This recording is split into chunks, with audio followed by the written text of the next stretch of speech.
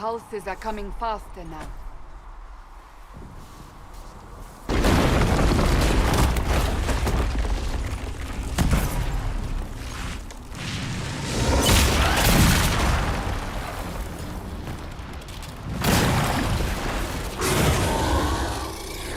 Stay behind me!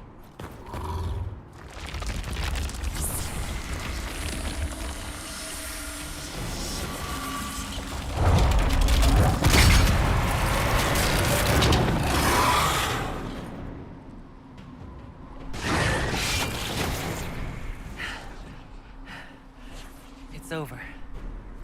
Drop your weapon. Now!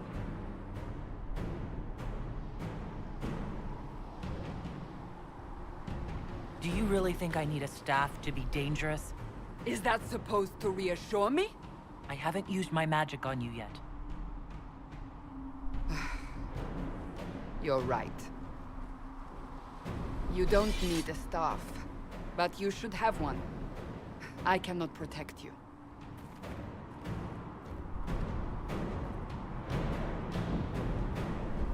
Your life is threatened enough as it is.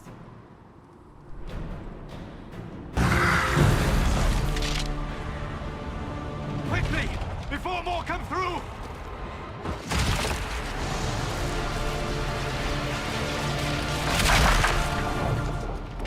What did you do? I did nothing. The credit is yours. You mean this? Whatever magic opened the breach in the sky also placed that mark upon your hand. I theorized the mark might be able to close the rifts that have opened in the breach's wake. And it seems I was correct. Meaning it could also close the breach itself. Possibly. It seems you hold the key to our salvation. Good to know. Here I thought we'd be ass-deep in demons forever. Varric Tethras, rogue, storyteller, and occasionally unwelcome tag-along.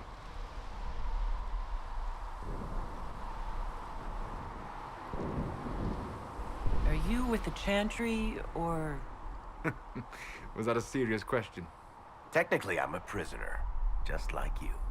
I brought you here to tell your story to the Divine. Clearly, that is no longer necessary. Yet, here I am. Lucky for you, considering current events. That's a nice crossbow you have there. Ah, isn't she? Bianca and I have been through a lot together. You named your crossbow Bianca. Of course. And she'll be great company in the valley. Absolutely not. Your help is appreciated, Varric, but... Have you been in the valley lately, Seeker? Your soldiers aren't in control anymore. You need me. Ugh.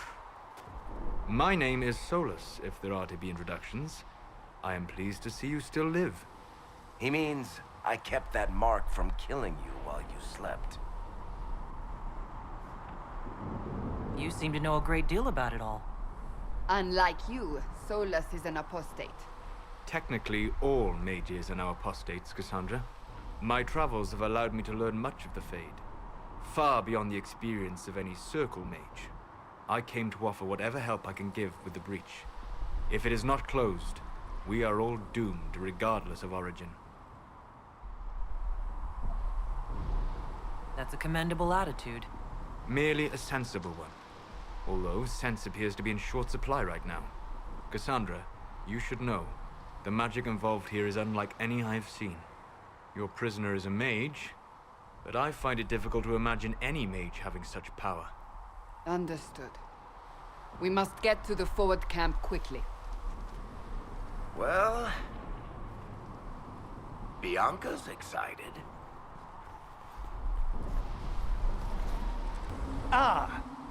Here they come. You made it.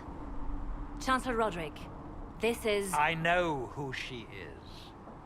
As Grand Chancellor of the Chantry, I hereby order you to take this criminal to Val Royeaux to face execution. Order me? You are a glorified clerk, a bureaucrat. And you are a thug, but a thug who supposedly serves the Chantry. We serve the most holy, Chancellor. As you well know. Justinia is dead! We must elect a replacement and obey her orders on the matter. So none of you are actually in charge here. You killed everyone who was in charge! Call a retreat, Seeker. Our position here is hopeless. We can stop this before it's too late. How? You won't survive long enough to reach the temple, even with all your soldiers. We must get to the temple. It's the quickest route. But not the safest. Our forces can charge as a distraction while we go through the mountains. We lost contact with an entire squad on that path. It's too risky. Listen to me. Abandon this now, before more lives are lost.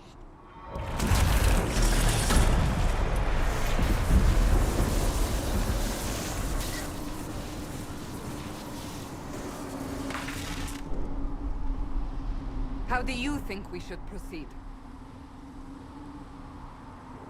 Now you're asking me what I think. You have the mark. And you are the one we must keep alive. Since we cannot agree on our own...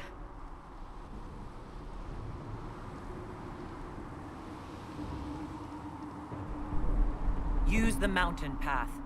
Work together. You all know what's at stake. Liliana, bring everyone left in the valley. Everyone. On your head be the consequences, Seeker.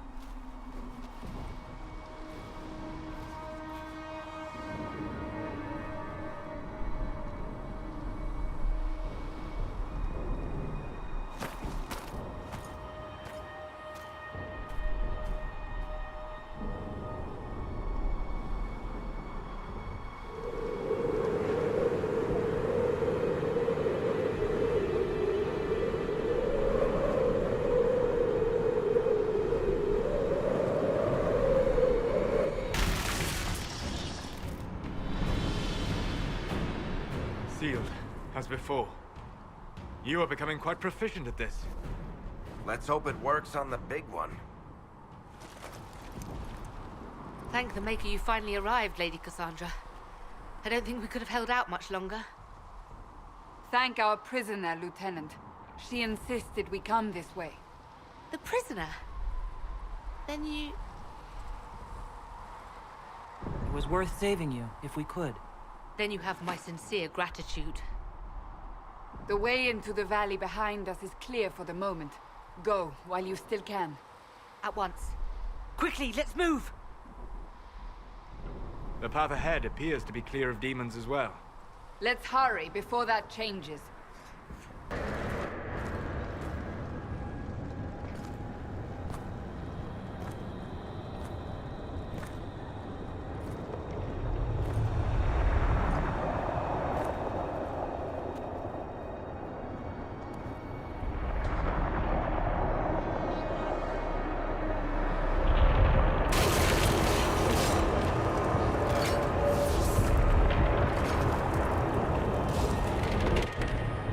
Is a long way up.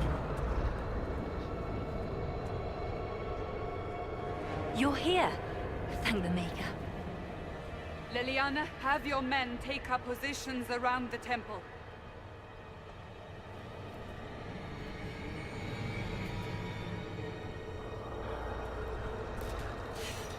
This is your chance to end this. Are you ready? I'm assuming you have a plan to get me up there? No.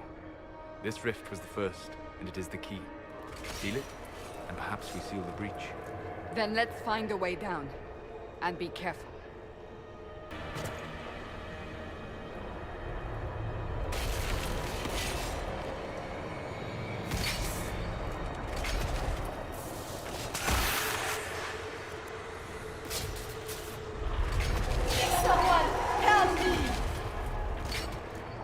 What's going on here? That was your voice. Most Holy called out to you, but...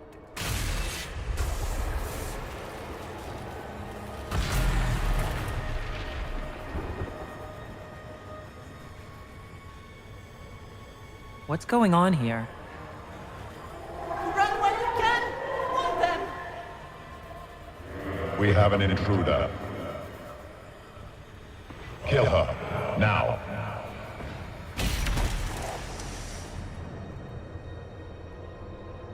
You were there!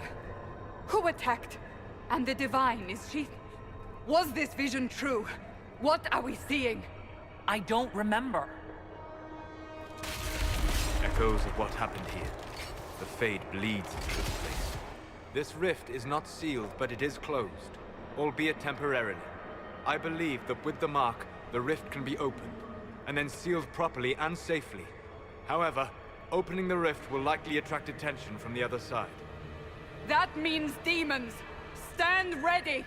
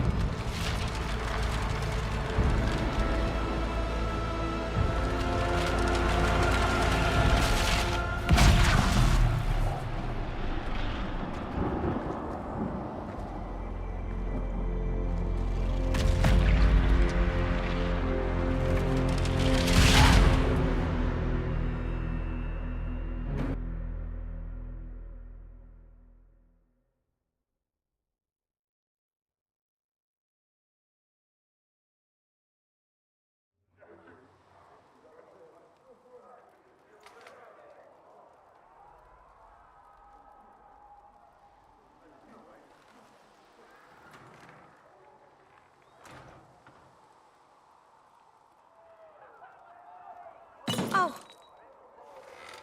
I didn't know you were awake, I swear. Don't worry about it. I beg your forgiveness and your blessing. I am but a humble servant. You are back in Haven, my lady. They say you saved us. The breach stopped growing, just like the mark on your hand.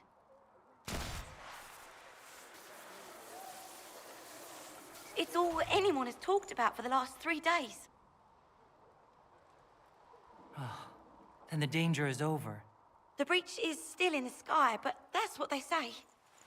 I'm certain Lady Cassandra would want to know you've wakened. She said, at once. And where is she? In the Chantry, with the Lord Chancellor. At once, she said.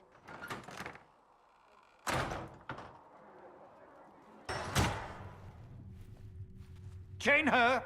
I want her prepared for travel to the capital for trial. Disregard that, and leave us. You walk a dangerous line, Seeker. The breach is stable, but it is still a threat. I will not ignore it. I did everything I could to close the breach. It almost killed me. Yet you live. A convenient result insofar as you're concerned. Have a care, Chancellor. The breach is not the only threat we face. Someone was behind the explosion at the Conclave. Someone most holy did not expect. Perhaps they died with the others, or have allies who yet live. I am a suspect? You, and many others. But not the prisoner. I heard the voices in the temple. The Divine called to her for help. So her survival, that thing on her hand, all a coincidence. Providence. The Maker sent her to us in our darkest hour.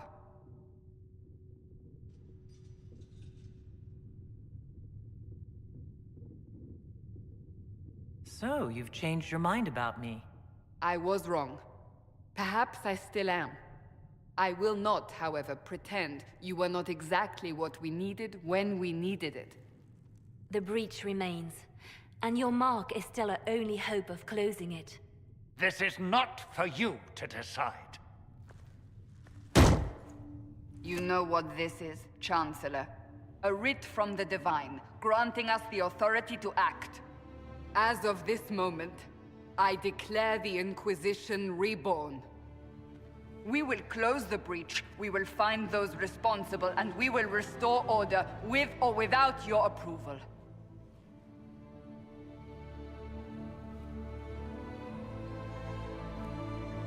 This is the Divine's directive. Rebuild the Inquisition of old. Find those who will stand against the chaos. We aren't ready. We have no leader, no numbers. And now, no Chantry support. But we have no choice. We must act now, with you at our side.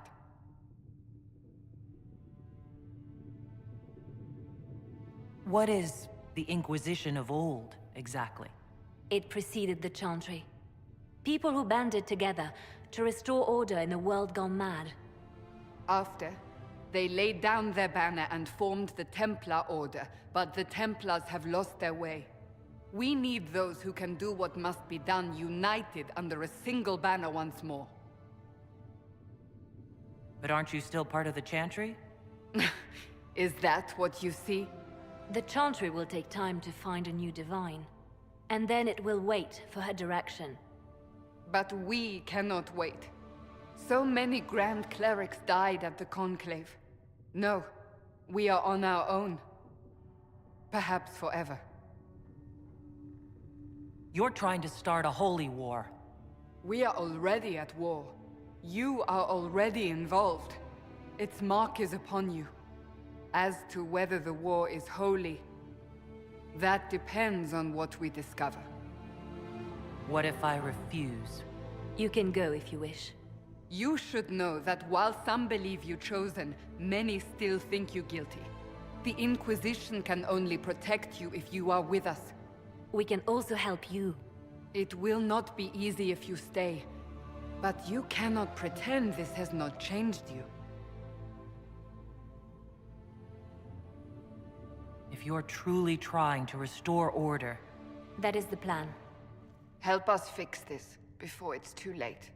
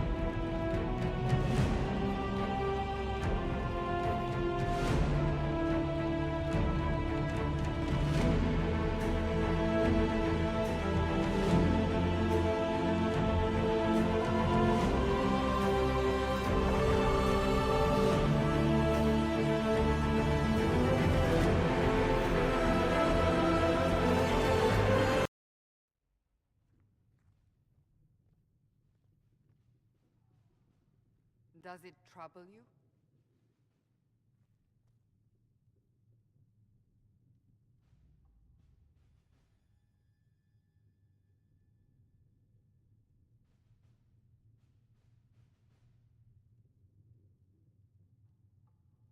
Not really. What's important is that your mark is now stable, as is the breach.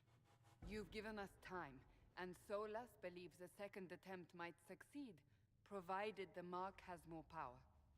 The same level of power used to open the breach in the first place. That is not easy to come by.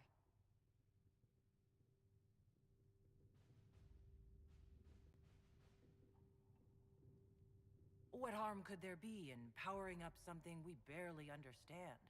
Hold on to that sense of humor.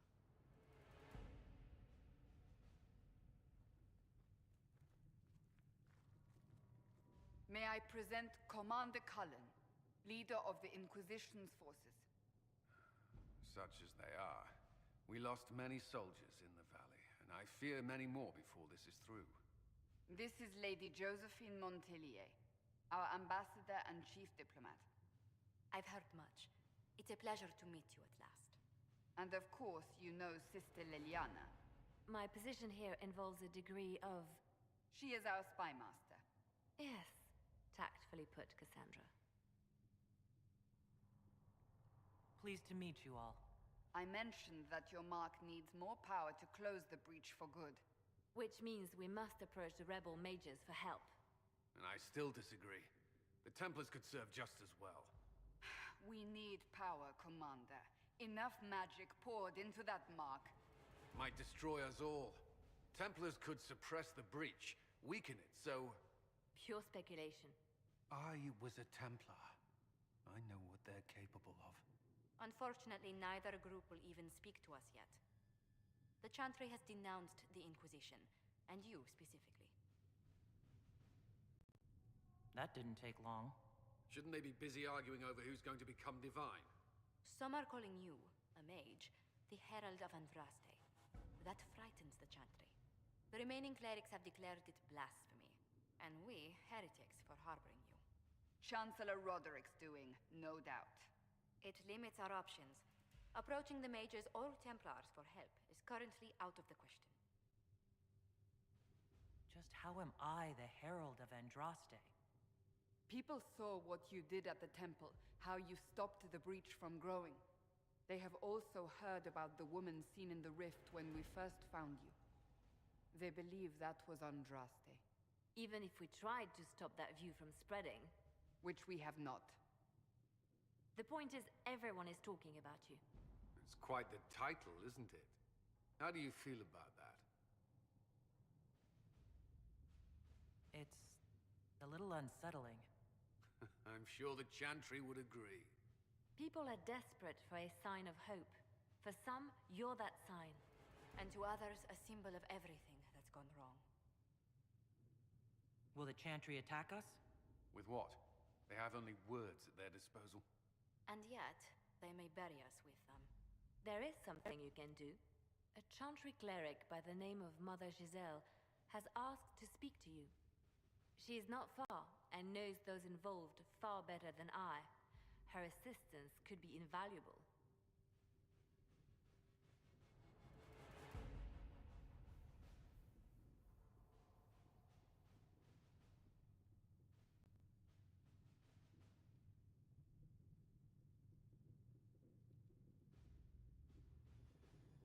I'll see what she has to say. You will find Mother Giselle tending to the wounded in the hinterlands near Redcliffe. Look for other opportunities to expand the Inquisition's influence while you're there. We need agents to extend our reach beyond this valley, and you're better suited than anyone to recruit them. In the meantime, let's think of other options. I won't leave this all to the Herald.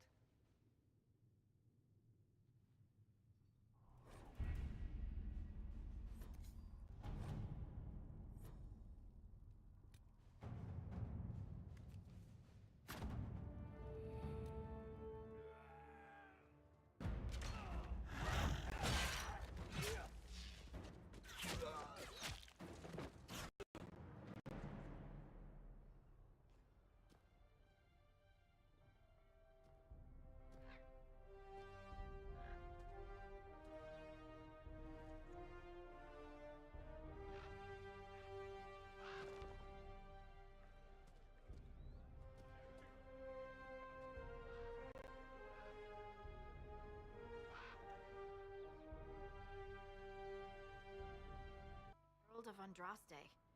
I've heard the stories. Everyone has. We know what you did at the breach. Everyone's a little nervous around mages right now, but you'll get no backtalk here. That's a promise. Inquisition Scout Harding, at your service.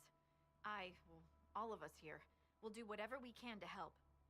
Harding, huh? Ever been to Kirkwall's Hightown? I can't say I have. Why? You'd be Harding and... No, never mind. Ugh. It's a pleasure to make your acquaintance. We should get to business. The situation's pretty dire. We came to secure horses from Redcliffe's old horsemaster. I grew up here, and people always said that Dennett's herds were the strongest and the fastest this side of the Frostbacks. But with the Mage Templar fighting getting worse, we couldn't get to Dennett. Maker only knows if he's even still alive. Mother Giselle's at the crossroads helping refugees and the wounded. Our latest reports say that the war's spread there too. Corporal Vale and our men are doing what they can to help protect the people, but they won't be able to hold out very long. You best get going. No time to lose.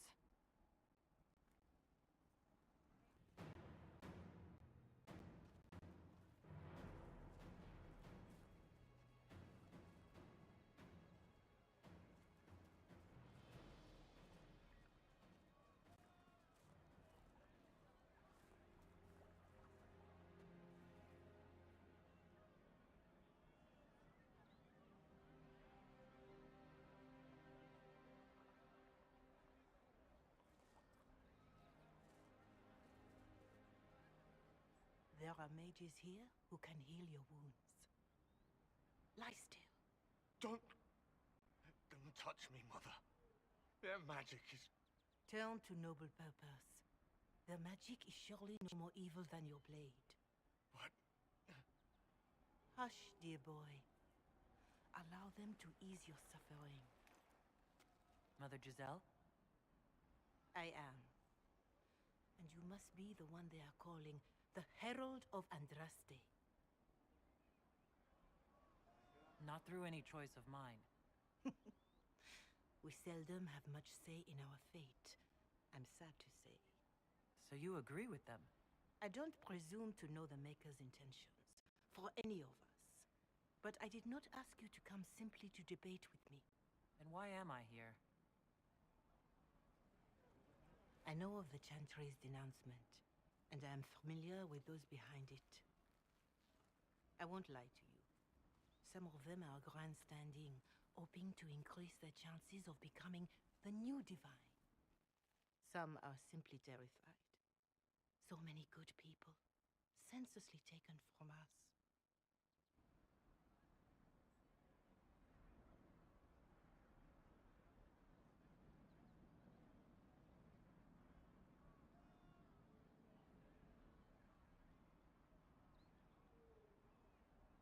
What happened was horrible. Fear makes us desperate, but hopefully not beyond reason. Go to them. Convince the remaining clerics you are no demon to be feared. They have heard only frightful tales of you. Give them something else to believe. That won't just make it worse?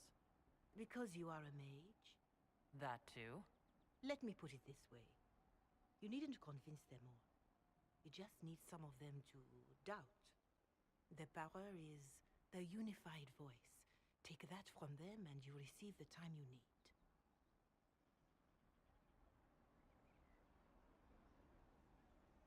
It's good of you to do this. I honestly don't know if you've been touched by fate, or sent to help us, but I hope. Hope is what we need now. The people will listen to your rallying call, as they will listen to no other. You could build the Inquisition into a force that will deliver us, or destroy us.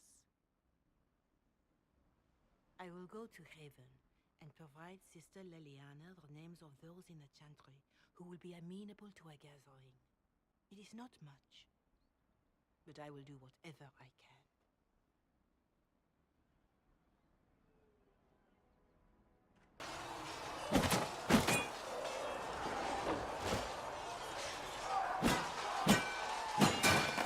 Ugh.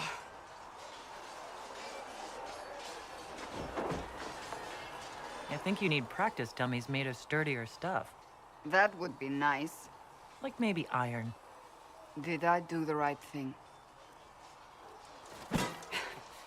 What I have set in motion here could destroy everything I have revered my whole life. One day they may write about me as a traitor, a madwoman, a fool, and they may be right. What does your faith tell you? I believe you are innocent. I believe more is going on here than we can see. And I believe no one else cares to do anything about it. They will stand in the fire and complain that it is hot. But is this the Maker's will? I can only guess. You don't think I'm the Herald of Andraste? I think you were sent to help us. I hope you were. But the Maker's help takes many forms. Sometimes it's difficult to discern who it truly benefits, or how. What's going to happen now? Now, we deal with the Chantry's panic over you before they do even more harm. Then we close the breach. We are the only ones who can. After that, we find out who is responsible for this chaos, and we end them. And if there are consequences to be paid for what I have done, I pay them. I only pray the price is not too high. You didn't have any choice. Didn't I?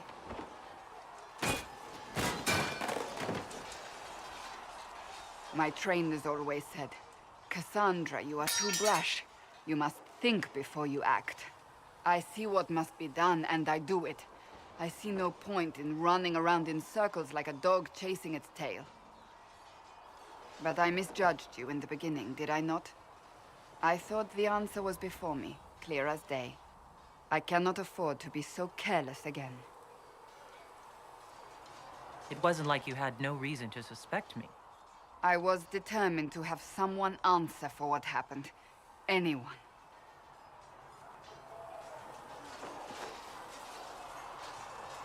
You've said you don't believe you're chosen. Does that mean you also don't believe in the Maker?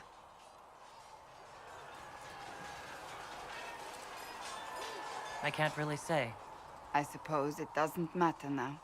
I have to believe we were put on this path for a reason, even if you do not. Now it simply remains to see where it leads us.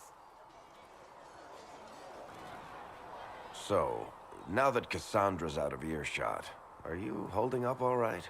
I mean, you go from being the most wanted criminal in Thedas to joining the armies of the faithful.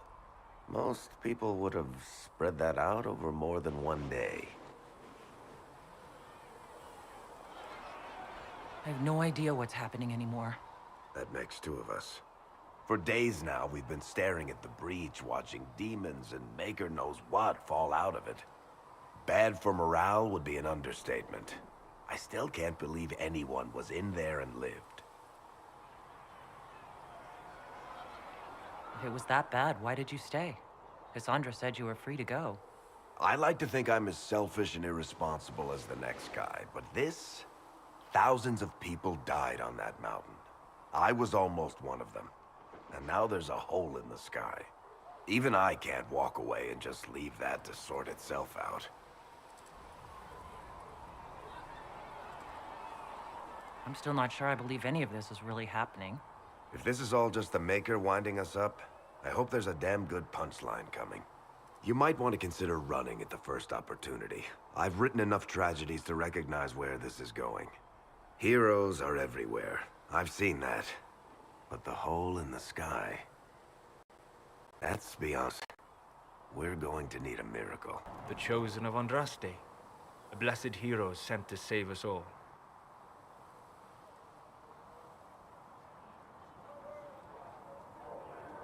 Am I riding in on a shining steed? I would have suggested a griffon. But sadly they're extinct. Joke as you will, posturing is necessary. I've journeyed deep into the Fade in ancient ruins and battlefields to see the dreams of lost civilizations. I've watched as hosts of spirits clash to reenact the bloody past in ancient wars both famous and forgotten. Every great war has its heroes. I'm just curious what kind you'll be. What do you mean, ruins and battlefields? Any building strong enough to withstand the rigors of time has a history. Every battlefield is steeped in death. Both attract spirits. They press against the veil, weakening the barrier between our worlds. When I dream in such places, I go deep into the Fade. I can find memories no other living being has ever seen. You fall asleep in the middle of ancient ruins? Isn't that dangerous? I do set wards. And if you leave food out for the giant spiders, they are usually content to live and let live. I've never heard of anyone going so far into the Fade. That's extraordinary. Thank you. It's not a common field of study for obvious reasons. Not so flashy as throwing fire or lightning. The thrill of finding remnants of a 1,000-year-old dream? I would not trade it for anything. I will stay there. At least until the breach has been closed. Was that in doubt? I am an apostate surrounded by Chantry forces in the middle of a mage rebellion. Cassandra has been accommodating, but you understand my caution. Cassandra trusts you. She won't let anyone put you into a circle against your will. Thank you. I appreciate the thought. But now let us hope either the mages or the Templars have the power to seal the breach. Your kind killed the most holy. Lies. Your kind let her die. Shut your mouth, mate! Enough! Knight Captain. That is not my title. We are not Templars any longer. We are all part of the Inquisition. And what does that mean exactly? Back already, Chancellor. Haven't you done enough? I'm curious, Commander, as to how your Inquisition and its herald will restore order as you've promised. Of course you are. Back to your duties, all of you.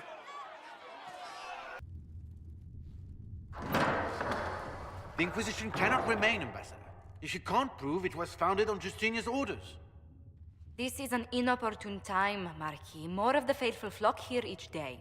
But allow me to introduce you to the brave soul who risked her life to slow the magic of the breach. Sir Trevelyan, may I present the Marquis Durelion, one of Divine Justinia's greatest supporters. And the rightful owner of Haven. House Durelion lent Justinia these lands for pilgrimage. This Inquisition is not a beneficiary of this arrangement. This is the first I've heard of Haven having an owner outside the Chantry. My wife, Lady Machin of Denner, has claimed to Haven by ancient treaty with the monarchs of Ferelden. We were honored to lend its use to Divine Justinia. She was a woman of supreme merit. I will not let an upstart order remain on her holy grounds.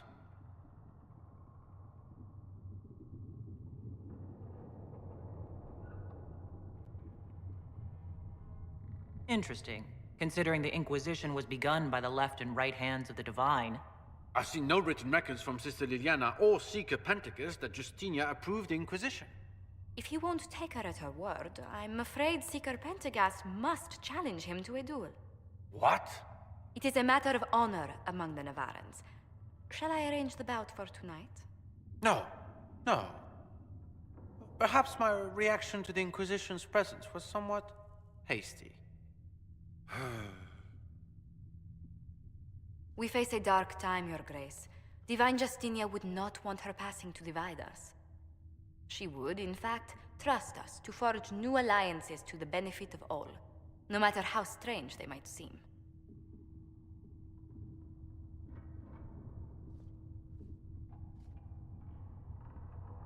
I'll think on it, Lady Montilyet.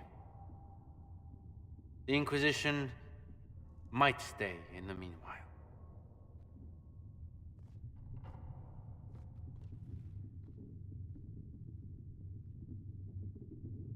Do the Durelians actually have a claim on this place? His Grace's position is not so strong as he presents it.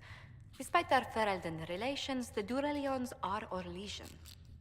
If the Marquis wishes to claim Haven, Empress Selene must negotiate with the Ferelden on his behalf. Her current concerns are a bit larger than minor property disputes. I'm so pleased the Marquis isn't tossing us out into the cold. His Grace is only the first of many dignitaries we must contend with. You expect more people in Haven? Undoubtedly. And each visitor will spread the story of the Inquisition after they depart. An ambassador should ensure the tale is as complimentary as possible.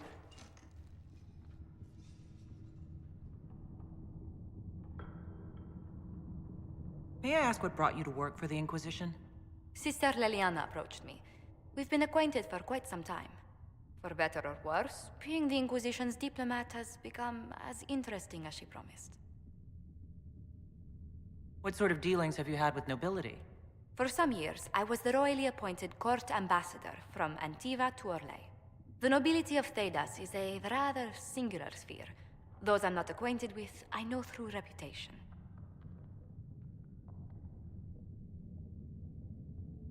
The Inquisition is lucky to have you as an advocate, Lady Montpellier. Thank you. Let us hope so. Thedas' politics have become agitated as of late. I hope to guide us down smoother paths. But please excuse me.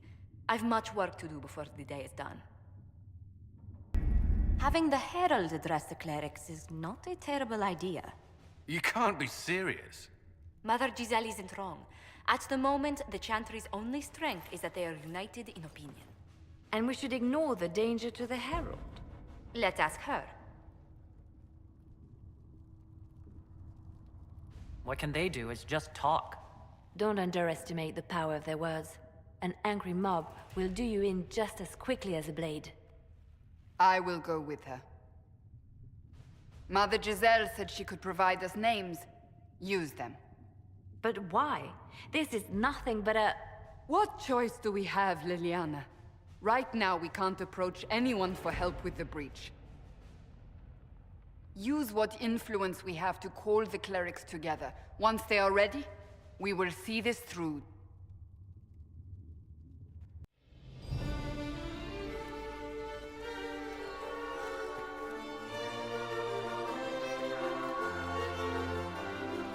The city still mourns.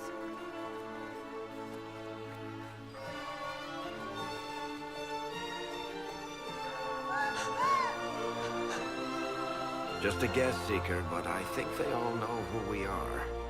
Your skills of observation never fail to impress me, Varric. My Lady Herald. You're one of Leliana's people. What have you found? The Chantry Mothers await you, but so do a great many Templars. There are Templars here? People seem to think the Templars will protect them from the Inquisition. They're gathering on the other side of the market. I think that's where the Templars intend to meet you. Only one thing to do, then.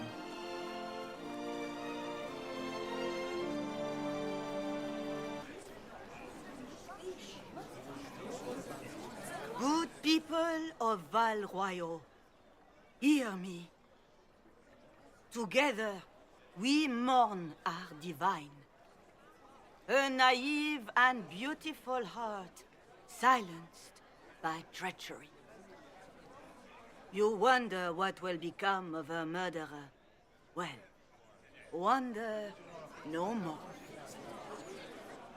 Behold, the so-called Herald of Andraste, claiming to rise where our beloved fell.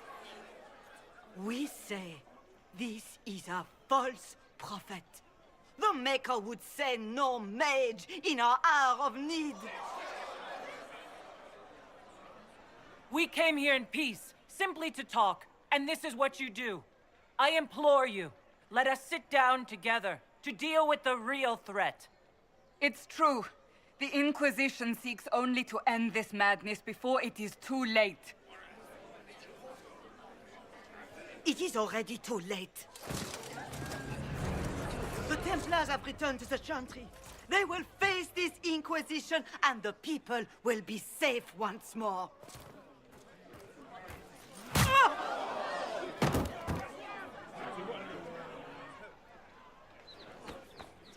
Still yourself. She is beneath us.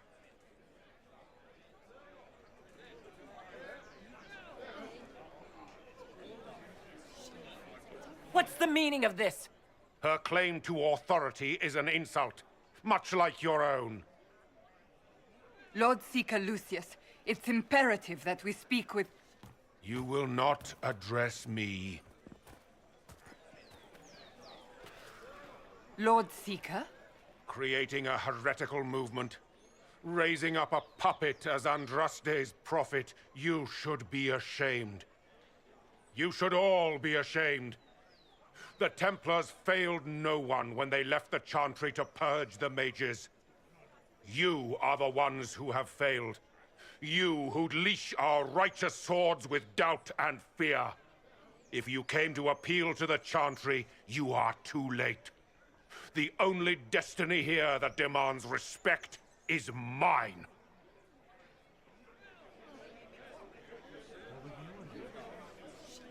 What we truly need is an alliance that will seal the breach.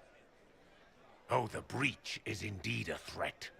But you certainly have no power to do anything about it. But Lord Seeker, what if she really was sent by the Maker? What if... You are called to a higher purpose. Do not question. I will make the Templar Order a power that stands alone against the Void. We deserve recognition. Independence. You have shown me nothing, and the Inquisition, less than nothing. Templars, Val Royeaux is unworthy of our protection. We march.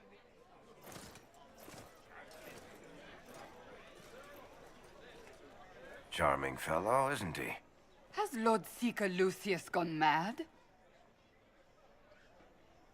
Do you know him very well? He took over the Seekers of Truth 2 years ago, after Lord Seeker Lambert's death. He was always a decent man, never given to ambition and grandstanding. This is very bizarre. Doesn't look like we'll be getting the Templars to help us after all. I wouldn't write them off so quickly. There must be those in the Order who see what he's become. Either way, we should first return to Haven and inform the others. If I might have a moment of your time.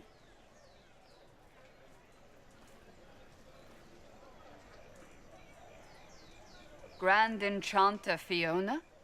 Leader of the Mage Rebellion. Is it not dangerous for you to be here? I heard of this gathering, and I wanted to see the fabled Herald of Andraste with my own eyes. If it's help with the breach you seek, perhaps you should look among your fellow mages. I'm surprised the leader of the mages wasn't at the conclave. Yes. You were supposed to be, and yet somehow you avoided death. As did the Lord Seeker, you'll note. Both of us sent negotiators in our stead in case it was a trap. I won't pretend I'm not glad to live. I lost many dear friends that day. It disgusts me to think the Templars will get away with it. I'm hoping you won't let them. So you think the Templars are responsible? Why wouldn't she? Lucius hardly seems broken up over his losses, if he's concerned about them at all. You heard him. You think he wouldn't happily kill the Divine to turn people against us? So yes, I think he did it. More than I think you did it, at any rate. The mages weren't willing to talk to the Inquisition before. Why now? Because now I've seen what you are. And I've seen the Chantry for what it is. Consider this an invitation to Redcliffe. Come, meet with the mages. An alliance could help us both, after all. I hope to see you there. Au revoir, my Lady Herald. Come, let us return to Haven.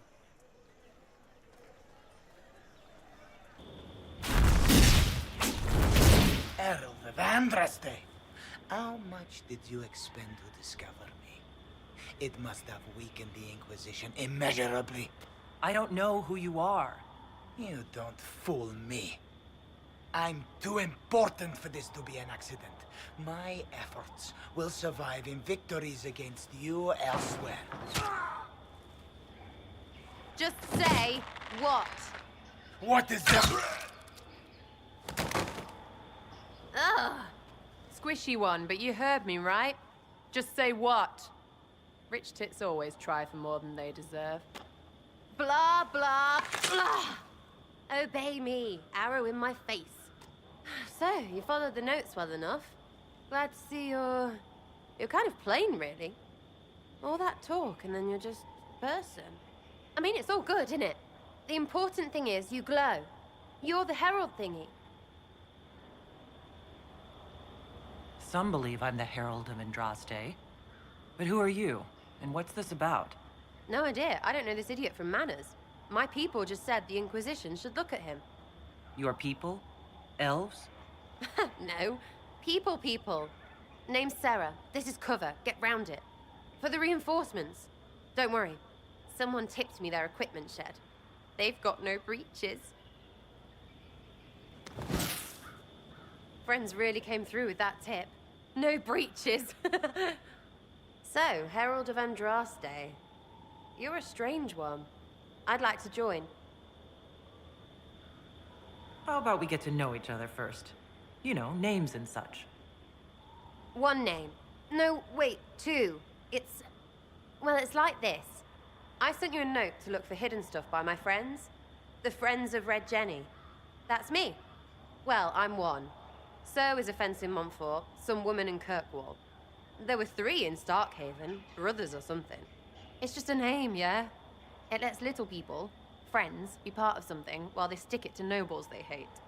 So here, in your face, I'm Sarah. The Friends of Red Jenny are sort of out there. I use them to help you. Plus arrows. The Inquisition is almost an army now. Can you add to it? Here's how it is. You important people are up here, shoving your cods around. Blah, blah, I'll crush you. Ooh, crush you. Then you've got generals and oath belchers. And sure, you have soldiers. Like the dead guys protecting that other dead guy. All those helmets, and what gave them up? Some drunk gets a key lifted because someone else is pissed about bills. So no, I'm not Captain Swordface, or Marchy. But if you don't listen down here too, you risk your breeches. Like those guards, I stole their... Look, do you need people or not? I want to get everything back to normal. Like you. So who are your Friends of Red Jenny? You must know them. Oh, it's not hard to understand if you're not trying to waste your day on it. Someone little always hates someone big. And unless you don't eat, sleep, or piss, you're never far from someone little. Doesn't always work out, but a lot of people hated this guy. Someone got a laugh, someone got even, someone got paid. And someone has to have explained to them that free help is good. Back there you wanted to know if I glowed. Why? That's what you do, innit? You walked out of somewhere and now you glow. Andraste's herald. True or not, it seemed like the easiest way to know it was you. True or not? Well, that's what they say and all. Look, don't get ahead, yeah? I want to help this... whatever it is. Inquisition. You sound like a thief who acts out petty revenge fantasies. And that might be bad? Oh, right. You want to prop that guy up so I can say my sorries? Bad things should happen to bad people. We find someone not so bad, maybe he'll end up not so dead. Good enough? You say that like it's obvious, but you didn't know him. I knew about him. That's just rumor. Look, I'd have been fine stripping his guards and nicking his stuff. Turns out he deserved worse. Or was him trying to kill you a good thing? Are you the baddie? Didn't think so. All right, Sarah. I can use you and your friends. Yes! Getting good before you're too big to like. That'll keep your breeches where they should be. Plus extra breeches because I have all these... You have merchants who buy that piss, yeah? Got to be worth something. Anyway, Haven. See you there, Herald. This will be grand. You there. There's a shield in your hand. Block with it. If this man were your enemy, you'd be dead. Lieutenant, don't hold back. The recruits must prepare for a real fight, not a practice one. Yes, Commander. We've received a number of recruits. Locals from Haven and some pilgrims. None made quite the entrance you did.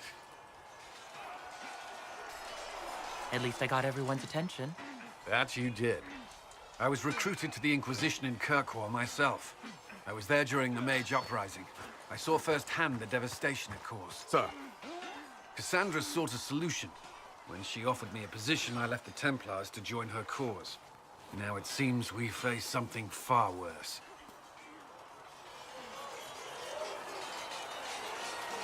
The Conclave destroyed, a giant hole in the sky. Things aren't looking good. Which is why we're needed. The Chantry lost control of both Templars and Mages. Now they argue over a new divine while the breach remains. The Inquisition could act when the Chantry cannot. Our followers would be part of that. There's so much we can... Forgive me. I doubt you came here for a lecture. No, but if you have one prepared, I'd love to hear it. Another time, perhaps. There's still a lot of work ahead. Commander, Sir Ryden has a report on our supply lines. As I was saying.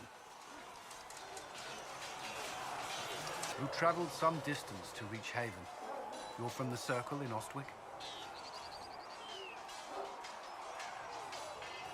Would you prefer I stayed locked away, like a good mage? I didn't... I only meant to make conversation. A poor choice of topic, given the past. Shall we speak of something else?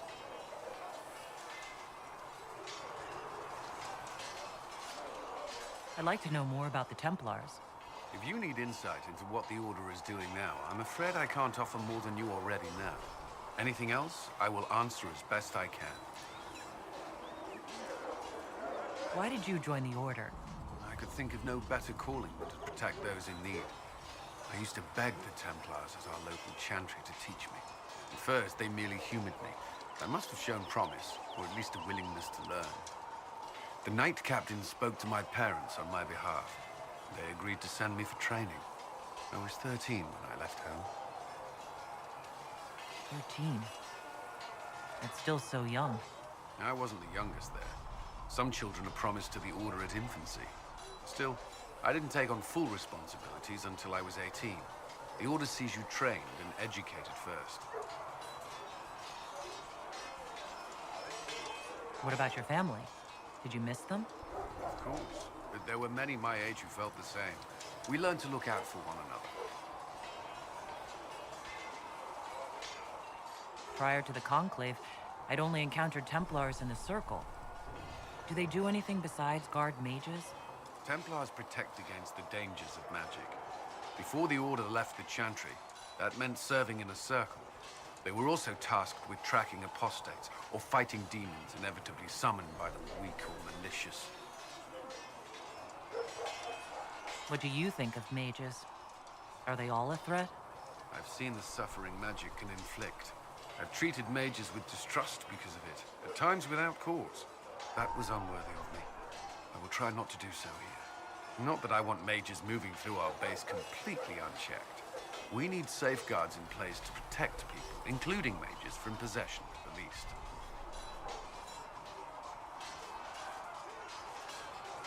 I know how I spent my time in the Circle. But what was a typical day for a Templar? Typical?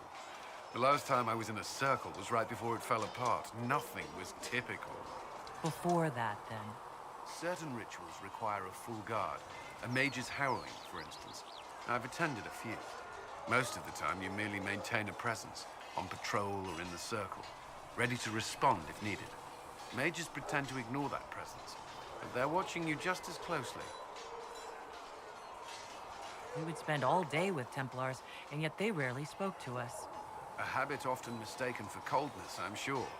But we are expected to keep a certain distance from our charges. If a mage is possessed or uses blood magic, you must act quickly, without hesitation. Your judgment cannot be clouded. Of course, ignoring one another does nothing to foster understanding. What does Templar training involve? There is weapon and combat training. Even without their abilities, Templars are among the best warriors in Thedas. Initiates must also memorize portions of the Chant of Light, study history, and improve their mental focus. Did you enjoy your training? I wanted to learn everything. If I was giving my life to this, I would be the best Templar I could. You were a model student. I wanted to be. I wasn't always successful. Watching a candle burn down while reciting the Chant of Transfigurations wasn't the most exciting task. I admit, my mind sometimes wandered. Do Templars take vows? I swear to the Maker to watch all the mages, that sort of thing? There's a vigil first. You're meant to be at peace during that time, but your life is about to change. When it's over, you give yourself to a life of service. That's when you're given a filter, your first draft of lyrium and its power. As Templars, we are not to seek wealth or acknowledgement. Our lives belong to the Maker and the path we have chosen. A life of service and sacrifice. Are Templars also expected to give up physical temptations? Physical? Why... why would you... That's not expected. Templars can marry, although there are rules around it, and the Order must grant permission. Some may choose to give up more to prove their devotion, but it's not required. Have you? Me? No. I've taken no such vows. Maker's breath. Can we speak of something else? That's all I wanted to know. Thank you. Another time, then. Was there something you needed? I should get to know you better. We're working together, after all. What would you like to know? All right. Where are you from?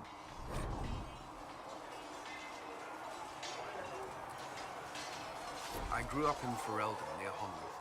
I was transferred to Kirkwall shortly after the Blight. This is the first I've returned in almost 10 years. You haven't seen Ferelden in 10 years. Are you glad to be back? I was not sorry to leave at the time. I did not expect to return. Now, between the Divine's murder and the breach, I've arrived to find nothing but chaos.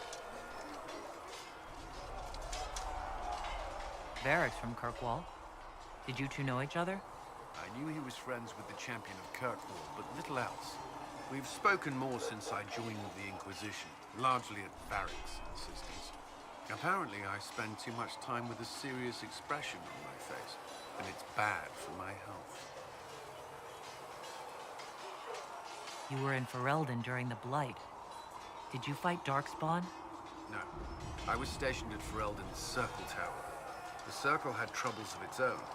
I remained there during the Blight. What happened at the Circle Tower?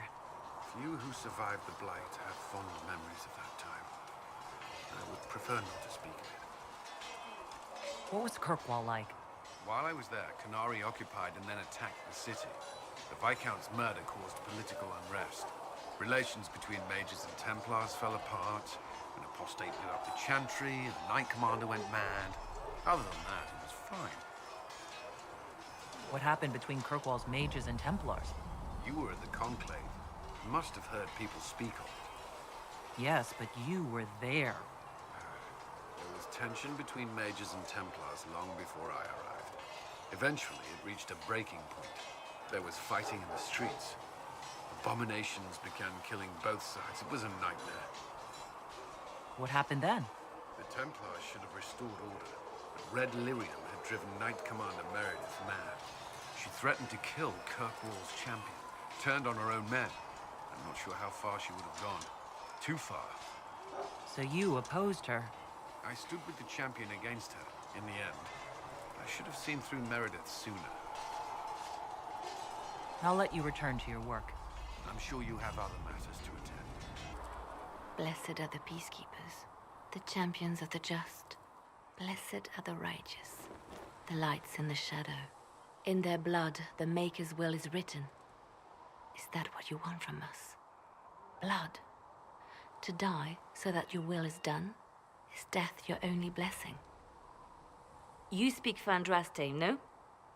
What does the Maker's prophet have to say about all of this? What's his game? How is this a game? Do you see the sky? What about the temple ruins? The bones lying in the dust? Even if you didn't support the Divine's peace, you wouldn't call this right. Who could? So many innocent lives.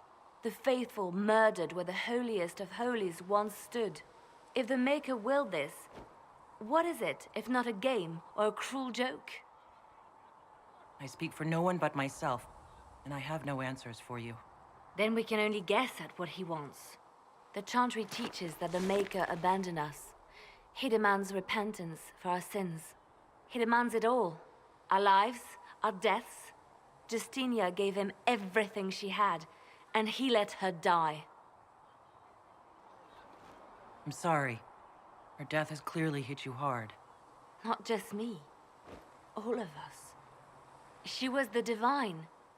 She led the faithful. She was their heart.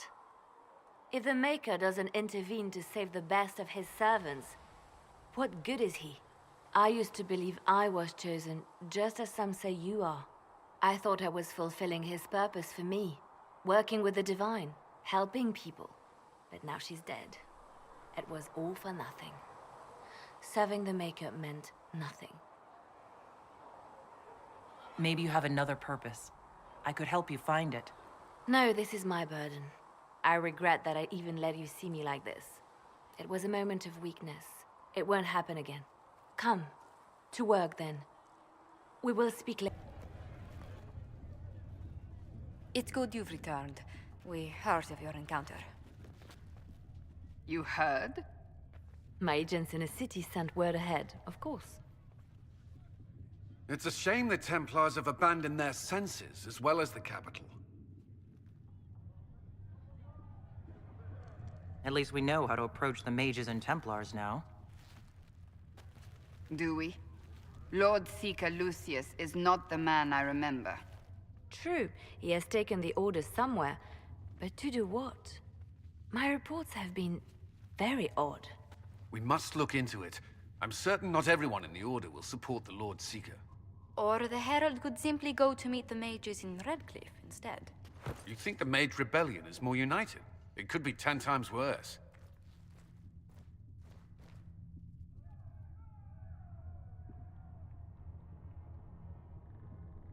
Or you could stop bickering and make a decision. I agree. We shouldn't discount Redcliffe. The mages may be worth the risk. They are powerful, Ambassador, but more desperate than you realize.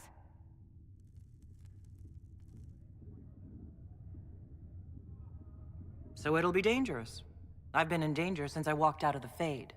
If some among the rebel mages were responsible for what happened at the Conclave...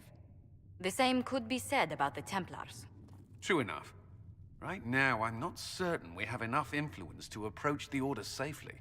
Then the Inquisition needs agents in more places. That's something you can help with. In the meantime, we should consider other options.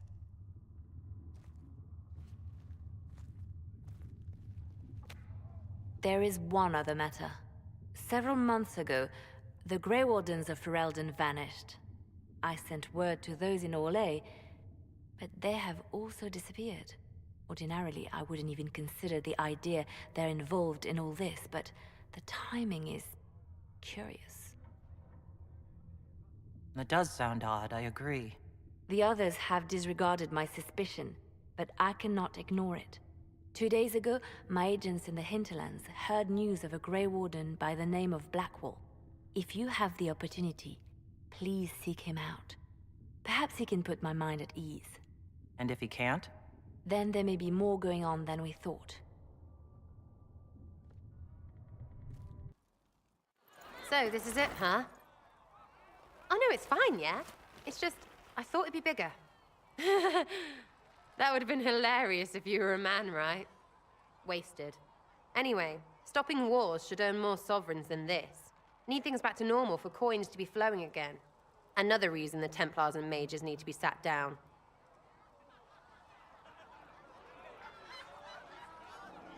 I'm pretty sure the Conclave proved it's not that easy. Yes, it is. No, it isn't. Why? Because someone yelled it real loud? Make them prove it. They're too busy to look up where the real questions are. That's why we're here. To help guide everyone back from the brink. The religious ones tell you that. That's important, right? But don't make it all about that. Seems like believing too hard is what got everyone here. And here is stupid and smells of horse. Really, what everyone needs is to get everything back to normal and proper and profitable. Sound good to you, old-touched Lady Herald? I'm ready to give it a shot. That's all I can ask from anyone else. I'm in. It's an investment, yeah? Better pay off, too. Stupid war and everything. I had things to do.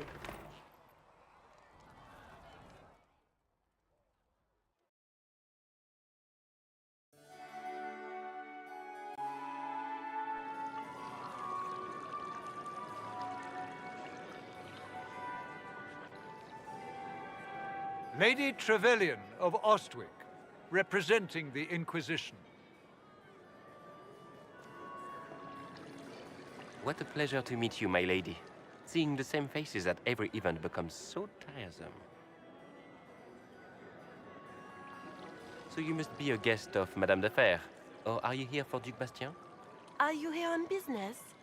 I have heard the most curious tales of you. I cannot imagine half of them are true. What have you heard about me? Some say that when the veil opened, Andraste herself delivered you from the Fade. I'm not familiar with that name. I was invited here by First Enchanter Vivienne. Madame de Fer is a fond nickname the court has given Lady Vivienne. I've heard she finds it amusing. I've heard very little about Duc Bastien. He hasn't been seen much at court lately. His business with the Council of Heralds often takes him from home for long periods. It can't be good for a man of his years. And of course, there's the civil war. Bastien probably wishes to distance himself from the actions of his one-time son-in-law. Tearing up the Dales in a foolish bid for power? It will end in disgrace for Gaspard. Everyone knows it. Everything you've heard? Completely true. Better and better. The Inquisition should attend more of these parties. The Inquisition. What a lot of pig shit. Washed-up sisters and crazed seekers. No one can take them seriously. Everyone knows it's just an excuse for a bunch of political outcasts to grab power.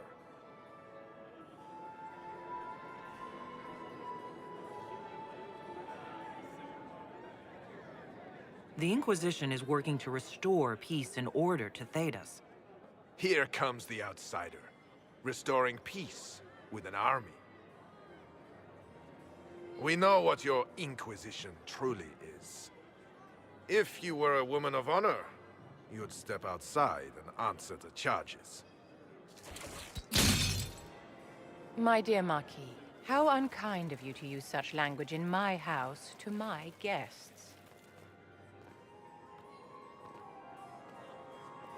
You know such rudeness is intolerable. Madame Vivienne, I humbly beg your pardon. You should. Whatever am I going to do with you, my dear?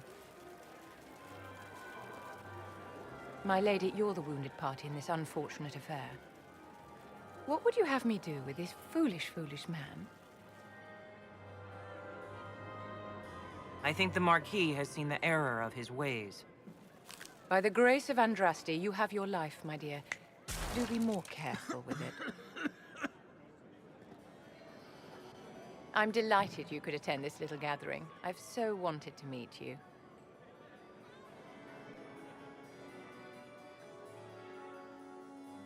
Allow me to introduce myself. I am Vivienne, First Enchanter of Montsimard and Enchantress to the Imperial Court. Is that Marquis going to pose a problem? His aunt is the Vicomtesse of Mont de Glace. Not a powerful family, but well respected. And very devout. Alphonse will be disowned for this. It's not the first time he's brought his aunt disgrace, but I'm sure it'll be the last. And after such a public humiliation, I expect he'll run off to the Dales to join the Empress's war effort. Either to make a good end, or to win back a modicum of self-respect.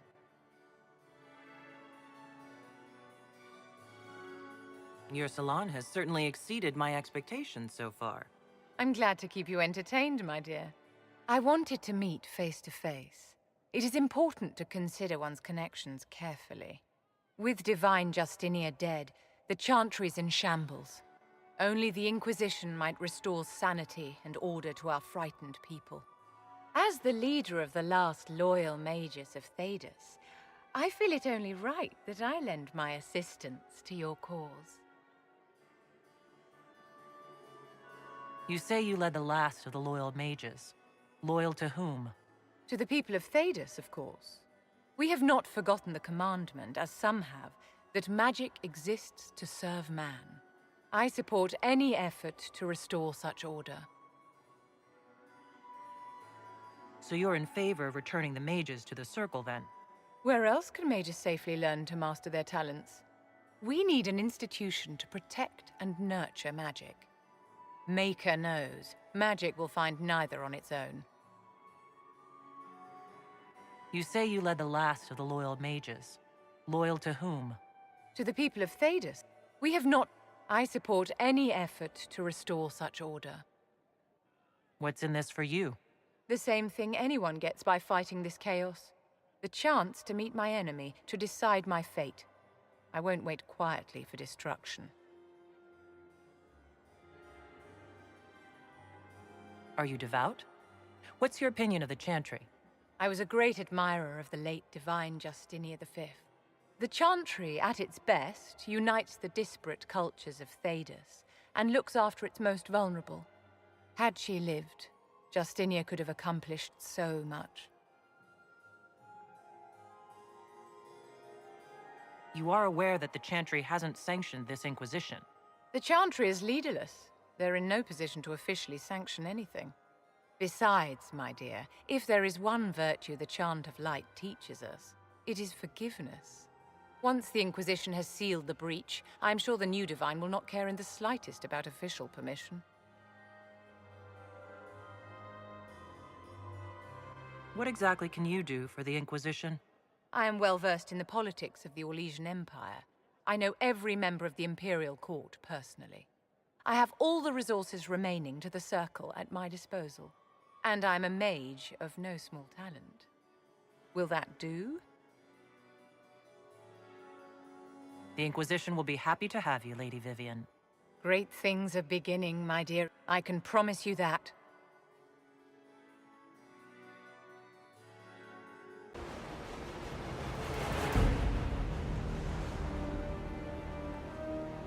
The Chargers seem like an excellent company. They are, but you're not just getting the boys. You're getting me. You need a frontline bodyguard. I'm your man. Whatever it is. Demons? Dragons? The bigger the better. And there's one other thing. Might be useful. Might piss you off. Ever hear of the Ben Hasra? They're a Qunari organization, right? The equivalent of their guards in City Watch. I'd go closer to spies.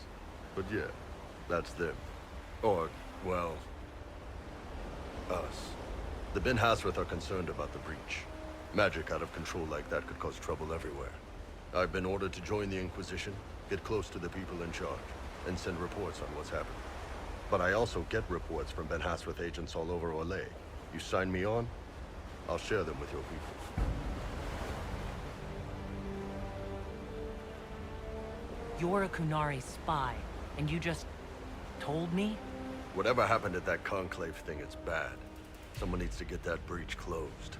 So whatever I am, I'm on your side. You still could have hidden what you are.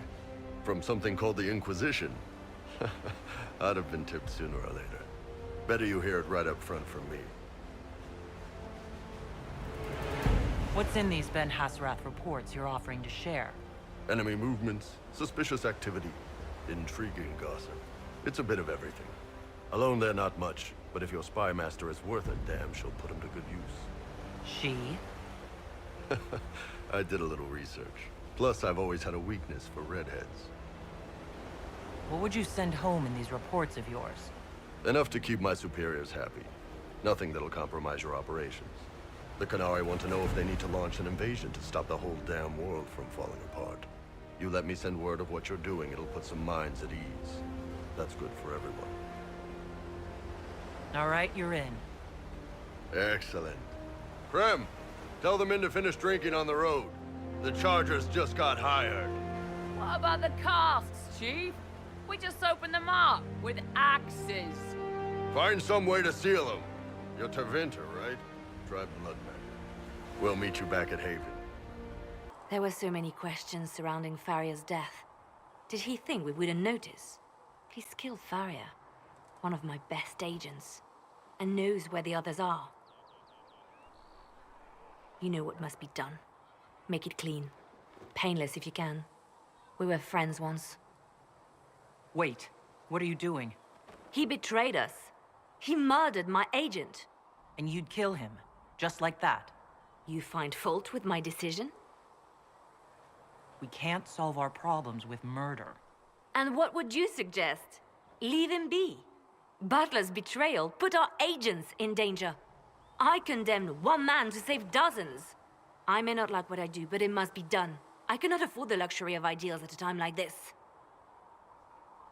Now is precisely the time for ideals. You feel very strongly about this. Very well. I will think of another way to deal with this man. Apprehend Butler, but see that he lives. Now, if you're happy, I have more work to do. We've spread word the Inquisition was coming. But you should know that no one here was expecting us. No one? Not even Grand Enchanter Fiona? If she was, she hasn't told anyone. We've arranged use of the tavern for the negotiations. Agents of the Inquisition, my apologies. Magister Alexius is in charge now, but hasn't yet arrived. He's expected shortly. You can speak with the former Grand Enchanter in the meantime.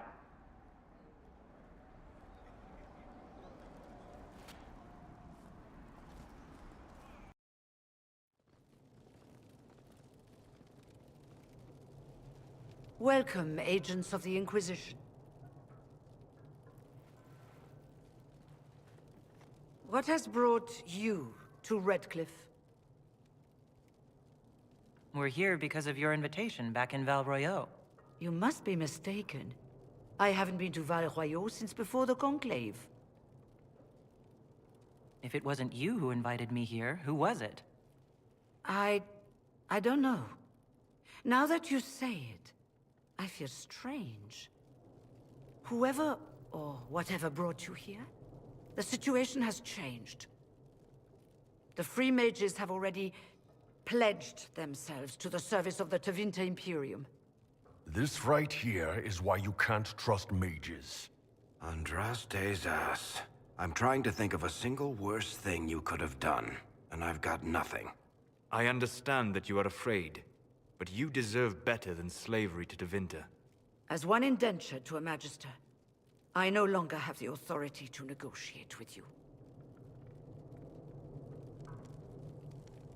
The Divine's corpse is barely cold, and you've already joined the Imperium?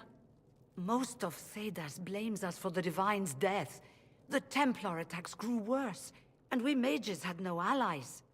Either my people made a last stand here in Redcliffe, or we took the only offer of help extended to us. I had to save them. I had no other choice. Welcome, my friends. I apologize for not greeting you earlier. Agents of the Inquisition, allow me to introduce Magister Girion Alexius. The Southern Mages are under my command. And you are the survivor, yes? The one from the Fade? Interesting. I'd like to know more about this alliance between the rebel mages and the Imperium. Certainly. What specifically do you wish to know? The Grand Enchanter told me she was indentured to a Magister. Our Southern Brethren have no legal status in the Imperium. As they were not born citizens of Tevinter, they must work for a period of 10 years before gaining full rights. As their protector, I shall oversee their work for the Imperium. I'm not clear on when exactly you negotiated this arrangement with Fiona. When the Conclave was destroyed, these poor souls faced the brutality of the Templars, who rushed to attack them. It could only be through divine providence that I arrived when I did. It was certainly very timely. What does the Imperium gain from taking rebel mages under its wing? For the moment, the Southern mages are a considerable expense. After they are properly trained, they will join our legion. You said not all my people would be military. There are children, those not suited. And one day I'm sure they will all be productive citizens of the Imperium when their debts are paid. I haven't seen any sign of Redcliffe's Arl or his men. The Arl of Redcliffe left the village. Left? That's a polite way of saying thrown out on his ass. There were tensions growing. I did not want an incident. You're quite a long way from Tevinter, Alexius.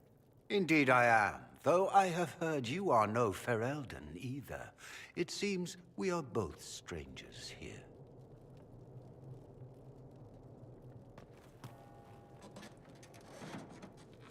Felix, would you send for a scribe, please?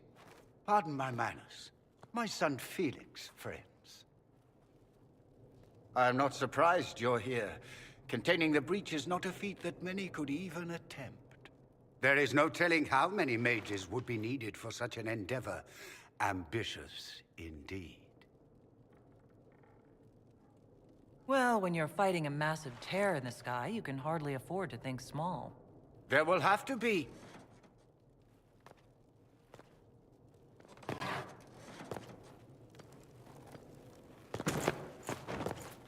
Felix. I'm so sorry. Please forgive my clumsiness, my lady. Are you all right? I'm fine, Father. Come, I'll get your powders. Please excuse me, friends. We will have to continue this another time. Fiona, I require your assistance back at the castle. I don't mean to trouble everyone. I shall send word to the Inquisition. We will conclude this business at a later date.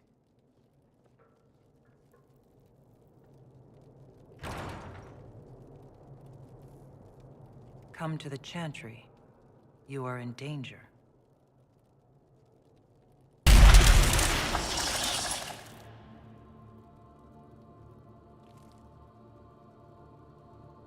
Fascinating. How does that work exactly? You don't even know, do you? You just wiggle your fingers and boom. Rift closes. Who are you? Ah, getting ahead of myself again, I see. Dorian of House Parvus, most recently of Minrathous. How do you do? Watch yourself. The pretty ones are always the worst. Suspicious friends you have here. Magister Alexius was once my mentor, so my assistance should be valuable, as I'm sure you can imagine. I was expecting Felix to be here. I'm sure he's on his way. He was to give you the note, then meet us here after ditching his father. Alexius couldn't jump to Felix's side fast enough when he pretended to be faint. Is something wrong with him? He's had some lingering illness for months. Felix is an only child, and Alexius is being a mother hen, most likely. Are you a Magister? All right, let's say this once. I'm a mage from Tevinter, but not a member of the Magisterium. I know Southerners use the terms interchangeably, but that only makes you sound like barbarians. You're betraying your mentor because... Alexius was my mentor. Meaning he's not any longer, not for some time. Look, you must know there's danger. That should be obvious even without the note. Let's start with Alexius claiming the allegiance of the mage rebels out from under you. As if by magic, yes? Which is exactly right. To reach Redcliffe, before the Inquisition, Alexius distorted time itself. I hope that's less dangerous than it sounds. More. That is fascinating if true, and almost certainly dangerous. The rift you closed here. You saw how it twisted time around itself, sped some things up and slowed others down. Soon, there will be more like it, and they'll appear further and further away from Redcliffe. The magic Alexius is using is wildly unstable, and it's unraveling the world.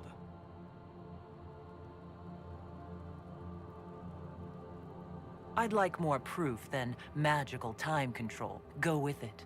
I know what I'm talking about. I helped develop this magic. When I was still his apprentice, it was pure theory.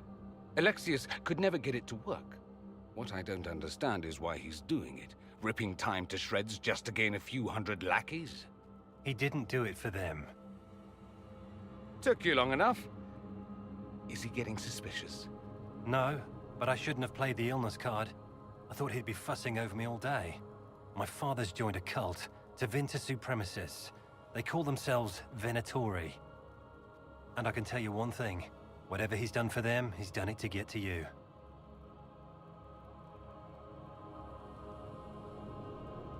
Alexius is your father.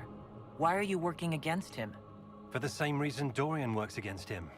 I love my father, and I love my country. But this? Cults? Time magic? What he's doing now is madness. For his own sake, you have to stop him. It would also be nice if he didn't rip a hole in time. There's already a hole in the sky. Why would he rearrange time and indenture the Mage Rebellion just to get to me? They're obsessed with you, but I don't know why. Perhaps because you survived the Temple of Sacred Ashes. You can close the rifts. Maybe there's a connection. Or they see you as a threat. If the Venatori are behind those rifts or the breach in the sky, they're even worse than I thought. Do you have any suggestions? You know you're his target. Expecting the trap is the first step in turning it to your advantage. I can't stay in Redcliffe. Alexius doesn't know I'm here, and I want to keep it that way for now. But whenever you're ready to deal with him, I want to be there. I'll be in touch.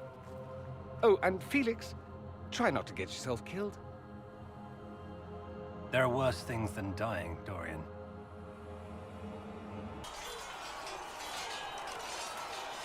Why would Templars break away from the Chantry?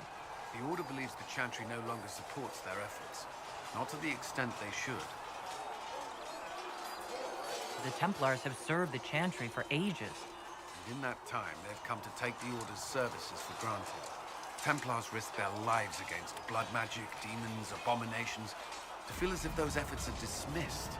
I may disagree with the Order's actions, but I'm here as proof of that. I sympathize with their frustrations. Is there anything I should know? The Lord Seeker's actions are a mystery, but the Templars will aid us. They cannot sit idle while the breach remains. That's all for now. Another time, then. We don't have the manpower to take the castle. Either we find another way in, or give up this nonsense and go and get the Templars. Redcliffe is in the hands of a Magister. This cannot be allowed to stand. The letter from Alexius asked for the Herald of Andraste by name. It's an obvious trap.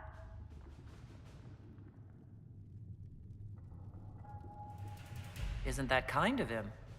What does Alexius say about me? He's so complimentary that we are certain he wants to kill you. Not this again. Redcliffe Castle is one of the most defensible fortresses in Ferelden. It has repelled thousands of assaults. If you go in there, you'll die. And we'll lose the only means we have of closing these rifts.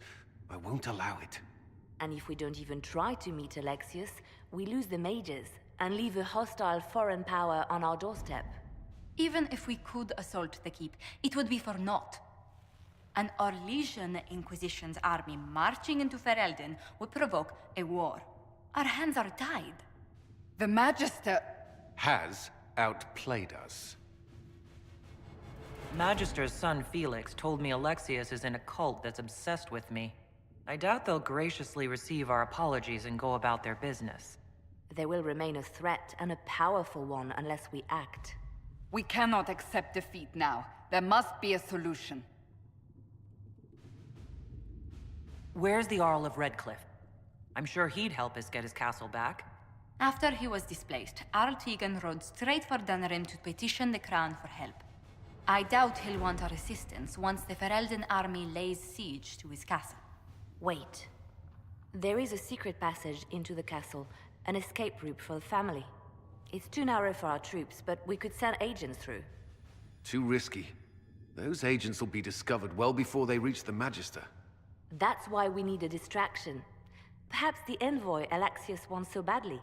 Focus their attention on Trevelyan, while we take out the Tevinters. It's risky, but it could work. Fortunately, you'll have help. This man says he has information about the Magister and his methods, Commander. Your spies will never get past Alexius's magic without my help. So if you're going after him, I'm coming along. The plan puts you in the most danger. We can't in good conscience order you to do this. We can still go after the Templars if you'd rather not play the bait. It's up to you.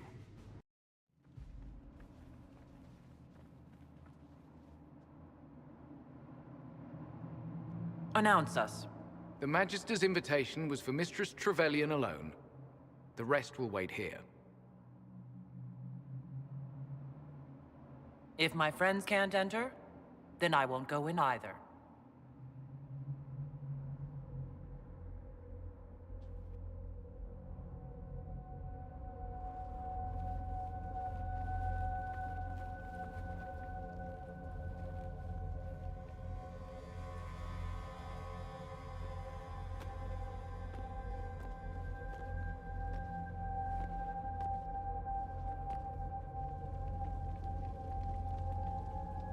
My Lord Magister, the agents of the Inquisition have arrived.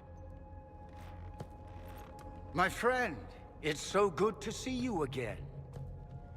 And your associates, of course. I'm sure we can work out some arrangement that is equitable to all parties. Are we mages to have no voice in deciding our fate? Fiona, you would not have turned your followers over to my care if you did not trust me with their lives. Of course she trusts you, Alexius. I'm sure lots of people put their lives in your hands. You have one of those faces. Yes, the Magisterium tells me that so often. Shall we begin our talks?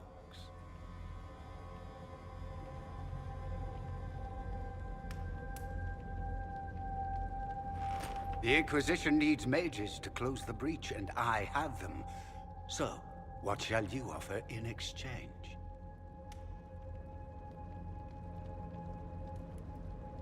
Nothing at all. I'm just going to take the mages and leave. And how do you imagine you'll accomplish such a feat? She knows everything, Father. Felix, what have you done? Your son is concerned that you're involved in something terrible. So speaks the thief. Do you think you can turn my son against me? You walk into my stronghold with your stolen mark, a gift you don't even understand, and think you're in control. You're nothing but a mistake. If you know so much, enlighten me. Tell me what this mark on my hand is for. It belongs to your betters. You wouldn't even begin to understand its purpose. Father, listen to yourself. Do you know what you sound like? He sounds exactly like the sort of villainous cliché everyone expects us to be. Dorian, I gave you a chance to be a part of this. You turned me down. The Elder One has power you would not believe. He will raise the Imperium from its own ashes. That's who you serve. The one who killed the Divine. Is he a mage? Soon, he will become a god. He will make the world bow to mages once more. We will rule from the Boric Ocean to the frozen seas. You can't involve my people in this. Alexius, this is exactly what you and I talked about never wanting to happen. Why would you support this? Stop it, Father. Give up the Venatori. Let the Southern Mages fight the breach, and let's go home. No. It's the only way, Felix. He can save you. Save me? There is a way. The Elder One promised, if I undo the mistake at the temple. I'm going to die. You need to accept that. Seize them, Venatori. The Elder One demands this woman's life.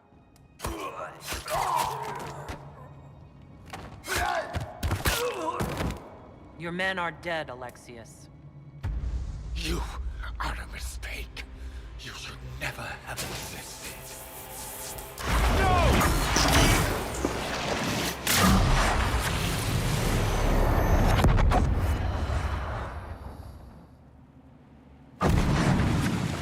Blood of the Elder One. Where'd they come from? Get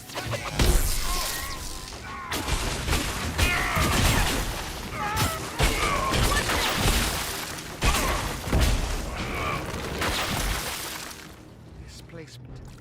Interesting. It's probably not what Alexius intended. The rift must have moved us to what? The closest confluence of arcane energy? The last thing I remember, we were in the castle hall. Let's see. If we're still in the castle, it isn't. Oh, of course, it's not simply where, it's when! Alexius used the amulet as a focus. It moved us through time.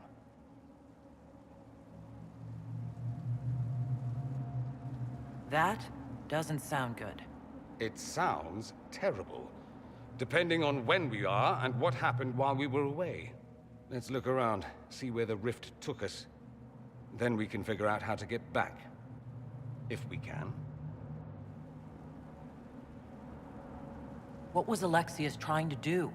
I believe his original plan was to remove you from time completely.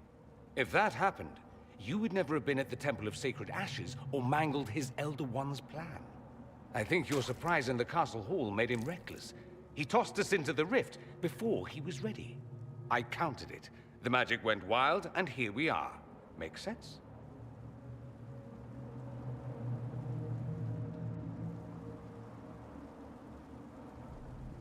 It just seems so insane. I don't even want to think about what this will do to the fabric of the world. We didn't travel through time so much as punch a hole through it and toss it into the privy. But don't worry. I'm here. I'll protect you.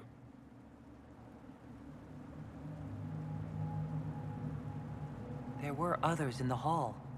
Could they have been drawn through the rift? I doubt it was large enough to bring the whole room through. Alexius wouldn't risk catching himself or Felix in it. They're probably still where and when we left them. In some sense, anyway.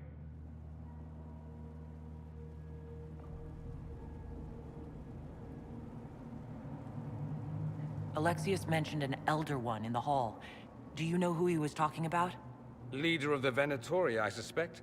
Some magister aspiring to godhood. It's the same old tune. Let's play with magic we don't understand. It will make us incredibly powerful. Evidently, it doesn't matter if you rip apart the fabric of time in the process.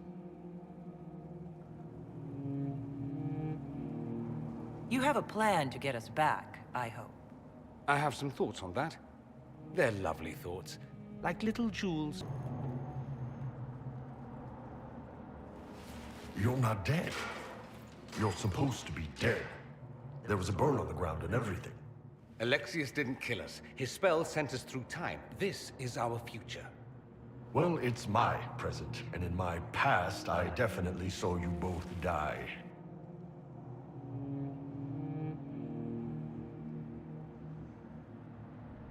Well, I'm no more dead than you. Ugh.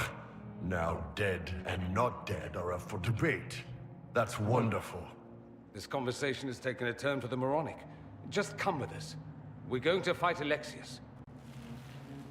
Why? You want to see what other tricks he's learned? If we find him, we might be able to get back back to our own time and stop all this before it happens. Exciting, yes? Alexius isn't the one you need to worry about. It's his Elder One. He killed the Empress of Orlais and used the confusion to launch an invasion of the South. The army was all demons. You ever fought a demon army? I don't recommend it. I'm sorry I wasn't here to help. Demon army. Shit, you were lucky you died early. Let's move. No time like the present.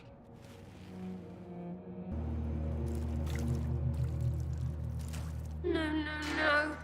You can't be here. You're dead and they don't come back.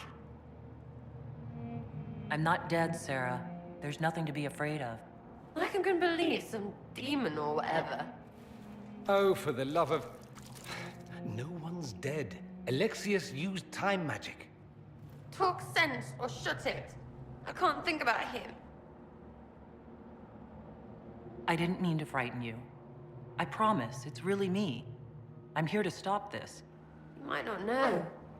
There were so many. The day you died, I ran out of arrows making them pay. Then it didn't matter anymore. You got demons and gods and... I've got a bow. And I want them to hurt. If you're really here, I'll freaking die to spit in their faces.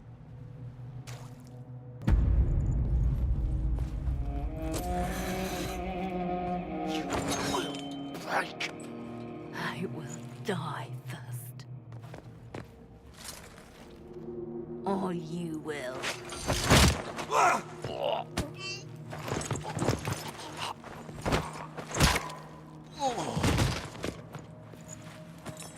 You're alive.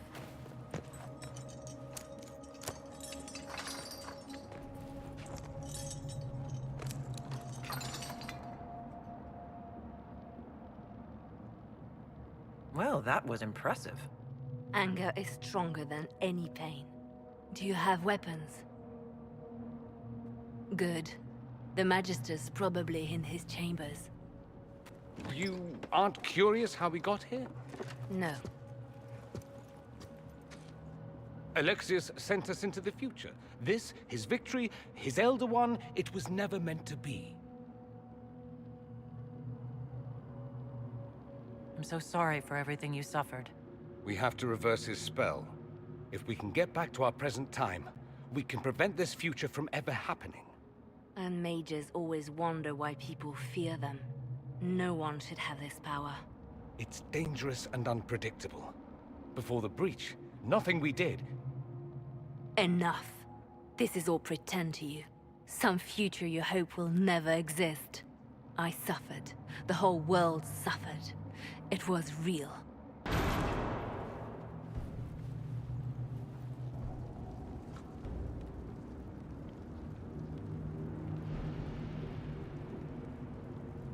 It's over, Alexius. So it is. I knew you would appear again. Not that it would be now, but I knew I hadn't destroyed you. My final failure. Was it worth it? Everything you did to the world, to yourself. It doesn't matter now.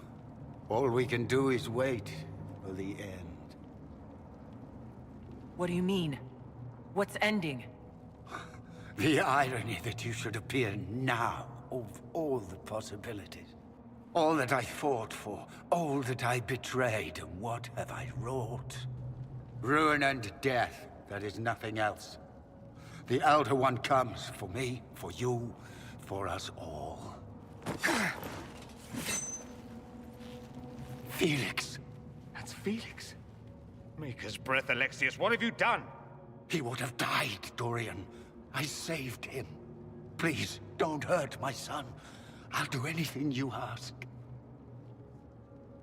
You didn't save him, Alexius. No one should live like that. No!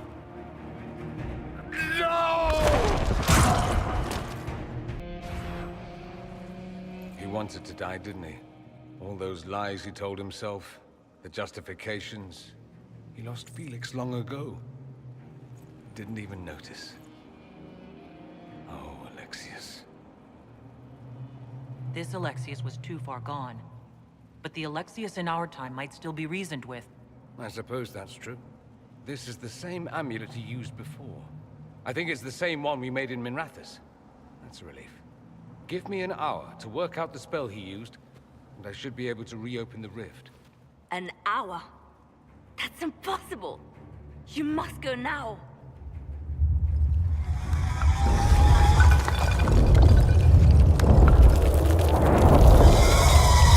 The Elder One. Frigg. That's how they won. How it won.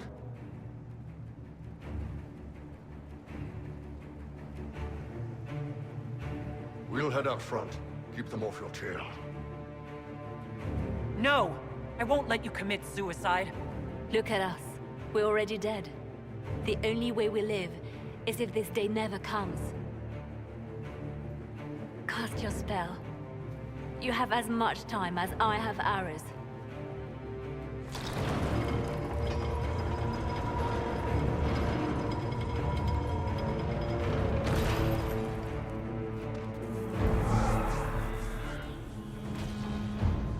Though darkness closes, I am shielded by flame. Andraste, guide me. Maker, take me to your side.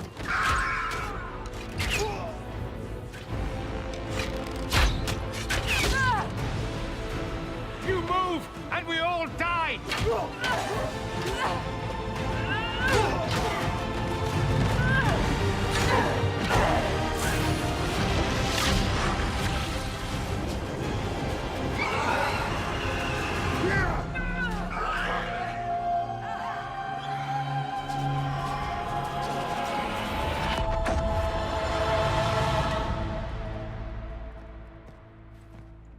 You'll have to do better than that.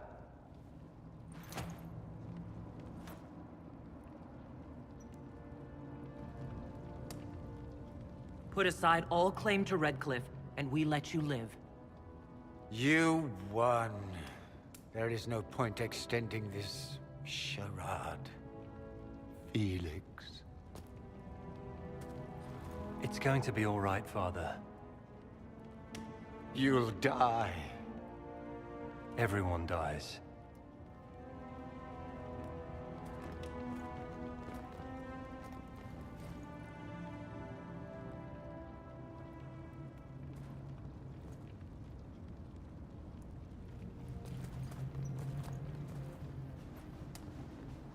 Well, I'm glad that's over with.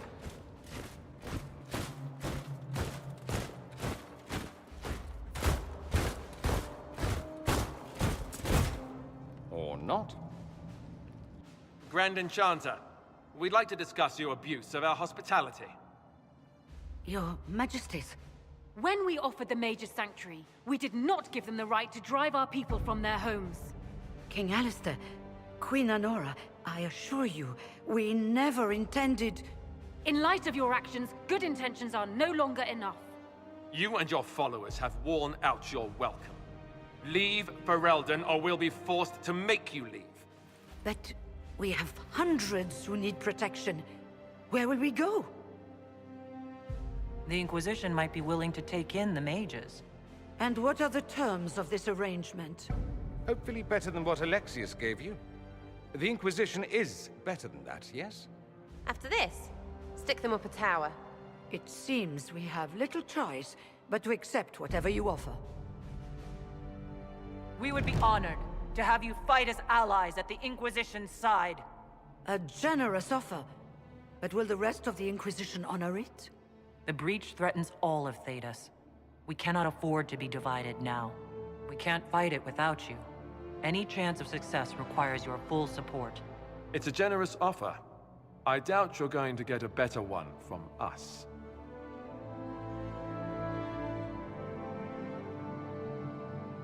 We accept. It would be madness not to. I will gather my people and ready them for the journey to Haven. The breach will be closed. You will not regret giving us this chance.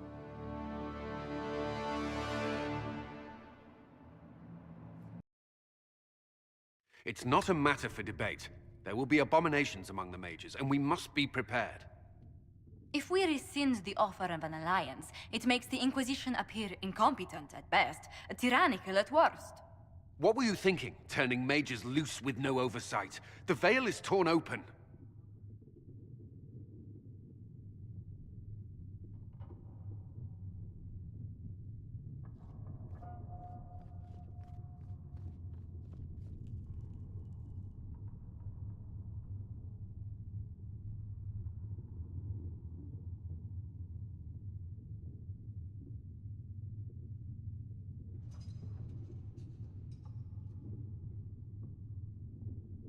We're not monsters.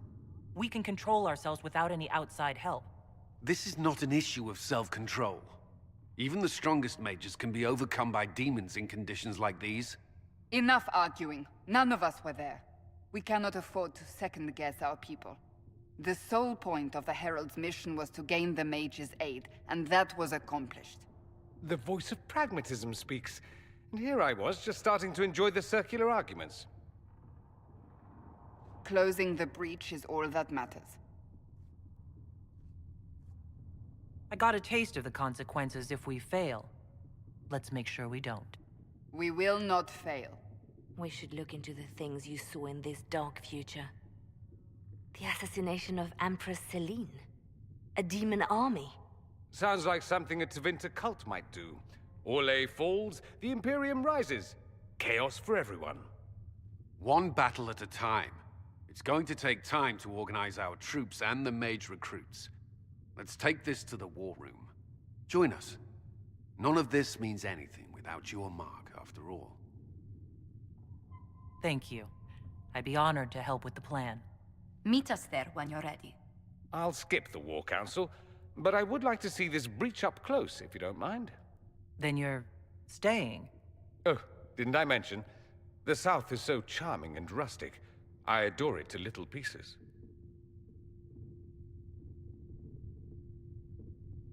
There's no one I'd rather be stranded in time with, future or present.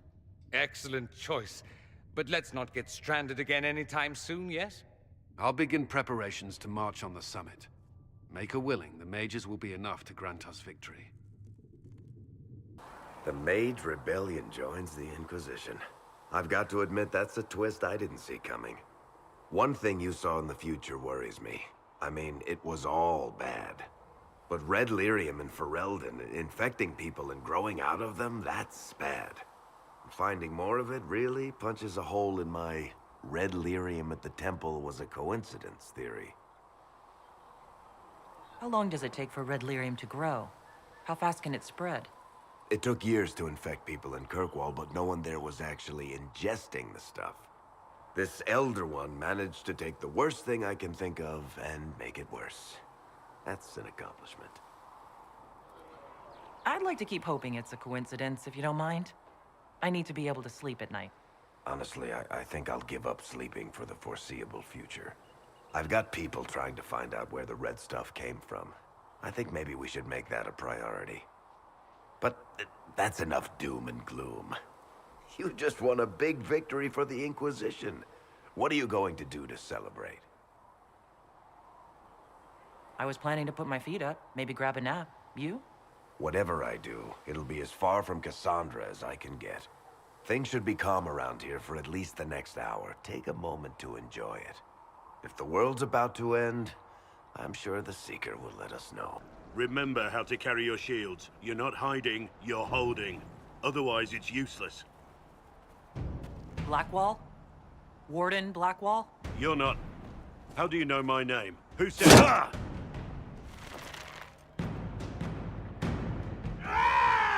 That's it. Help or get out. We're dealing with these idiots first. Conscripts, here they come!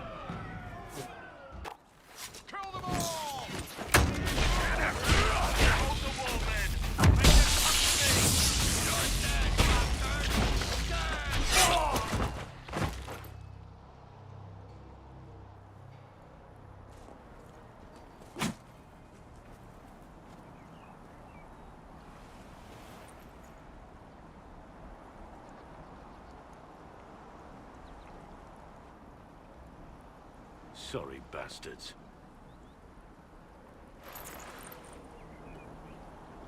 Good work, conscripts. Even if this shouldn't have happened, they could have... Well, thieves are made, not born. Take back what they stole. Go back to your families. You saved yourselves.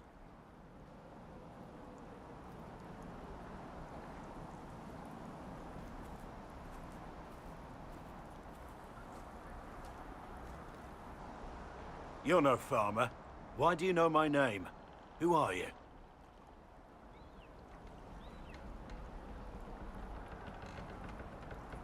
I've been called a lot of things lately by a lot of people. Well, I'm talking to you. Stop dancing. Wait. That gear. That's Inquisition. And we're investigating whether missing wardens are involved in the Divine's death. Maker's balls. The Wardens and the Divine. That can't... No, you're asking so you don't really know. First off, I didn't know they disappeared. But we do that, right? No more blight, job done. Wardens are the first thing forgotten. But one thing I'll tell you, no Warden killed the Divine. Our purpose isn't political.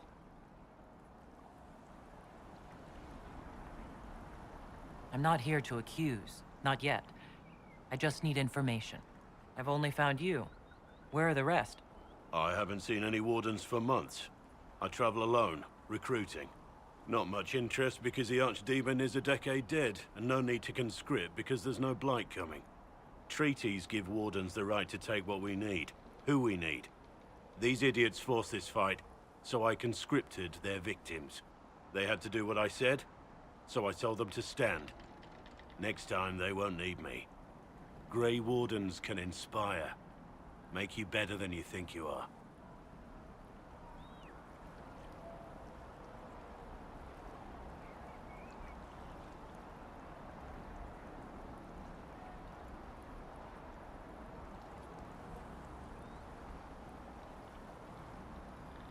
It's been a pleasure, Warden Blackwall, but this didn't help at all.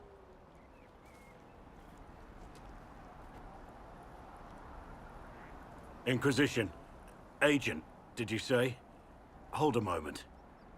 The Divine is dead and the sky is torn. Events like these, thinking we're absent is almost as bad as thinking we're involved. If you're trying to put things right, maybe you need a Warden. Maybe you need me. The Inquisition needs all the support it can get. But what can one Grey Warden do? Save the fucking world if pressed. Look, maybe fighting demons from the sky isn't something I'm practiced at. But show me someone who is. And like I said, there are treaties. Maybe this isn't a blight, but it's bloody well a disaster. Some will honor them.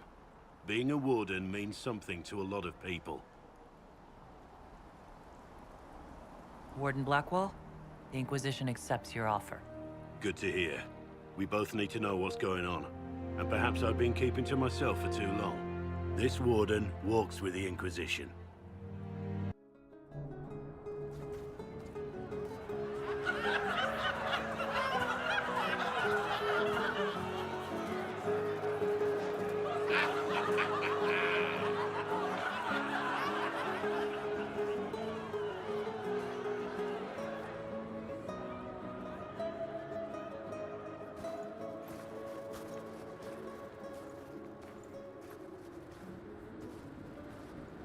Solus confirms the heavens are scarred but calm.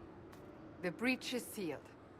We've reports of lingering rifts, and many questions remain. But this was a victory. Word of your heroism has spread. We don't know what caused this. We can't rest easy. I agree. One success does not guarantee peace. The immediate danger is gone. For some, so is the necessity of this alliance. We must be wary. The Inquisition will need new focus.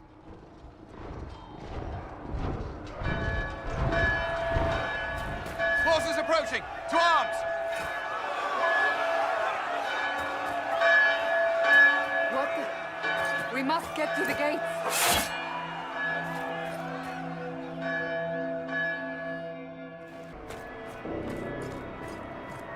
Cullen? One watchguard reporting. It's a massive force, the bulk over the mountain. Under what banner? None. None?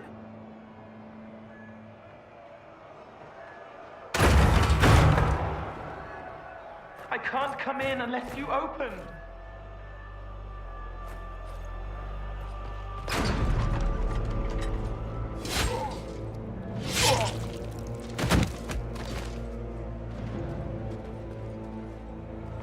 I'm Cole. I came to warn you, to help. People are coming to hurt you. You probably already know. What is this? What's going on? The Templars come to kill you. Templars? Is this the Order's response to our talks with the mages, attacking blindly? The Red Templars went to the Elder One. You know him? He knows you. You took his mages. There. I know that man. But this Elder One.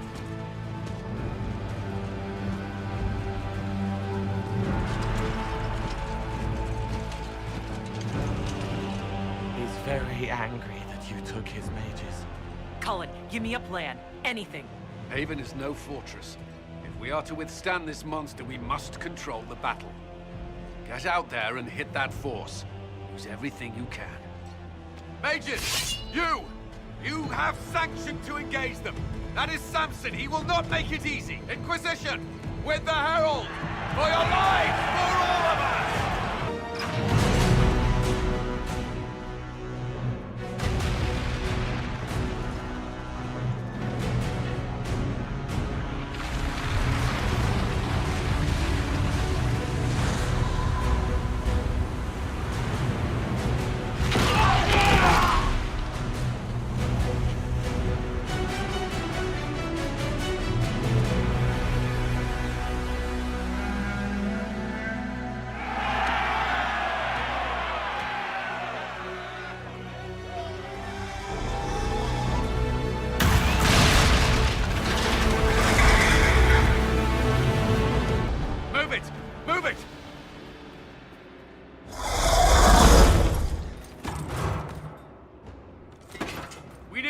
Back to the Chantry.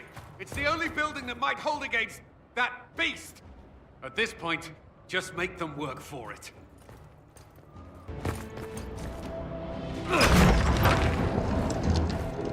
Move! Keep going! The Chantry is your shelter!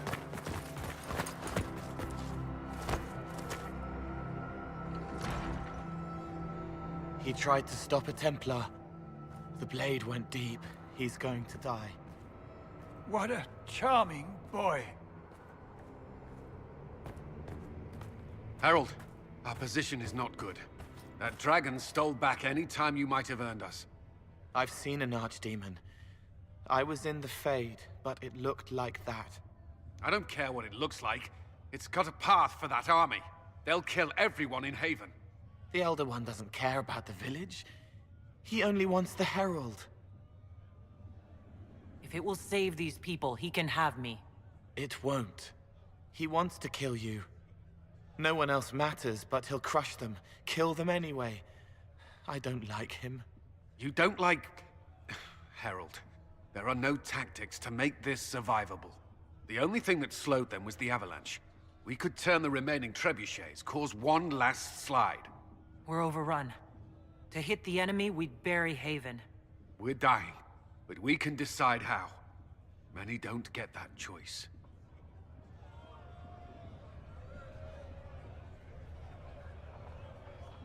Yes, that. Chancellor Roderick can help. He wants to say it before he dies.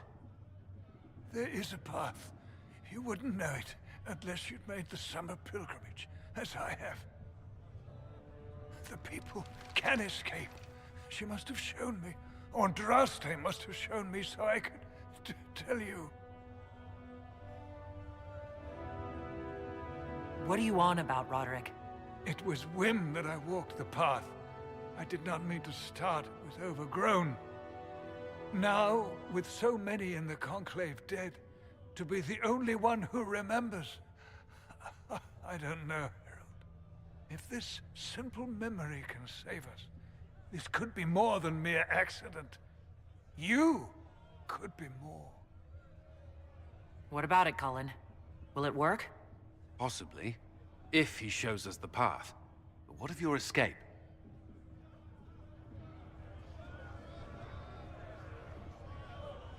Perhaps you will surprise it.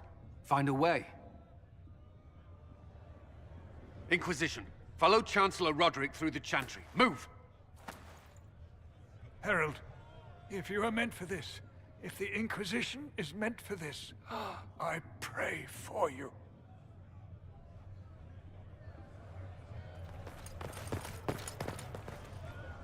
They'll load the trebuchets. Keep the Elder One's attention until we're above the tree line.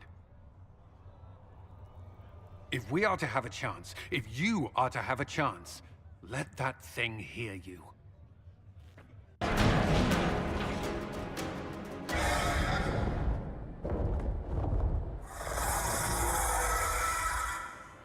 Move! Now!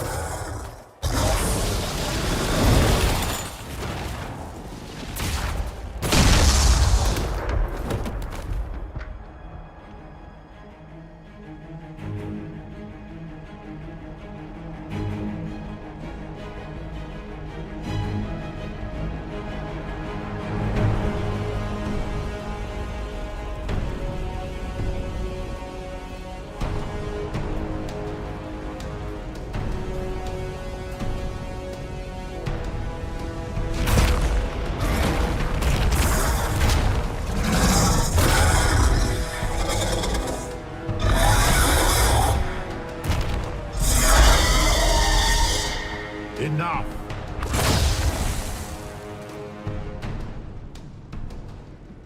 Pretender, you toy with forces beyond your ken, no more.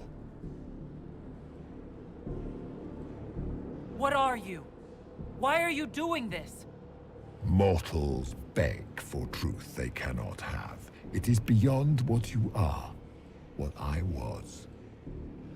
Know me. Know what you have pretended to be. Exalt the Elder One. The will that is Corypheus. You will kneel. You're forcing this fight for no reason. You will resist. You will always resist. It matters not. I am here to anchor. The process of removing it begins now.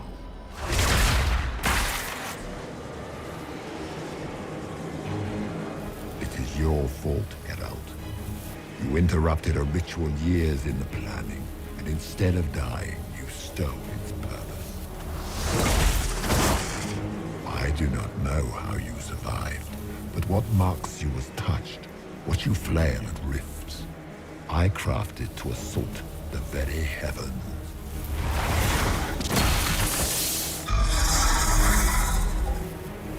And you used the anchor to undo my work.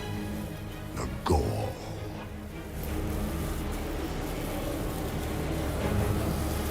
What is this thing meant to do? It is meant to bring certainty where there is none. For you, the certainty that I would always come for it.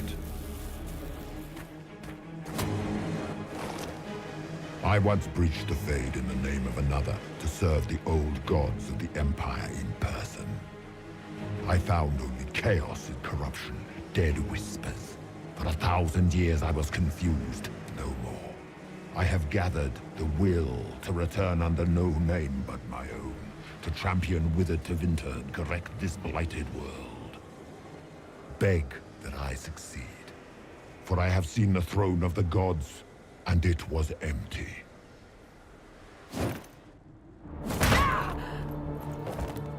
The anchor is permanent. You have spoilt it with your stumbling.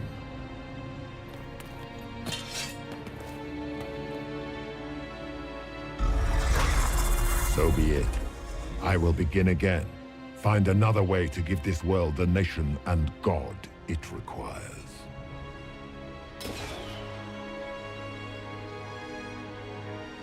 And you, I will not suffer even an unknowing rival. You must die.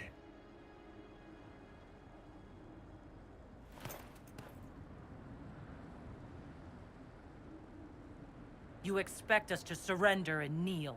We will not. You'll face us all. When we choose!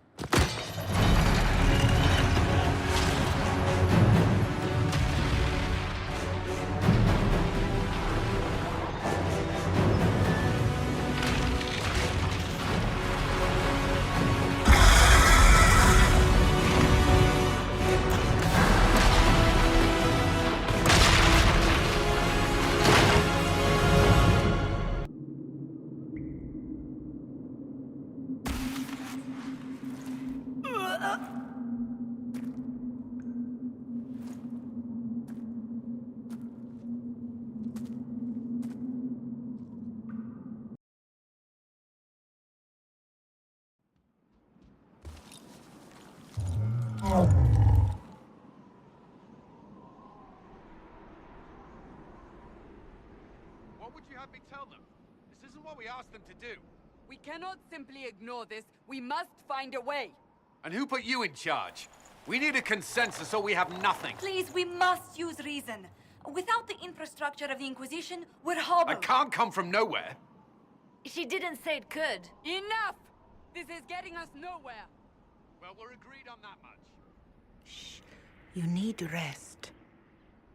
They've been at it for hours. They have that luxury thanks to you. The enemy could not follow, and with time to doubt, we turn to blame. Infighting may threaten as much as this Corypheus. Do we know where Corypheus and his forces are?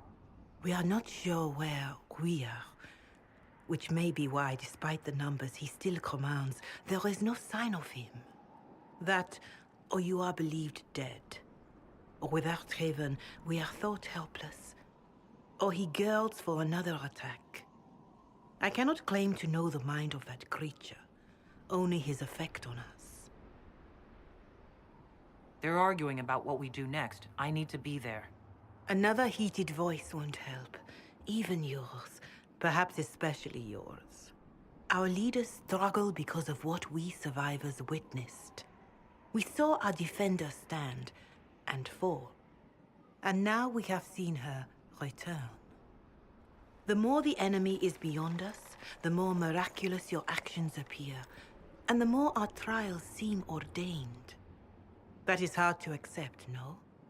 What we have been called to endure, what we perhaps must come to believe.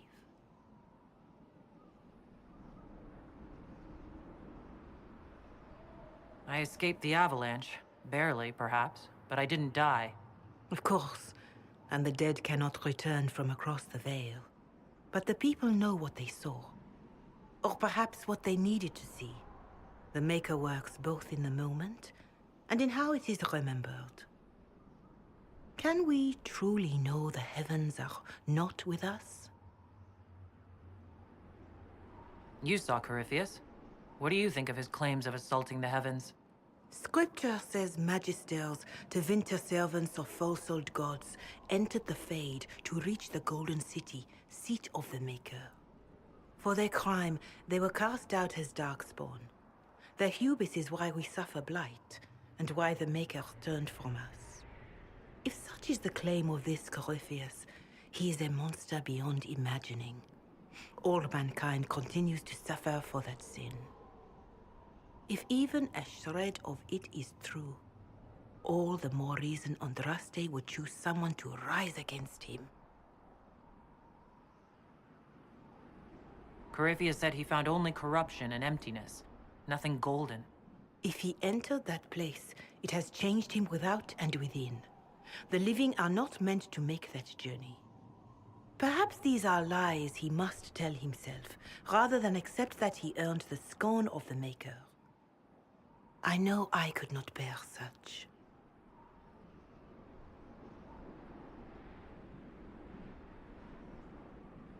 Mother Giselle, I just don't see how what I believe matters. Lies or not, Corypheus is a real physical threat. We can't match that with hope alone.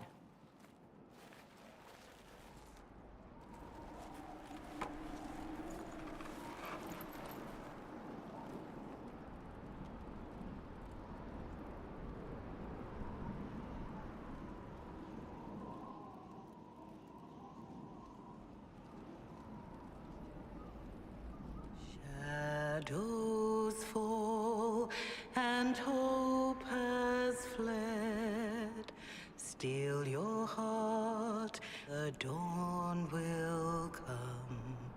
The night is long, and the path is dark. Look to the sky, for one day soon the dawn will come. The shepherd's lost, and his home is far. Keep to the stars, the dawn will come.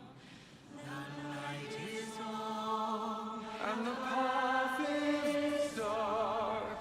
Look to the sky, for one day soon the dawn will come.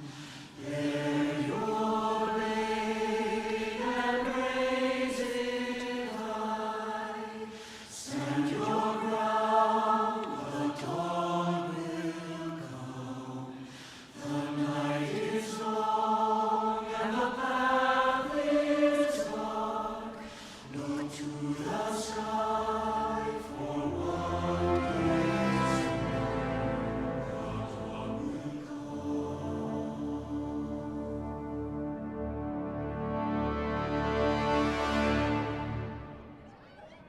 An army needs more than an enemy. It needs a cause.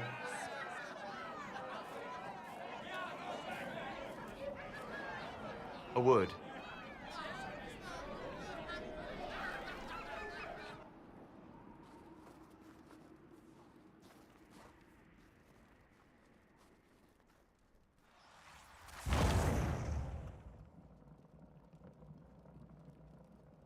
A wise woman, worth heeding. Her kind understand the moments that unify a cause. Or fracture it. The orb Corypheus carried, the power he used against you, it is Elven. Corypheus used the orb to open the breach. Unlocking it must have caused the explosion that destroyed the Conclave. I do not yet know how Corypheus survived, nor am I certain how people will react when they learn of the orb's origin.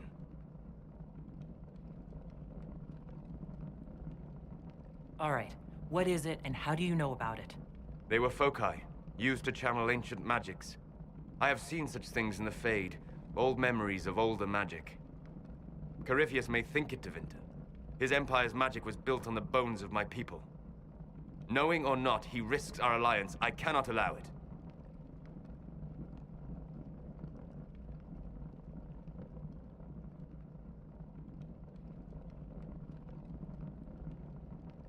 They'll have to set aside blame while freezing is their first concern. We are agreed on that, and I may have a solution.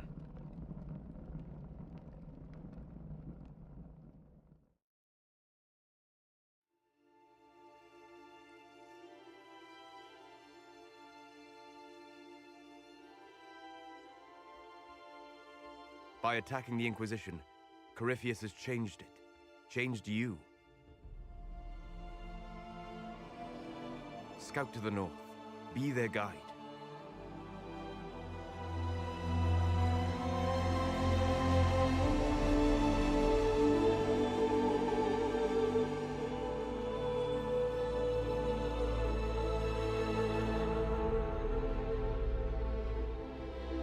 There is a place that waits for a force to hold it. There is a place where the Inquisition can build, grow.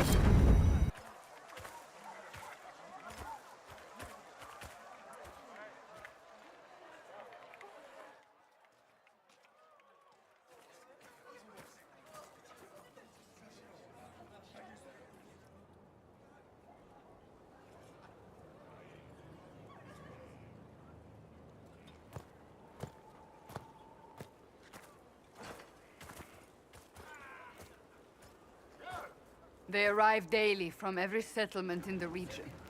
Skyhold is becoming a pilgrimage.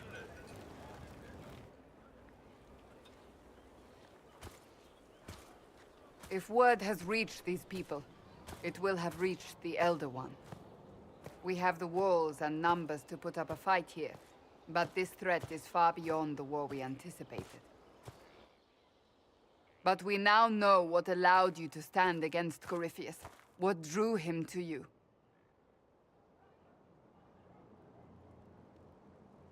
He came for this, and now it's useless to him, so he wants me dead. That's it. The Anchor has power, but it's not why you're still standing here. Your decisions let us heal the sky. Your determination brought us out of Haven. You are the creature's rival because of what you did. And we know it. All of us. The Inquisition requires a leader. The one who has already been leading it.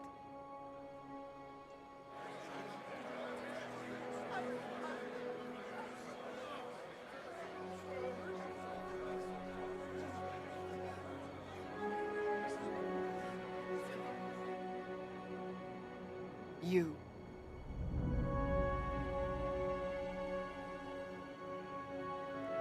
Perhaps I didn't hear you correctly. A mage at the head of the Inquisition? Not a mage. You. I happen to be a mage. I will not pretend no one will object, but times are changing. Perhaps this is what the Maker intended. There would be no Inquisition without you. How it will serve, how you lead, that must be yours to decide.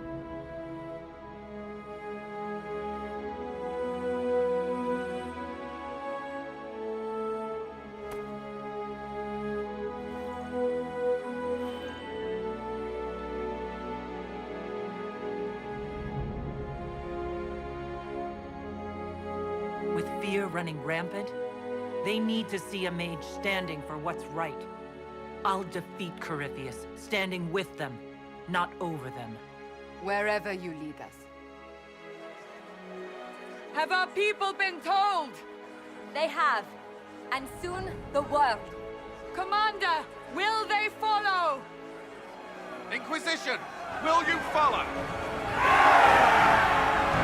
Will you fight? Will we triumph?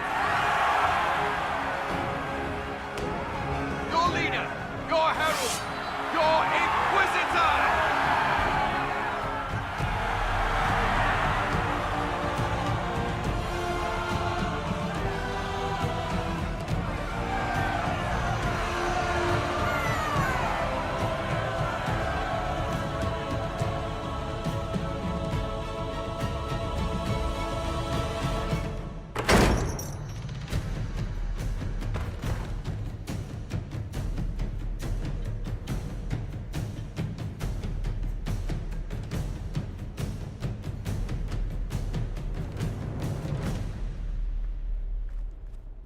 So this is where it begins.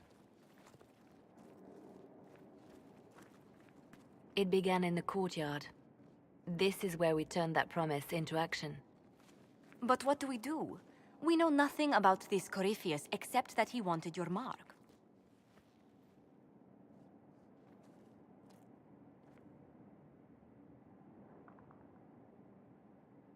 Corypheus wants to restore Tevinter. Is this a prelude to war with the Imperium? I get the feeling we're dealing with extremists, not the vanguard of a true invasion. Tevinter is not the Imperium of 1,000 years ago. What Corypheus yearns to restore no longer exists. Though they would shed no tears if the South fell to chaos, I'm certain. Corypheus said he wanted to enter the Black City, that this would make him a god. He is willing to tear this world apart to reach the next. It won't matter if he's wrong. What if he's not wrong? If he finds some other way into the Fade? Then he gains the power he seeks, or unleashes catastrophe on us all. Could his dragon really be an archdemon? What would that mean? It would mean the beginning of another blight. We've seen no darkspawn other than Corypheus himself. Perhaps it's not an archdemon at all, but something different? Whatever it is, it's dangerous. Commanding such a creature gives Corypheus an advantage we can't ignore. Someone out there must know something about Corypheus. Unless they saw him on the field, most will not believe he even exists. We do have one advantage. We know what Corypheus intends to do next. In that strange future you experienced, Empress Celine had been assassinated. Imagine the chaos her death would cause. With his army. An army he'll bolster with a massive force of demons, or so the future tells us. Corypheus could conquer the entire south of Thedas, god or no god. I'd feel better if we knew more about what we were dealing with. I know someone who can help with that. Everyone acting all inspirational jogged my memory, so I sent a message to an old friend. He's crossed paths with Corypheus before and may know more about what he's doing. He can help. I'm always looking for new allies. Introduce me. Parading around might cause a fuss. It's better for you to meet privately, on the battlements. Trust me, it's complicated. Well, then, we stand ready to move on both of these concerns. On your order, Inquisitor. I know one thing. If Varric has brought who I think he has, Cassandra is going to kill him. So, this is Skyhold.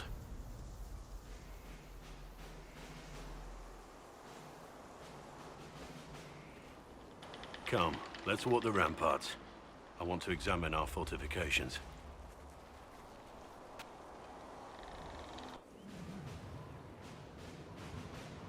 Solus chose well. We'll be able to spot an invading force from miles away. For as long as I've been here, we've never really spoken at length. We haven't, have we? Sorry about that. Don't apologize. You have responsibilities now, and I don't need cuddling. Our energies should be focused on Corypheus. He'll pay for Haven. I swear I'll take that twisted bastard down, even if I have to die to do it. Watch that this enthusiasm of yours doesn't get you killed. I wouldn't be the first to die in your service. The people flock to your banner, eager to fight for the Herald of Andraste. Their faith is a leash, and your Inquisition has taken hold of it.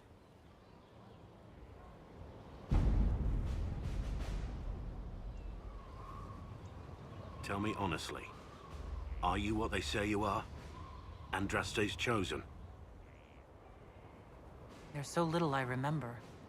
What if they're right? Does it even matter? Don't you see what you are to them? Without you, they'd be consumed by despair. We all would. They need you to be Andraste's messenger. It gives them hope. The truth doesn't matter. Listen to me talk. Your time is valuable, and I've wasted enough of it. What a fascinating life you lead, my dear. First you fall out of the Fade, then you're attacked by an archdemon. If you wanted more public attention, you could have just held a ball.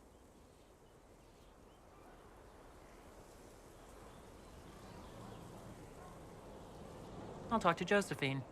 Maybe we can get matching gowns before the next attack. I've got a tailor in Valroyur who can work miracles, my dear. But not those sort of miracles. You left yourself vulnerable to attack.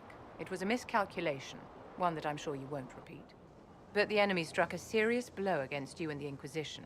We must recognize that. You must.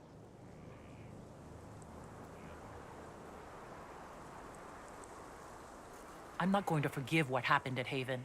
Corypheus will answer for what he's done. You're angry. Good. Anger can save you when everything else is gone. Just make sure you put it to good use. Our enemy advances, Inquisitor. We must not sit idly by.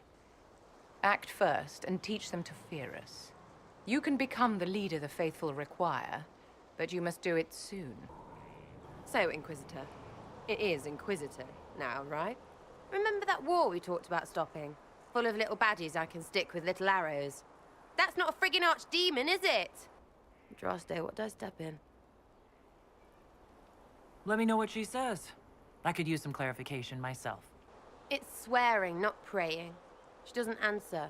Not like she's supposed to. I know what happened to you, or what everyone here thinks happened. It seems... I don't know what it seems. The ancient thing trying to kill us seems pretty real. Don't get me started. Oh, wait, too late, right? A magister who cracked the Black City. It's a hazy dream, right? I mean, if it's real, then the seat of the Maker? Real thing. A seat needs a book, so the Maker? Real thing. Fairy stories about the start and end of the world? Real things.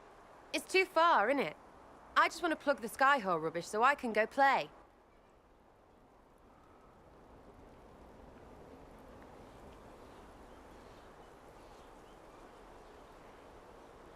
Keep calling it nonsense. That perspective will keep the Inquisition grounded. Oh, I can do that. Sure could use a few more people shouting no.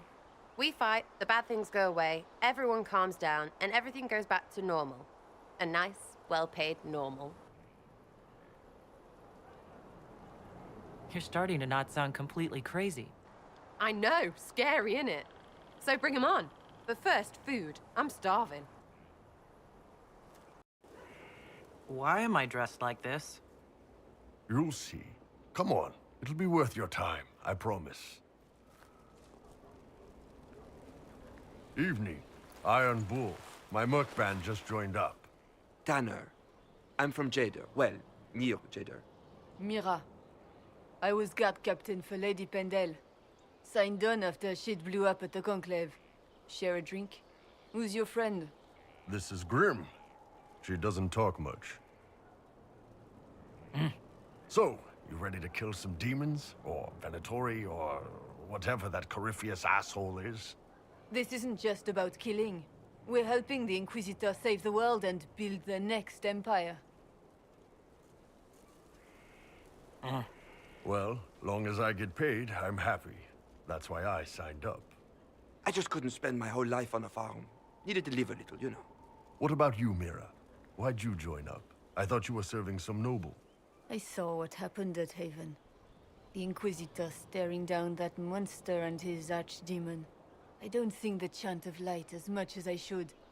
But you can't see something like that and not believe. Well, Grim and I should find our tents.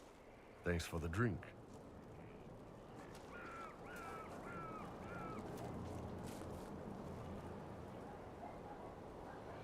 I know every soldier under my command. You don't have that option, but a few faces might help. You made it sound like you didn't like the Inquisition. People don't always tell the truth when you're polite. You've got to poke them a bit.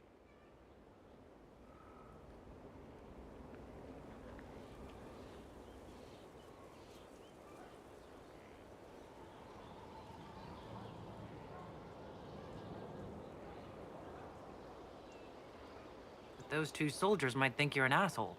So?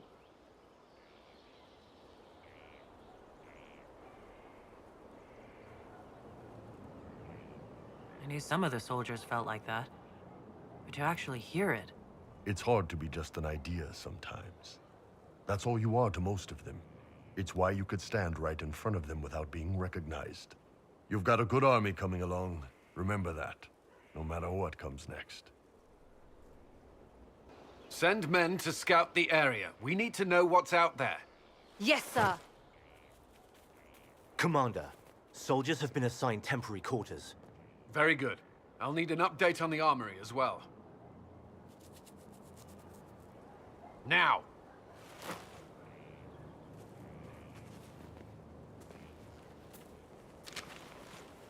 We set up as best we could at Haven, but could never prepare for an archdemon, or whatever it was. With some warning, we might have... We were all shaken by what happened. If Corypheus strikes again, we may not be able to withdraw. And I wouldn't want to. We must be ready. Work on Skyhold is underway. Guard rotations established. We should have everything on course within the week. We will not run from here, Inquisitor. How many were lost? Most of our people made it to Skyhold. It could have been worse. Morale was low, but has improved greatly since you accepted the role of Inquisitor. Inquisitor Trevelyan. It sounds odd, don't you think? Not at all. Is that the official response? I suppose it is. But it's the truth. We needed a leader, and you have proven yourself. Thank you, Cullen. Our escape from Haven. It was close. I'm relieved that that so many made it out. As am I.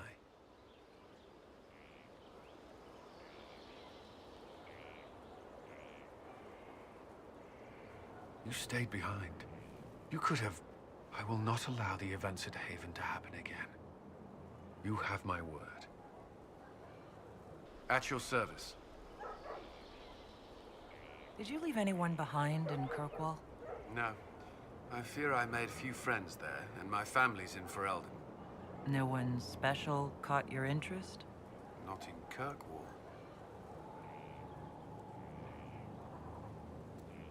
Is there anything I should know? Repairs to Skyhold's fortifications are progressing. Our scouts report no immediate threats in the surrounding area. We are fortunate Solus knew of this place. That's all for now. Another time, then. This thing is not a stray puppy you can make into a pet. It has no business being here. Wouldn't you say the same of an apostate? Inquisitor, I wondered if Cole was perhaps a mage, given his unusual abilities. He can cause people to forget him, or even fail entirely to notice him. These are not the abilities of a mage. It seems that Cole is a spirit. It is a demon. If you prefer, although the truth is somewhat more complex. Cole warned us about Corypheus at Haven. He saved a lot of lives. And what will its help cost? How many lives will this demon later claim? In fact, his nature is not so easily defined. Speak plainly, Solas. What are we dealing with? Demons normally enter this world by possessing something. In their true form, they look bizarre, monstrous. But you claim Cole looks like a young man. Is it possession? No. He has possessed nothing and no one. And yet he appears human in all respects. Cole is unique, Inquisitor. More than that, he wishes to help. I suggest you allow him to do so. In my studies, demons either possessed something from this world, or were summoned and bound. They almost never look like something you'd mistake for a person. Normally you'd be correct. But Cole has willfully manifested in human form without possessing anyone. The demons who came through the breach, or through the rifts, weren't possessing anything. These demons were drawn through against their will, driven mad by this world. But Cole predates the breach. From what we can tell, he has lived here for months, perhaps years. He looks like a young man. For all intents and purposes, he is a young man. It is remarkable. I should hear what Cole has to say for himself. Where is he now? If none of us remember him, he could be anywhere.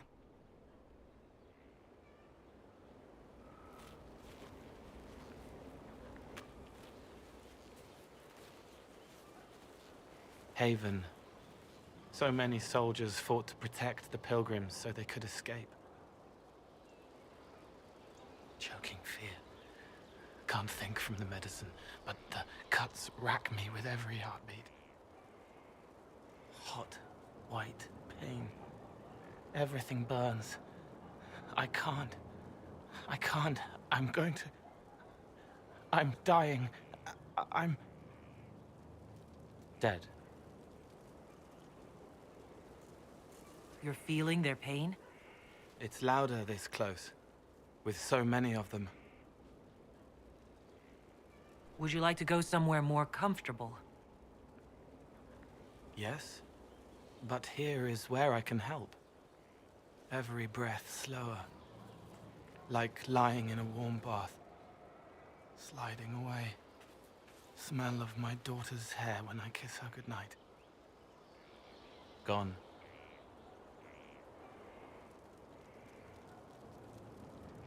Cracked brown pain, dry, scraping, thirsty. Here. Thank you. It's all right. She won't remember me.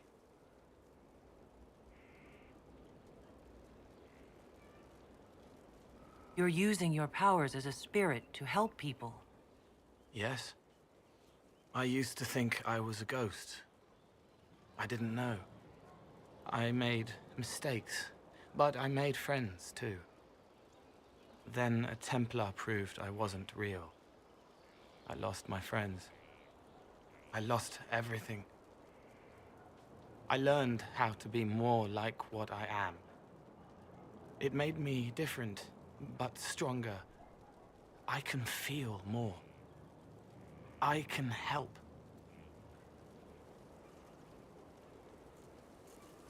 If you're willing, the Inquisition could use your help. Yes, helping. I help the hurt, the helpless. There's someone. Hurts. It hurts. It hurts. Someone make it stop hurting. Make her, please. The healers have done all they can. It will take him hours to die. Every moment will be agony. He wants mercy. Help.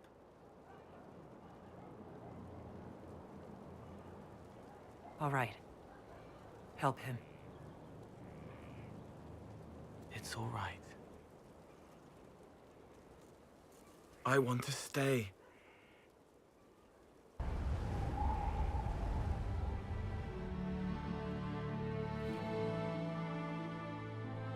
Inquisitor, meet Hawk, the champion of Kirkwall.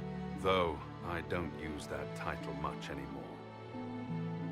Hawk, the Inquisitor. I figured you might have some friendly advice about Corypheus.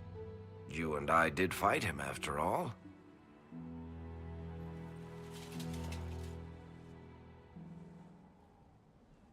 You've already dropped half a mountain on the bastard. I'm sure anything I can tell you pales in comparison. Oh, I don't know.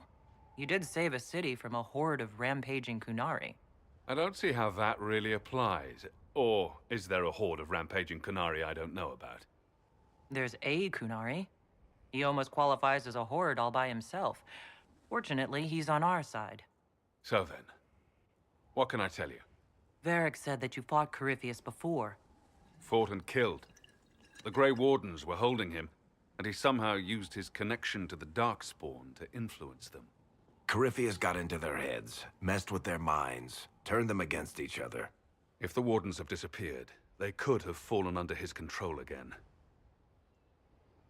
If that's what happened to the Wardens, do you think we can free them? It's possible. But we need to know more first. I've got a friend in the Wardens. He was investigating something unrelated for me. His name is Loghain. The last time we spoke, he was worried about corruption in the Warden ranks. Since then, nothing. Corypheus would certainly qualify as corruption in the ranks. Did your friend disappear with them? No.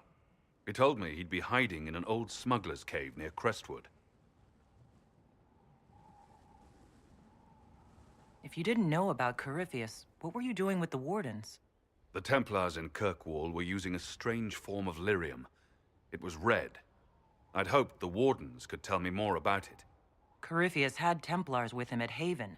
They looked like they'd been exposed to the lyrium you describe. Hopefully my friend in the Wardens will know more. I appreciate the help. I'm doing this as much for myself as for you. Corypheus is my responsibility. I thought I'd killed him before. This time, I'll make sure of it.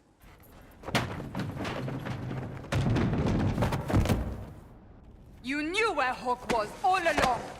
You're damned right I did. You conniving little shit!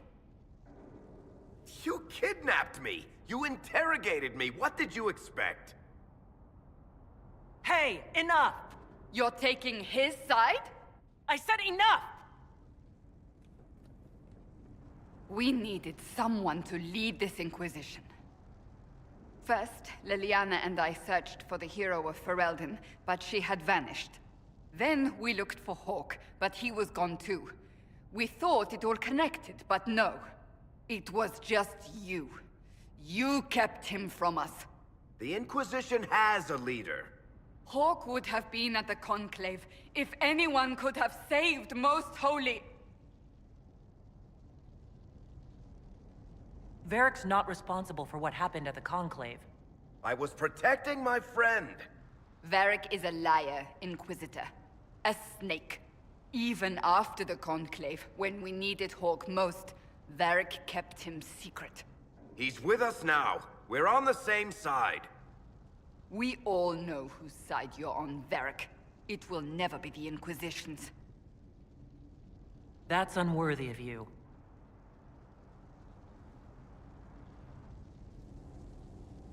I must not think of what could have been. We have so much at stake. Go, Varric. Just go.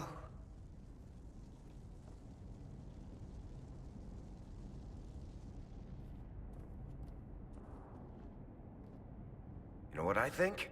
If Hawk had been at the temple, he'd be dead too. You people have done enough to him. I believed him. He spun his story for me, and I swallowed it. If I just explained what was at stake, if I just made him understand... But I didn't, did I? I didn't explain why we needed Hawk. I'm such a fool. What if you hadn't believed him, and you'd tracked Hawk down? Honestly, Hawk might not even have agreed to become Inquisitor. He supported the Mage Rebellion, after all. He wouldn't have trusted me for a second. But this isn't about Hawk, or even Varric. Not truly. I should have been more careful. I should have been smarter. I don't deserve to be here. You're too hard on yourself, Cassandra. Not hard enough, I think. You can't believe that. I want you to know, I have no regrets. Maybe if we'd found Hawk or the hero of Ferelden, the Maker wouldn't have needed to send you. But he did. You're not what I'd pictured. But if I've learned anything, it's that I know less than nothing. I've made some inquiries into the Imperial Court. The sooner we deal with the threats to the Empress, the better. The political situation in the Empire is dangerously unstable. It will complicate matters. Everything in the Empire complicates matters. It's the Orlesian national pastime. Turn your nose up at the grand game if you like, Commander, but we play for the highest stakes, and to the death. The Court's disapproval can be as great a threat as the Venatori. We must be vigilant to avert disaster. Exactly what do you mean? How is it more dangerous than usual? The Empress is in the middle of a civil war. Her cousin, Grand Duke Gaspard, seeks to take her throne by force. Leliana reports that a group of elves has been sabotaging both armies, drawing out the hostilities. Orlais holds Tevinter at bay. All of Thedas could be lost if the Empire falls to Corypheus. Celine is holding peace talks under the auspices of a grand masquerade. Every power in Orlais will be there. It's the perfect place for an assassin to hide.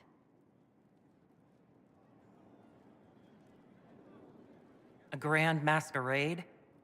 I need to go shopping. We don't have enough sway with the court to arrange an invitation.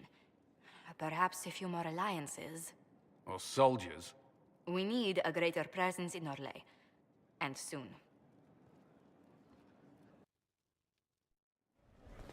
Impressive, is it not?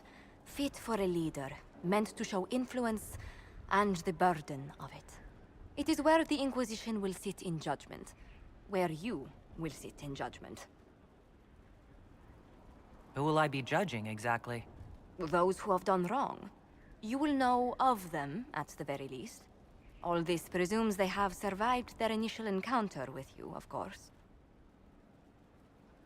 Still more lives in my hands. You are a beacon of law, Inquisitor, as others retreat from responsibility. But this needn't be bloody. The Inquisition's sovereignty is derived from the allies who validate it. You are both empowered and bound. Justice has many tools. If their application is clever, execution may even seem merciful by comparison. Is there anyone I should judge? Take the throne when you're ready. We will bring him before you. You recall Gerion Alexius of Tevinter. Ferelden has given him to us as an acknowledgement of your aid. The formal charges are apostasy, attempted enslavement, and attempted assassination, on your own life, no less. Tevinter has disowned and stripped him of his rank. You may judge the former Magister as you see fit.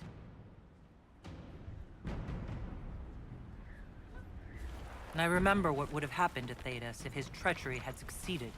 I couldn't save my son. Do you think my fate matters to me? Will you offer nothing more in your defense? You've won nothing. The people you saved, the acclaim you've gathered. You'll lose it all in the storm to come. Render your judgment, Inquisitor.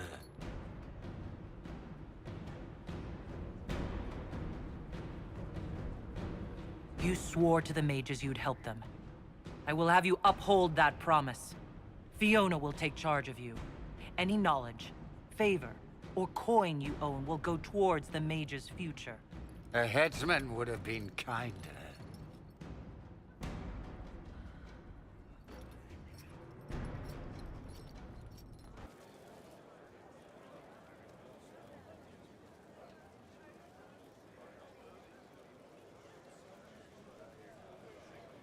That got a little heated. You all right? Well, that depends. How angry is Cassandra? I wasn't trying to keep secrets. I told the Inquisition everything that seemed important at the time.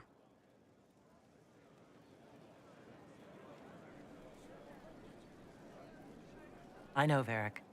You never would have kept quiet otherwise. I keep hoping none of this is real. Maybe it's all some bullshit from the Fade and it'll just disappear. I know I need to do better. I'm sorry.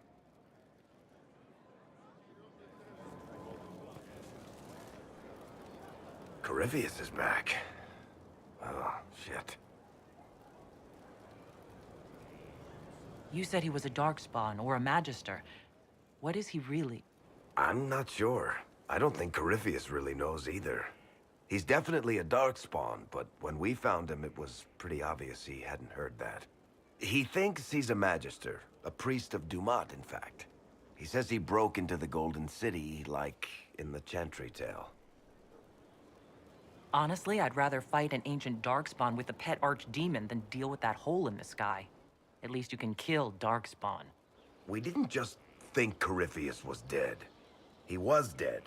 No pulse, no breath, full of stab wounds. There wasn't a lot of room for doubt. It makes me wonder. I thought the Wardens imprisoned Corypheus to use him. Maybe they did it because he can't be killed.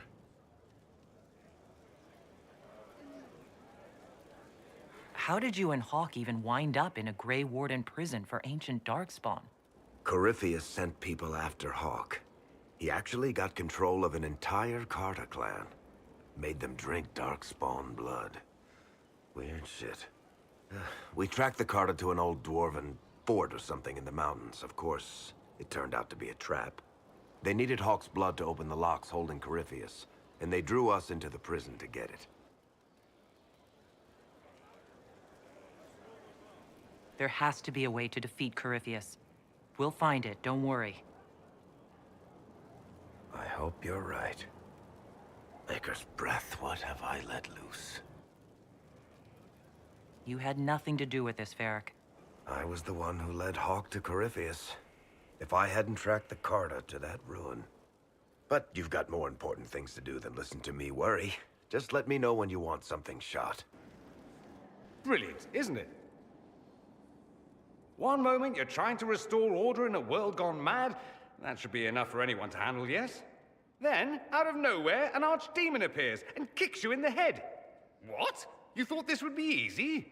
No, I was just hoping you wouldn't crush our village like an anthill. Sorry about that. Archdemons like to crush, you know. Can't be helped. Am I speaking too quickly for you? You don't need to worry about me. I can keep up. Yes, I noticed that. Did you now? Certainly. If you were a slack-jawed yokel, you'd already be dead. I always assumed the Elder One behind the Venatori was a Magister. But this is something else completely. In Tevinter, they say the Chantry's tales of Magisters starting the Blight are just that. Tales. But here we are. One of those very Magisters, a dark spawn. Who does the Imperium say started the Blight? You know how it is. Not us. They say Darkspawn were always there. Magisters and the Blight aren't even related. Is that a surprise? No one wants to admit they shit the bed. But if Corypheus is one of the Magisters who entered the Black City and he's Darkspawn, what other explanation is there? We only know what Corypheus claims to be. True. He might be a convincing liar, or delusional, or insane. But how many delusional maniacs are going to have that knowledge? He broke open the Fade. I knew what I was taught couldn't be the whole truth, but I assumed there had to be a kernel of it, somewhere. But no. It was us all along. We destroyed the world. Last I checked, the Blights hadn't actually destroyed the world. Not for lack of trying. If they were more clever, they'd have unleashed something that would really do the job. No one will thank me, whatever happens. No one will thank you either. You know that, yes? We don't know what will happen. Nobody does. An optimist! Such a rare breed. I've stumbled upon a unicorn. All I know is this. Corypheus needs to be stopped. Men like him ruined my homeland. I won't stand by and let him ruin the world.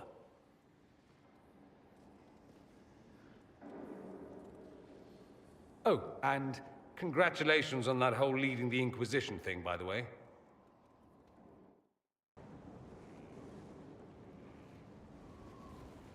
Inquisitor, I've found where the Red Templars come from. Therenfall Redoubt. The Knights were fed red lyrium until they turned into monsters. Samson took over after their corruption was complete. How do you know Samson? He was a Templar in Kirkwall, until he was expelled from the Order. I knew he was an addict, but this... Red lyrium is nothing like the lyrium given by the Chantry. Its power comes with a terrible madness. The Red Templar swarming Haven were proof enough. We cannot allow them to gain strength. The Red Templars still require lyrium. If we find their source, we can weaken them and their leader. I like finding the Red Templars' vulnerabilities, before fighting them head-on. We'll need every advantage against what courses through their veins.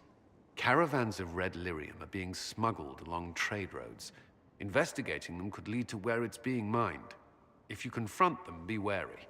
Anything connected to Samson will be well guarded.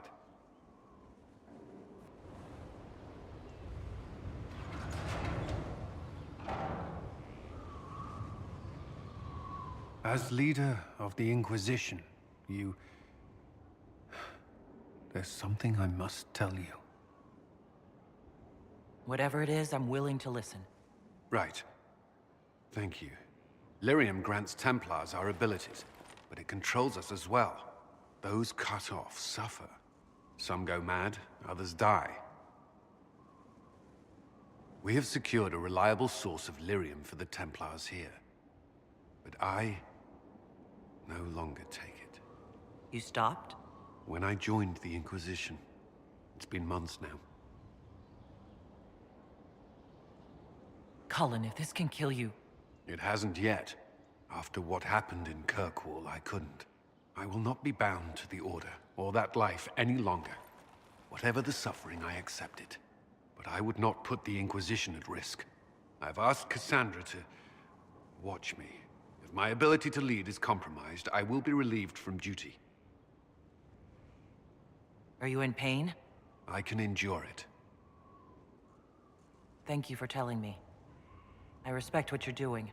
Thank you, Inquisitor. The Inquisition's army must always take priority. Should anything happen, I will defer to Cassandra's judgment.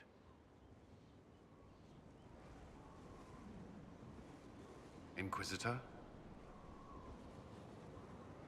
Is there anything I should know? I'd gotten used to mages disliking me on principle. Vivienne's views on Templars are surprisingly traditional. You and the Red Templars leader seem to have personal history. When I arrived in Kirkwall, Samson and I shared quarters. He seemed a decent man at first. Knight Commander Meredith later expelled Samson for erratic behavior. He ended up begging on Kirkwall streets. He committed further crimes, but managed to evade the Order's justice. Now Samson serves Corypheus as his loyal general. Why do you think Samson joined Corypheus? He had a chronic lyrium addiction. He spent every last coin buying it from local smugglers. Perhaps Corypheus flattered his vanity, gave him purpose as well as lyrium. Perhaps that's all it took.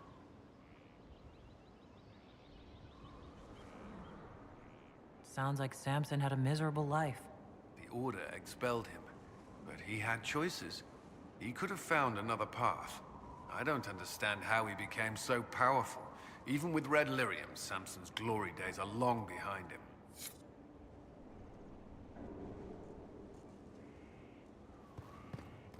At your service. Is there anything I should know? Sarah brought me a piece of cake. She thought I looked hungry. Why are you telling me this? Because it was either an act of kindness or a trap. I was hoping you knew which. Is there anything I should know? Not at present. That's all for now. Another time. Inquisitor, welcome to the Exalted Plains, a place with a long and bloody history. Even now, the region is volatile. This was a front in the Civil War. Now there's rebels called the Freemen of the Dales, recently emerged and adding to the chaos. That will be all. Thank you. With the rifts and the undead, the Orlesians have lost ground. Most have been driven back to their forts. We have to stabilize the region, allowing the Imperial Army to re-establish its presence. Good luck, Your Worship. You'll need it. Gloat all you like. I have this one. Are you sassing me, Commander? I didn't know you had it in you. Why do I even... Inquisitor. Leaving, are you? Does this mean I win?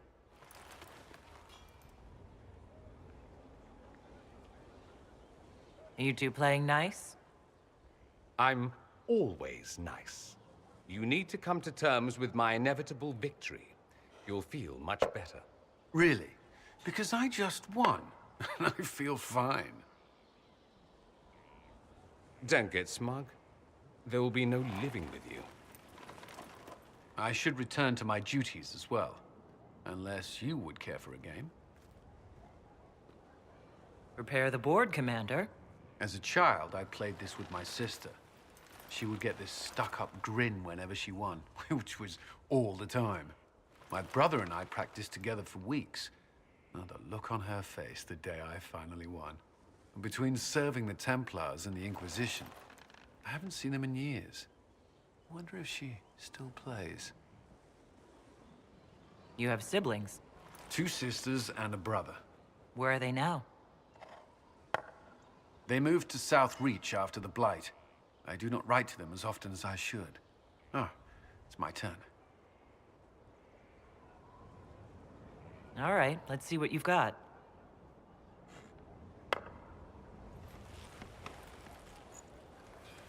This may be the longest we've gone without discussing the Inquisition, or related matters. To be honest, I appreciate the distraction. We should spend more time together. I would like that. Me too. You said that. We should finish our game, right? My turn?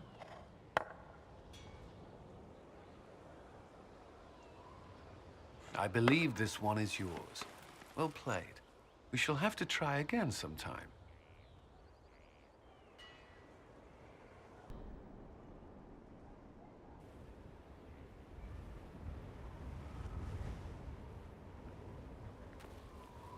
It's a nice day. What? There was something you wished to discuss. Cullen, I care for you, and...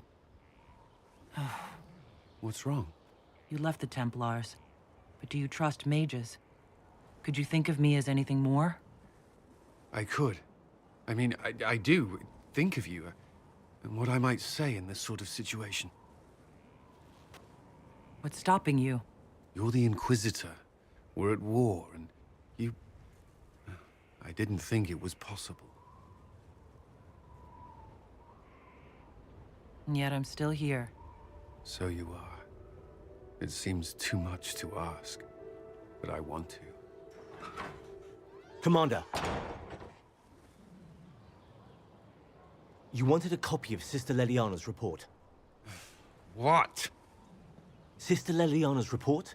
You wanted it delivered without delay.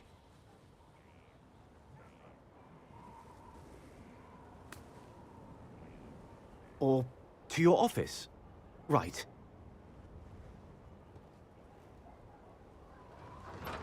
If you need to...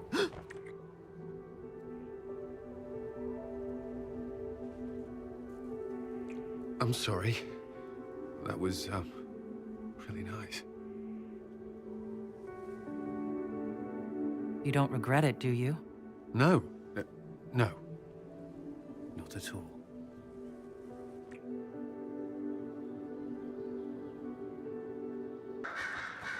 I'm sorry. So am I. The names of those we lost. You must blame me for this.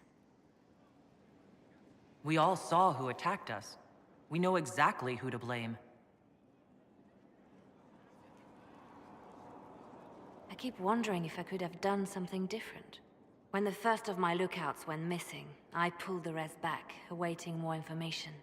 If they'd stayed in the field, they could have bought us more time. I was afraid to lose my agents.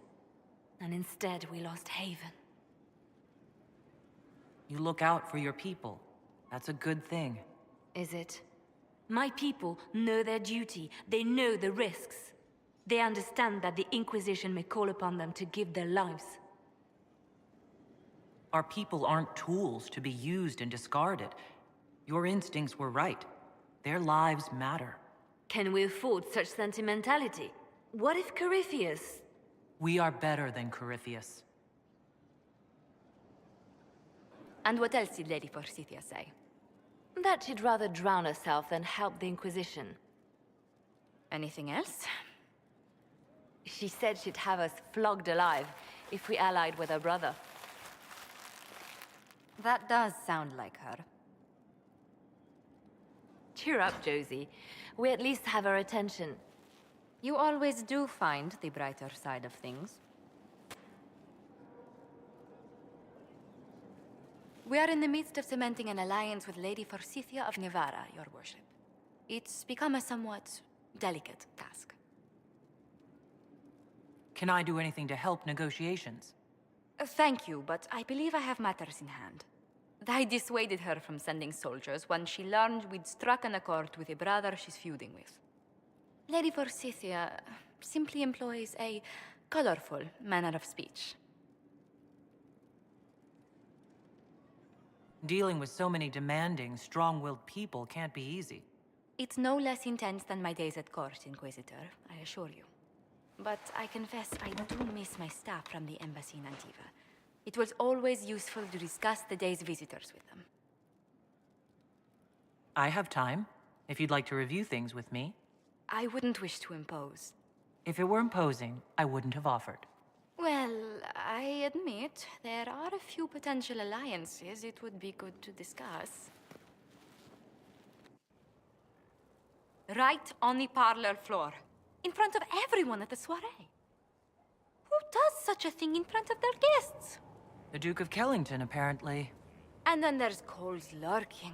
It frightens our guests half to death. Lord Jennar still won't respond to our letters. And Sarah, can she not find a single overshirt with that mustard taint on it? Then there's Dorian. The man refuses to take anything seriously unless it suits its whim. Not to mention... Oh goodness. Have we been here an hour already? It went by so quickly, I didn't even notice. You're far too polite.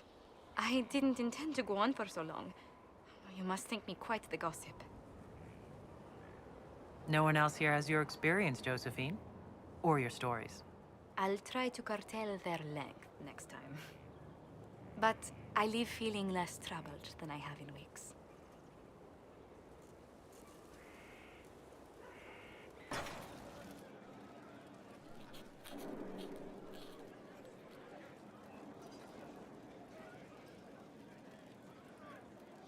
Battling the demons of paperwork?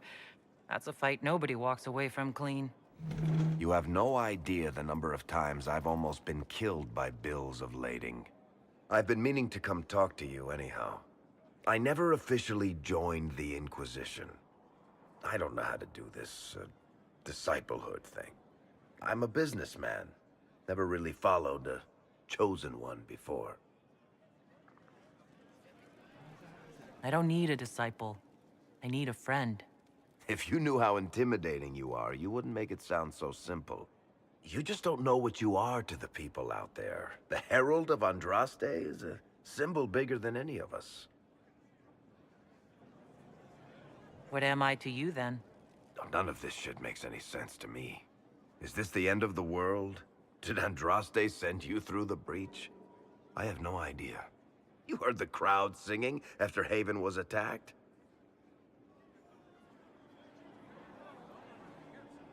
Whatever I am to Thedas, I'm still just an ordinary person.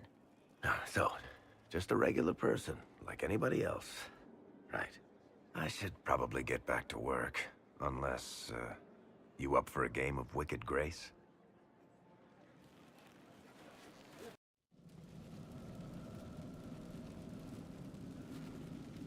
Inquisitor? The Arcanist has arrived?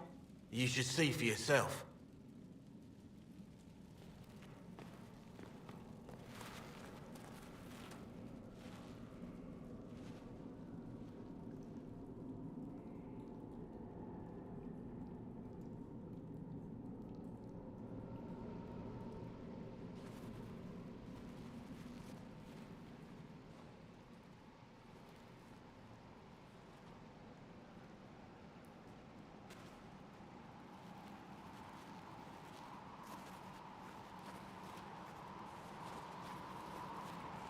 Hello there.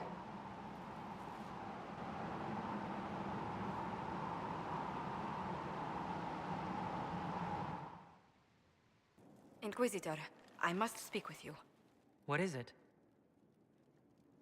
I must explain something first about the Montilier's fortunes.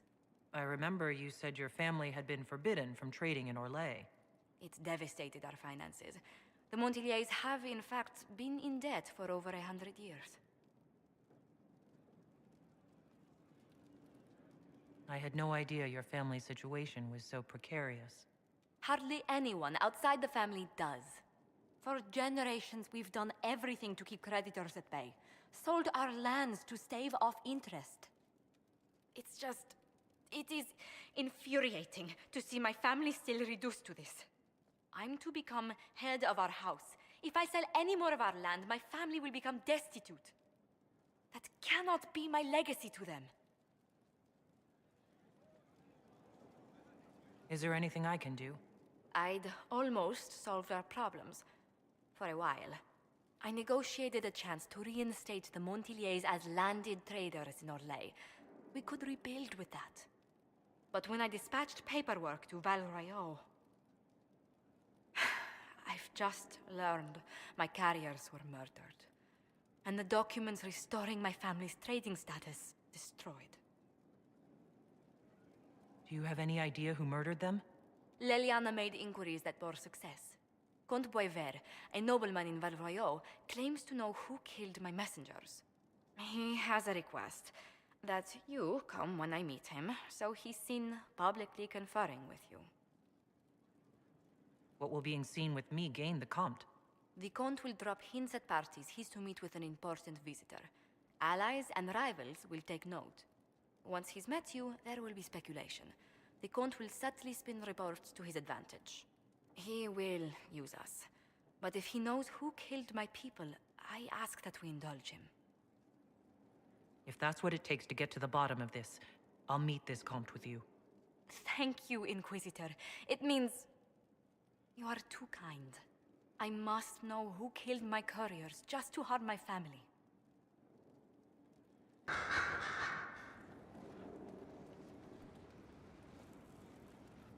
Anything interesting? A letter regarding Felix, Alexius' son. He went to the Magisterium, stood on the Senate floor and told them of you. A glowing testimonial, I'm informed.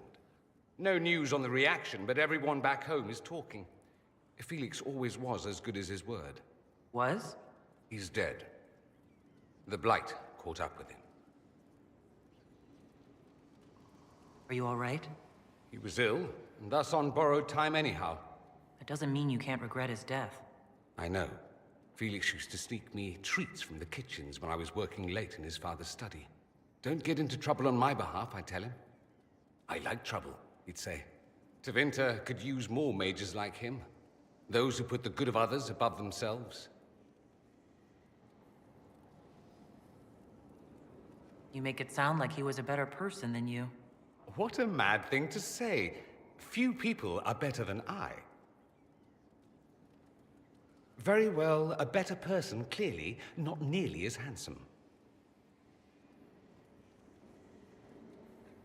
Thankfully, Felix wasn't the only decent sort kicking around Thedas.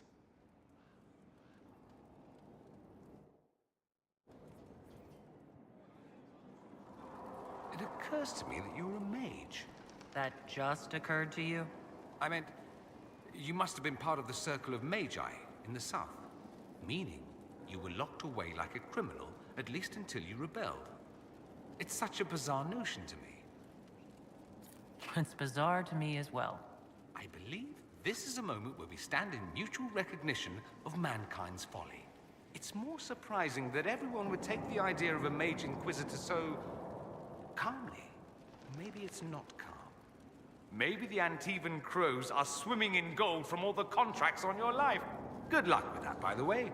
Grand fun being the one in charge. I should go. Dorian, there's a letter you need to see. A letter? Is it a naughty letter? A humorous proposal from some Antivan dowager? Not quite. It's from your father. From my father? I see. And what does Magister Hallward want, pray tell? A meeting. Show me this letter. I know my son? What my father knows of me would barely fill a thimble. This is so typical. I'm willing to bet this retainer is a henchman, hired to knock me on the head and drag me back to Tevinter. This could be the Venatori. Lure us somewhere remote, then an ambush. Perhaps. Although this does look like my father's penmanship. Or, could he have joined the Venatori? No, that can't. Well, anything is possible.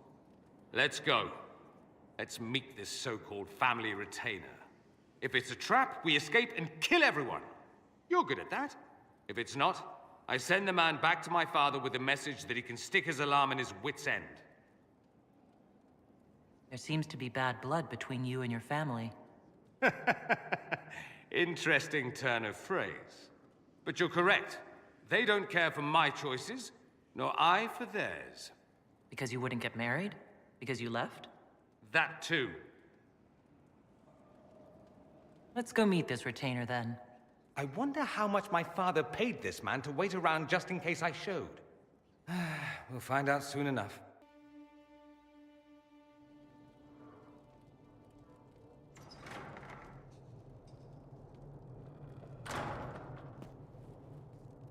Uh-oh, nobody's here. This doesn't bode well. Dorian. Father. So the whole story about the family retainer was just, what? A smokescreen? Then you were told. I apologize for the deception, Inquisitor. I never intended for you to be involved. Of course not. Magister Parvus couldn't come to Skyhold and be seen with the dread Inquisitor. What would people think? What is this exactly, Father? Ambush? Kidnapping? Warm family reunion? This is how it has always been. I should leave you to work this out. Oh, no, you don't. I want a witness. I want someone to hear the truth. Dorian, there's no need to. I prefer the company of men. My father disapproves. I'll need you to explain that.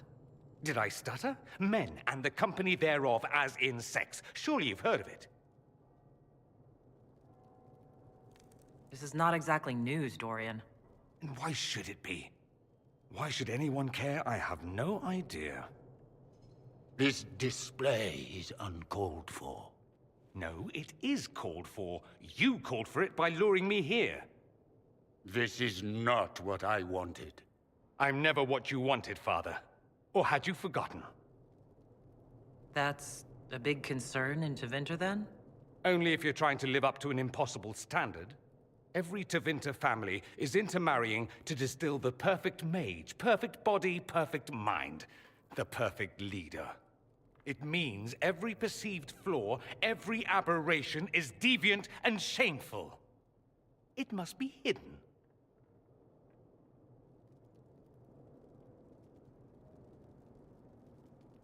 So that's what all of this is about? Who you sleep with? That's not all it's about. Dorian, please. If you'll only listen to me. Why? So you can spout more convenient lies? He taught me to hate blood magic. The resort of the weak mind. Those are his words. But what was the first thing you did when your precious heir refused to play pretend for the rest of his life? You tried to change me. I only wanted what was best for you. You wanted the best for you. Your fucking legacy. Anything for that.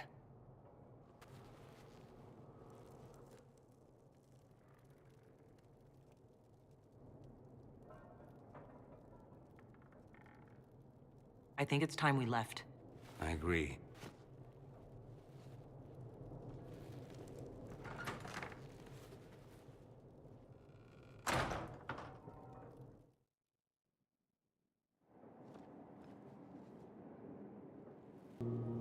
He's a good man, my father. Deep down.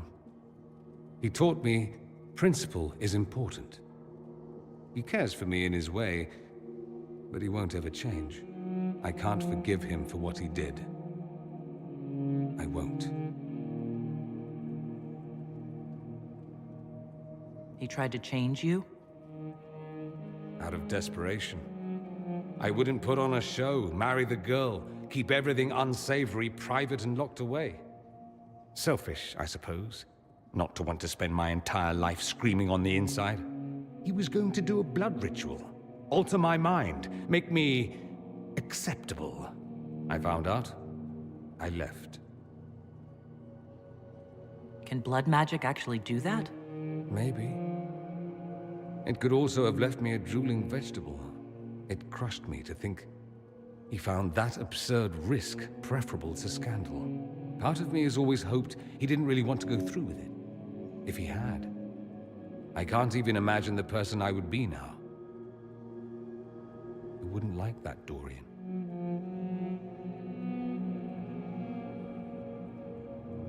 Are you all right? No, not really.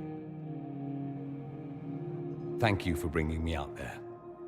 Even if it didn't work out. Maker knows what you must think of me now, after that whole display. I think you're very brave.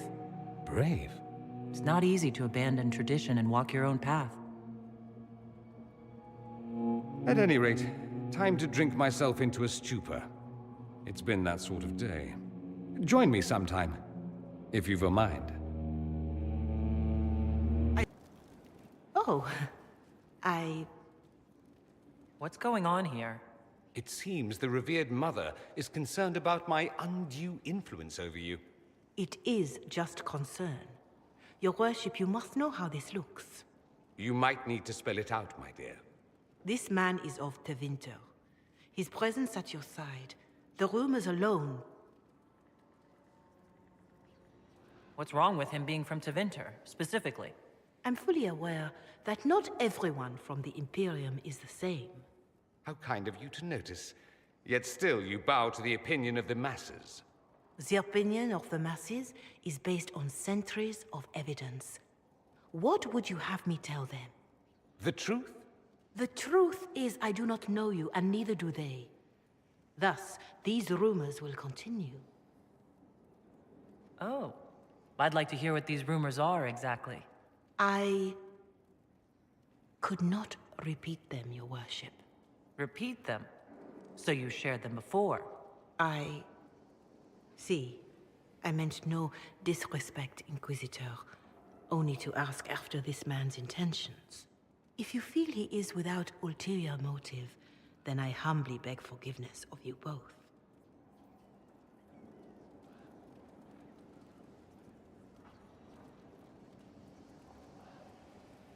Well, that's something.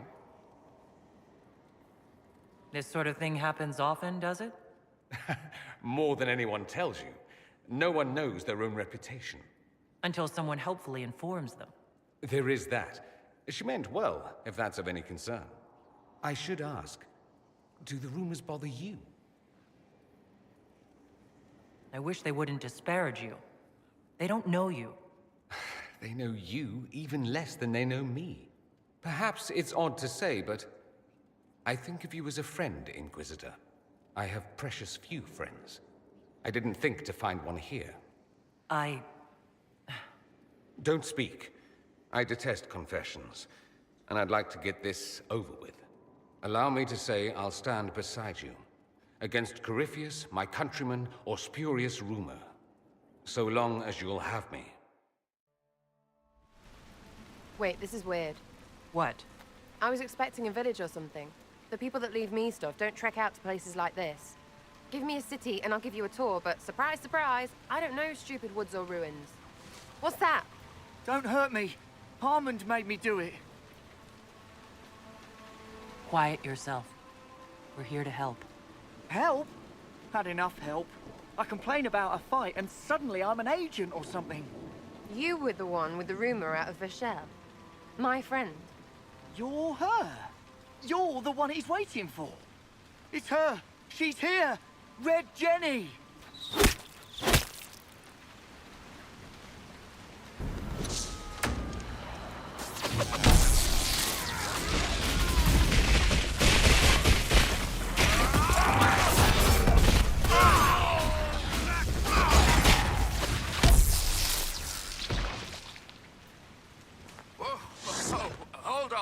I was not aware the Inquisitor was personally involved. This is a tragic misunderstanding. Let's all sheathe our swords, you walk out, and we'll conduct this like business. Don't believe this piss bag. He started it. There. That wasn't so hard, was it? We identified the confusion, and we worked past it. I'm Lord Pelharmond. I do hope, Inquisitor, that you continue to respond to reason. After all, your choice of company is hardly virtuous. Freaking user, you are. Another noble prick who punches down. We're the same, you and I. Well, that is overstating it. You are nothing like me. But we both need people. You want to talk now, but Sarah is my ally. You attacked her friends. Come now. You know how much her meddling cost me? Because apparently you were complicit. Honestly, previous to this very moment, I thought you'd also been tricked by these Red Jennies. You're of noble birth, and as Inquisitor, you are more than a peer. I attacked them on behalf of us both. Arse biscuit. Quiet. Inquisitor, Herald, I don't want to be your enemy. I'm barely invested in being hers. If you are willing to recognize an opportunity, we could be exceptional partners.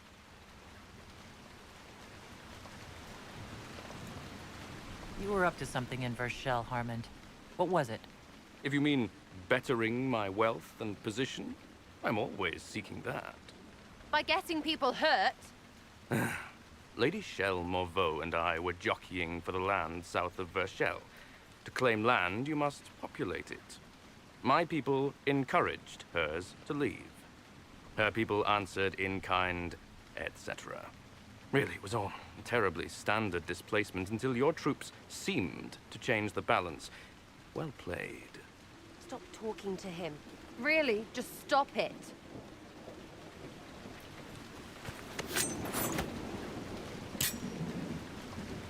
Now what was the point of that? Mother, puss bucket, friggin' bastard, shitebag, piss face. Eat it, you lop-eared son of an arsenal, rot-suck piece of... Sarah! What? I think you're done. At this point, you're making wine. Ugh, that makes it worse. Friends, Inquisitor. Better than his lot any day. Hey, you. Know what? Thanks. Felt good to stomp the smile off that pisshead's face. It doesn't go bad like that often, yeah? But when it does, they deserve it. Risky, but keep it within the Inquisition and I'll support you. Even though this puckered around us? Even so. Well, good then. Right, what do you mean? Because I am really not used to that acceptance thing you're doing right there. We'll have some differences, but I want to be one of your friends. You're pretty big to be one of my contacts. Important, I mean, not fat. But all right, Inquisitor. You're on my good side. We'll see if it lasts. Ah, good. We're not drinking alone. How you doing, creme de la creme? Your worship, I'm so glad he has someone new to hit with that joke. I can think of worse places to go with Cremisius. So can the chief, believe me. He loves his nicknames. Hey, when I was growing up, my name was just this series of numbers. We all give each other nicknames under the Qun. They ever wear shirts under the Qun, chief? Or do they just run around binding their breasts like that? It's a harness, creme. Yes, for your pillowy man bosoms. Let me know if you need help binding. You could really chisel something out of that overstuffed look. Did you always know? Yes. It's not the most fortunate thing to know about yourself growing up in Tevinter, one rung above slavery. In Kunadar, creme would be an Akunathlak. That's what we call someone born one gender but living like another. And Kunari don't treat those Akun people any differently than a real man. They are real men, just like you are. Maybe your people aren't so bad after all. Don't get your hopes up, Creme. We still come down hard on the back talk. Anyway, here's the rest of the charges, or what's left of the rest. A lot of them went looking for stronger drinks.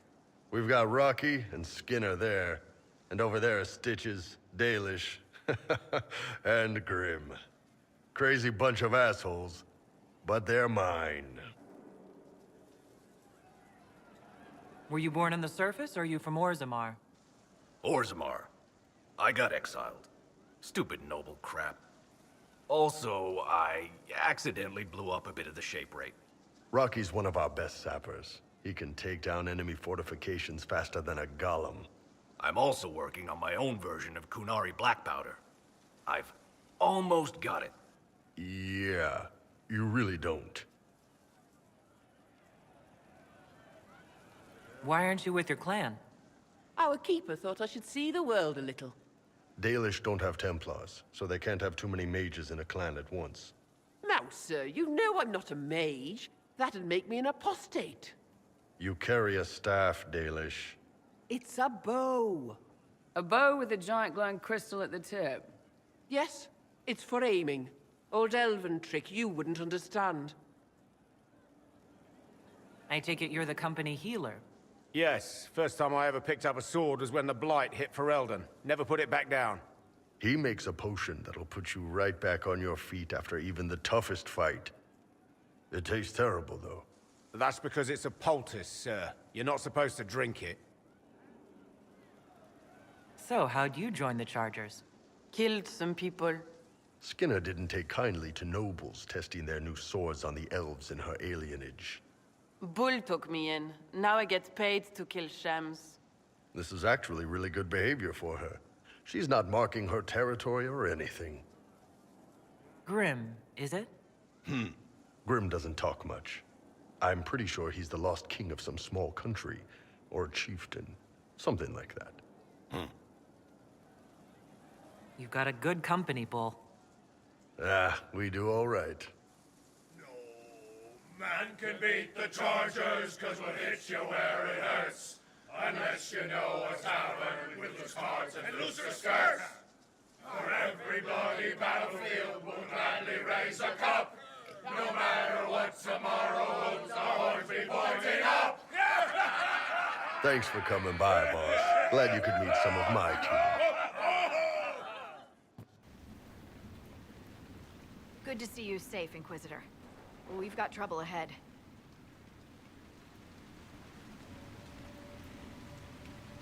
If you're on edge, I should alert the entire Inquisition. Or increase my hazard pay. That's an option. Are things that bad?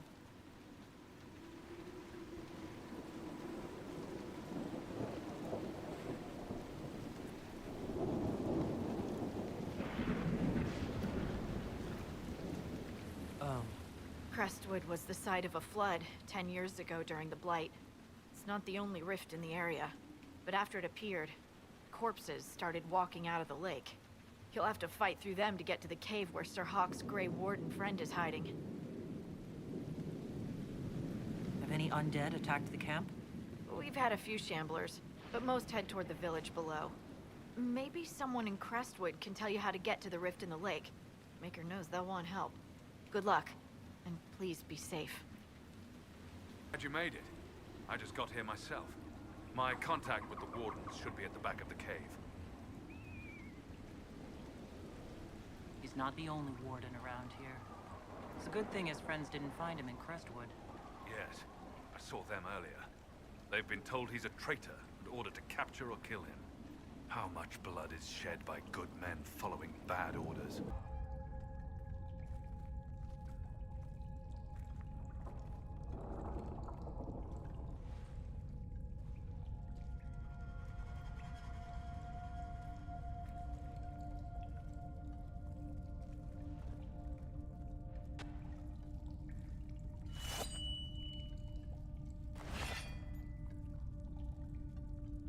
It's just us.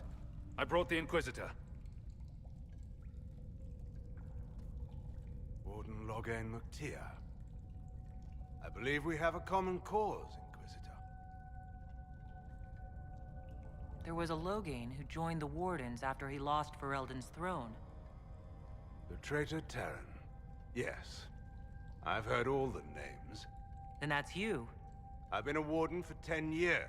They will never fully consider me theirs. Something I've had cause to be grateful for recently. Most of you Wardens disappear.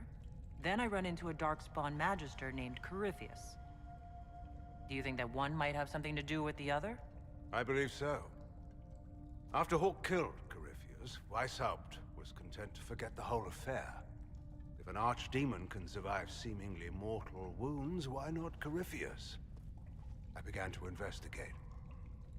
I found evidence, but no proof.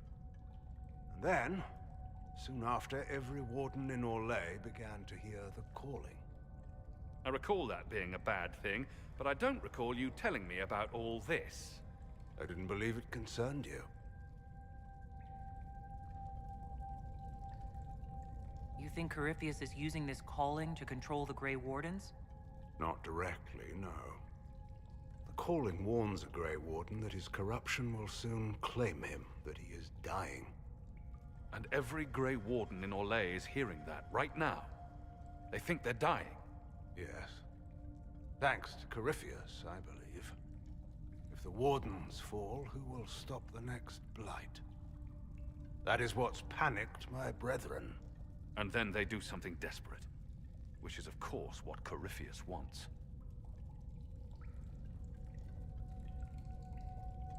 Is the calling they're hearing real? Or is Corypheus mimicking it somehow? I don't know. Even as a senior Warden, I knew little about him. The Wardens believe it to be real, despite my warnings about Corypheus. And that is all that matters at the moment. You said all the Wardens are hearing the calling. Does that include you? Yes. It's like an itch at the back of my mind.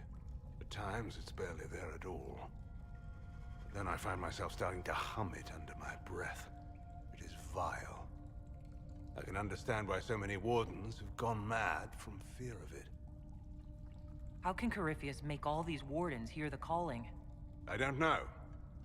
It's likely part of his nature. Corypheus is, or was, once a mortal man. The Blight owns him, but it did not create him. Wardens are tied to the Blight through the Darkspawn. That is how Corypheus influences Warden minds. Somehow he is using that power to mimic the calling.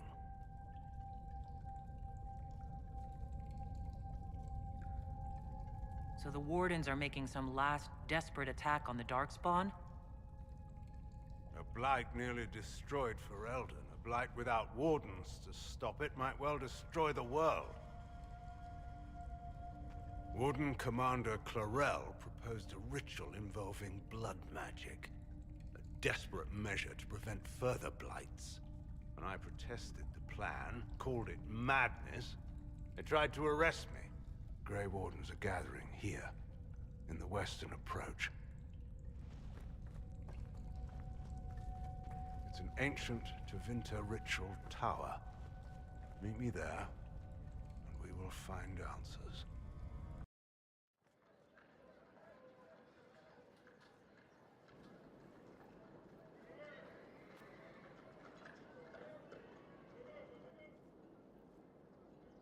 Welcome, my friend. Thank you for seeing us, Comte Baver. The honor is mine. Please, sit. It's an honor to assist two such distinguished guests.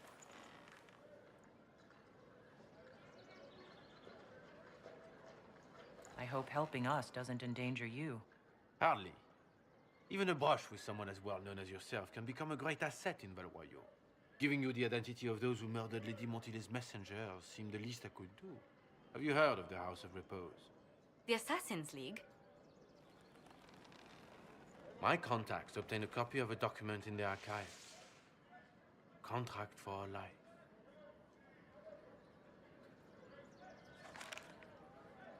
The House of Repose is hereby sworn to eliminate anyone attempting to overturn the Montily's trading exile in Orlais. They're not just after your messengers, Josephine. They'll try for you, too. I am afraid so, yes. The contract was signed by a noble family. The Du Paraquets. But the Du Paraquets died out as a noble line over 60 years ago. Indeed. But the contract was signed 109 years ago. How can a family try to kill you after they died out? The Du Paraquets were our rivals. They drove the Montily's from Val Royeaux. This contract was drawn up over 100 years ago, but it wasn't invoked until I tried to overturn my family's exile. Unpleasant though it may be, the House of Repose is merely fulfilling its contractual duties. If the people who wanted your family dead are gone, why are the assassins still after you? A contract is a contract, Inquisitor. Orlesian businesses live and die by their reputations.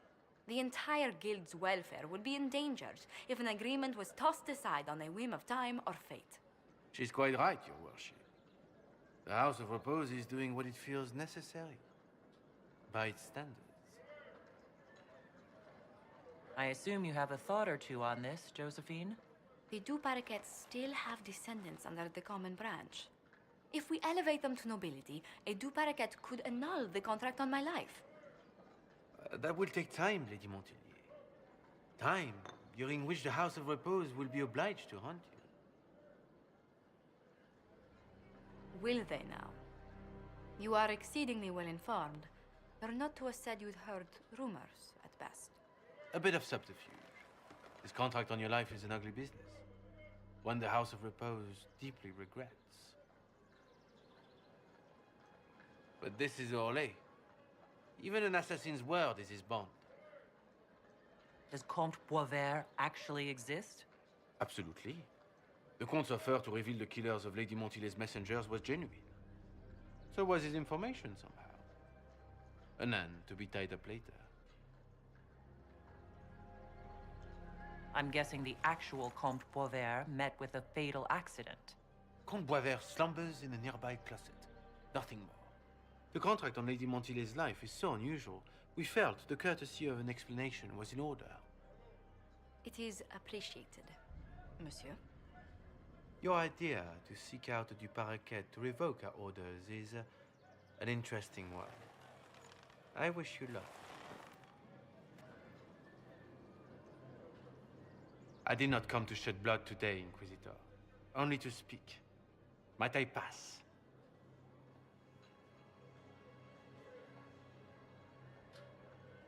Why warn us about your contract and let us go? In Orlais, it is only decent to inform those involved in a contract when extraordinary circumstances conspire. And the guild's reputation would suffer if you ignored the contract. I quite understand. Thank you, my lady. May we conclude with my departure?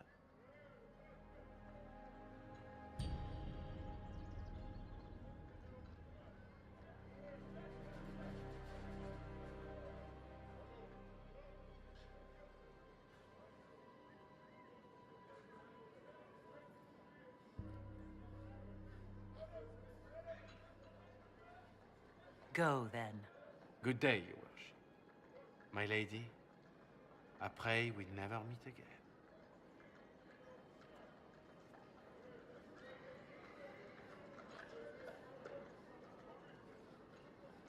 I'm so sorry, Inquisitor. I never thought my family's trading status would trap us in an assassin's plot. Between our soldiers and spies, Sky holds safer than anywhere else in Thedas. Yet the problem persists. I've tracked down the last Duparequets. If they become gentry, they can annul the contract on my life. We'll require a noble from Val Royeaux to sponsor them, a judge to provide documents, a minister to ratify them. It's so like you to take the longest course of action, even when your life is at stake. I assume you already know everything about this mess. There is a faster way, Josephine. The original contract on your life is in the vaults of the House of Repose. If my agents infiltrate it and destroy the original, the assassin will have no obligation to chase you. Leliana, please. I want no more bloodshed over a personal affair. Don't be so stubborn, Josie. How long will it take you to gather these favors in Val Royeaux?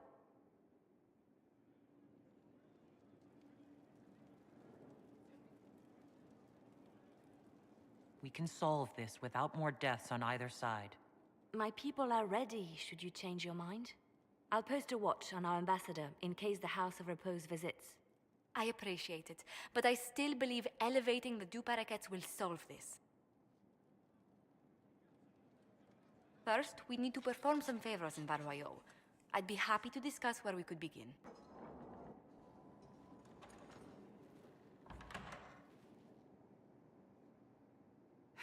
I can keep staring at this, but I won't get any closer. Keep banging your head against the problem. It'll go away eventually. I'm predictable, I know. I suppose I'll never find them on my own. We saw so many Red Templars at the assault on Haven. Perhaps all that was left of the Order. What we didn't see was Lord Seeker Lucius. Indeed, I've seen no hint of any Seekers amongst the Red Templars, or anywhere. I have a growing suspicion Corypheus has imprisoned them. Why imprisoned? He could just as easily have killed them. Not easily. But yes, they may be dead. But the Seekers began this war against the mages. They cannot have simply vanished. There must be a trail we can follow, yet so far I have only discovered hints. But they could have ended up just like the Red Templars. Seekers do not use lyrium. I assume Corypheus gained control of the Templars by corrupting the lyrium they were already taking. To do the same to a Seeker, you'd have to force the lyrium upon him. That may be what happened, but it couldn't have begun that way. We're missing a piece of the puzzle, Inquisitor. I need to find it. Finding them obviously means a lot to you. I left the Order, but I can never abandon them.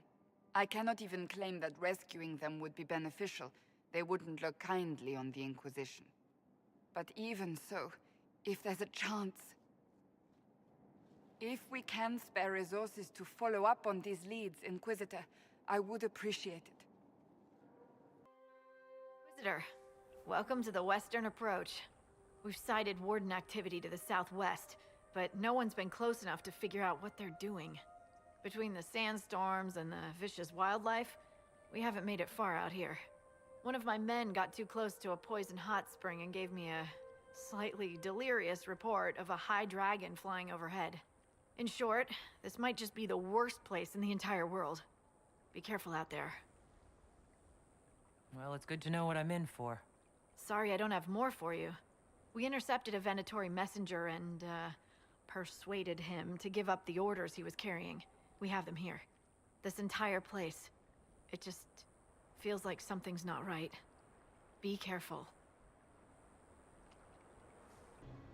Good. Whatever's happening has already started. We saw lights coming from the tower. Blood magic, I'd wager. You can smell it. Or see the corpses. You take point. I'll guard your backs.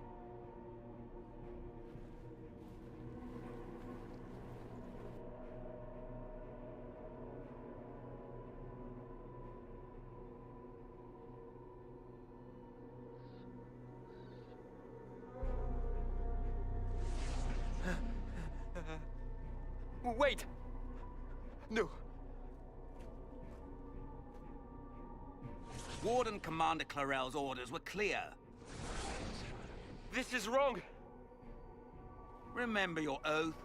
In war, victory. In peace, vigilance. In death... I'm sorry. Sacrifice.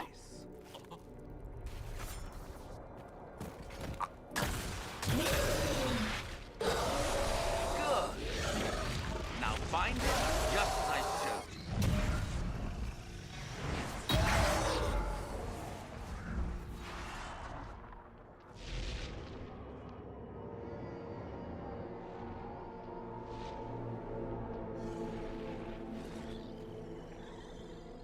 Inquisitor, what an unexpected pleasure. Lord Livius Erimond of Virantium, at your service. You're no warden, mage. But you are. The one Clarel let slip. And you found the Inquisitor and came to stop me. Shall we see how that goes? It looks like you've already done some of my work for me. What, him? We simply needed his blood. Oh, were you hoping to garner sympathy? Maybe make the Wardens feel a bit of remorse? Wardens, hands up! Hands down. Corypheus controls them. They did this to themselves. You see, the calling had the Wardens terrified. They looked everywhere for help. In desperation, they turned to the Imperium. Yes, and since it was my master who put the calling into their little heads, we in the Venatori were prepared. I went to Clarel full of sympathy, and together we came up with a plan. Raise a demon army, march into the deep roads, and kill the old gods before they wake. Ah, I was wondering when the demon army would show up. You knew about it, did you? Well then, here you are. Sadly for the Wardens, the binding ritual I taught their mages has a side effect. They're now my master's slaves. This was a test. Once the rest of the Wardens complete the ritual, the army will conquer Thedas. So Corypheus influenced the Wardens and made them do this ritual? Made them? No! Everything you see here, the blood sacrifices to bind the demons, the Wardens did it of their own free will. Fear is a very good motivator, and they were very afraid. You should have seen Clarel agonize over the decision. Burdens of command, I suppose. Why would the Wardens try to kill the old gods? A blight happens when dark spawn find an old god and corrupt it into an archdemon. If someone fought through the deep roads and killed the old gods before they could be corrupted, poof, no more blights, ever. The Wardens sacrificed their lives and saved the world. Although I fear history will remember them a little differently now. Why would Clarel risk using demons? Demons need no food, no rest, no healing. Once bound, they will never retreat, never question orders.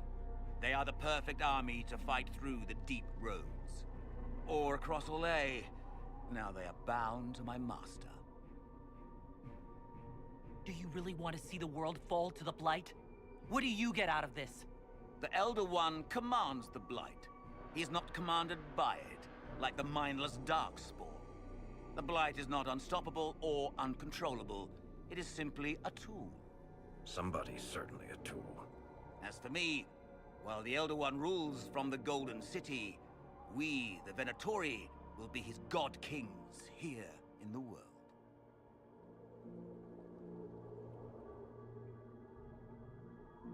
Release the Wardens from the binding and surrender. I won't ask twice.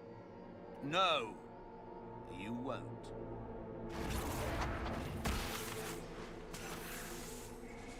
The Elder One showed me how to deal with you in the event you were foolish enough to interfere again. That mark you bear, the anchor that lets you pass safely through the veil, you stole that from my master.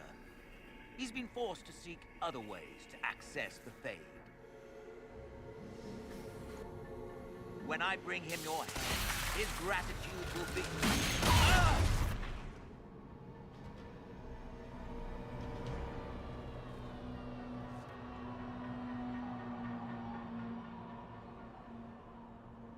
Kill them!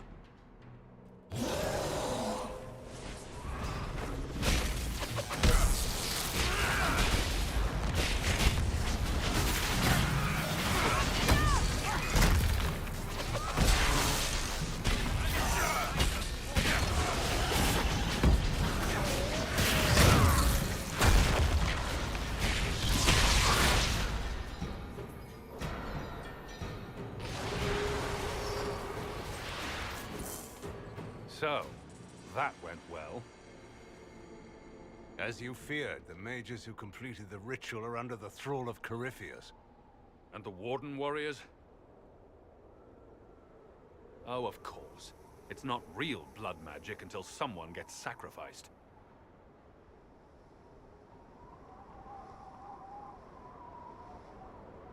Ahriman lied to the Wardens. They were trying to prevent future blights. With blood magic and human sacrifice. Despite their lack of wisdom, they acted out of necessity. All blood mages do. Everyone has a story they tell themselves to justify bad decisions. And it never matters. In the end, you are always alone with your actions. In the direction Eramon fled, the only structure of note is an abandoned Warden fortress, Adamant. I suspect we'll find the Wardens there. I suppose it's fortunate a friend once gave me some old maps.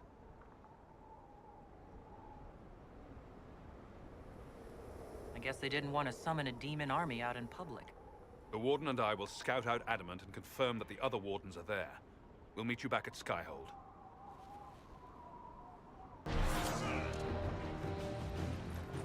As the Seekers of Truth have proven resistant to the effects of Red Lyrium, the Elder One has seen fit to place them in your care.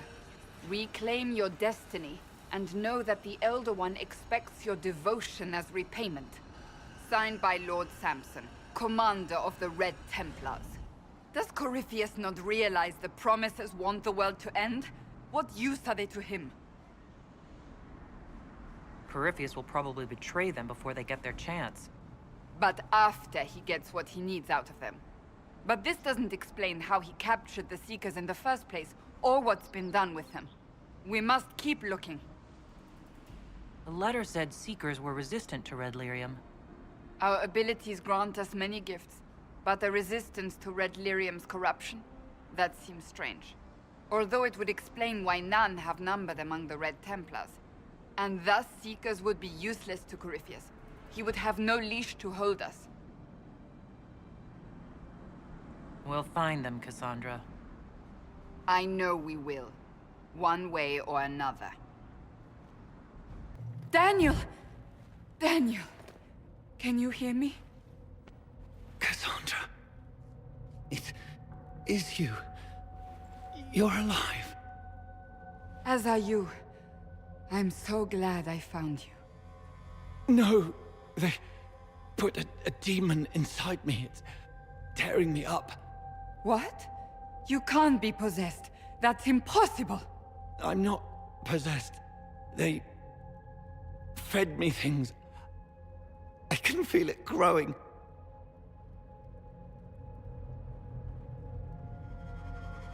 What could they hope to gain from this? Our powers, revenge, who knows? The Lord Seeker. You have to find him. Of course we'll find him. If he lives, we'll... Lucius betrayed us, Cassandra. He sent us here, one by one. An important mission, he said. Lies! He was here with them all along. He's still working with them. But we met Lord Seeker Lucius in Val Royeaux. He couldn't have been here. That wasn't him. It was a demon, masquerading. What? How could that be? The Lord Seeker allowed it. He let the demon take command while he... came here. If we find the Lord Seeker, he's dead. Wait. Don't leave me like this, please.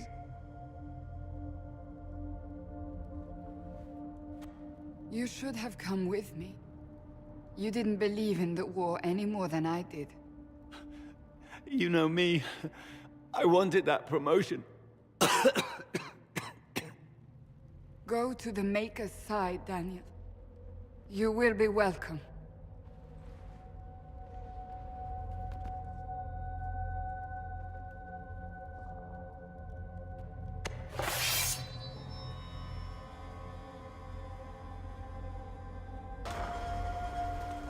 Lord Seeker Lucius. Cassandra, with a woman I can only assume is the new Inquisitor. And you're the man who betrayed his own order. I presume you know we Seekers of Truth were once the original Inquisition. Oh yes. We fought to restore order in a time of madness long ago, as you do now. And we became proud. We sought to remake the world, to make it better. But what did we create? The Chantry, the Circles of Magi. A war that will see no end. And aiding Corypheus is supposed to help? Corypheus is a monster with limited ambition. And your ambition is so much greater. We Seekers are abominations, Cassandra. We created a decaying world and fought to preserve it even as it crumbled. We had to be stopped. You don't believe me? See for yourself. The secrets of our order passed to me after the former Lord Seeker was slain. The war with the mages had already begun, but it was not too late for me to do the right thing. And this was the right thing? Lord Seeker, what you've done... I know. What Corypheus did with the Templars does not matter. I have seen the future. I have created a new order to replace the old. The world will end so we can start anew. A pure beginning. Join us, Cassandra. It is the Maker's will.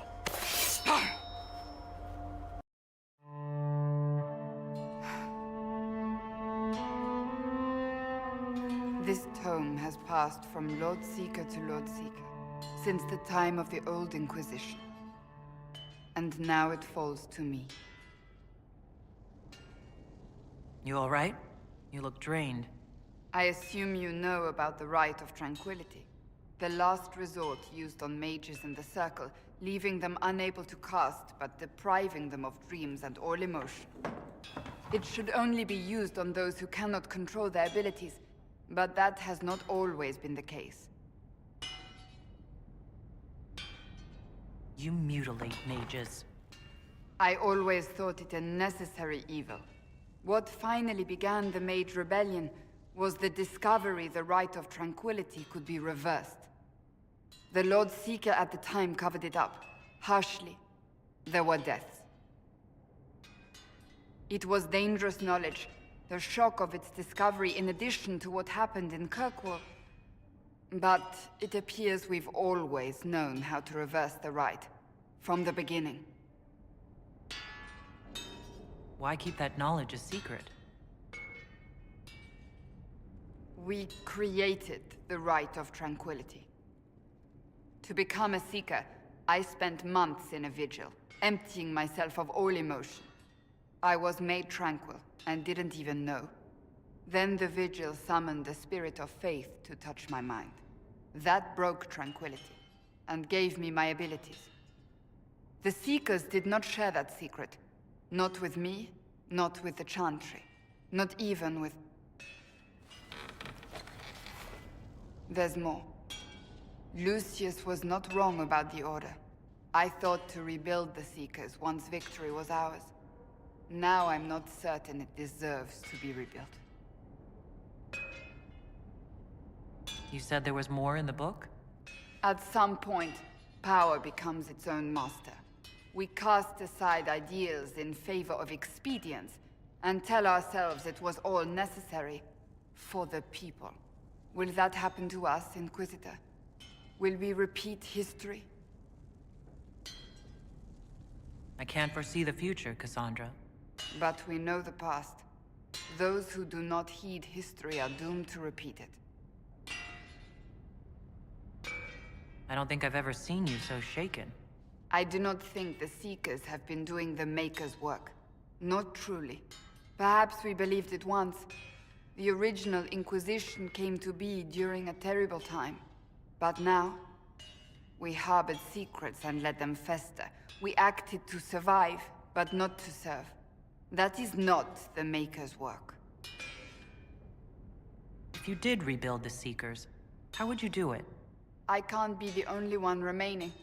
We will always spread to the winds, and some may still be out there. I would find them one by one. We would all read this book, no more secrets. Then together we would establish a new charter. The Maker's work in truth. You keep saying that, but what is the Maker's work? There is no way to know for certain. That is why we must seek it out. Perhaps we lost our way because we stopped looking. Rebuild the Seekers. Make them better than they were.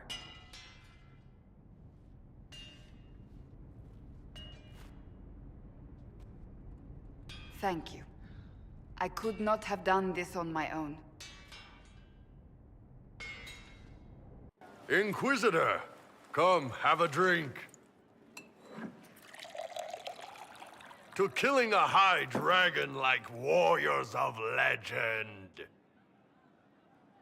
What exactly am I supposed to be drinking? Maras lok. What does that mean? It means drink!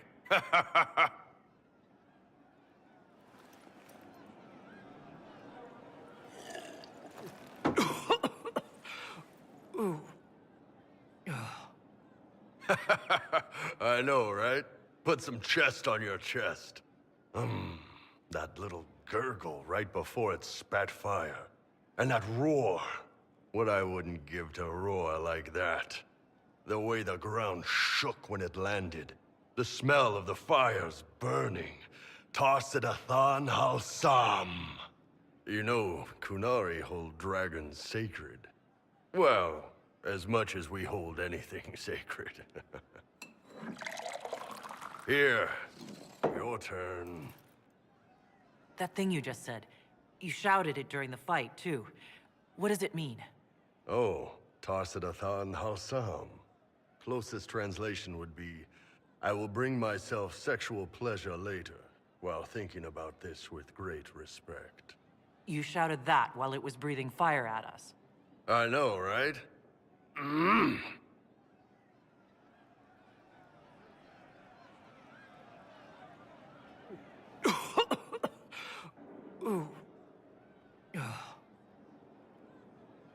Yes, the second cup's easier.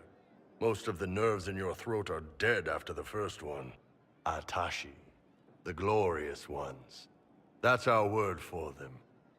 Atashi. Why do you think the Kunari think of dragons that way? Well, you know how we have horns. We kind of look more dragony than most people. Maybe it's that. But a few of the Ben Hasrath have this crazy old theory. See, the Tamasrans control who we mate with. They breed us for jobs like you'd breed dogs or horses. What if they mixed in some dragon a long time ago? Maybe drinking the blood, maybe magic, I don't know. But something in that dragon we killed spoke to me. When you put it like that, I'm worried I killed one of your gods or something. Nah, one of Tevinter's gods, maybe. They worship dragons, right? Kill the shit out of them all you like. Dragons are the embodiment of raw power. But it's all uncontrolled. Savage. So, they need to be destroyed. Taming the wild. Order out of chaos. Have another drink.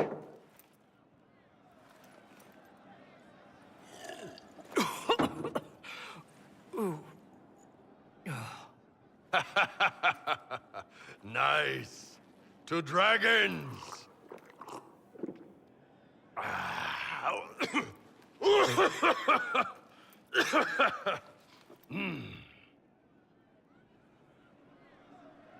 To finding the biggest, baddest things in the world and showing them that we're badder. Anan. Adamant Fortress has stood against the Darkspawn since the time of the Second Blight. Fortunately for us, that means it was built before the age of modern siege equipment. A good trebuchet will do major damage to those ancient walls. And thanks to our Lady Ambassador... Lady Cyril of Jadar was pleased to lend the Inquisition her sabers. They've already delivered the trebuchets. That is the good news. None of that accounts for the Warden summoning a giant demon army. That is the bad news. The Inquisition forces can breach the gate, but if the Wardens already have their demons... I found records of Adamant's construction. There are choke points we can use to limit the field of battle. That's good. We may not be able to defeat them outright. But if we cut off reinforcements, we can carve you a path to Warden Commander Clarel. Taking this fortress is going to get a lot of good soldiers killed. Our soldiers know the risks, Inquisitor, and they know what they're fighting for. It'll be hard fought, no way around it, but we'll get that gate open. It's also possible that some Wardens may be sympathetic to our cause. The warriors may be willing to listen to reason, though I doubt they will turn against Clarel directly. The mages, however, are slaves to Corypheus. They will fight to the death. We've built the siege engines and readied our forces, Inquisitor. Give the word, and we march on Adamant.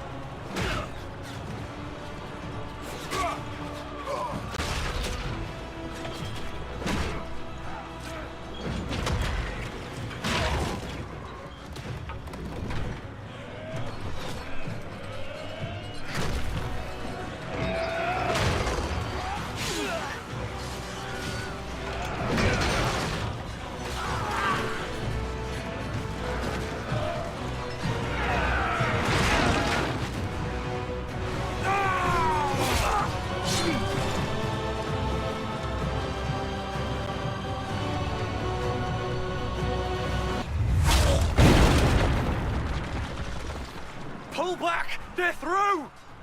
All right, Inquisitor. You have your way in. Best make use of it. We'll keep the main host of demons occupied for as long as we can.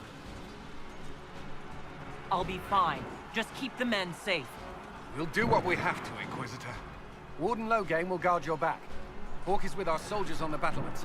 He's assisting them until you arrive.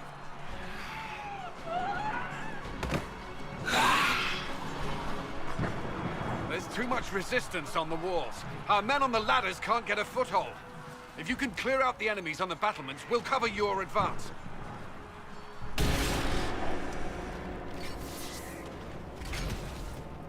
Wardens! We are betrayed by the very world we have sworn to protect.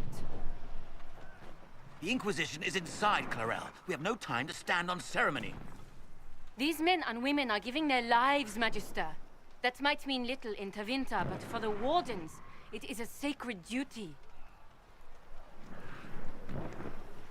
Are you ready, Jaina?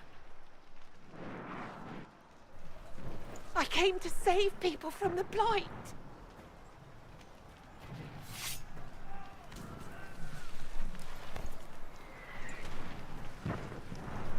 And so you shall, child.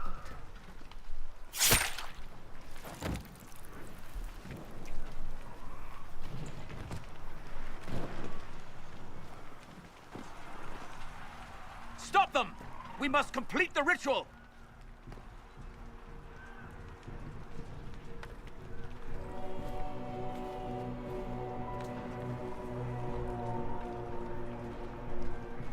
Clarel! If you complete that ritual, you're doing exactly what Aramond wants!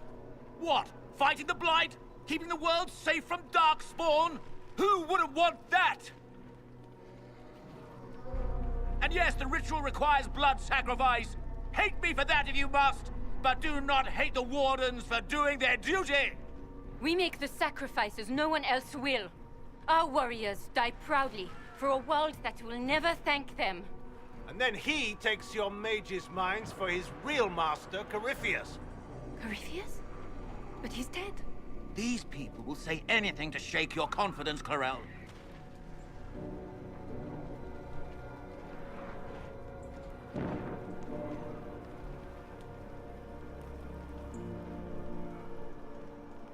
Bring it through!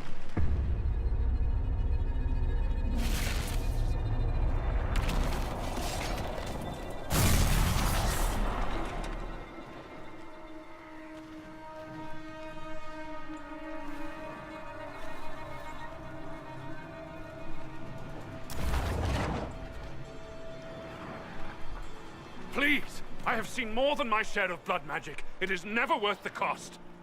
I betrayed the Wardens once and it cost me everything. Are you mad enough to think I'd do it again?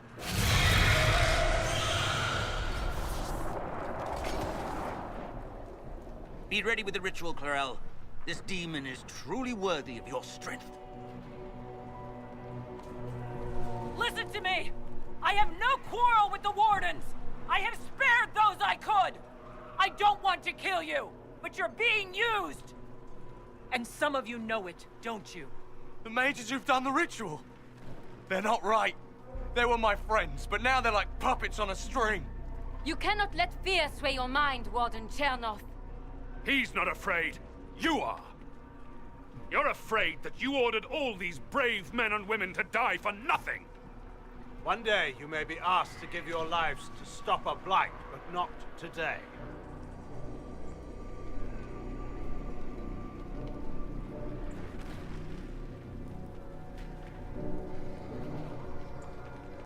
Clarel, we have come so far. You're the only one who can do this. Perhaps we could test the truth of these charges to avoid more bloodshed. Or perhaps I should bring in a more reliable ally. My master thought you might come here, Inquisitor. He sent me this to welcome you.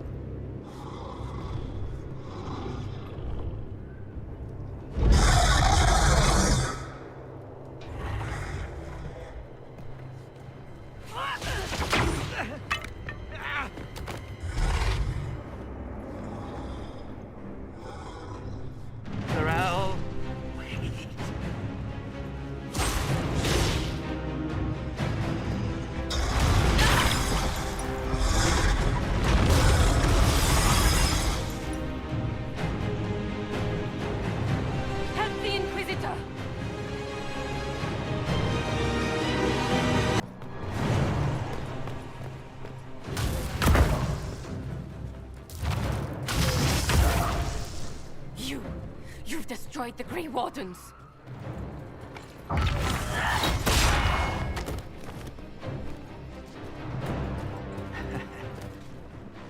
You did that to yourself, you stupid bitch.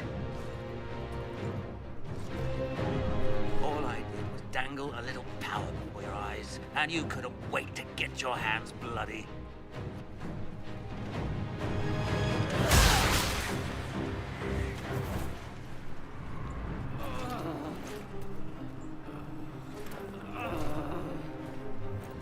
You could have served a new god.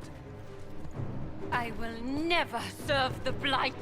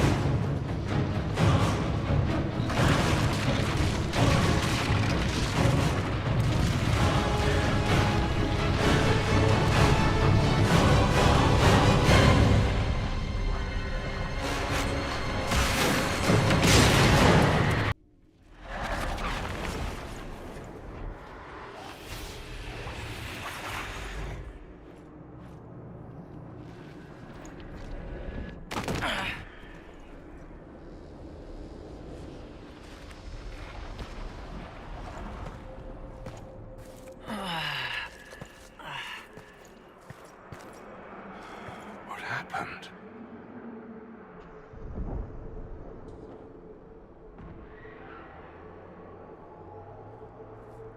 We were falling. If this is the afterlife, the Chantry owes me an apology. This looks nothing like the Maker's bosom. No. The Inquisitor opened another rift with the Mark. This is the Fade.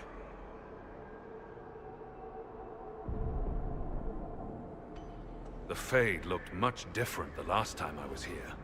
The first time I entered the Fade, it looked like a lovely castle filled with gold and silks. I met a marvelous desire demon, as I recall. We chatted and ate grapes before he attempted to possess me. Perhaps the difference is that we are here physically. This is no one's dream. The stories say you walked out of the Fade at Haven. Was it like this? I don't know. I still can't remember what happened the last time I did this. Well, whatever happened at Haven, we can't assume we're safe now. That huge demon was right on the other side of that rift Eramond was using. And there could be others. This is shitty. I'll fight whatever you give me, boss. But nobody said nothing about getting dragged through the ass end of Demon Town. In the real world, the rift producing the demons was nearby in the main hall. Can we return to the world through that?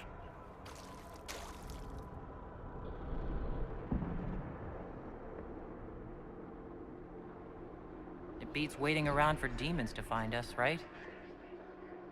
There, let's go.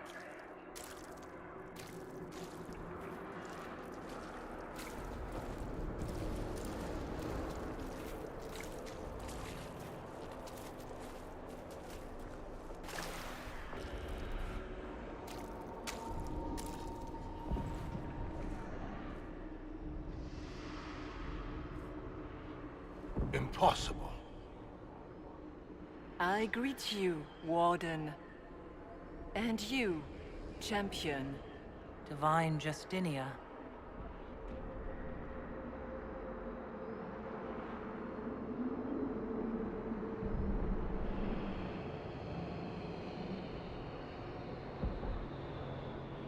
From the little I remember of what happened at Haven, I thought you were dead. It can't be the Divine. It's most likely a demon. You think my survival impossible, Yet here you stand alive in the Fade yourselves. In truth, proving my existence either way would require time we do not have. Really? How hard is it to answer one question? I'm a human, and you are... I am here to help you. You do not remember what happened at the Temple of Sacred Ashes, Inquisitor. The real Divine would have no way of knowing that I've been made Inquisitor. I know, because I have examined memories like yours, stolen by the demon that serves Corypheus. It is the nightmare you forget upon waking. It feeds off memories of fear and darkness, growing fat upon the terror. The false calling that terrified the Wardens into making such grave mistakes? Its work. Then perhaps I owe this nightmare a visit. You will have your chance, brave Warden. This place of darkness is its lair.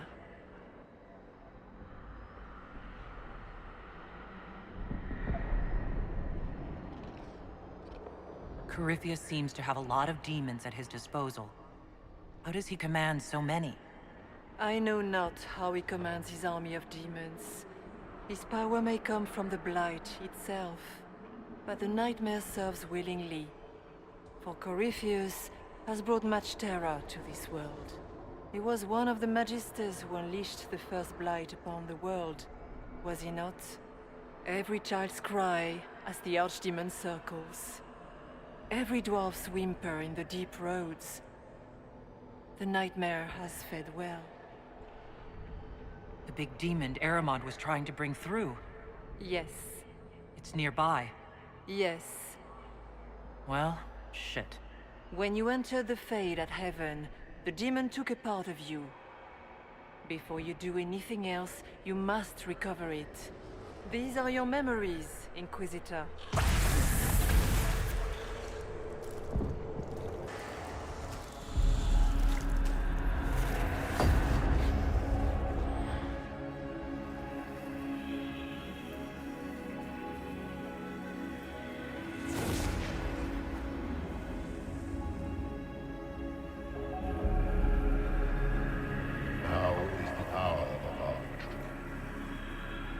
Why are you doing this?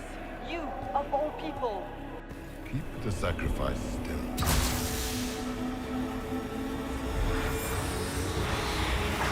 Someone, help me!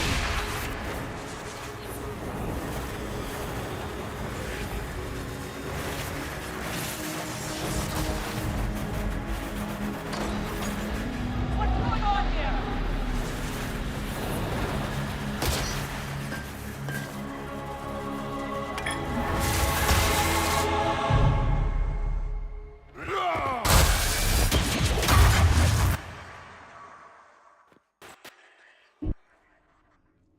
So Andraste didn't bestow her mark upon you, it came from the orb Corypheus used in his ritual. Corypheus intended to rip open the veil, use the anchor to enter the Fade, and throw open the doors of the Black City. Not for the old gods, but for himself. When you disrupted his plan, the orb bestowed the anchor upon you instead. I never thought Andraste did this. I did this myself. Through my actions. No maker required. And now you may be certain. You cannot escape the lair of the nightmare until you regain all that it took from you. You have recovered some of yourself, but now it knows you are here. You must make haste. I will prepare the way ahead. Is there a problem, Hawk? I wondered if you might be concerned about the Grey Wardens holding the Divine in that vision. Their actions led to her death. Corypheus had clearly taken the Warden's minds. You yourself have seen them do this. In any case, we can deal with that after we escape. Oh, I intend to. This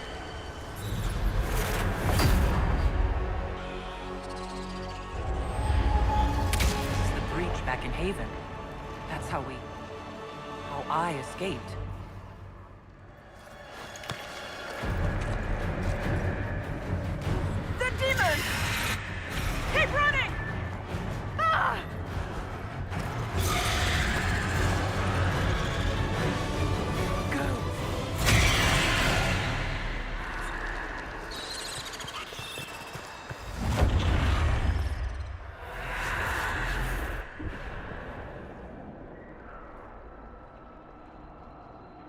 was you.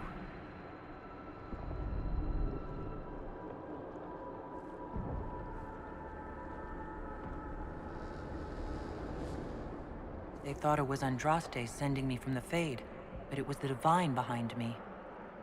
And then you... she died.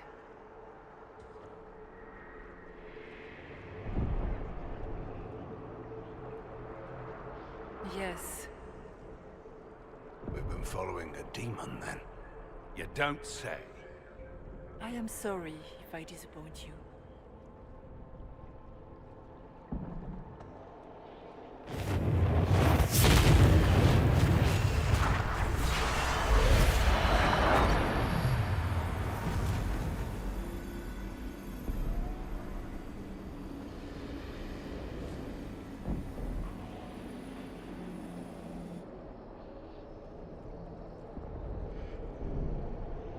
The only thing that's important right now is getting out of the Fade. Whatever you are, you've helped us so far. What we do know is that the mortal divine perished at the temple, thanks to the Grey Wardens. Corypheus controlled them. We've discussed this already. This spirit has no further revelations. We should work on getting back to Adamant alive. Assuming that the Wardens and their demon army didn't destroy the Inquisition while we were gone. I see. Atrocities are your purview alone. You tore Kirkwall apart and started the Mage Rebellion. To protect innocent mages, not madmen drunk on blood magic. But you'd ignore that, because you can't imagine a world without the Wardens, even if that's what we need.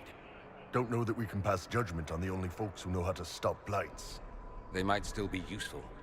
What if Corypheus conjures another blight? You never know. I don't know what to tell you. There are a few good ones, but an awful lot of the Wardens I've known went crazy.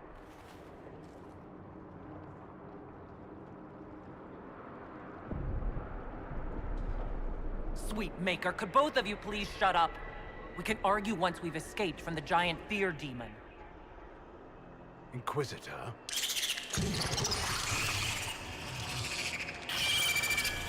The nightmare has found us. Form up! I'm with you.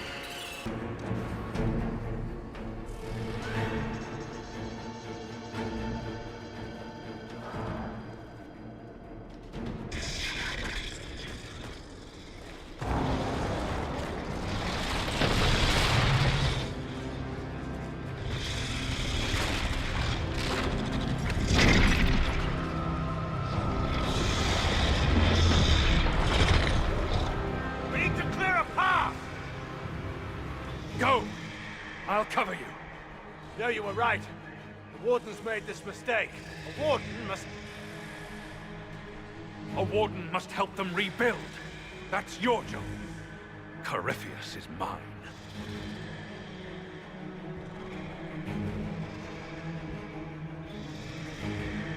Logain. Fight well. You will not die while I draw breath. For the Warden!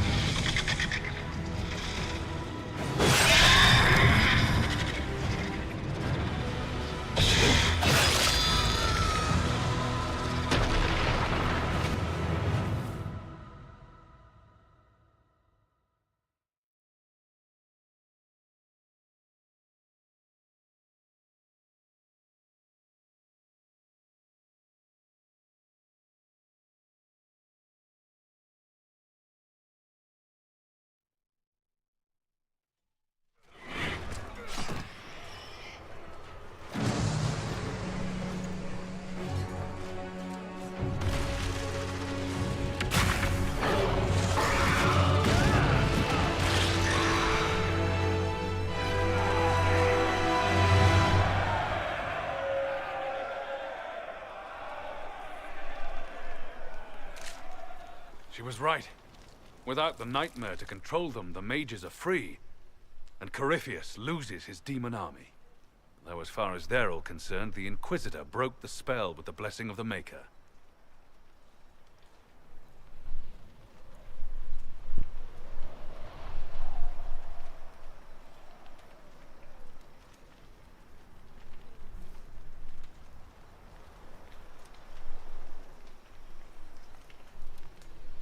came out of this alive.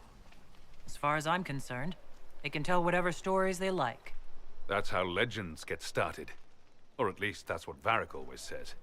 Inquisitor, the archdemon flew off as soon as you disappeared. The Venatori Magister is unconscious but alive. Cullen thought you might wish to deal with him yourself. As for the Wardens, those who weren't corrupted helped us fight the demons. We stand ready to help make up for Clarel's tragic mistake. Where is Loghain?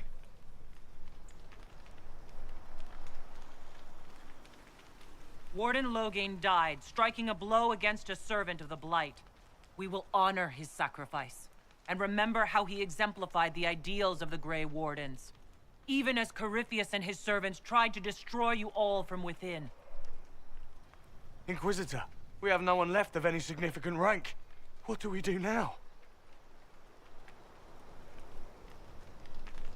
You stay and do whatever you can to help. Loghain died for the ideals of the Wardens. In war, victory. And we are still at war. Do you believe the Wardens can still help? I do, your worship. You're still vulnerable to Corypheus, and possibly his Venatori. But there are plenty of demons that need killing. While they do that, I'll inform the Wardens at Weishaupt what's happened. Best they not get caught off guard. Thank you, your worship. We will not fail you.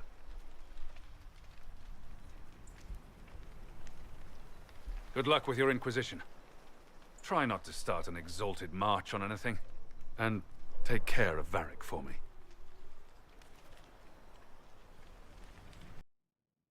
Hawk sent me one final report. He's on his way to Weishaupt. As for the Grey Wardens, they are fighting demons and Red Templars while staying clear of Venatori. You dealt Corypheus a significant blow, Inquisitor.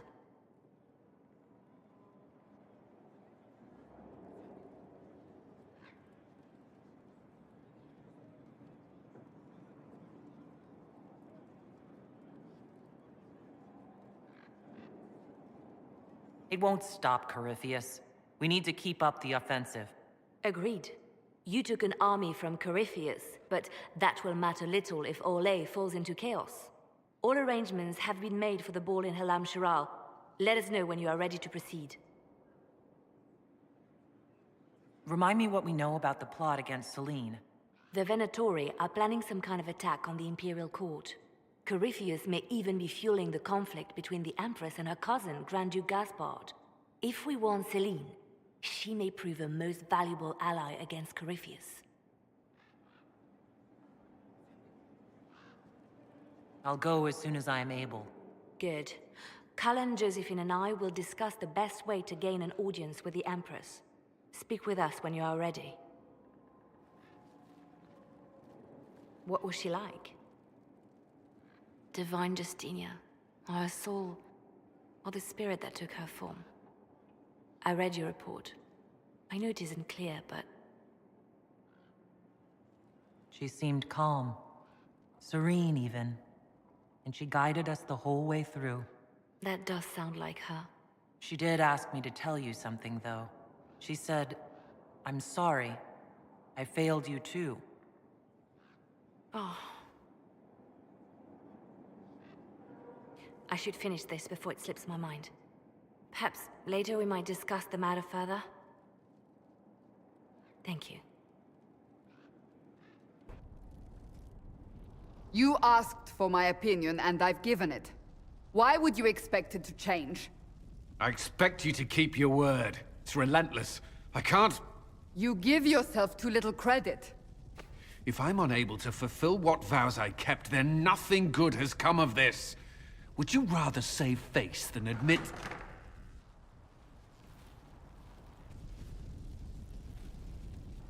Forgive me. And people say I'm stubborn. This is ridiculous.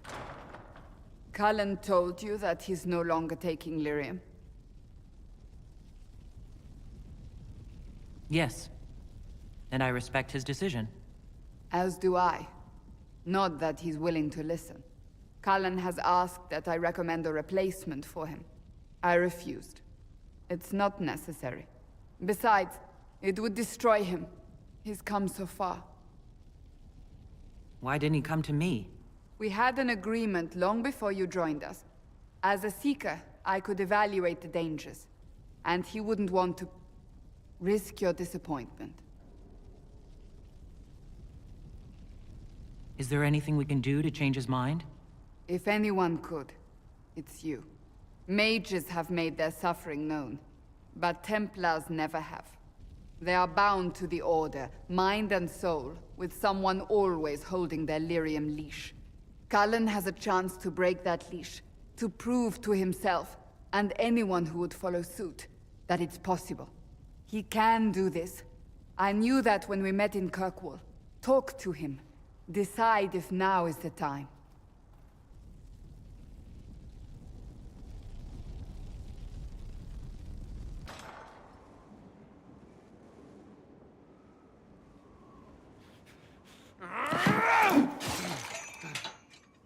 Maker's breath. I didn't hear you enter. Forgive me.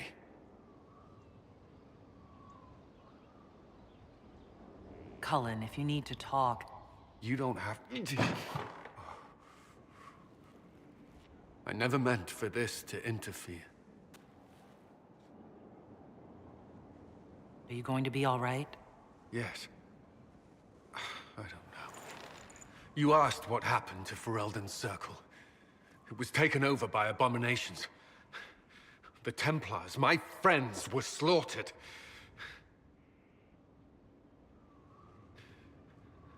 I was tortured. They tried to break my mind, and I... How can you be the same person after that? Still, I wanted to serve. They sent me to Kirkwall. I trusted my Knight Commander, and for what? Her fear of mages ended in madness. Kirkwall's Circle fell. Innocent people died in the streets. Can't you see why I want nothing to do with that life? Of course I can. Don't. You should be questioning what I've done. I thought this would be better. That I would regain some control over my life, but these thoughts won't leave me. How many lives depend on our success? I swore myself to this cause. I will not give less to the Inquisition than I did to Chantry. I should be taking it. I should be taking it. This doesn't have to be about the Inquisition. Is this what you want? No. But these memories have always haunted me. If they become worse, if I cannot endure this...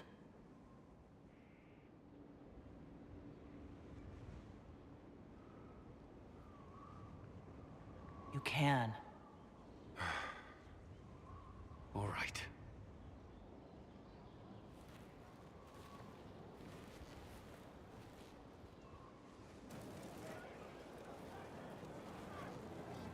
I guess the hero of River Dane's story finally came to an end. Loghain was the Ferelden ideal, you know, the common boy who freed his kingdom and became a Terran. He helped to end the Fifth Blight. The rest aside, that made him a hero. He wasn't the first good man to fall to Corypheus. He won't be the last. This story's no good for heroes. You must be glad that Hawk made it back in one piece. Yeah. Closest thing I've ever seen to a miracle there. Oh, Hawk asked me to tell everyone back in Kirkwall where he's going. Fenris needs to know. Maker, I'm glad I won't be doing this in person. I'd better write some letters. Excuse me. Adamant's influence continues, your worship. I submit Lord Livius Erimond of Virantium, who remains loyal to Corypheus. We found him alive, offering extreme resistance, likely because the Order will ask for his head. In more colorful terms. To say nothing of justice you might personally require for what was suffered in the Fade. Many places felt the pain of adamant. You will answer for a great deal. I recognize none of this proceeding. You have no authority to judge me. On the contrary, many officials have communicated that they will defer to the Inquisitor on this matter. Because they fear. Not just Corypheus, but Tevinter, rightful ruler of every piece of ground you trod in your pathetic life.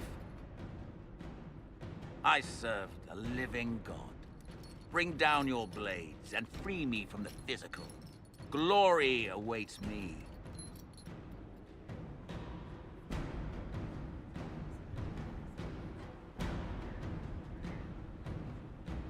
Lord Aramond, any protection you thought you had has apparently been withdrawn. You will die. By my hand. Petty actions. Truth lies in the next world.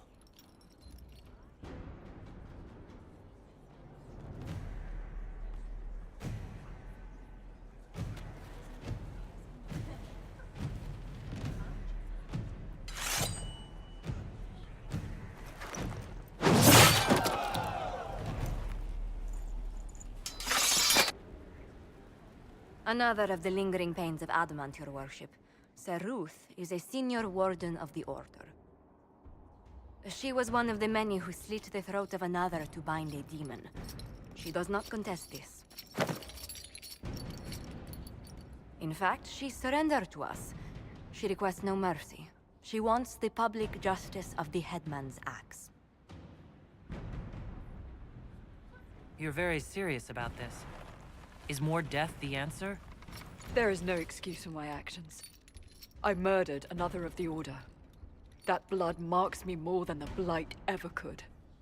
Accepting their actions while thralls of Corypheus, many treaties allow wardens any extreme if it opposes the Blight. I can't do it. I can't use the greater good to justify my crimes, as if it would create a future I could be a part of. It is wrong that this broke me. I've done worse. With full sanction, I can do nothing except be an example of the cost.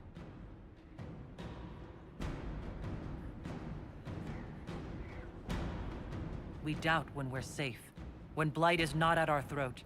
I can't judge a warden, Sir Ruth. No one has that right. You have more faith in the Order than we ourselves have.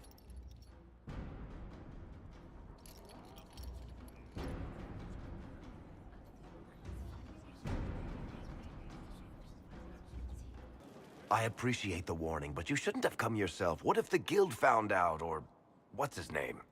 Are you worrying for me or for yourself? A little of column A, a little of column B. I am the expendable one, after all. Oh, don't worry, I'll protect you. We'll just have to... Well, this is a surprise. You're the Inquisitor, right? Bianca Davry, at your service. I take it you're a friend of Varric's. Who isn't a friend of Varric's? You have met him before, right? Your name is Bianca? It's a common name. Half the girls in the Merchants Guild are named Bianca. The other half are named Helga. I lucked out. Why do you both look like cats that got into the cream? She's taken a huge risk coming here herself. Maybe for both of us. You're such a worrier. There's a giant hole in the sky. I think the Merchants Guild has bigger things to think about. Bianca's got a lead on where Corypheus got his red lyrium. The site of Bartran's Folly, the tag Varric found, has been leaked. There's a deep roads entrance crawling with strange humans carting out red lyrium by the handful.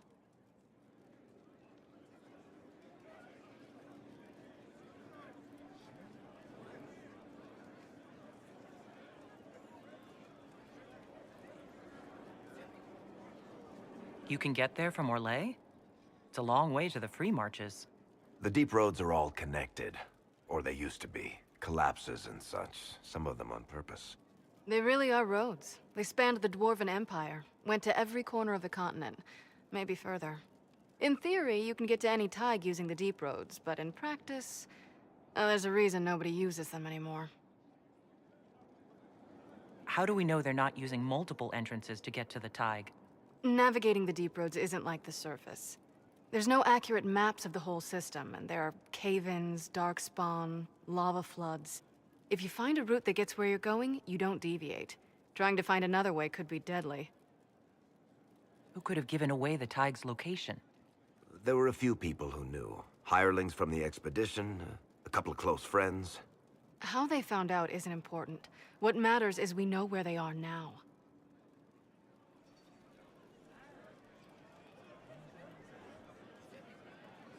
If it's such a secret, how do you know about it, Bianca? I told her. Right after the expedition, I wrote and told Bianca what we found. I had artifacts that needed buyers, and she had more contacts that would pay for them. Plus, I owed her. We need to deal with this. As long as he has this source, Corypheus is that much more powerful.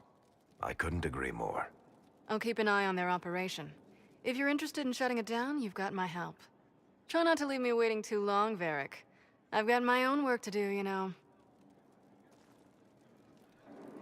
Right. That's not going to be trouble at all. Let me know when you want to head to the entrance.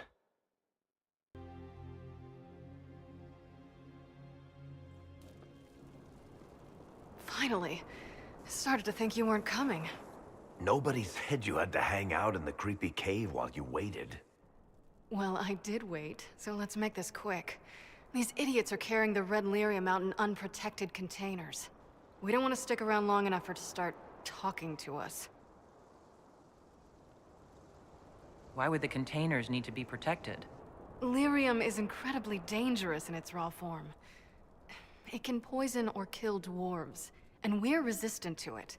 Sometimes it just explodes. No warning. Basically, only crazy people mine lyrium. The mining cast doesn't just sling it into a bucket.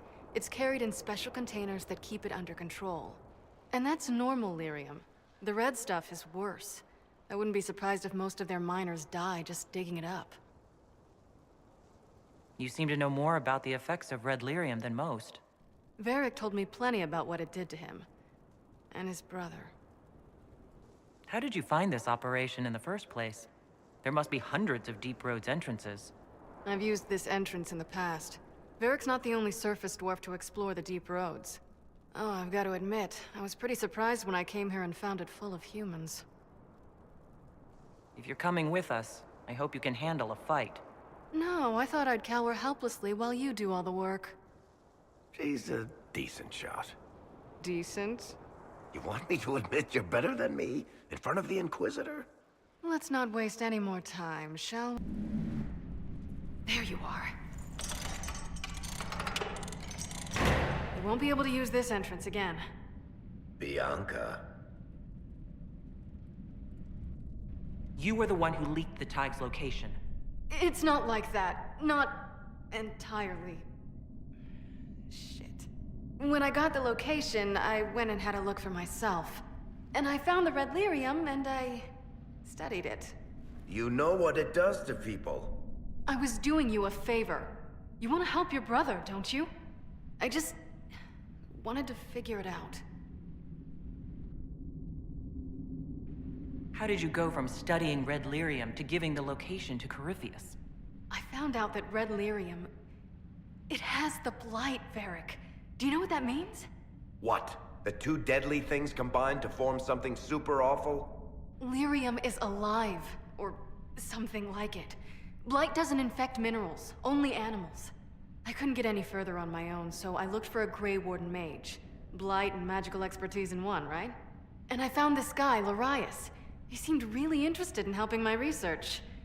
So I gave him a key. Larius? He was the Grey Warden we met in Corypheus's... Oh, shit. I knew something seemed off. I didn't realize until you said you found red lyrium at Haven. I came here and, well, then I went to you.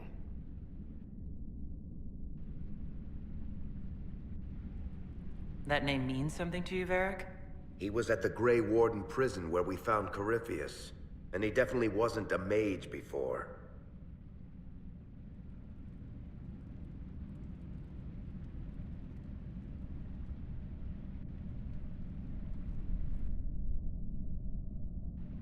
You had to know we'd figure out what happened, Bianca. Why did you insist on coming with us? Varric told me what people were doing with the Red Lyrium. I had to help make this right. You told Varric you had a lead, so we'd straighten out your mistake. I know I screwed up, but we did fix it. It's as right as I can make it. This isn't one of your machines. You can't just replace a part and make everything right. No, but I can try, can't I? Or am I supposed to wallow in my mistakes forever, kicking myself, telling stories of what I should have done? Ha! As if I would tell stories about my own mistakes. The Red Lyrium is out. Closing this entrance won't undo that. We've done all we can here. Bianca, you'd better get home before someone misses you. Varric. Don't worry about it. Get him killed, and I'll feed you your own eyeballs, Inquisitor.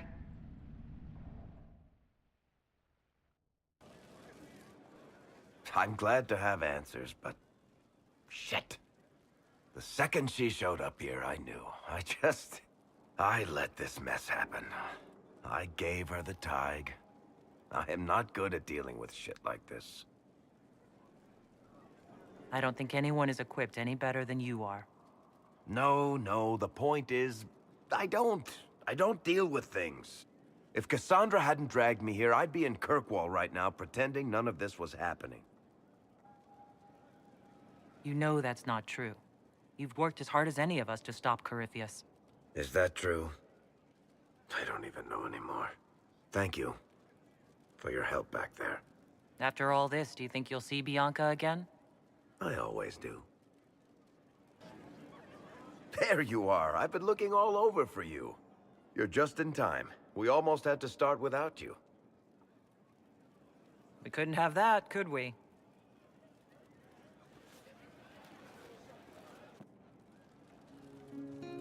I found her, Ruffles. Deal her in. I do hope I recall the rules. It's been ages since I've played a game of Wicked Grace. Grab a seat. We're ready to start. Are we playing cards or what? There's a crown on his head, but a sword too. His head didn't want either. Don't talk to the face cards, kid. You seem to have enough people. I have 1,000 things to do. Losing money can be both relaxing and habit-forming. Give it a try. Curly, if any man in history ever needed a hobby, it's you. Dealer starts. Oh, I believe I'll start at... Oh, 3 coppers. Do you think that's too daring? Maybe I'll make it 1. No. Boldness. 3 it is. Seriously, who starts at 3 coppers? Silver or go home? Sounds good. I'm in. Bolder the better, right? I'm in. Me too. Well, are you in? I'm in, and raising another silver. You haven't even looked at your cards. Our illustrious leader is betting we're bluffing. You are bluffing.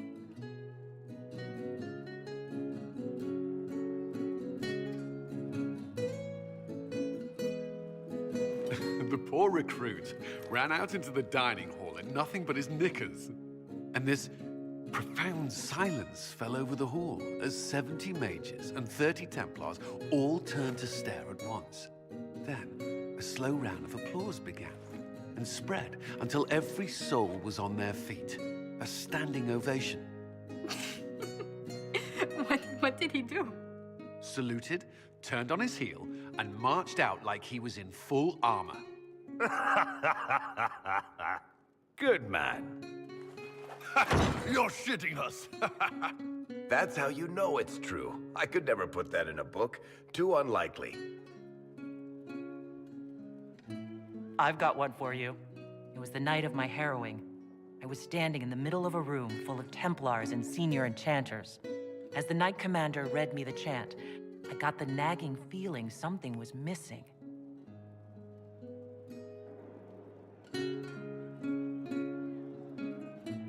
They put me in the Ostwick Circle history book, which the first enchanter kept under lock and key and never spoke of it again.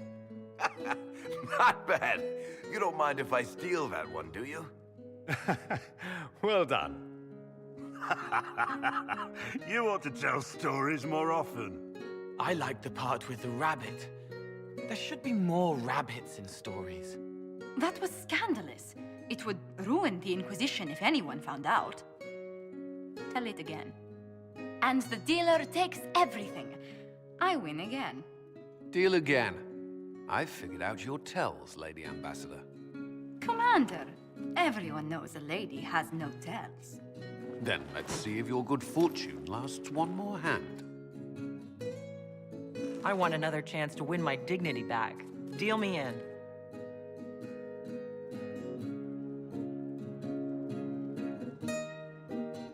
Don't say a word, dwarf.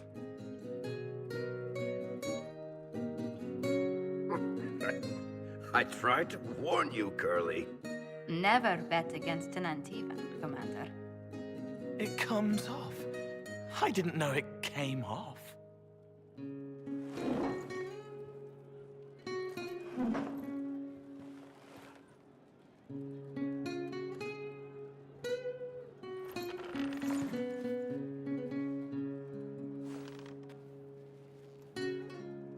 I'm glad you decided to join us tonight. It's too easy to mistake you for the Inquisitor. I enjoyed this. See? That's what I mean. It's easy to forget you're not just an icon or symbol. Like those statues of Andraste holding bowls of fire. At least it is for me. You up for another game when this is all over, Inquisitor? I wouldn't miss it.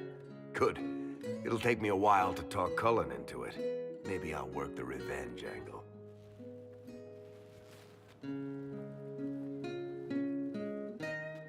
Who's that? Did I win?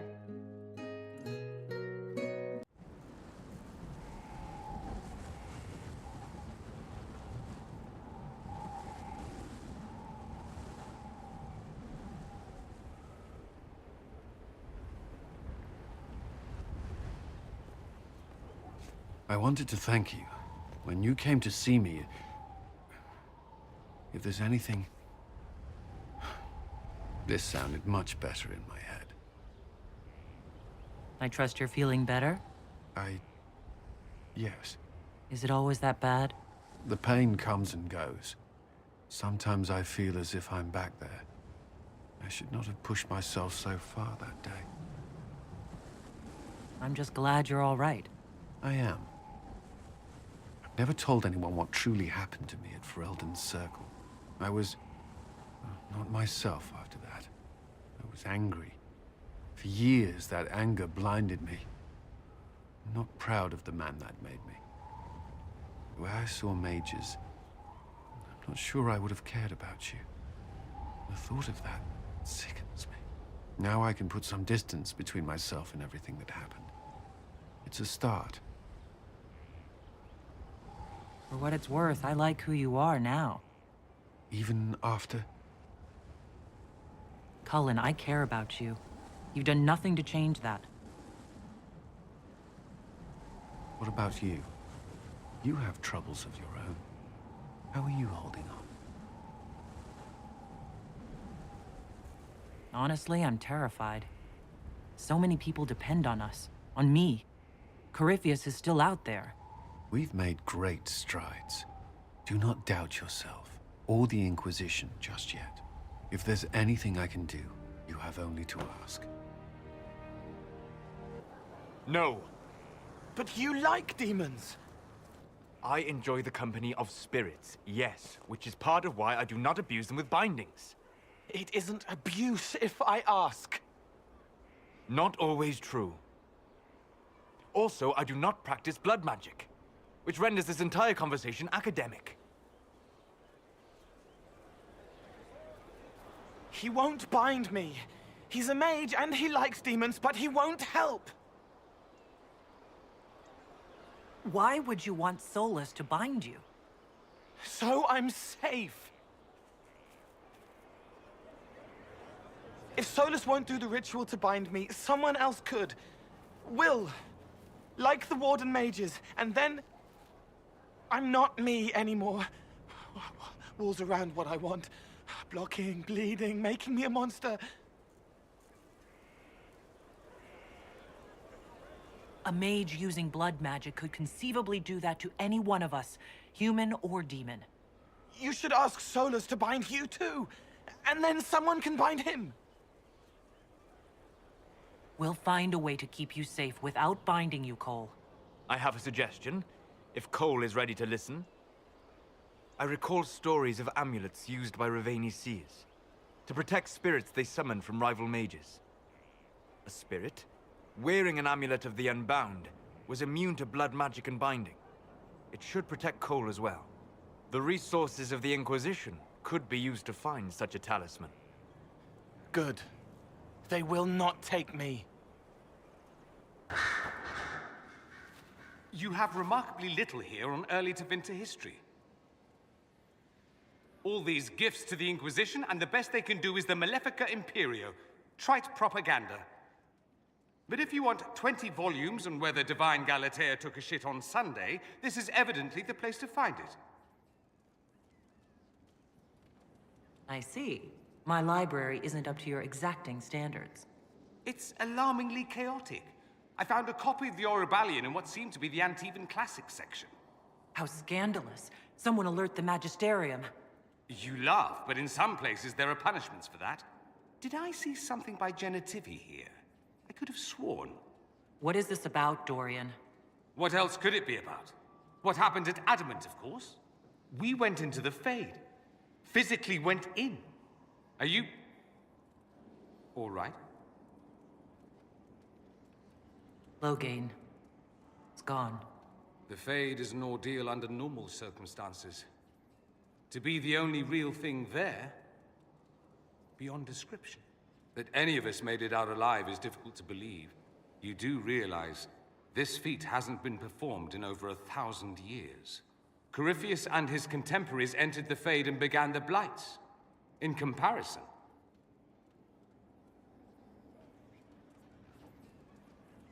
So I should be happy I accomplished something so grand? Concerned, more like. If you can walk in the Fade, others will try to follow. Who knows what secrets Corypheus has revealed? Not all of them will be as lucky as you.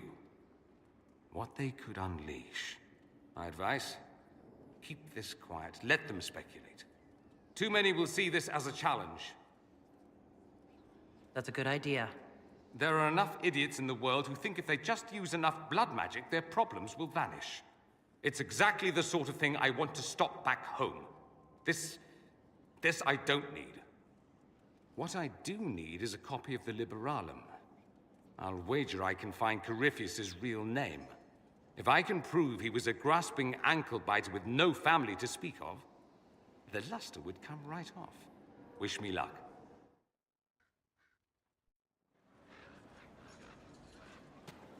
Inquisitor. I have been thinking. You remember everything now, yes? The explosion at Haven, the Fade, escaping the breach. In your report, you said Justinia was with you. But only you emerged in the end. Why? Why were you the only survivor? She knew it was either her or me. And she wanted me to live. Of course. Of course she did. That's just like her. Her message to me. I failed you too. I'm not sure I understand what that means.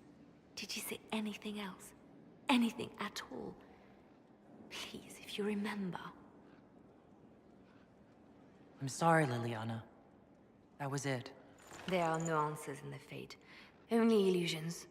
A warped mirror. Justinia has never failed me. I was her left hand. Now she's dead. I failed her. Where are we? You walk into danger every day. I wanted to take you away from that, if only for a moment.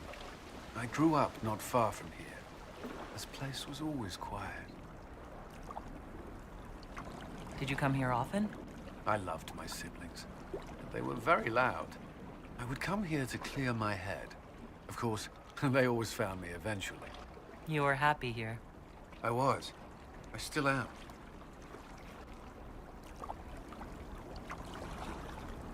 Alone with the mage. That doesn't concern you? The Templars have rules on fraternization, but I'm no longer bound by them. I should hope not. The last time I was here was the day I left for Templar training. My brother gave me this. It just happened to be in his pocket, but he said it was for luck. Templars are not supposed to carry such things. Our faith should see us through. You broke the Order's rule. I'm shocked. Until a year ago, I was very good at following them. Most of the time. This was the only thing I took from Ferelden that the Templars didn't give me. Humor me. We don't know what you'll face before the end. This can't hurt.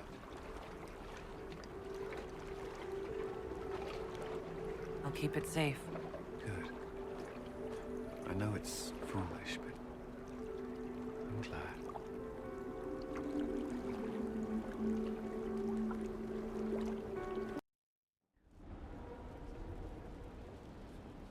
Mayor Gregory Dedrick of Crestwood is present for betraying his own constituents. He confesses that, 10 years ago, he flooded Old Crestwood to kill refugees and villagers touched by the Blight. The mayor claims it was to spare the rest of Crestwood, but we only have his word.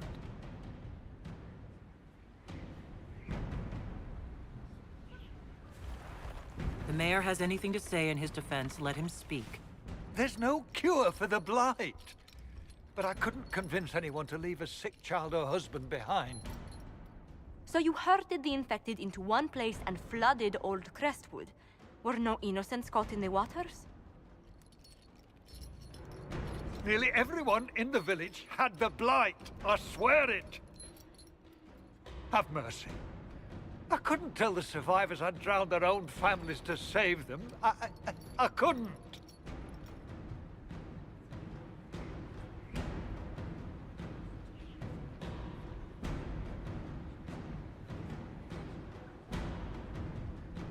You lied for 10 years about your crime, then fled after confessing your guilt. For avoiding justice, you are exiled from Ferelden. I doubt the Crown will disagree.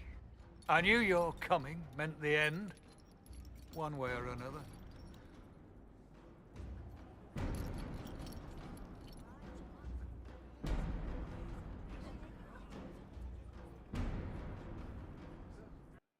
What do I do with it? You found one of the amulets. Excellent. May I?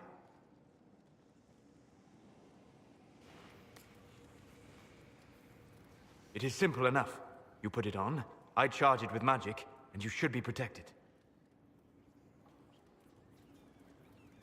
Are you ready, Cole? They can't make me a monster.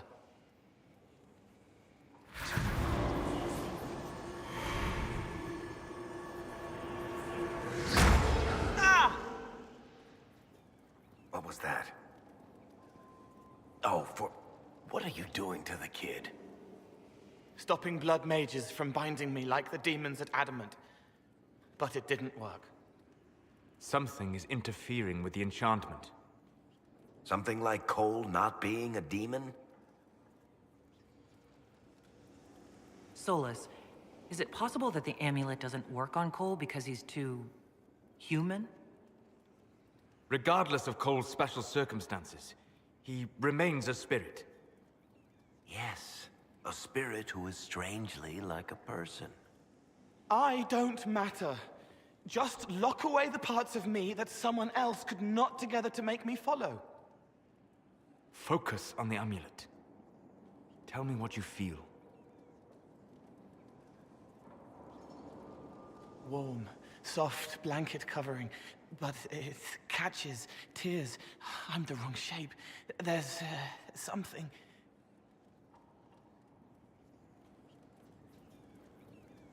There. That way. We'll find whatever is preventing the amulet from working, and we'll make it right. All right, kid. Get Cullen and work with him on the map to figure out where you're sensing something wrong. Will you come with me? All of you? Sure.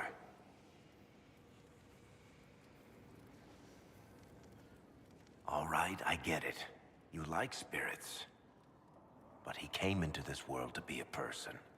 Let him be one. If I see a way to protect Cole without taking away whatever he is, I'll use it. But Cole clearly needs our help. I'm not saying we do nothing. But that ritual of theirs only works on demons, right? This is not some fanciful story, child of the stone. We cannot change our nature by wishing. You don't think? However we deal with the problem, our next step is to track down whatever is interfering with the enchantment.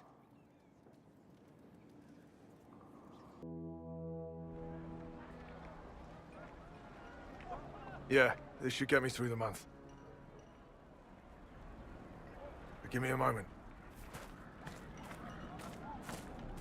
Greetings. Can I help you? You killed me. What? I don't even know you. You forgot. You locked me in the dungeon in the spire, and you forgot, and I died in the dark. The spire? Cole, stop.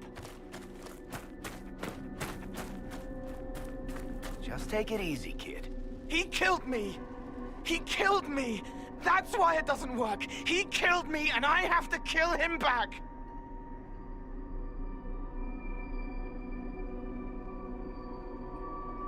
If he killed you, wouldn't you be dead? Cole, this man cannot have killed you. You are a spirit. You have not even possessed a body. A broken body, bloody, banged on the stone cell, guts gripping in the dark, dank. A captured apostate. They threw him into the dungeon in the spire at Val Royo. They forgot about him. He starved to death. I came through to help. And I couldn't. So I became him. Cole. If Cole was an apostate, that'd make the guy we just saw a Templar. Must have been buying lyrium. Let me kill him. I need to.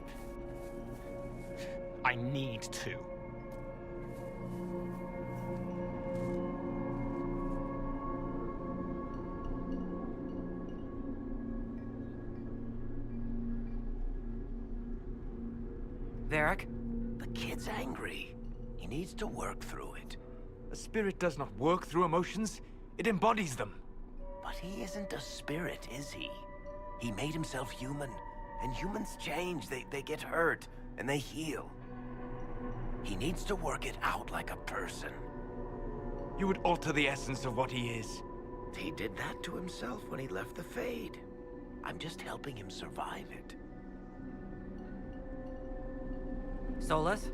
We cannot let Cole kill the man. I don't think anyone was going to suggest that, Chuckles. Cole is a spirit. The death of the real Cole wounded him, perverted him from his purpose.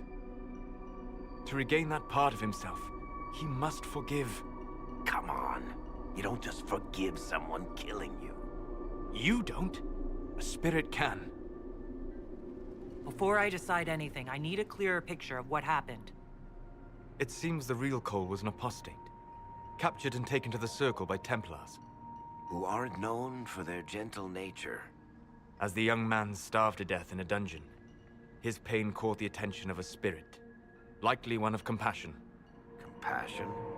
An uncommon spirit, certainly, and all too fragile when its efforts to help prove to be in vain.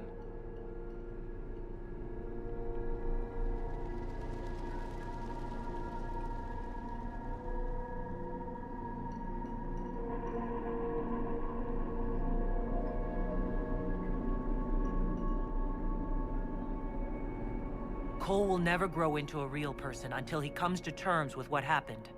Leave it to me. All right, kid. You want revenge? Come with me.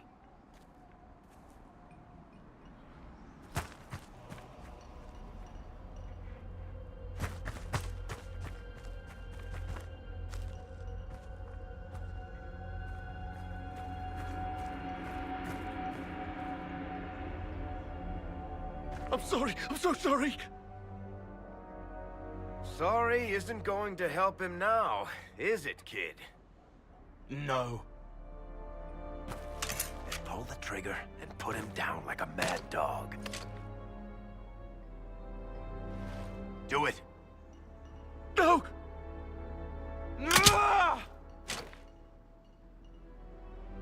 How you doing, kid? Feel any better? No. You can't make it all just go away. I learned that the hard way. Forget. No. He needs to remember. You too. We're done here. For all we know, the amulet will now never function. Cole remains vulnerable to binding. No, he isn't. The amulet didn't work because he's too human, right? Maybe now the kid's also too human for that binding magic to work on him. I hope you're right. It still hurts. When do I stop hurting?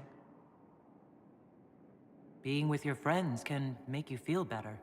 Come on, kid. Let's go for a walk. It'll clear your head. The left hand misses a friend with 2 different names. She's hurting, sad, alone, but everyone can see me now. They remember. How do I put honey in Leliana's wine without her noticing?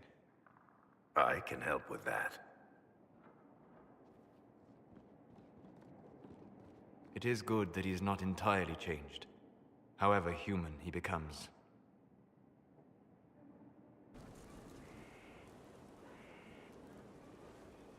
Someone I knew once described adamant to me. Adamant is, and always will be, the Order, he said. A guardian on the edge of the abyss.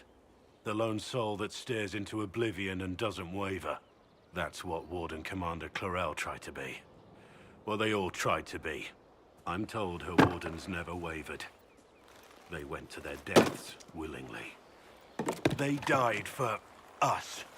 And Corypheus twisted their sacrifice to make it his own.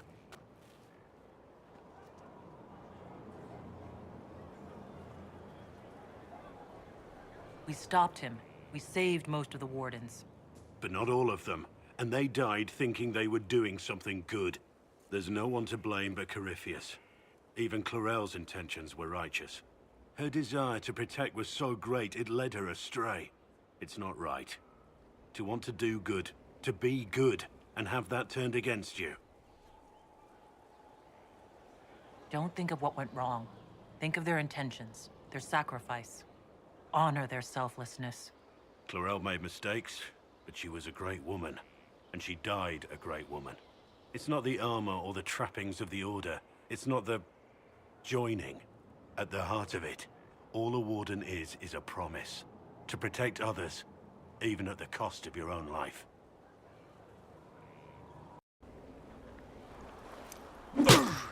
Again. Again. Come on! This is why the Qun doesn't like women fighting. I should have asked Cullen. Good one. Perhaps you can take over.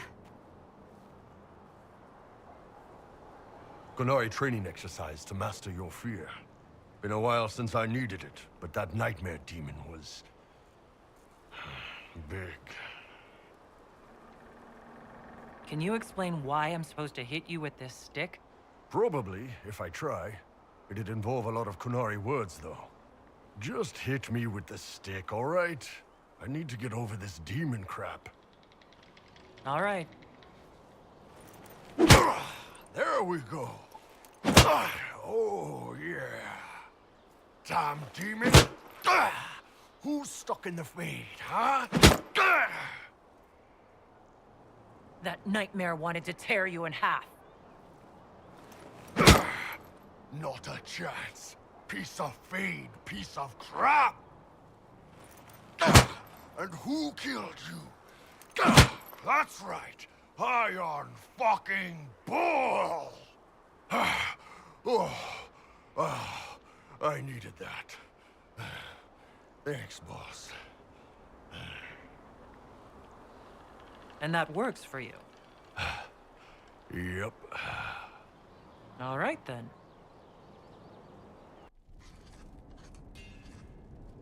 Writing does not come naturally to me, as I'm certain you can imagine.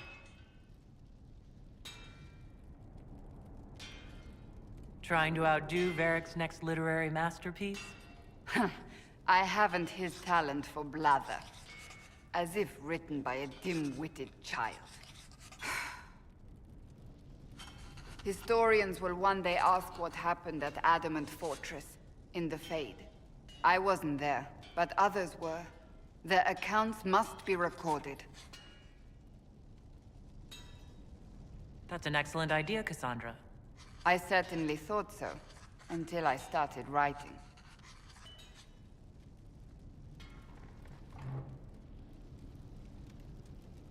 I still don't know what to say about the spirit of the divine. The Chantry teaches us that the souls of the dead pass through the Fade, so it could have been her. Yet even so... Do you really think it could have been her? A ghost? A ghost. A remnant of her hopes and memories. Her lingering will to do good. Those things are all possible. Nobody knows for certain what happens after we die. A spirit could have assumed her form, but why?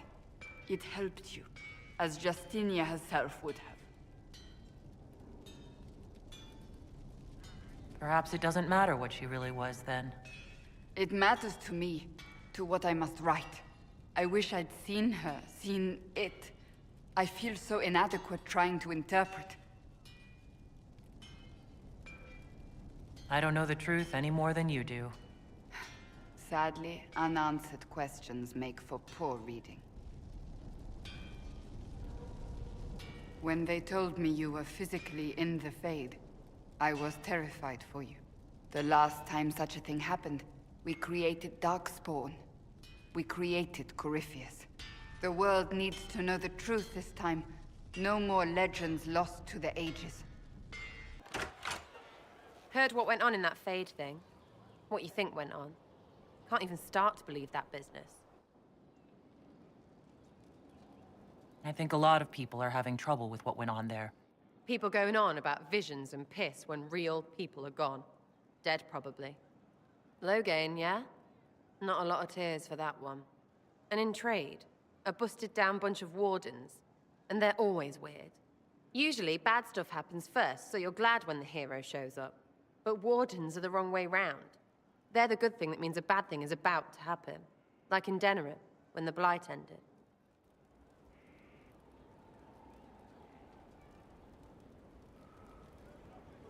A lot happened in Denerim. What did you see? People talked a lot about this one warden. There was a big fight and they died, or, I don't know, maybe they didn't. The hero of Ferelden? You forget the hero of Ferelden. That was ages ago. 10 years. I was playing with small painted boxes and burying stuff I stole. I remember more people cringing about magic than Blight. Wardens were an excuse for your stuff to go missing. Blackwall's nice, though. Different from the Adamant ones. Need more like him.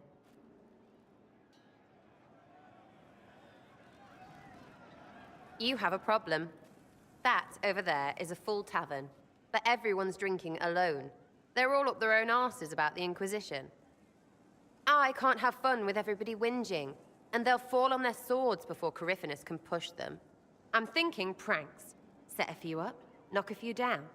You win or not? But I'm the Inquisitor. You know, the leader? Right, they'll never suspect you. What, titles are only for getting away with bad stuff? Let's do something fun. Come on. Lead the way. What, really? Really. I knew you were different. Let's go.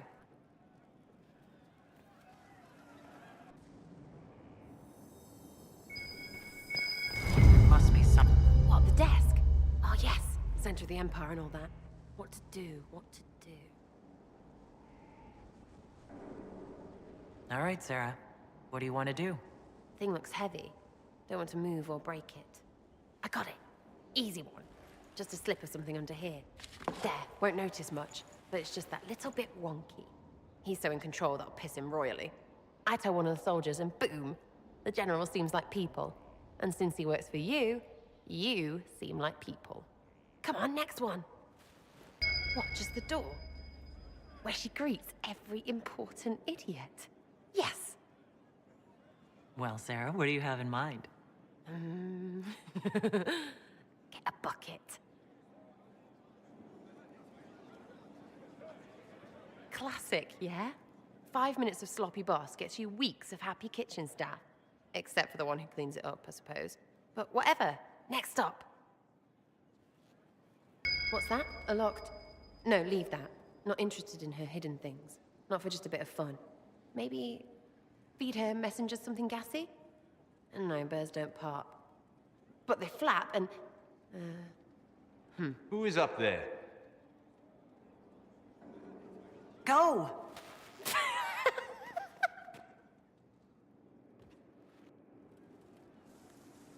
That was fun. An Inquisitor of the people, still remembering you're one of them. If all they got was the Herald stuff, the serious bit, you'd start to sound pretty scary. That works, but not for long. Whatever it takes. I'd start throwing pies if it kept people inspired. Pies is so good, and Coryphanus would never do that. Good thing for you, innit? Because from the bottom, everyone up top sort of seems the same. Anyway, fun time, Inquisitor. You! Oh, frig. You did it!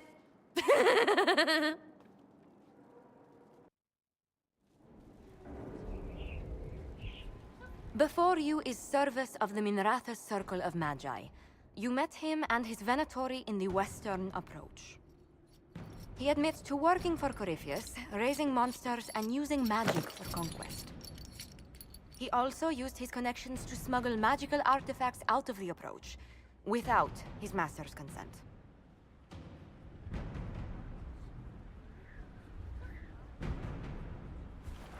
Whether or not he's loyal to Corypheus has no bearing on his crimes. I was hired by a third party. I've no loyalty to him. Might you find that useful, Your Worship? I'm sorry, are you attempting to bargain with us? Bargain? I plead. I throw myself on your mercy. I also have friends in Tevinter who owe me large debts. Leave what happened in the Approach behind us, Inquisitor, and I can put them all at your disposal.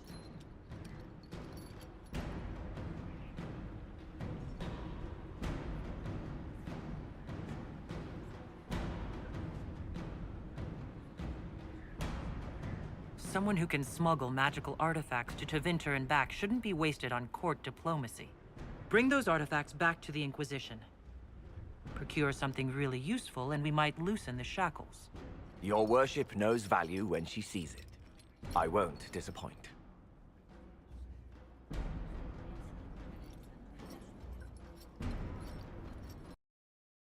Inquisitor, you honor us with your presence. May I bring a sampling of fine cheeses for you and your guest? I don't eat. Well then, just a bottle of a fine Ghislaine White to start. Please enjoy your meal this evening, Your Worship.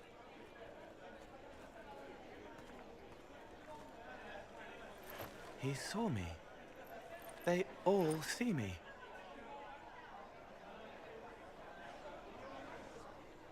I'm glad you've allowed them to. I don't know if I did.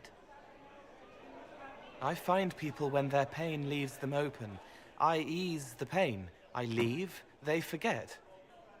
That was enough for me. Now they remember, and I'm not sure...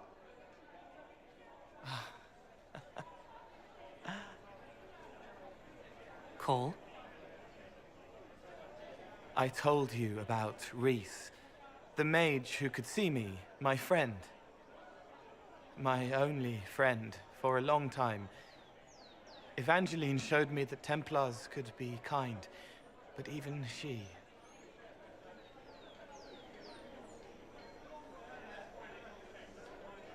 Cole, if this is troubling, we don't have to talk about it. Gentle. You watch me walk into darkness over and over, and you always worry. Thank you. But this isn't about them. It's about... When I found out I wasn't human, when I grew, I lost Reese. I lost my only friend. That's why I was scared about letting all these people see me. That's why I laughed.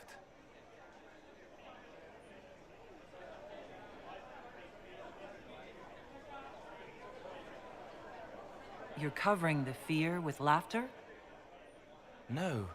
This world taught me that changing means losing your friends. But now I know that doesn't have to be true. I have enough self to know that what I felt was foolish. Isn't it wonderful?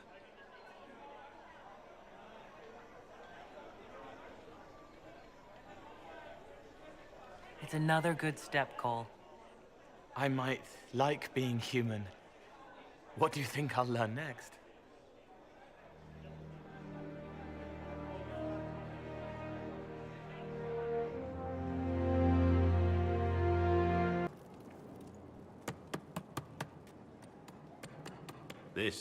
This is just... it's something to keep their hands busy. I'm grateful you tracked me down when you did. As exciting as wandering the woodlands was, this is better. It's good to be part of something so important. Something that could change things. I'm pleased that you feel that way. Makes me sound like a Chantry sister, doesn't it?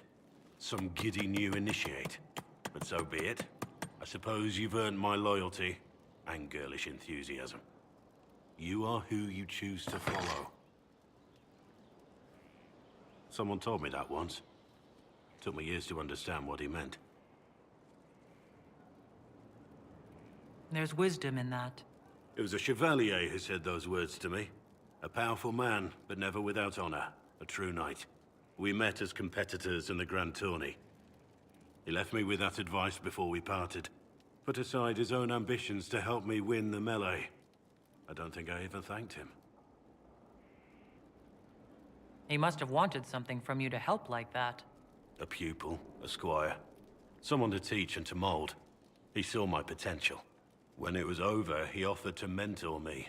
To teach me to become a chevalier like him. And I, young and stupid, turned him down flat. I just won the melee at the Grand Tourney. I didn't need him. I should have gone with him. Perhaps things could have been different. Different doesn't always mean better. In this case, I think it would have been better. But I'm older, hopefully wiser. And I think I've chosen the right person to walk with. Good to see you again, Inquisitor. Hope you've got your comfortable boots on. The scouts have seen a number of Fade rifts all over the forest. We've located this mysterious Fairbanks. He won't share his information with anyone but you.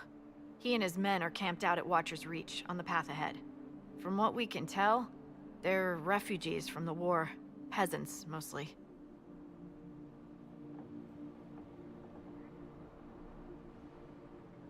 Tell me everything you know about Fairbanks. We don't know much about him. He appeared after the Civil War started, helping people fleeing from the destruction. Fairbanks is likely not his real name. Do you know anything else about the region? They call this place the Emerald Graves. Legend says that a tree grows here for every elven knight of Halam Sharal who perished in its defense. Makes you sad, doesn't it? What was done to the elves here was unforgivable. Never again. At least I hope not. Thank you for the information. I'll head out. One other thing. A group of deserters from the Imperial armies has established itself here. Freemen of the Dales, they call themselves. They are hostile to the Inquisition. And everyone else. Watch your back, Inquisitor. The smugglers we interrogated gave up the Red Templar's main source of red lyrium, Inquisitor. It's located in the Dales, near a town called Sarnia. Destroying the mine there will cripple Samson's operations. Excellent work, Commander. I'll investigate the mine. Destroying the Red Templar's source of lyrium will be a loss Samson won't soon forget. We have to reach the Empress before Corypheus. The only question is, how? We know how. I have our way in. The real question is, where is our enemy hiding? At the urging of Grand Duchess Florian, the Empress is holding a ball. Absolutely everyone will be there. During the festivities, Celine will be meeting for peace talks with usurper Duke Gaspard and Ambassador Briala. The assassin must be hiding within one of these factions. What do we know about Duke Gaspard? The man who would have been Emperor. He's Celine's cousin, and was first in line to inherit the throne when Emperor Florian died. Celine outmaneuvered him. She won over the Council of Heralds, who hold authority over title disputes. She became Empress, and he a general in the Imperial Army. He's well loved by the troops. He's also a Chevalier. Most of their number sided with him when he turned on the Empress.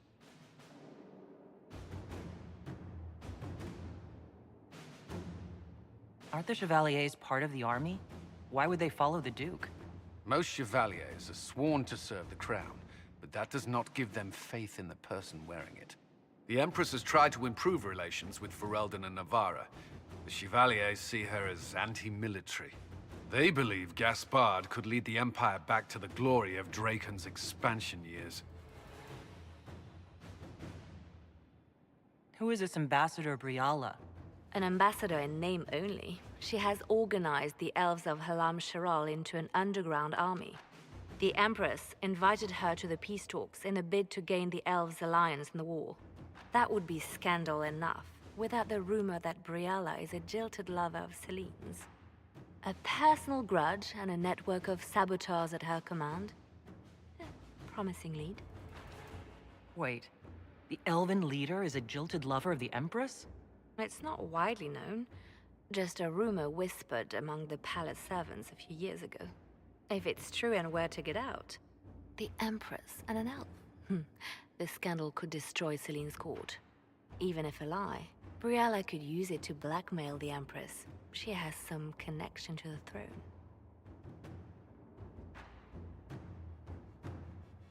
Tell me everything we know about the Empress. Empress Celine is a renowned diplomat and reformer. She works tirelessly to secure peace for the Empire. Unfortunately, many Orlesians view peace as complacency. She has yet to name an heir, leaving the future of the Empire in doubt if anything happens to her. Especially when the next in line is her cousin Gaspard, who's made few friends on the Council of Heralds. Celine is surrounded at all times by countless guards, courtiers, servants, and vassals. What better place for an assassin to hide than the Empress's own household? How can Gaspard still be next in line while he wages war against his Empress? The title Grand Duke indicates that he was a prince before the Empress took the throne. Do we need to go to the peace talks? The Empress must have personal guards. We could just warn her she's in danger. We've made the attempt, but... It seems that our messages never reached her. Someone intercepted them. It's better that we don't leave this to chance. If Orlais falls to Corypheus, no land is safe. We shouldn't waste any time. Let's go to the Winter Palace. The political situation in Halam Shiral hangs by a thread. The Empress fears our presence could sever it. The Grand Duke is only too happy to have us at the ball as his guests, so our invitation comes from him. Whether we act as his allies or upset the balance of power, he gains an opportunity, if not a clear advantage.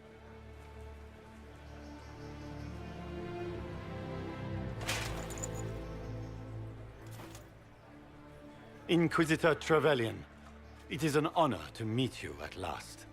The rumors coming out of the Western Approach say you battled an army of demons. Imagine what the Inquisition could accomplish with the full support of the rightful Emperor of Orlais. And which one was the rightful one again? I keep getting them confused. The handsome, charming one, of course, my lady. I am not a man who forgets his friends, Inquisitor. You help me, I'll help you. My lady, are you prepared to shock the court by walking into the Grand Ball with a hateful usurper?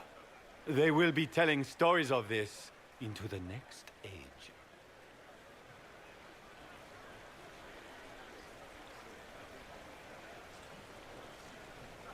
I can't imagine that crowd has seen anything better than us in their entire lives. You're a woman after my own heart, my lady. As a friend, perhaps there is a matter you could undertake this evening. This elven woman, Briala, I suspect that she intends to disrupt the negotiations. My people have found these ambassadors all over the fortifications. Sabotage seems the least of their crimes. That sounds like something I should look into. Be as discreet as possible. I detest the game, but if we do not play it well, our enemies will make us look like villains. We're keeping the court waiting, Inquisitor. Shall we?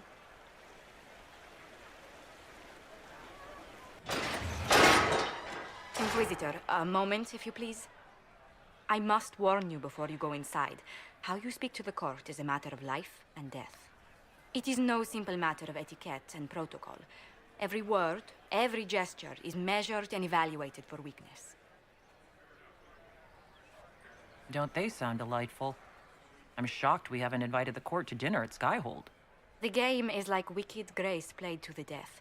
You must never reveal your cards. When you meet the Empress, the eyes of the entire court will be upon you. You are safer in the Fade with the Fear Demon. It might be a good idea for the others to hear this warning. The bull in particular. I'll have a few discreet words. Everything will be fine. Andraste, watch over us all.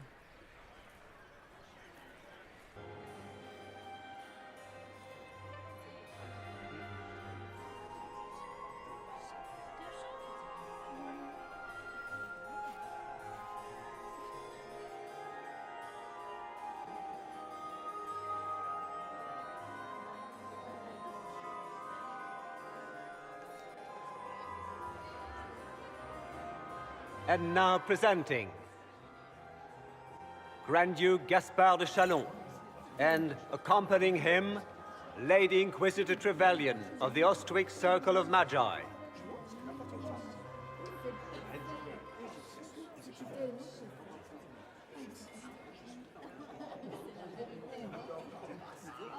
Cousin, my dear sister. Grand Duke, we are always honored when your presence graces our court. Don't waste my time with pleasantries, Celine. We have business to conclude. We will meet for the negotiations after we have seen to our other guests. Inquisitor?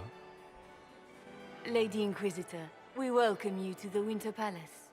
Allow us to present our cousin, the Grand Duchess of Leeds, without whom this gathering would never have been possible. What an unexpected pleasure. I was not aware the Inquisition would be part of our festivities. We will certainly speak later, Inquisitor. Your arrival at court is like a cool wind on a summer's day. Let's hope the breeze does not herald an oncoming storm. Even the wisest mistake fair winds for foul. We are at the mercy of the skies, Inquisitor. How do you find Halam Shiral? I have no words to suffice. Halam Shiral has many beauties, and I couldn't do them justice. Your modesty does you credit, and speaks well for the Inquisition. Feel free to enjoy the pleasures of the ballroom, Inquisitor. We look forward to watching you dance.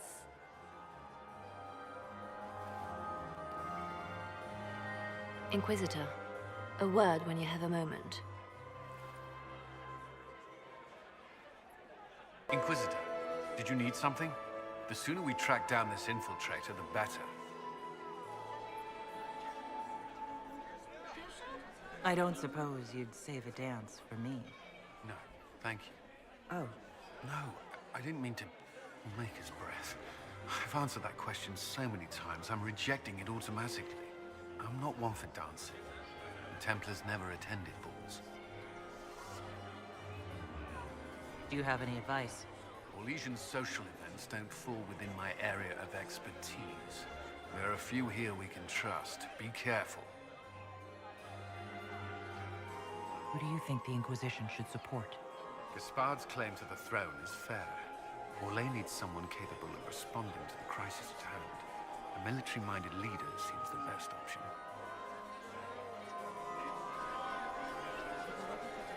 Have you noticed anything out of the ordinary? I'll let you know at once if I do. You've attracted a following. Who are all these people? I don't know. They won't leave me alone. Not enjoying the attention, then? Hardly. Anyway, yours is the only attention worth having. We'll talk later. I await your signal. Good. I was hoping I would catch you. What did the Duke say? He points the finger at Ambassador Briala. The Ambassador is up to something, but she can't be our focus. The best place to strike at Celine is from her side. Empress Celine is fascinated by mysticism, foreseeing the future, speaking with the dead, that sort of rubbish. She has an occult advisor, an apostate who charmed the Empress and key members of the court as if by magic. I've had dealings with her in the past. She is ruthless and capable of anything. How can Celine openly keep an apostate in the Imperial Court? The Imperial Court has always had an official position for a mage. Before now, it was little better than court jester. Vivian was the first to turn that appointment into a source of real political power. When the circles rebelled, technically every mage became an apostate. The word lost much of its strength.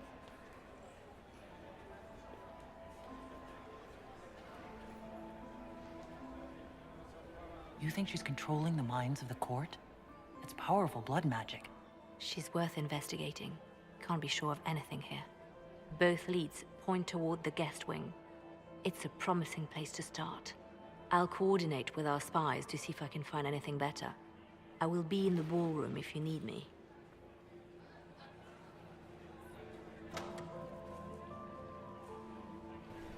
My lady! My lady Inquisitor! May we have a word? It is very important. The Empress has sent us with a message for you. How can I be certain this message is from the Empress? We three wear the masks of House Valmont. They signify that we are public faces of the Empress. They are also extremely fashionable. I'm always honored to hear from Her Majesty. Oh, she is the honored one, Inquisitor. Empress Celine is eager to assist the Herald of Andraste in her holy endeavor. She will pledge her full support to the Inquisition as soon as the usurper Gaspard is defeated. That's a generous offer. The Empress believes wholeheartedly that the Inquisition is our best hope for peace in these difficult times. She looks forward to cementing a formal alliance. As soon as Gaspard is out of the way. But we have taken enough of your time. Please, enjoy the masquerade, Inquisitor.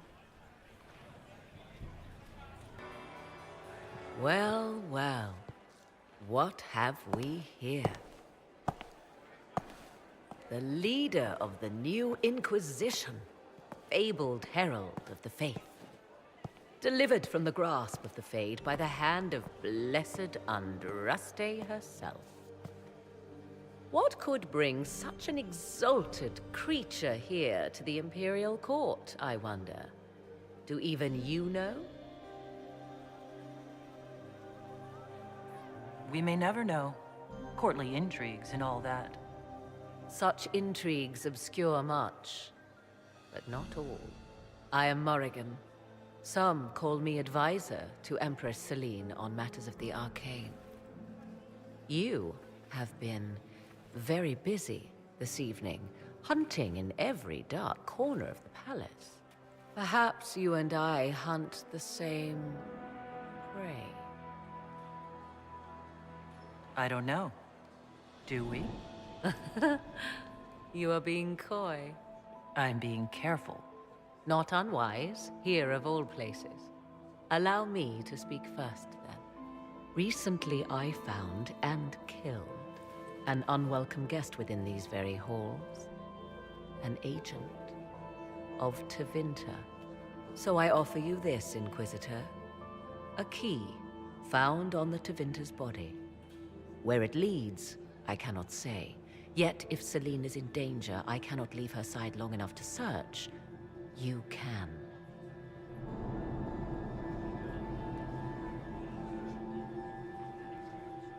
Briala's people are whispering about disappearances in the servants' quarters. This key may lead there. The ambassador does have eyes and ears everywhere, does she not? Proceed with caution, Inquisitor. Enemies abound, and not all of them aligned with Tevinter. What comes next will be most exciting.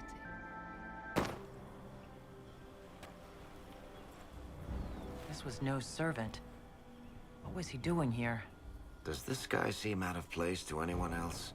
Is that the Chalon family crest? What have you been up to, Gaspard? Time to have a word with the Duke. No! No!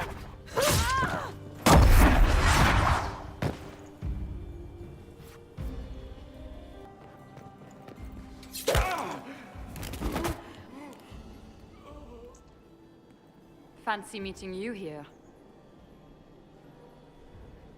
Inquisitor Trevelyan. What a surprise. My reports said you were terribly boring. We haven't been properly introduced, have we?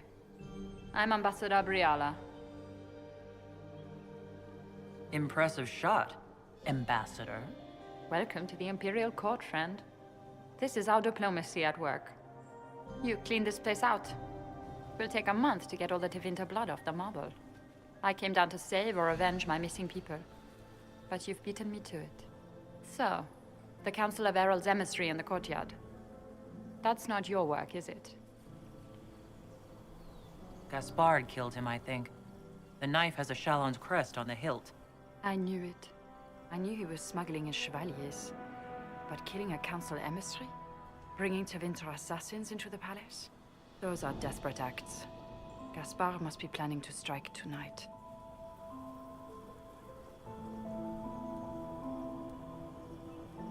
We can try, but I'll stop him. I wish you luck. Better than luck? I wish you success.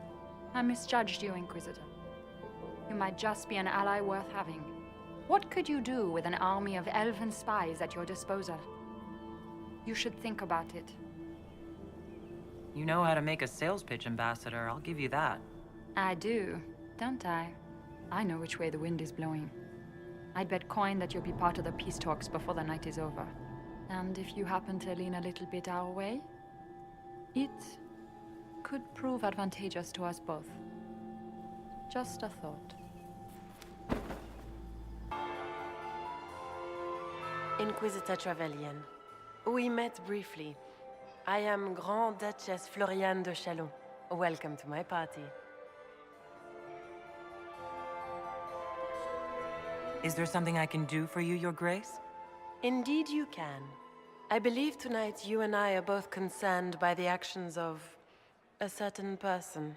Come, dance with me. Spies will not hear us on the dance floor. Very well. Shall we dance, Your Grace? I'd be delighted.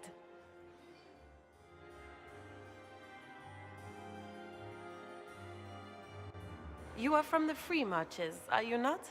How much do you know about our little war?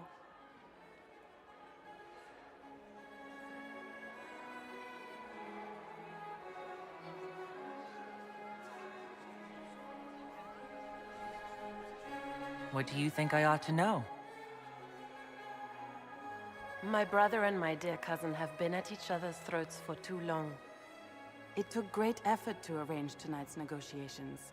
Yet one party would use this occasion for blackest treason. The security of the Empire is at stake.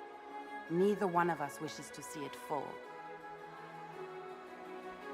Do we both want that, Lady Florian? I hope we are of one mind on this. In times like these, it's hard to tell friend from foe. Is it not, Your Grace? I know you arrived here as a guest of my brother Gaspard, and have been everywhere in the palace. You are a curiosity to many, Inquisitor, and a matter of concern to some. Am I the curiosity or the concern to you, Your Grace? A little of both, actually. This evening is of great importance, Inquisitor. I wonder what role you will play in it. Do you even yet know who is friend and who is foe? Who in the court can be trusted?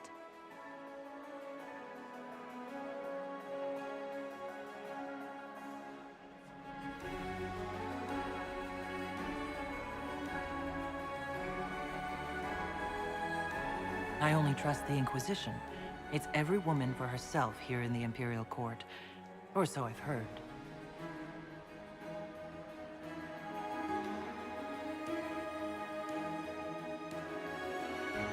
In the Winter Palace, everyone is alone. It cannot have escaped your notice that certain parties are engaged in dangerous machinations tonight.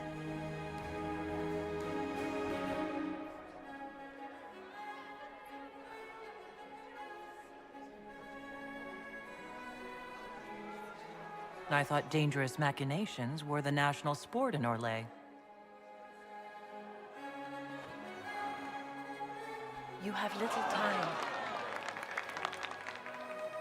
The attack will come soon. You must stop Gaspard before he strikes. In the Royal Wing Garden, you will find the captain of my brother's mercenaries. He knows all Gaspard's secrets. I'm sure you can persuade him to be forthcoming. We'll see what the night has in store, won't we? You'll be the talk of the court for months. We should take you dancing more often. I'd happily do more dancing. Just not with Corypheus. I promise not to invite him to your next ball.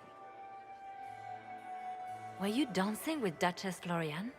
More importantly, what happened in the servants' quarters? I heard there was fighting. I hope you have good news. It appears the peace talks are crumbling. The Grand Duchess told me there's proof Gaspard is in league with Tevinter. She offered up her own brother? She's more cutthroat than I realized. Then, the attack on the Empress will happen tonight. Warning Celine is pointless. She needs these talks to succeed, and to flee would admit defeat. Then perhaps we should let her die. I thought we were here to stop the assassination. Listen to me carefully, Inquisitor. What Corypheus wants is chaos. Even with Celine alive, that could still happen. To foil his plan, the Empire must remain strong. This evening, someone must emerge victorious. And it doesn't need to be Celine. She's right. Do you realize what you're suggesting, Leliana? Sometimes the best path is not the easiest one.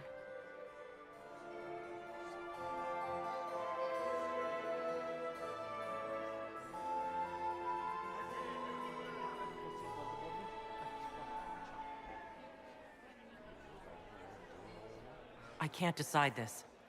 Not yet. You must. Even inaction is a decision, Inquisitor. You could speak to Celine in the ballroom, but she won't act. Not without proof. If Gaspard is guilty, he'll admit nothing.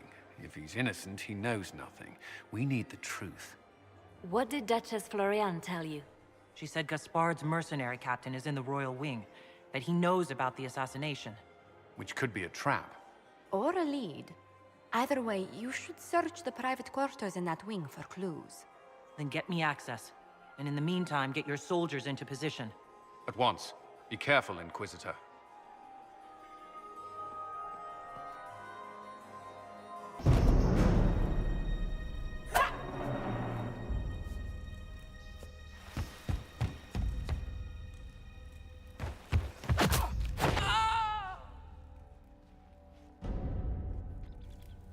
Thank you. Are you all right? I don't think I'm hurt. No one's supposed to be here. Briala said... Oh, I shouldn't have trusted her. Briala told you to come to this wing of the palace? Not personally. The ambassador can't be seen talking to the servants. We get coded messages at certain locations, but the order came from her. She's been watching the Grand Duke all night. No surprise she wanted someone to search his sister's room.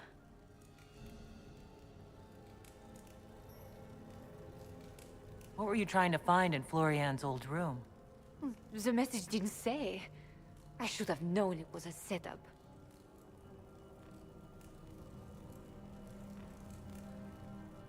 Is there anyone else who knows the code and the drop location who could have written those orders? I don't know. Any of us could do it, but... No. No one else would send me here. It had to be Briala.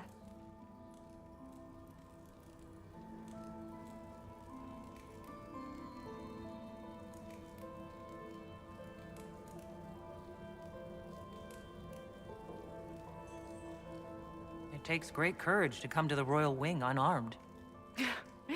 It's not courage to blindly follow Briala's orders into a trap. I knew her. Before. When she was Celine's pet. Now she wants to play revolution, but I remember. She was sleeping with the Empress who purged our alienage. Would you be willing to testify to that, if I asked? Absolutely. If the Inquisition will protect me, I'll tell you everything I know about our ambassador. Most Orlesians would say that's Celine's scandal, not Briala's. Go to the ballroom. Find Commander Cullen. He'll keep you safe. Thank you. Make her protect you, Inquisitor.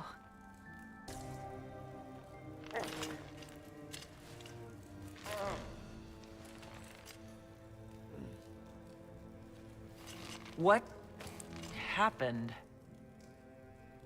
It's not what it looks like. Honestly, I would have preferred it if it were what it looks like. The Empress led me to believe I would be rewarded for betraying the Grand Duke. This was not what I hoped for. I can imagine what you thought your reward would be. Please, I beg you, don't tell Gaspard. The Empress beguiled me into giving her information about plans for troop movements in the palace tonight. She knows everything. Everything. The Duke's surprise attack has been countered before it ever began. She's turned it into a trap. The moment he strikes, she'll have him arrested for treason. Classic, honeypot. Oh, Orlesians. I'll protect you from Gaspard if you're willing to testify about Celine's trap. I'll do anything. Anything.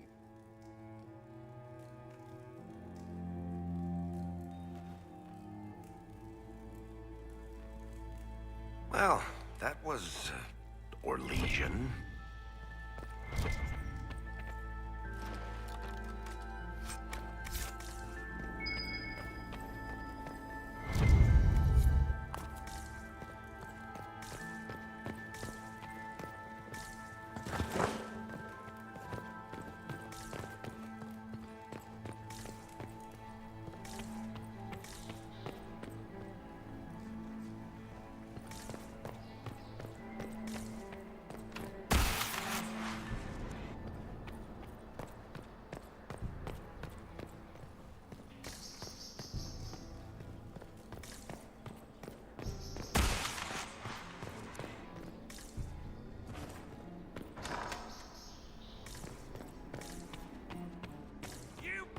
Orlesian assholes! When I get out of this, I'll butcher you like the pigs you are!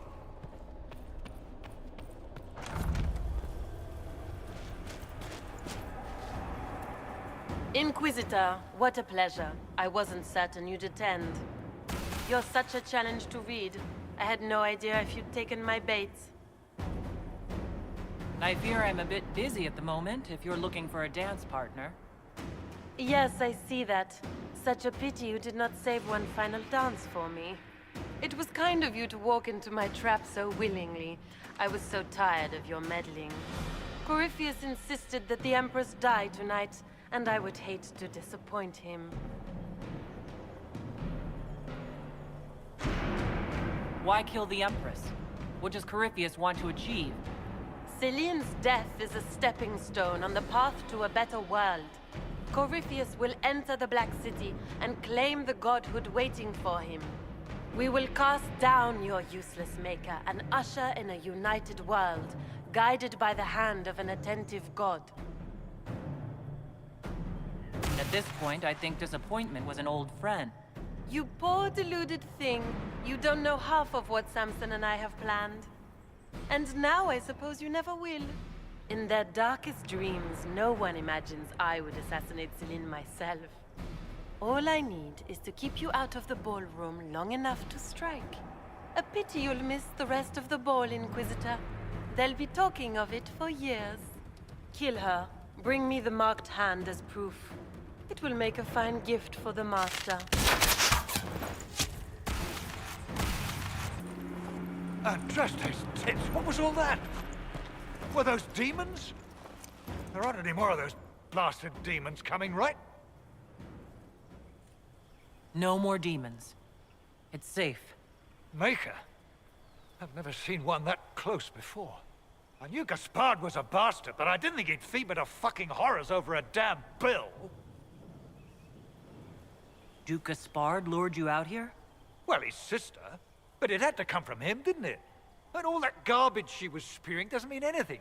Gaspard had to be the mastermind. Tell me everything you know.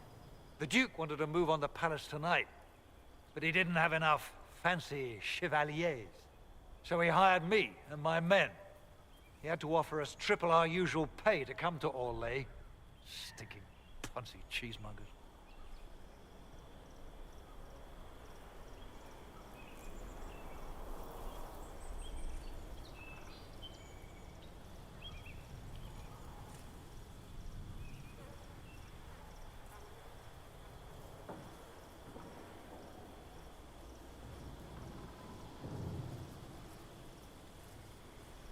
I need you to tell that to the Empress. Do these people ever not stab each other in the back? Just curious. You saved my life. I owe you. And Gaspard still hasn't paid me. You want me to talk to the Empress, or the court, or sing a blasted song in a chantry? I'll do it.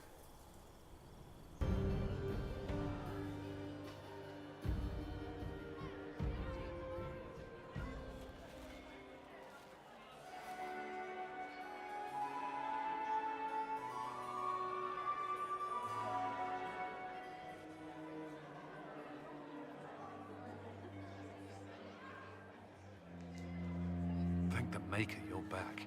The Empress will begin her speech soon. What should we do?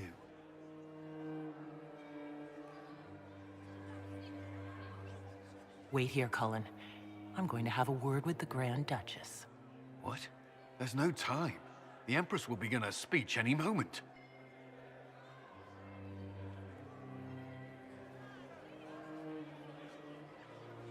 We owe the court one more show, Your Grace.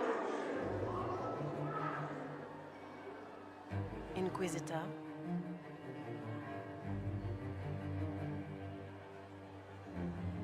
The eyes of every noble in the Empire are upon us, Your Grace. Remember to smile. This is your party. You wouldn't want them to think you had lost control. Who would not be delighted to speak with you, Inquisitor? I seem to recall you saying all I needed was to keep you out of the ballroom long enough to strike.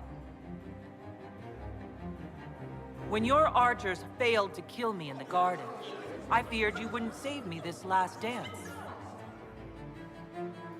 It's so easy to lose your good graces.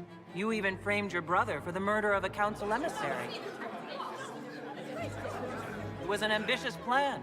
Celine, Gaspard, the entire council of heralds, all your enemies under one roof. This is very entertaining, but you do not imagine anyone believes your wild stories. That will be a matter for a judge to decide, cousin. Gaspard? You cannot believe this. You know I would never...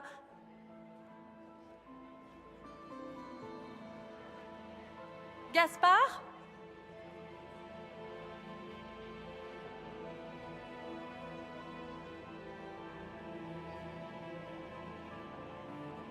You lost this fight ages ago, Your Grace.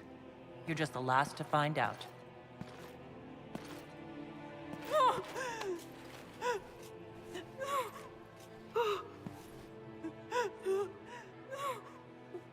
Your Imperial Majesty, I think we should speak in private, elsewhere. Your sister attempted regicide in front of the entire court, Gaspard. You're the spy master. If anyone knew this atrocity was coming, it was you. You don't deny your involvement. I do deny it. I knew nothing of Florian's plans. But you knew it all and did nothing. I don't know which is better. That you think I'm all-seeing, or that you're trying so hard to play innocent, and failing. Enough. We will not bicker while Tevinter plots against our nation. For the safety of the Empire, I will have answers. Every one of you is implicated. You all conspired to allow this to happen. That's a bold claim, Inquisitor. Are you prepared to defend it?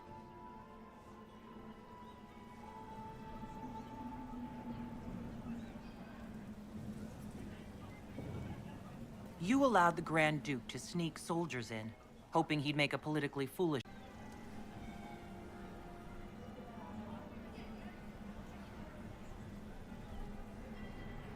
You took the bait.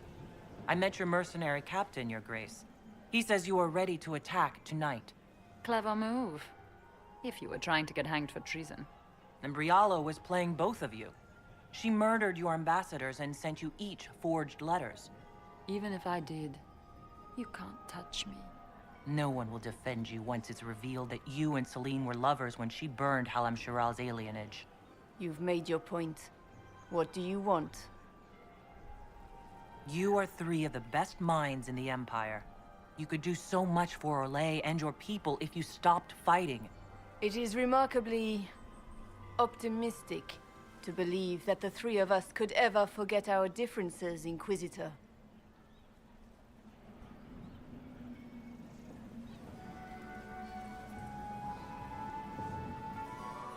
I cannot believe you want to make a speech. This is foolish. We have no choice. The nobility requires an answer for what happened. Unless you want to pretend the war was all a dream. That would go over well. No more dithering. We make the cut swift and clean. Kindest to all of us.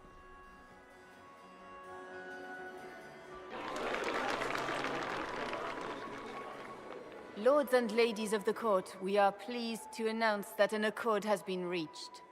Our cousin Gaspard will now hold a place of honor in our cabinet. Friends, we assembled are the leaders of the Empire. We must set the example for all Thedas. We cannot be at war with each other, while the Fade itself challenges our borders. We must stand united, or surely we will fall alone.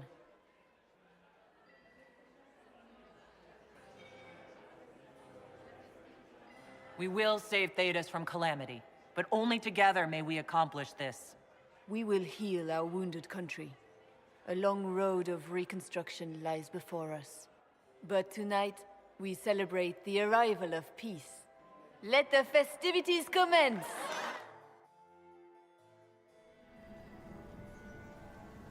The Orlesian nobility make drunken toasts to your victory, and yet you are not present to hear them.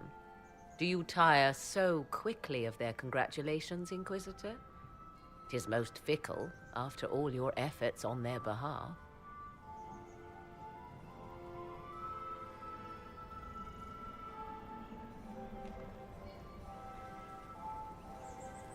I would have stayed, but the punch ran dry. Scandalous. Indeed. Let us see if you take this piece of news as poorly. By Imperial decree, I have been named liaison to the Inquisition. Celine wishes to offer you any and all aid, including mine. Congratulations.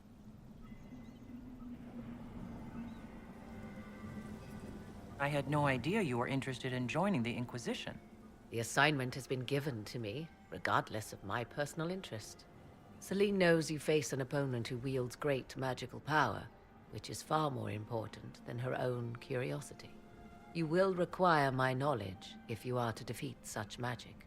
Regardless, Corypheus is a threat to Orlais and to myself. Thus, I am not opposed to the appointment. What skills do you have that would benefit us? I have knowledge which falls beyond the realm of most mages. I suspect this is also true of Corypheus, thus it behooves you to add to your arcane arsenal, yes? Mundane knowledge will not bring the rift in the sky to a close, after all. When you say knowledge beyond the realm of most mages, do you mean blood magic? I know many obscure, forgotten, and forbidden arts. Some of it you might consider blood magic, yes? Should thought of that frighten you, allow me to offer reassurance. Knowledge alone does no harm. What I possess, I place at your disposal to make use of or ignore as you desire. Welcome to the Inquisition, Morrigan. A most gracious response. I shall meet you at Skyhold.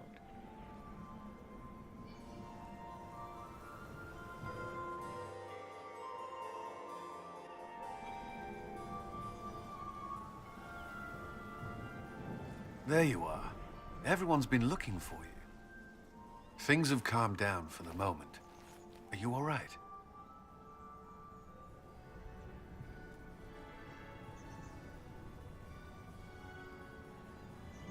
I'm just worn out. Tonight has been very long. For all of us, I'm glad it's over. I know it's foolish, but I was worried for you tonight.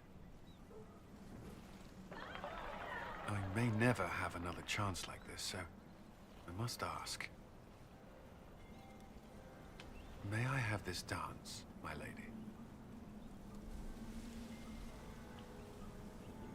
Of course. I thought you didn't dance.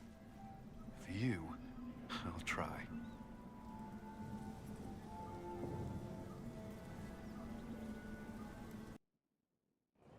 The matter is urgent, Lady Josephine. I am well aware of that, revered mother.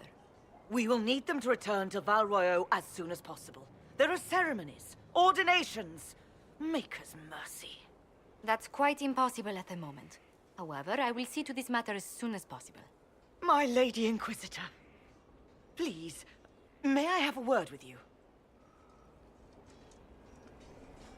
Just when you've solved one crisis, another springs up to take its place. I am sorry to place this burden on your shoulders, but you are the only one who can help.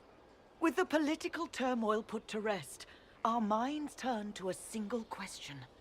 The next divine. We cannot answer it without the left and right hands of Divine Justinia V. I have already told you, revered mother. Lady Leliana and Seeker Cassandra cannot be spared from their duties. But surely with the support of the Empire, the Inquisition will not be harmed by the loss of just 2 souls.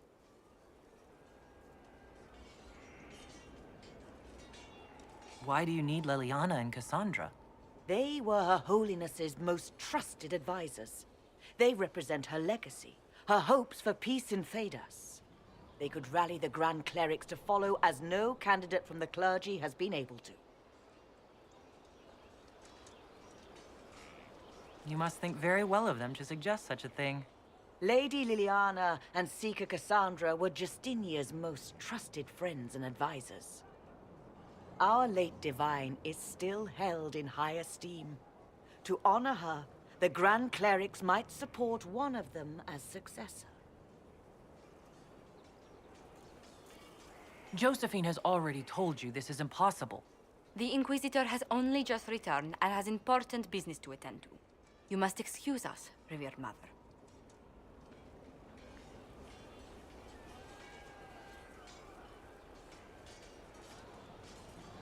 Don't let them detract from your victory at Alam-Shiral. We've beaten his wardens and stopped his intrigues. Soon, Corypheus will have no place to hide. Cullen is hoping to press our advantage. We'll plan our next attack when you're ready. Ryland's men will monitor the situation. Yes, sir. We'll begin preparations at once.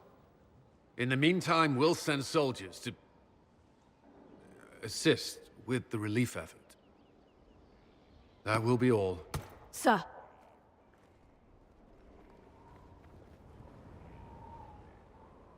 There's always something more, isn't there? Wishing we were somewhere else? I barely found time to get away before. This war won't last forever. When it started, I hadn't considered much beyond our survival. But things are different now. What do you mean? I find myself wondering what will happen after. When this is over, I won't want to move on. Not from you.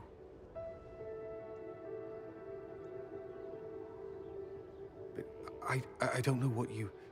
That is, if you...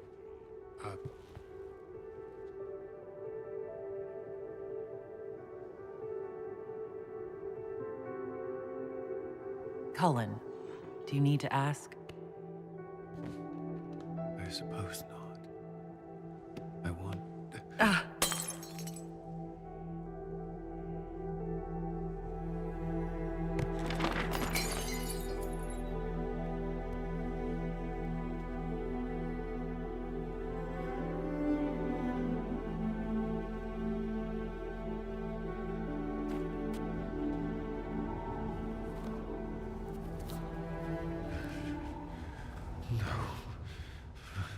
Leave me. Leave me.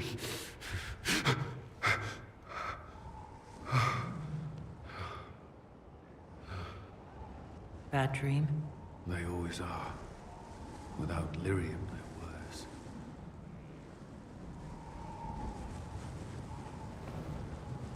I didn't mean to worry you.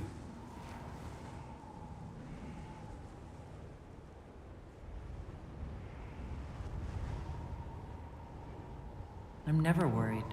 I almost believe you. You are... Oh, I have never felt anything like this. I love you. You know that, right? I love you too.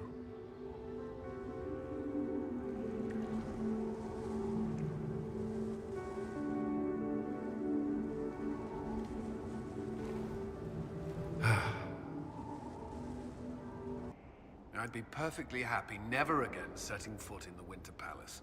It wasn't the gossip and backstabbing, I know what the game entails, but the indifference to it all.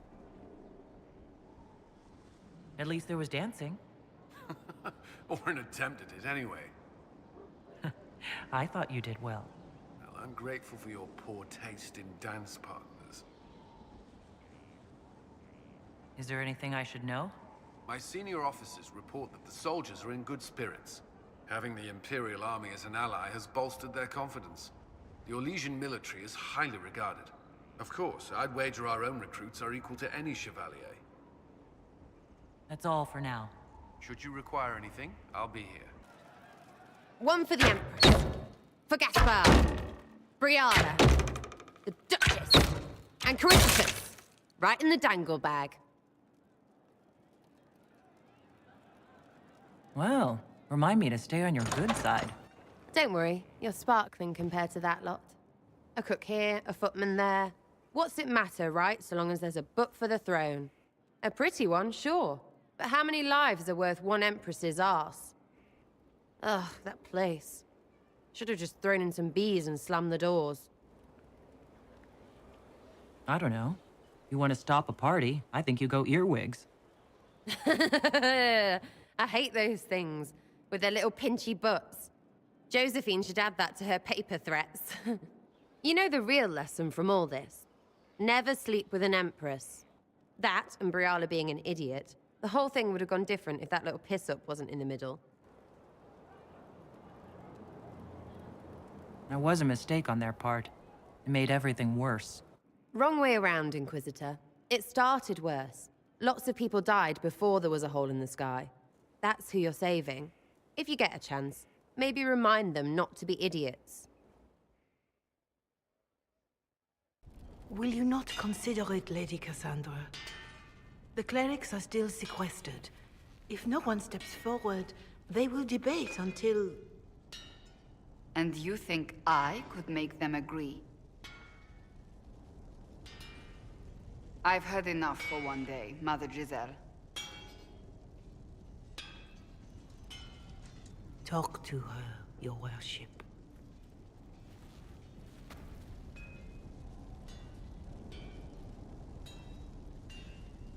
Is there a problem? It seems like she's bothering you. Mother Giselle is kind, and she means well. So, yes, she was. I assume you've heard that Leliana and I are both candidates to be the next Divine. Because of what happened at Halam Shiral, of course, the Empire favors you. Thus, everyone close to you. So now the Chantry bandies our names about without even asking us first.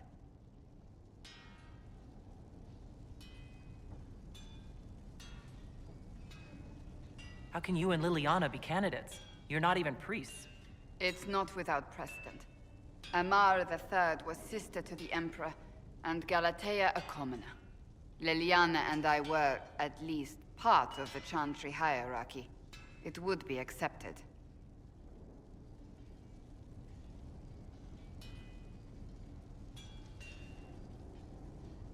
If you don't want it, then tell them so. Surely it was never meant to be like this. The Chantry, the Circle of Magi, the Templars, this cannot be what they intended when it all began. The Chantry should provide faith, hope. Instead, it cannot veer from its course, even in the face of certain death.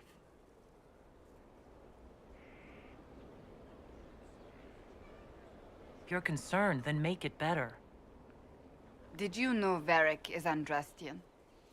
Oh, he blasphemes with every second breath, but deep down he believes. His heart is virtuous. But he would never step foot in a Chantry. It should be the first place to which the virtuous turn. It needs to change. Perhaps I must be the one to change it.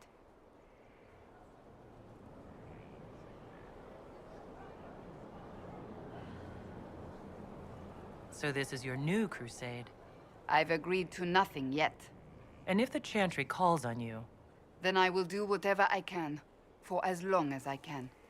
I suppose I should not be so concerned. The clerics speak my name for now, nothing more. For now, restoring order and stopping Corypheus remain our priority. It's time to plan our next attack. What's the state of the Inquisition? Our alliance with Orlais holds. For the present. They'll send aid on request. And your actions at Adamant denied Corypheus his army of pet demons. With Orlais' support, our numbers match his. Corypheus' followers must be panicking. My agents agree. Our victories have shaken his disciples.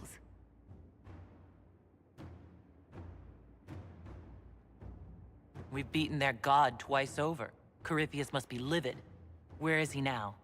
After you dealt with the Duchess, Corypheus uprooted his major strongholds. He's moving south to the Arbor Wilds. His army clearly wasn't prepared to flee. Our victories have them on the defensive.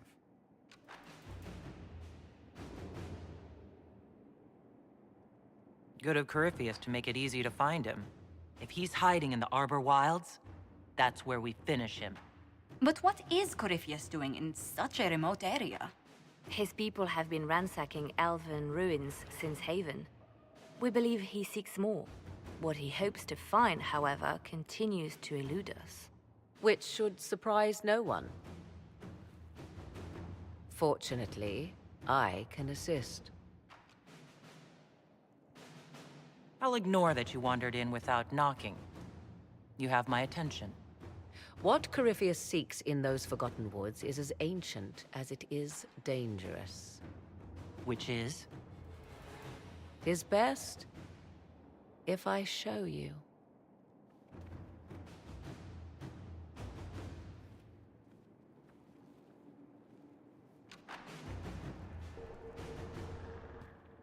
This is an Illuvian, an elven artifact from a time long before their empire was lost to human greed. I restored this one at great cost, but another lies within the Arbor Wilds. That is what Corypheus seeks. You can restore an artifact like this? There was a price, but one I gladly paid. I found legends of an elven temple within the Arbor Wilds, untouched. It proved too dangerous to approach, and thus I turned elsewhere to find my prize. If Corypheus has turned southward, he could succeed where I failed. The Illuvian would be his. What does it do? A more appropriate question would be, where does it lead?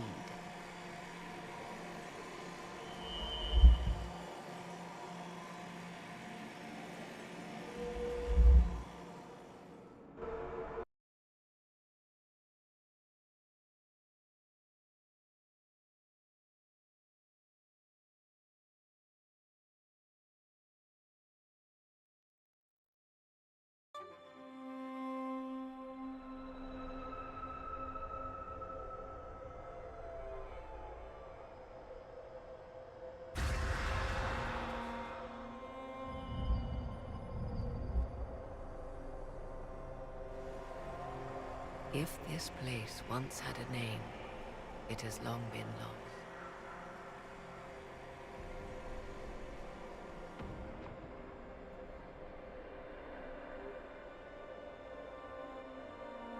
I call it the Crossroads, a place where all Illuvians join, wherever they might be.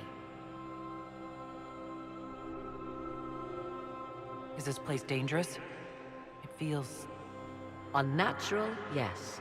We are, however, in no immediate peril. The ancient elves left no roads, only ruins hidden in far-flung corners. This is how they traveled between them. As you can see, most of the mirrors are dark, broken, corrupted, or unusable. As for the rest, a few can be opened from this side, but only a few.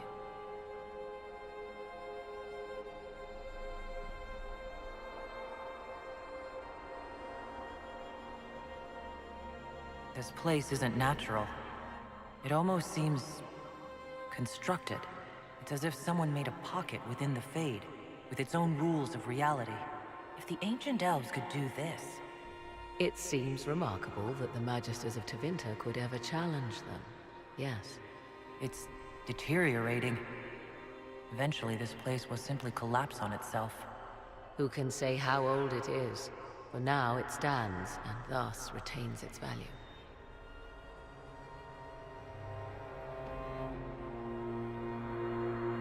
This is all very interesting, but why show it to me? This is not the Fade, but it is very close.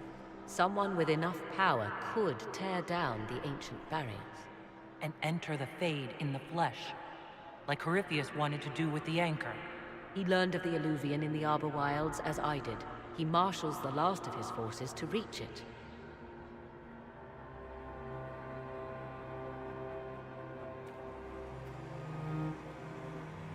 You have made Corypheus desperate, Inquisitor.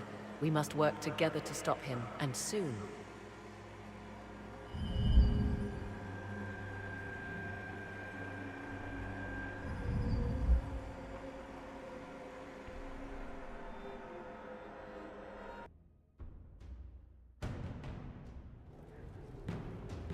I do not believe a reminder is necessary for this accused.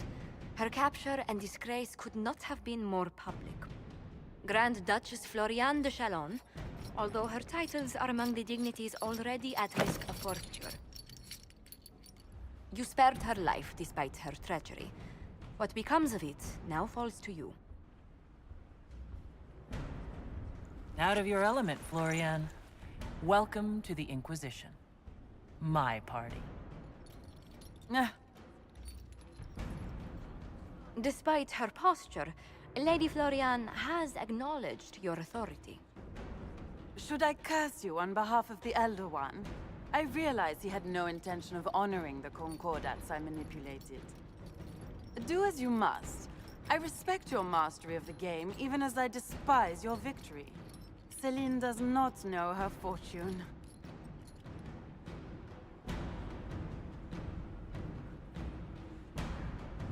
Like most nobility, she's never walked in the shoes of those she endangered. Lady Florian, I give you a chance. Common work, farm work, do some good. Sentenced to walk with animals? How droll.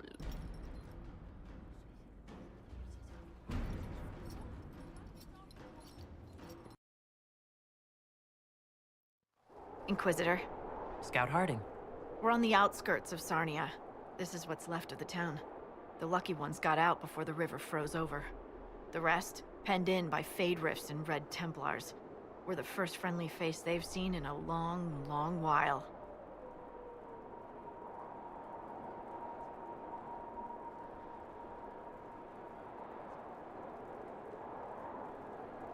How did an entire river freeze so quickly?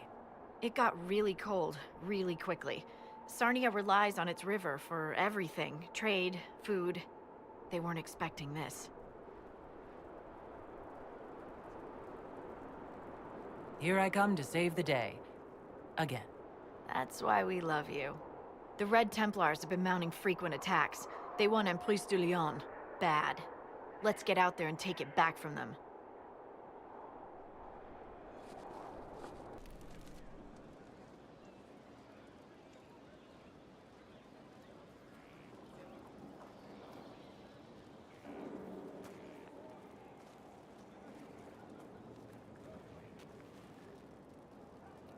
Want a drink? I've a hankering for company.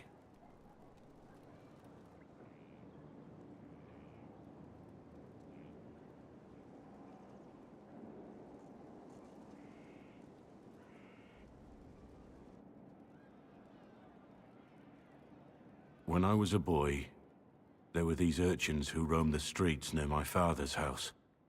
One day, they found a dog. A wretched little thing. It came to them for food. They caught it, tied a rope around its neck, and strung it up. Do you know what I did?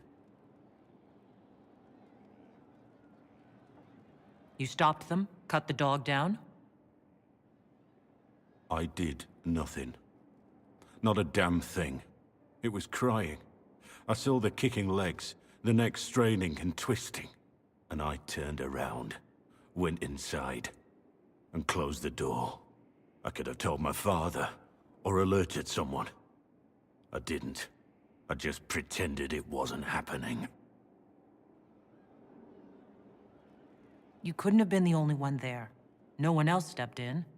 Doesn't make what I did any less wrong. I may as well have tied the noose myself. We could make the world better. It's just easier to shut our eyes. When we first met, you were saving peasants from demons and outlaws. You're not a man who shuts his eyes. A little insane, maybe. Of course you'd make light of it. You make saving the world look easy. The rest of us can only dream of matching what you've done. Don't you see? It's not just about what happened back then. There's always some dog out there.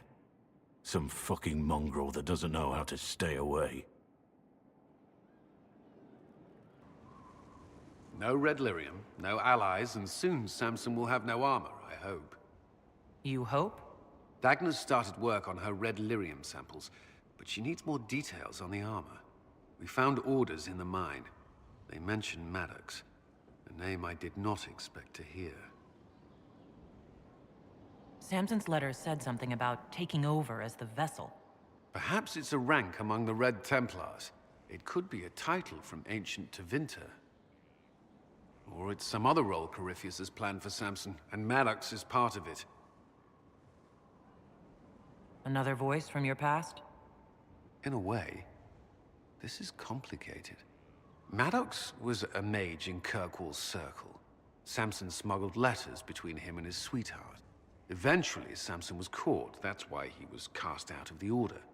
Maddox was made tranquil and became a skilled craftsman of magical items. Samson must have rescued him.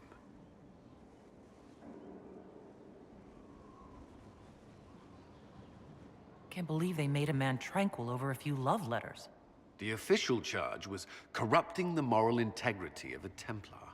Knight Commander Meredith wielded the brand for far lesser offenses, believe me. Why would Maddox need saving? When the mages rebelled in Kirkwall, the worst battles took place at the gallows, in the circle itself. And I thought Maddox had died in the fighting, or was eking out a living on the streets. A hard fate for a tranquil in Kirkwall. Samson must have found him, taken him in. Having an inside man among Samson's forces would be invaluable, if we could convince him. I couldn't say. I've lived around Tranquil most of my life, and I've never understood them. It seems Maddox built Samson's armor for him, and maintains it still. Tranquil and Kirkwall needed rare and expensive supplies for their enchantments. Supplies we can trace. I can have our men kick down some doors, Inquisitor. Samson's armor might lead us right to his stronghold.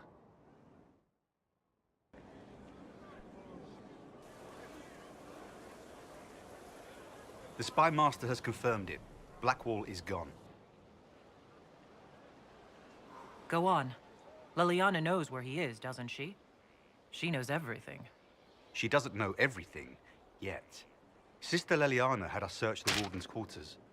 Not much to find, except this. It was missing from last week's reports. I don't know what Blackwall's interest in this particular matter is, but it could be a good place to start. Cyril Mornay, for your crimes against the Empire of Orlais. For the murders of General Vincent Callier, Lady Laurette Callier, their 4 children, and their retainers. You are sentenced to be hanged from the neck until dead. Do you have anything to say in your defense? Very well. Oh, this is grim. Proceed. Stop! A Grey Warden. This man is innocent of the crimes laid before him. Orders were given, and he followed them like any good soldier. He should not die for that mistake. Then find me the man who gave the order. Oh, shit. Blackwall! No, I am not Blackwall. I never was Blackwall. Warden Blackwall is dead, and has been for years. I assumed his name to hide like a coward from who I really am. You, after all this time. It's over. I'm done hiding. I gave the order. The crime is mine. I am Tom Rainier.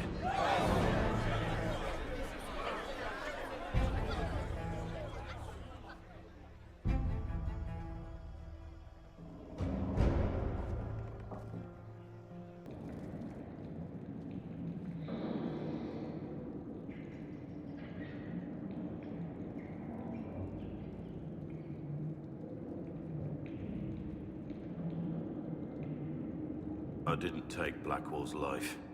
I traded his death. He wanted me for the Wardens, but there was an ambush. Darkspawn. He was killed. I took his name to stop the world from losing a good man. But a good man, the man he was, wouldn't have let another die in his place.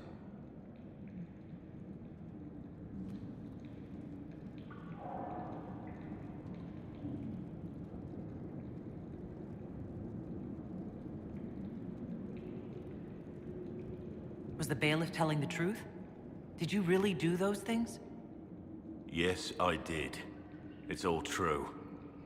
It's time we all took a good look at who I really am. Don't you understand?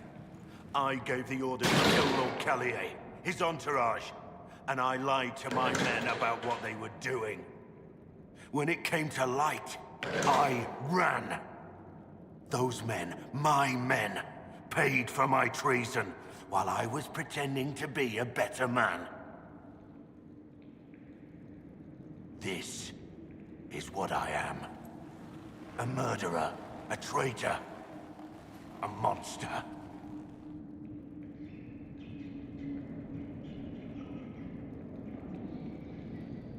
Would a monster have given himself up? Somewhere along the line, you stopped pretending.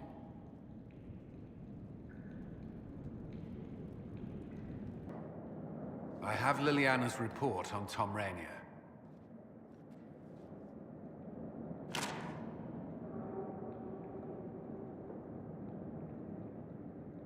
Give me the overview. Looks like our friend was once a respected captain in the Imperial Orlesian army. Before the Civil War, he was turned, persuaded to assassinate one of Celine's biggest supporters. He led a group of fiercely loyal men on this mission, and told them nothing of it. His men took the fall for him. A few lucky ones, like Mornay, managed to escape. This is helpful. Or at least educational. Don't blame yourself. We all made this mistake. What do we do now? Rainier has accepted his fate, but you don't have to. We have resources. If he's released to us, you may pass judgment on him yourself. If it were up to you, what would happen? What he did to the men under his command was unacceptable. He betrayed their trust, betrayed ours. I despise him for it. And yet he fought as a warden, joined the Inquisition, gave his blood for our cause. And the moment he shakes off his past, he turns around and owns up to it. Why? Some part of you is impressed by what he did, isn't it? Saving Mornay the way he did took courage, I'll give him that. But I can't tell you what to do. I need to think about it. Do what you must, but come to a decision soon. This will not wait forever. For judgment this day, Inquisitor, I must present Captain Tom Rainier, formerly known to us as Warden Blackwall. His crimes... well, you are aware of his crimes. It was no small expense to bring him here, but the decision of what to do with him is now yours.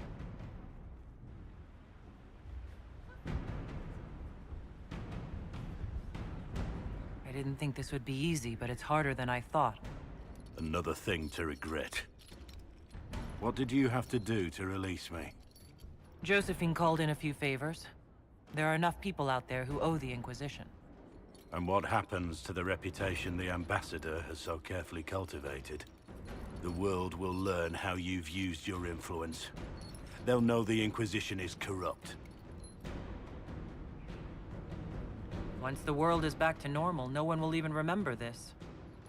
I'll remember. I accepted my punishment. I was ready for all this to end. Why would you stop it? What becomes of me now?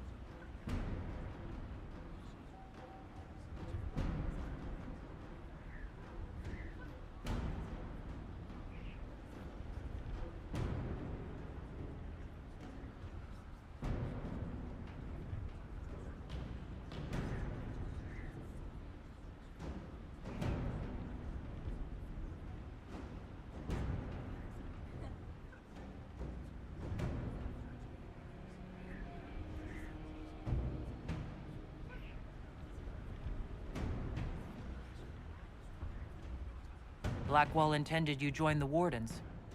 I will let them decide your fate. But only when Corypheus is dead. For now, Tom Rainier, the Inquisition needs you. As you command. Blackwall gave you the chance to atone through action, not merely punishment. I find I can do no less. I am grateful for this, Inquisitor. And I will serve for as long as I can.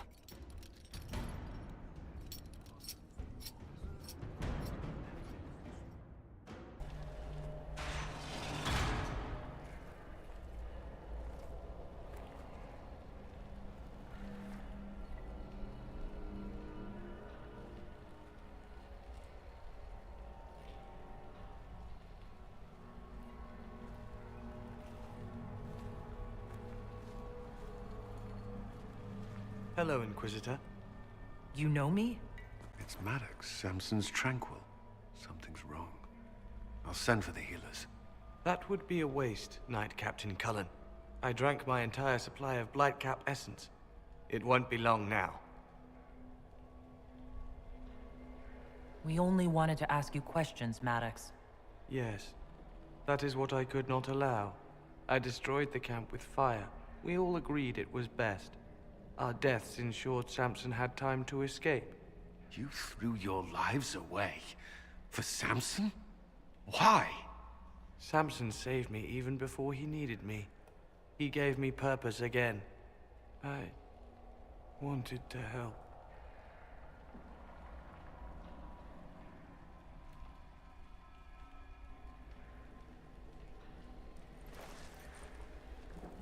We should check the camp. Maddox may have missed something.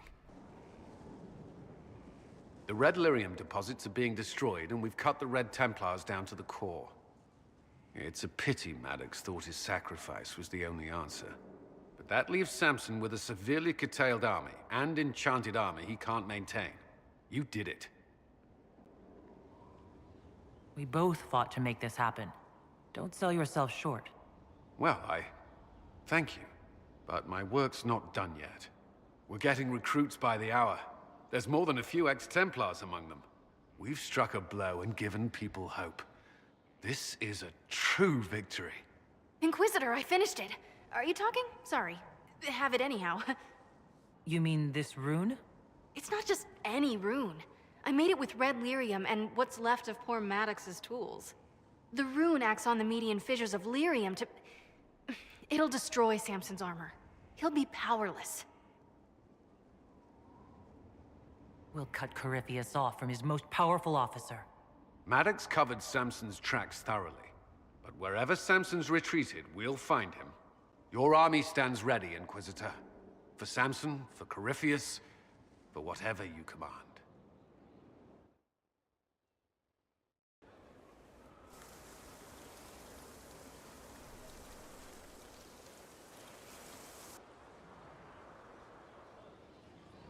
You're the Inquisitor.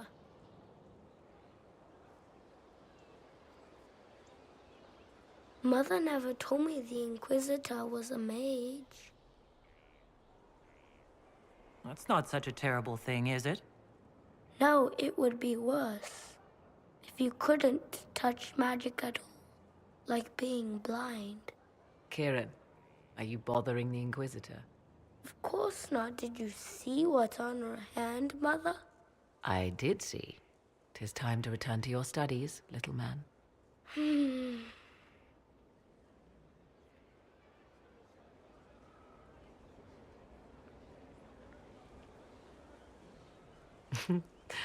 My son. Never where you expect him to be, naturally. I didn't know you had a son. Why would you? I take great pains to not let my own reputation affect him in any way. To most in the Imperial Court, he's simply a quiet and well-spoken lad. Perhaps the heir of some distant family. But he goes where I go. Worry not, Inquisitor. Kieran is a curious boy, but seldom troublesome. Will his father be joining us as well? I have raised Kieran on my own for quite some time now, as was my preference from the start. So 'tis but the two of us, Inquisitor. Your fortress is a large place, and you will scarce notice our presence. He seems like a fine young man. But not the sort one might expect a woman like me to raise. No son of mine would be raised in a marsh, bereft of contact with the outside world.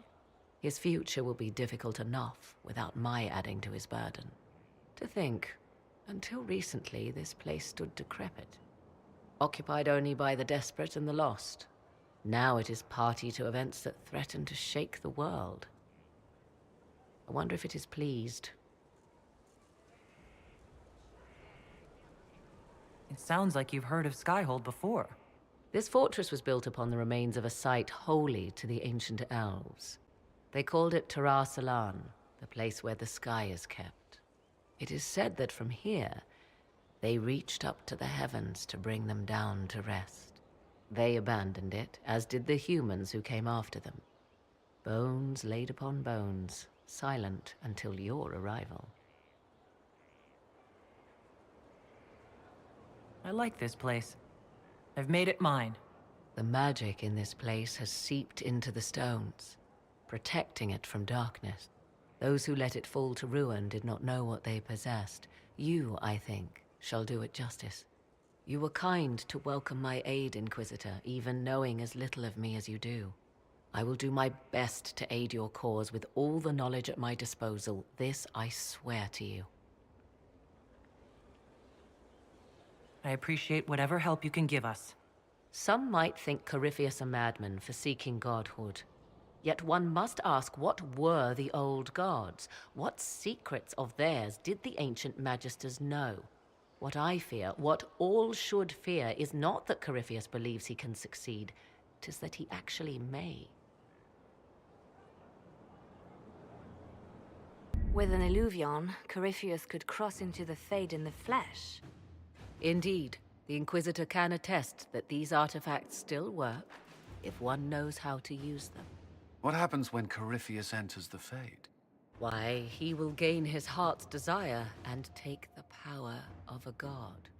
Or, and this is more likely, the lunatic will unleash forces that tear the world apart.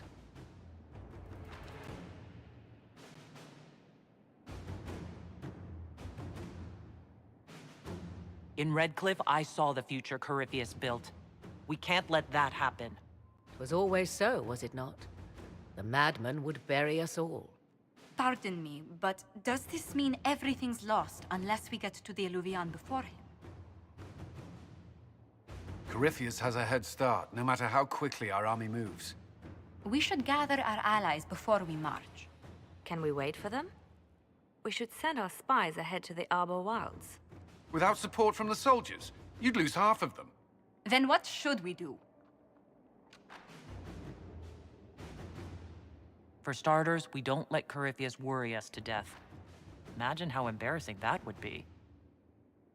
Josephine, have our allies send scouts to meet us in the wilds. Liliana, your fastest agents, will join them. Together, we'll have enough spies to slow down Corypheus's army until Cullen's soldiers arrive. Such confidence. But the Arbor Wilds are not so kind to visitors. Old elven magic lingers in those woods. We'd be remiss to not take advantage of your knowledge, Lady Morgan. Please, lend us your expertise. 'Tis why I came here, although it is good to see its value recognized. Any further instructions, Inquisitor? The Inquisition began as a handful of soldiers. Thanks to you, we're now a force that will topple a self-proclaimed god. I could ask for no finer counsel, no better guidance. I speak for all of us when I answer. We could ask for no finer cause.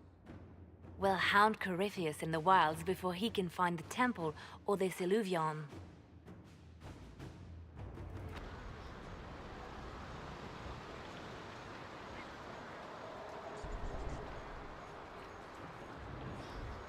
Inquisitor.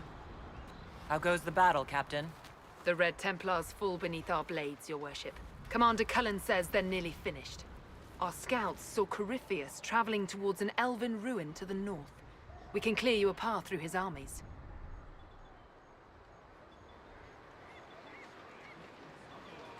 Do only what you must. We need enough people for a celebration when we get back to Skyhold. We will not fail you, my lady, no matter what comes. Andraste guide you, Inquisitor. I wonder, is it Andraste your soldiers invoke during battle, or does a more immediate name come to their lips? Another way to let people down if I falter. Thank you for the reminder. 'Twas not I who raised an army of faithful to storm this land, Inquisitor. But I digress. If your scouts report accurately, I believe these ruins to be the Temple of Mathal. Which is? A place of worship out of elven legend. If Corypheus seeks it, then the Illuvian he covets lies within.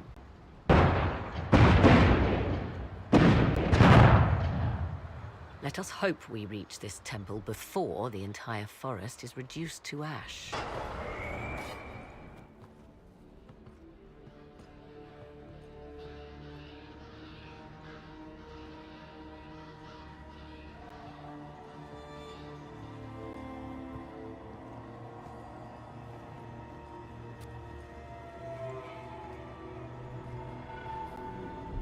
Namelana Sabanalet. They still think to fight us, Master.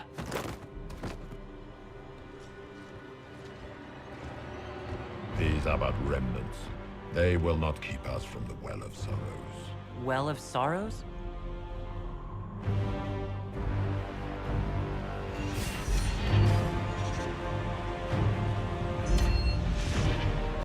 Be honored. Witness death at the hands of a new god.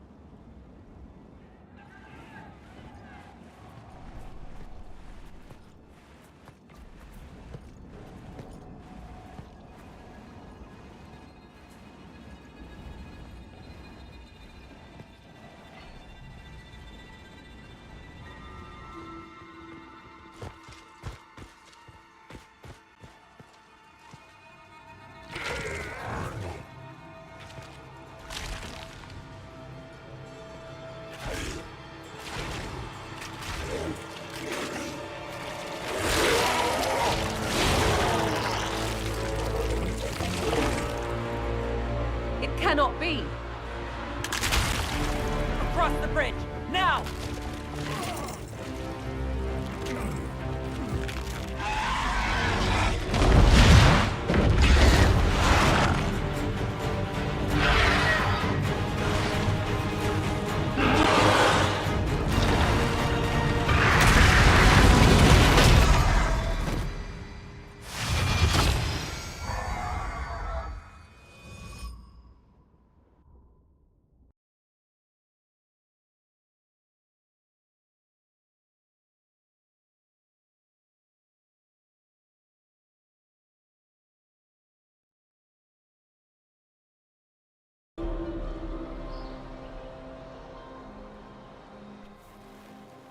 At last, Mathal's sanctum. Let us proceed before Corypheus interferes. Hold on. Corypheus mentioned a Well of Sorrows. I thought he was here for an Illuvian. I am uncertain of what he referred to. You're not certain? You said you knew what he was looking for. Confidence can carry one only so far, it seems. I suspected. I did not know. Yes, I was wrong. Does that please you? Whatever the Well of Sorrows might be, Corypheus seeks it, and thus you must keep it from his grasp. Let's find this well before Corypheus's people do. It appears the temple's magics are still strong. Is this Elven? Does it say anything about this Well of Sorrows? Atishol vir Abalasan. It means enter the path of the Well of Sorrows.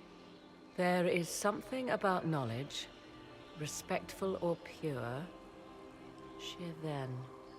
Trevelyan. 'Tis all I can translate. That it mentions the well is a good omen. At least we know the Well of Sorrows was important.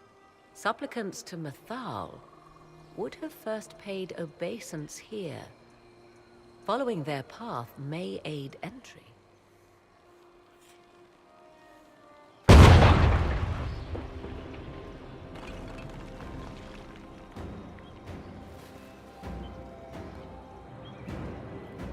Hold them off!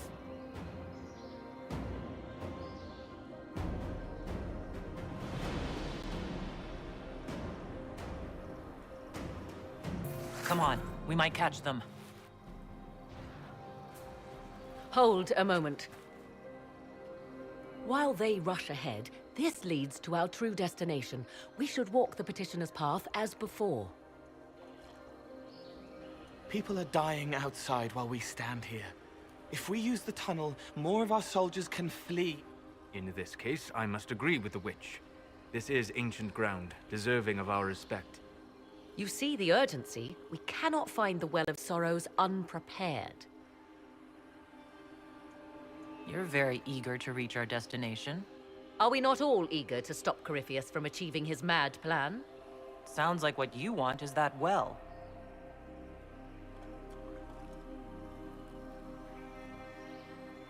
There is a danger to the natural order.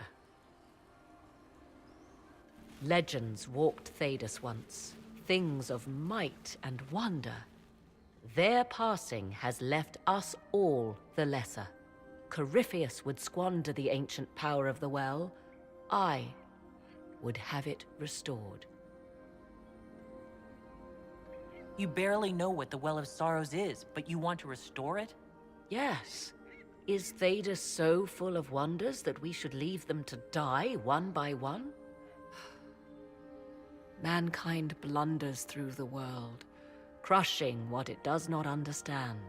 Elves, dragons, magic. The list is endless. We must stem the tide, or be left with nothing more than the mundane. This I know to be true. I read more in the first chamber than I revealed. It said a great boon is given to those who use the Well of Sorrows, but at a terrible price. What exactly did that altar say about the Well of Sorrows? Like most elven writing, it was insufferably vague. The term I deciphered was Halam Shivanas, the sweet sacrifice of duty. It implies the loss of something personal for duty's sake, yet for those who served at this temple, a worthwhile trade. Is your real goal the power inside this well? Yes, if that is the only way to preserve it. My priority is your cause, but if the opportunity arises to save this well, I am willing to pay the cost. And gain what? That is what we must discover. The rituals may point the way. 'Tis not what I expected. What was this chamber used for?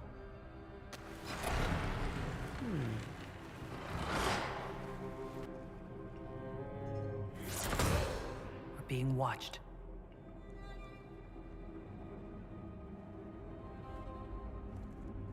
Venavis. You are unlike the other invaders. You stumble down our paths at the side of one of our own. You bear the mark of magic, which is familiar. How has this come to pass? What is your connection to those who first disturbed our slumber? They are my enemies, as well as yours. I am called Abelas. We are sentinels, tasked with standing against those who trespass on sacred ground.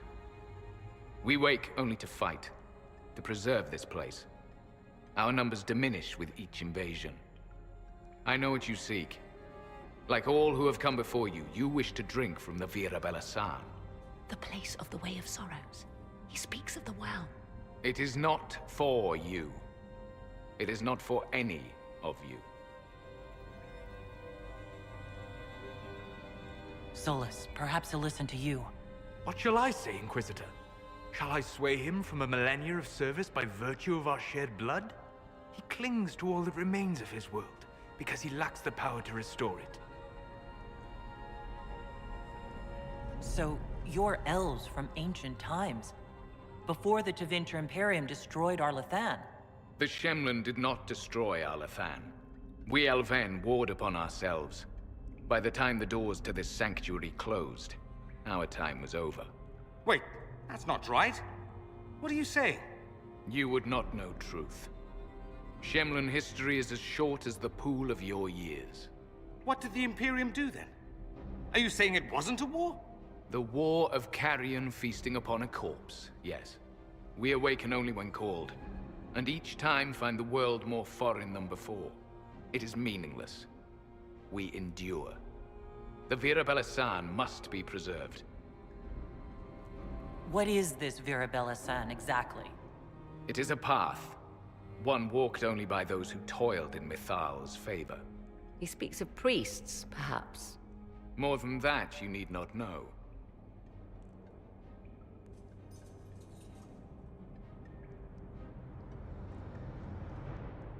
If the Well of Sorrows is a source of power, now is when it's needed.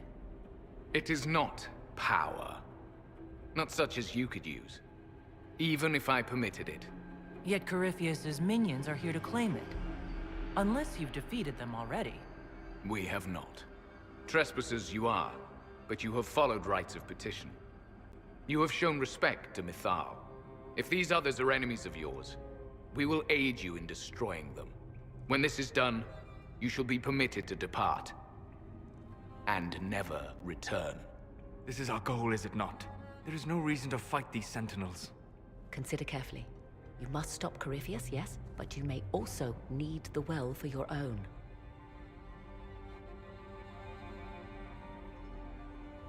I accept your offer. You will be guided to those you seek. As for the Virabella San, it shall not be despoiled. Even if I must destroy it myself. No! Morgan!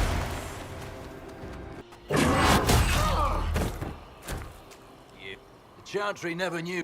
Samson, sir, watch out! Inquisitor. You and those elf things don't know when to stop. You've hunted us half across Thedas. I should have guessed you'd follow us into this hole. I spoke with your Tranquil, Maddox. He sacrificed himself for your cause. I told him not to. He died as one of us then. One of the faithful. Corypheus chose me twice. First as his general, now as the vessel for the Well of Sorrows. You know what's inside the well? Wisdom. The kind of wisdom that can scour a world. I give it to Corypheus, that he can walk into the Fade without your precious anchor. What's your part in it? What's a vessel? What else empties a well? I'll carry its power to Corypheus. One more task entrusted to me. Being force-fed Chantry lyrium was good for something. This armor makes me a living fortress, mind and body. I won't forget a word of the well's knowledge. Corypheus will be unstoppable. Once Corypheus is that powerful, you and your soldiers will just slow him down. You dare say that to my face? After you butchered my men? You're no match for Corypheus. Even if you drink from the well, you'll never master its wisdom as he could. This is the strength the Chantry tried to bind. But it's a new world now, with a new god. So, Inquisitor, how will this go? Power's all well and good, until it's taken away. What did you do? What did you do? My armor. It's gone. Delirium. I need it! Kill them all! Not well, French. You can't take it from Corypheus. You mustn't. He's not ready to go yet. You can take him back to Skyhold for judgment.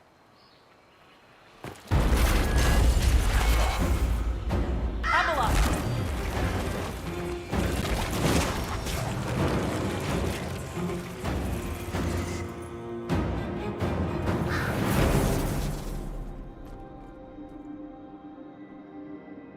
You heard his parting words, Inquisitor. The elf seeks to destroy the Well of Sorrows. So the Sanctum is despoiled at last. You would have destroyed the well yourself, given the chance. To keep it from your grasping fingers. Better it be lost than bestowed upon the undeserving. Fool. You'd let your people's legacy rot in the shadows.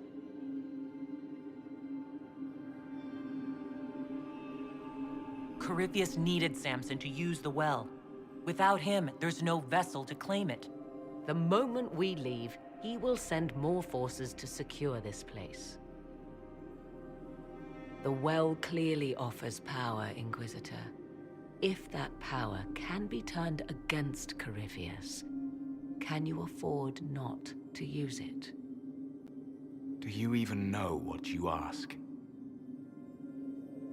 As each servant of Mythal reached the end of their years, they would pass their knowledge on through this. All that we were, all that we knew, it would be lost forever. Look around you. Everything your people were. It's already gone. It is. There are other places, friend, other duties. Your people yet linger. Elven such as you? Yes, such as I.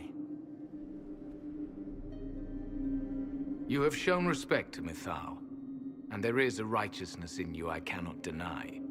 Is that your desire? To partake of the Vira Belasan as best you can? To fight your enemy? Not without your permission. One does not obtain permission. One obtains the right.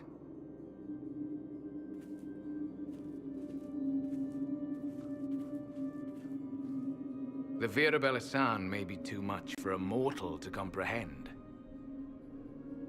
Brave it if you must. But know you this. You shall be bound forever to the will of Mythal.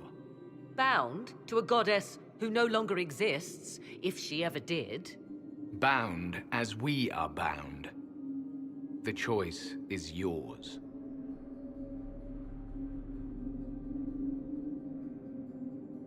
Is it possible this Mythal might still exist? Anything is possible. Elven legend states that Mythal was tricked by Fen-Harel and banished to the Beyond. Elven legend is wrong. The Dread Wolf had nothing to do with her murder. Murder? I said nothing of... She was slain, if a god truly can be. Betrayed by those who destroyed this temple. Yet the Vira Belasan remains. As do we. That is something. Are you leaving the temple? Our duty ends. Why remain? There is a place for you, Lethaline, if you seek it. Perhaps there are places the Shemlin have not touched. The Imperium went to great lengths to expunge Elven history. You might be the last to know the truth. Would the elves of your lands listen to the truth? They might. Would it hurt to try? It very well may, Shemlin. Yes. It may be that only Uthenera awaits us. The blissful sleep of eternity, never to awaken, if fate is kind.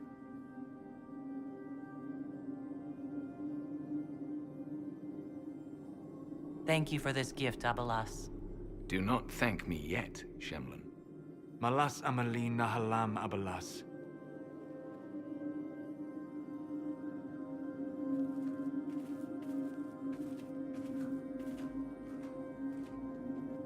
His name, Abelas, means sorrow. I said, I hoped he finds a new name.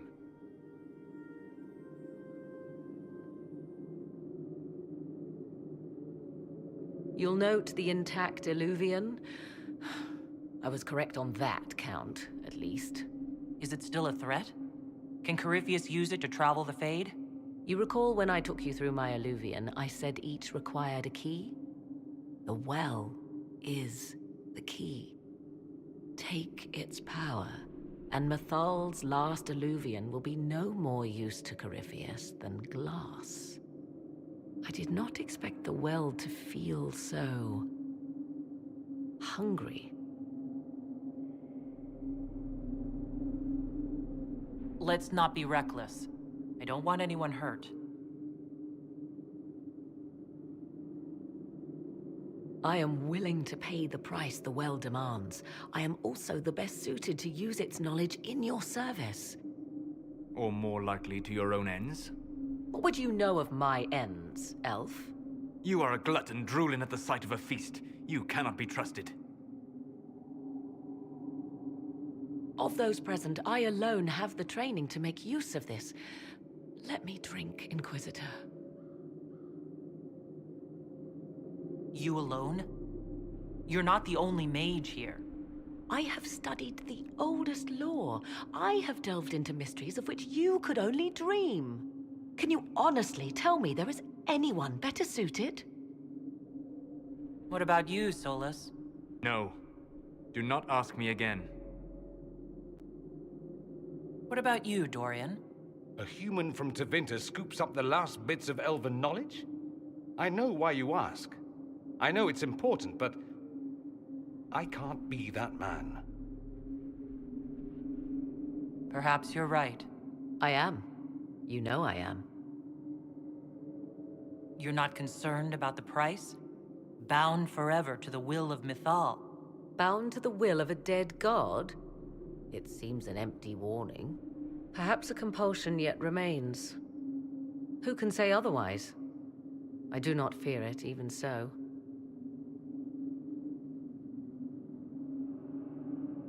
What's to stop you from taking the knowledge and leaving? My word. If that seems insufficient, Corypheus threatens all, even myself. He must be stopped. And who stops you? I, Inquisitor, seek neither immortality nor your life.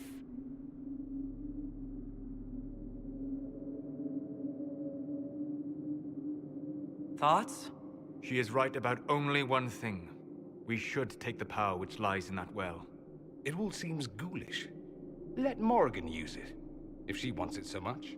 So many voices. They would be in your head, talking over you. You don't want them. Enough deliberation. Give me your decision. It's yours.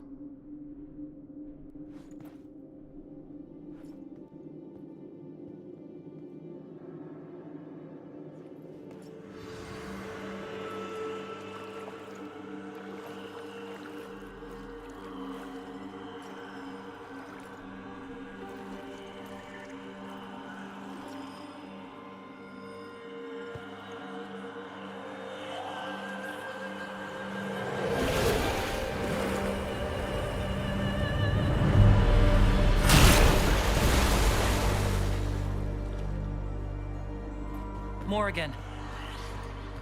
Are you all right?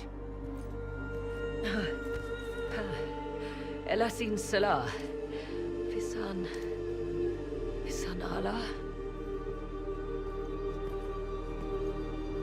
I am intact. There is much to sift through. But now we can...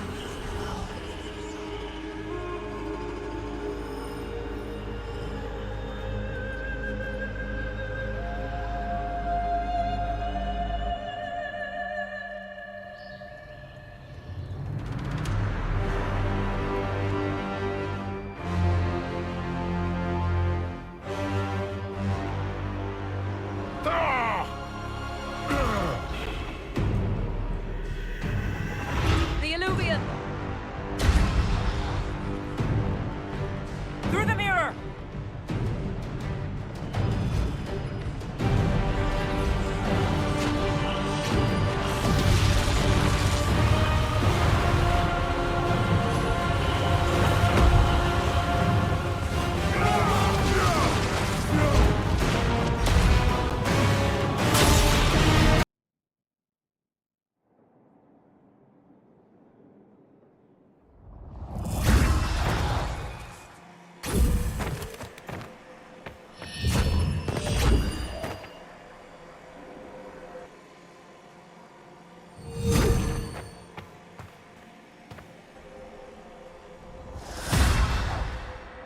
It is done.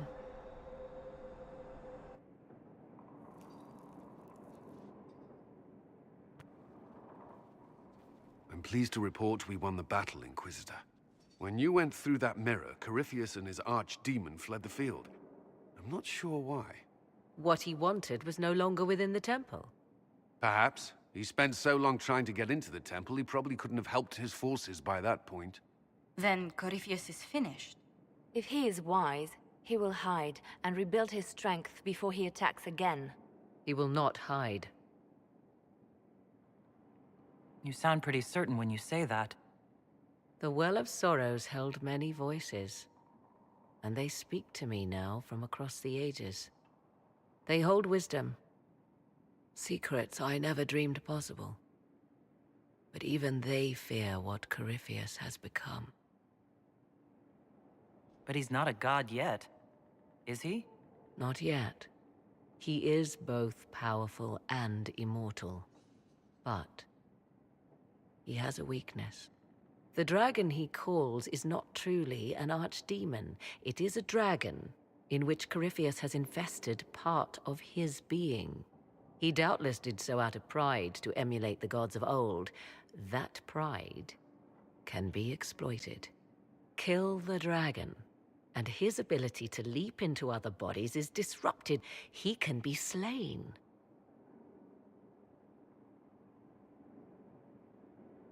Just kill his dragon? Why didn't we think of that before? There is a way to defeat the dragon, to match Corypheus in his power. The well whispers it to me now. Your help will be required, Inquisitor. Speak to me when you are ready, and we shall begin. I'll see to Skyhold's defenses in the meantime. Forgive me, Inquisitor. For personal interest, I have relieved Josephine, as you might expect. Knight Templar Samson, general to Corypheus, traitor to the Order. The blood on his hands cannot be measured. His head is too valuable to take. Kirkwall, Orlais, many would see him suffer. I can't say I'm not one of them. Judging him will affect as many as his crimes. I won't take it lightly. The Red Lyrium will steal your vengeance. You know what it does. Corypheus only delayed my corruption. Are you still loyal to that thing? He poisoned the Order, used them to kill thousands. Templars have always been used. How many were left to rot like I was, after the Chantry burned away their minds? Piss on it. I followed him, so Templars could at least die at their best. Same lie as the Chantry. The Prophet just isn't as pretty. I found your people. They believed in you. Believed your cause was righteous. Not your business, Inquisitor. Your friend Maddox was so loyal, he killed himself. For you. They were always going to die. I saw what Corypheus was doing. So yes, I fed them hope instead of despair. I made them believe their pain had purpose. Just like the Chantry does. Right, Commander? It ended as well as anything else I've done. Corypheus would kill me on sight. I'll tell your people what they want. Everything I cared about is destroyed.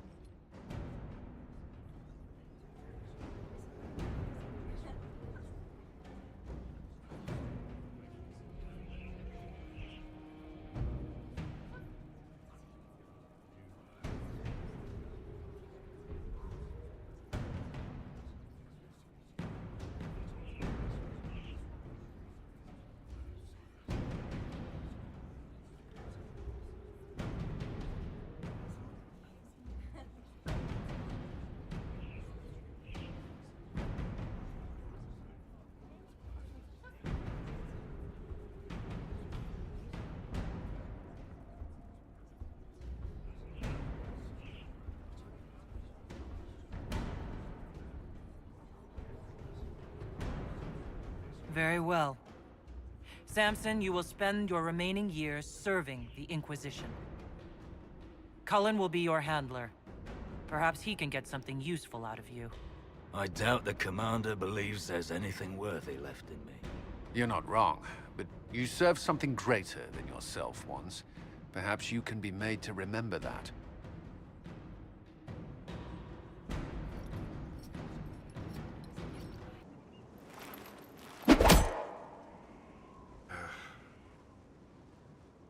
Samson took everything from those Templars.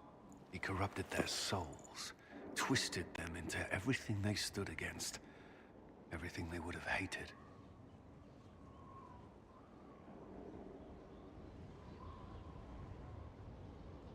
I know the Red Templars fight for Corypheus, but I feel sorry for them. They're barely human now. The Red Lyrium left Samson's mind unaltered. He knew what he was doing. And he dares speak as though it were a mercy? The man's a monster. I pray his information is useful. His life is good for little else.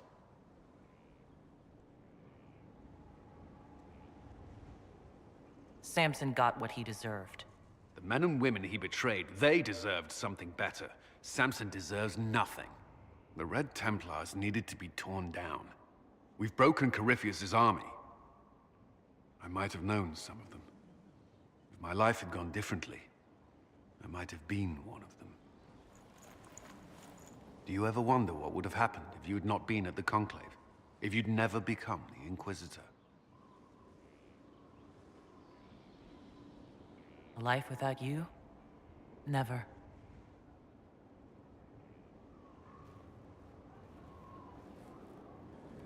Though all before me is shadow, yet shall the Maker be my guide. I shall not be left to wander the drifting roads of the beyond. For there is no darkness in the Maker's light, and nothing that he has wrought shall be lost. A prayer for you? For those we have lost, and those I am afraid to lose. You're afraid? Of course I am. Corypheus possessed that Grey Warden at Mythal. What more is he capable of? It's only a matter of time before he retaliates. We must draw strength wherever we can. When the time comes, you will be thrown into his path again. Andraste, preserve me. I must send you to him.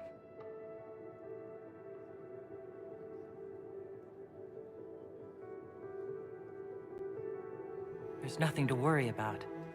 I have luck on my side, remember? That's less comforting than I'd hoped.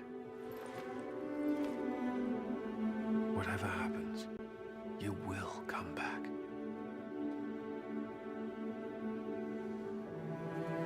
I certainly hope so. The thought of losing you...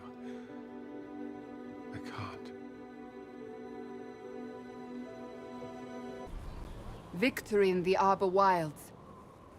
The Archdemon might have been a real threat to our army, but it flew off once we turned the tide. It is still out there, however. I wonder what Corypheus plans now. He'll hide. What other choice does he have? Do not underestimate Corypheus. He is powerful, and you have yet to fight him one-on-one. But he will come. You will get your chance. You don't seem concerned about that. I'm terrified. Yet I have faith in you.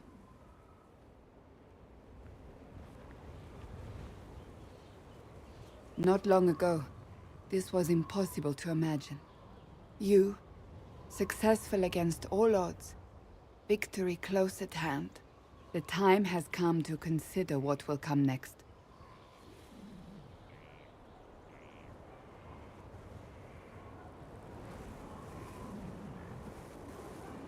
We still have to beat Corypheus. I have not forgotten. Blessed are they who stand before the corrupt and the wicked and do not falter. I will stand with you in the end, Inquisitor, if you will have me. The Temple of Mythal was extraordinary.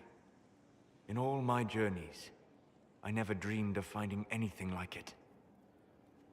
What will you do with the power of the well once Corypheus is dead? I'm not arrogant enough to think it's my decision alone. Whatever happens, we'll do it together.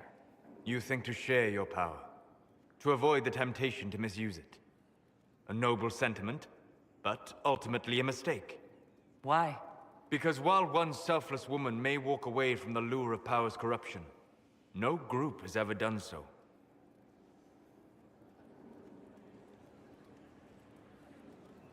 If other members of the Inquisition overstep their bounds, I'll be there to stop them. Ah, then I misunderstood. You will be first among equals. Good. Good? You have not been what I expected, Inquisitor. You have impressed me. You must not let false modesty allow you to pass your power to someone else. There are few regrets sharper than watching fools squander what you sacrifice to achieve. Forgive my melancholy. Corypheus has cost us much. The Temple of Mythal did not deserve such a fate. The orb he carries, and its stolen power, that at least we may still recover. With luck, some of the past may yet survive. Thank you, Solus. We couldn't have done this without you. You are welcome.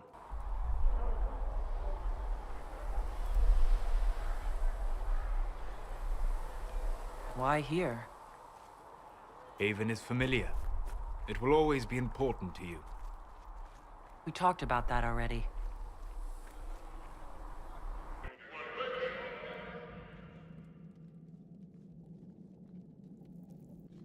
I sat beside you while you slept, studying the anchor.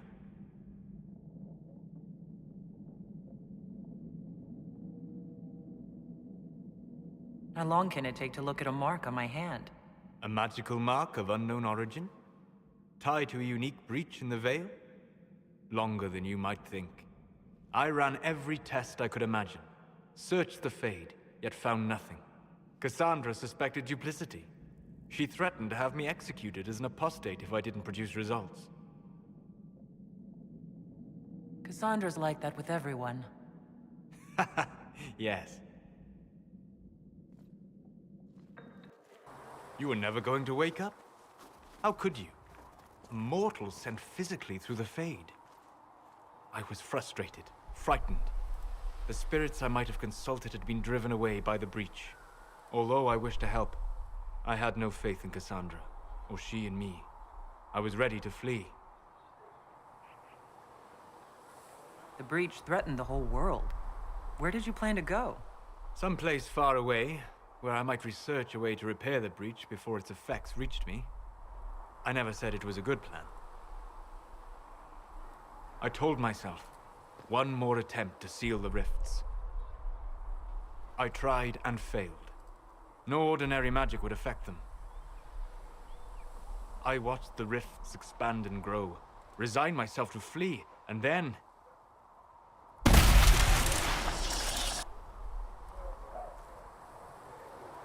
It seems you hold the key to our salvation. You had sealed it with a gesture. And right then, I felt the whole world change.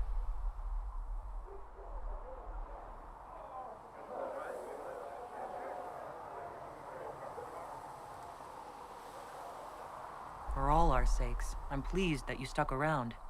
As am I. You have fractured rules of man and nature, and you will shatter more before you are done.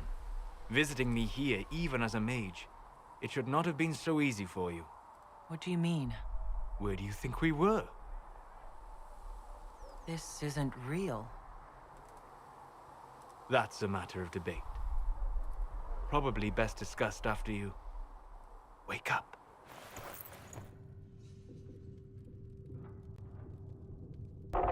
Why would Kieran do this? How could he do this? We stand in the Fade. To direct the Illuvian here would require immense power. If he is lost to me now, after all I have sacrificed... We'll find him, Morrigan. He can't be far. The Fade is infinite. He could literally be anywhere. Whatever happens to him now, 'tis my doing. I set him on this path. Please, help me look, Inquisitor. Just a little longer.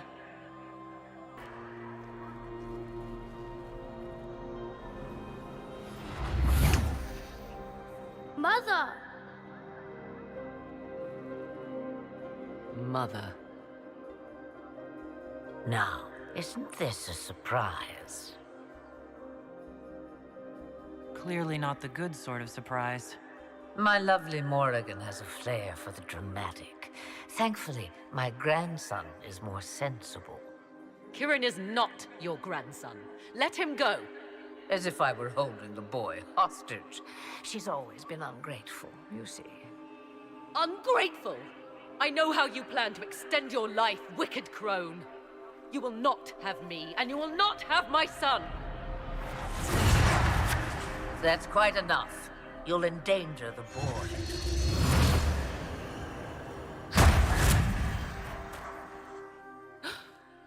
What have you done to me? I have done nothing. You drank from the well of your own volition. You are Mythal.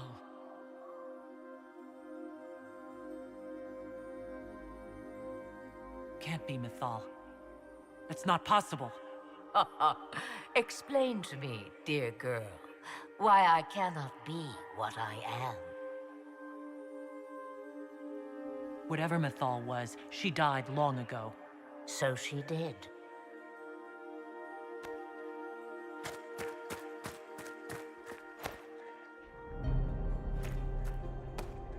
I'm sorry, Mother.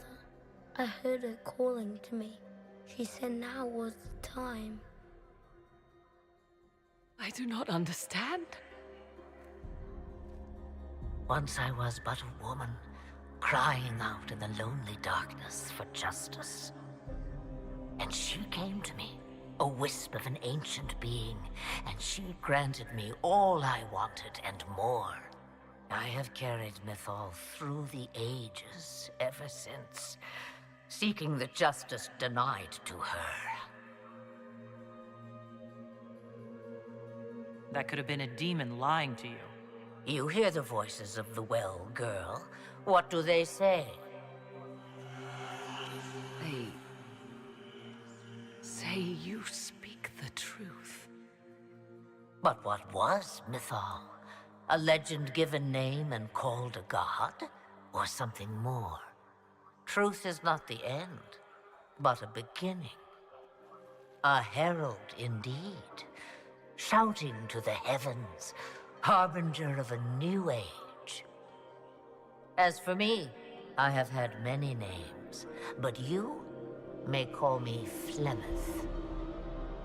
If Mythal is within you, why not reveal yourself? And to whom should I reveal myself? To the elves, to everyone. I knew the hearts of men even before Mythal came to me. It is why she came to me. They do not want the truth, and I am but a shadow, lingering in the sun. Why did Mythal come to you? For a reckoning that will shake the very heavens. And you follow her whims. Do you even know what she truly is? You seek to preserve the powers that were, but to what end? It is because I taught you, girl. Because things happened that were never meant to happen. She was betrayed as I was betrayed, as the world was betrayed. Mythal clawed and crawled her way through the ages to me, and I will see her avenged!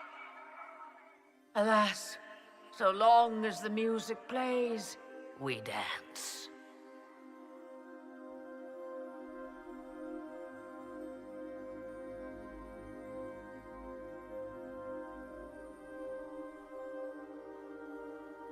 I presume you know what we're up against. Better than you could possibly imagine. So will you help us? Once I have what I came for. No. I will not allow it.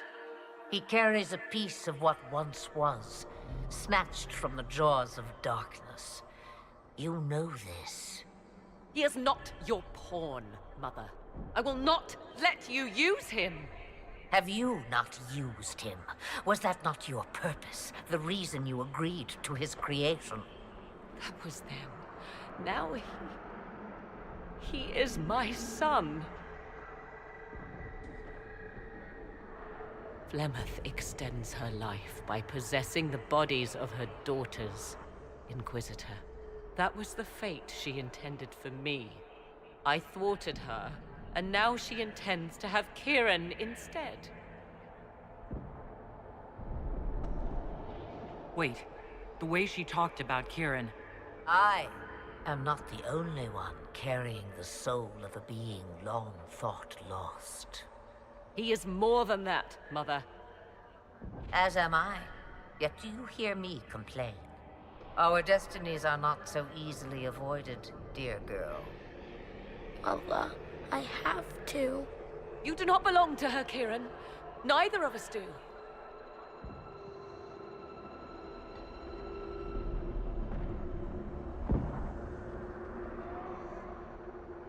If Kieran is so special, why did you wait until now to come for him? I did not know where he was. Morrigan cleverly hid him from me. Until now. Twas the well. Always grasping beyond your reach, despite all that I taught you. Whatever else you think he is, Kieran is still a child. And so much better behaved than his mother was at his age. Kieran,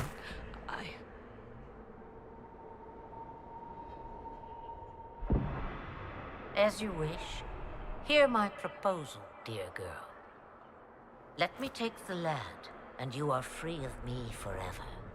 I will never interfere with or harm you again. Or keep the lad with you, and you will never be safe from me. I will have my due. I will take my chances. I found you once, girl. What makes you think I will not find you again? Take over my body now, if you must. Just let Kieran go. He will be better off without me. Just as I was better off without you.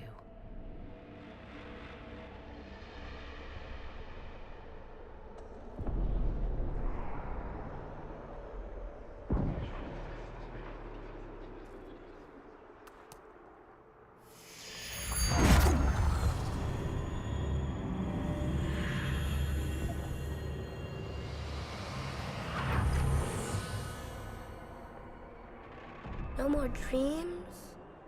No more dreams. A soul is not forced upon the unwilling, Morrigan. You were never in danger from me. Listen to the voices. They will teach you, as I never did. wait!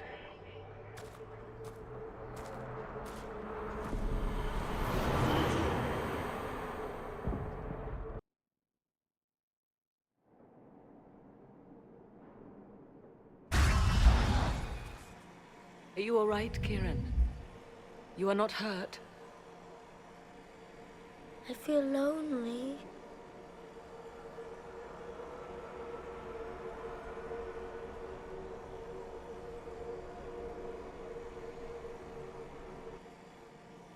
She wanted the old god soul all along.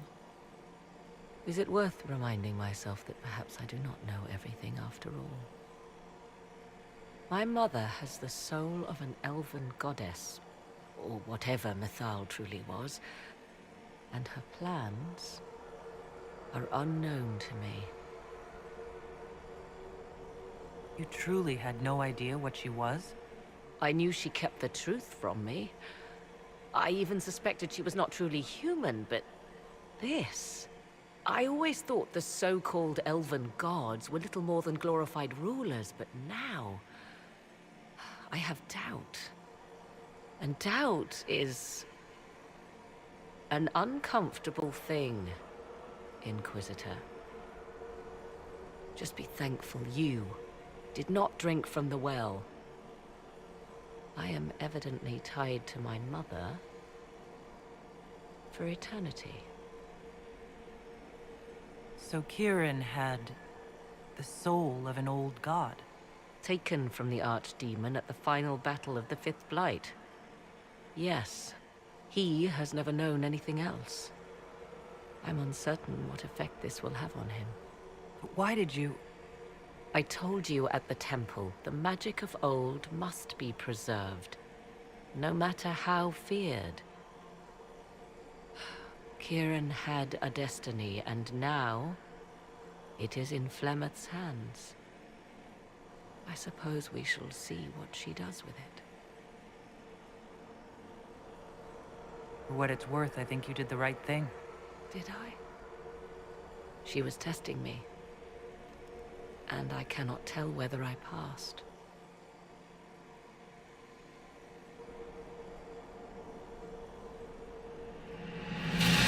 Now we must prepare to face Corypheus himself. It seems Mother was right. The voices of the well tell me I will be able to match his dragon. All that remains is for you to find him.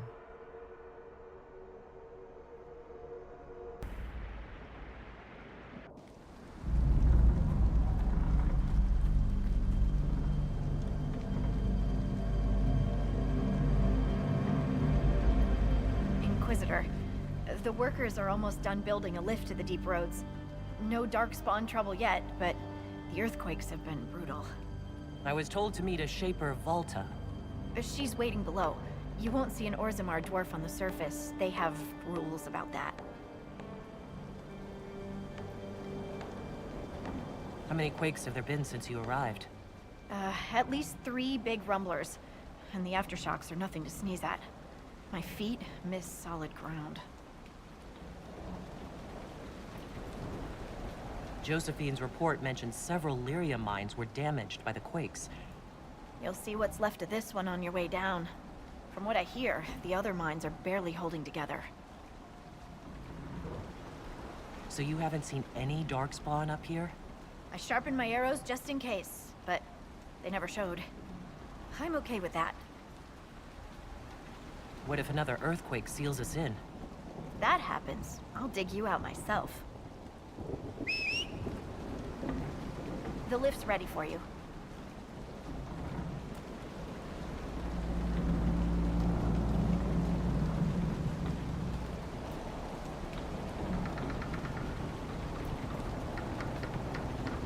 Try not to shift around, and keep back from the edge. It's a long way down.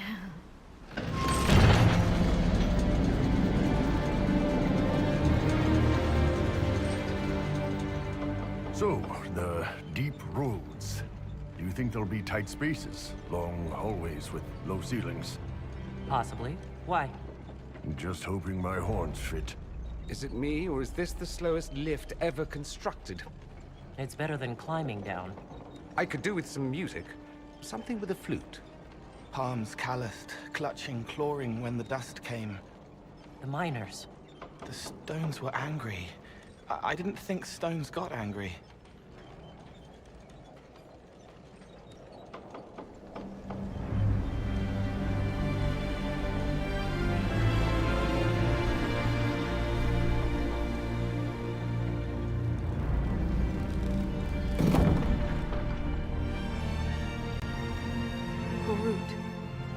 Magor, Nalfric, your names will not be forgotten. You must be Shaper Volta. A trust Valar, Inquisitor. The Shaper it welcomes you to the deep roads. You look as though you're hiding from something. As a citizen of Orzammar, even a glimpse of your sky could cost me my position and render me castless. What does a Shaper do exactly? We chronicle the life and times of our people. You're historians.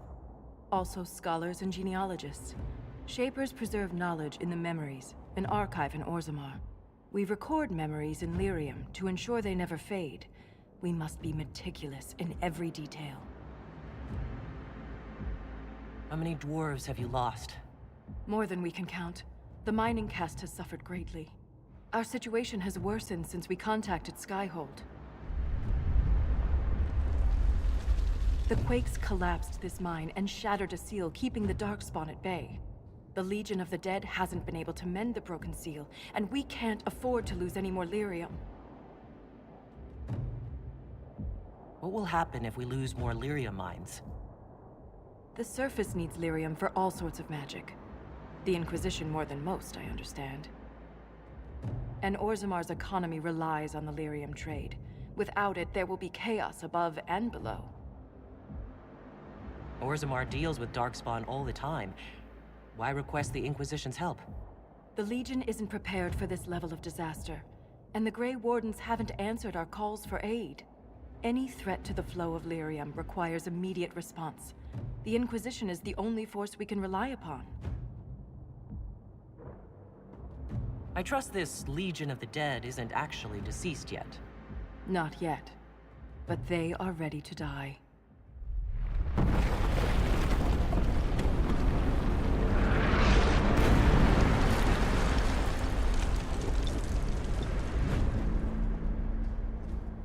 Apologies for pushing you. I fear the damage that tremor caused. Follow me to the Legion camp.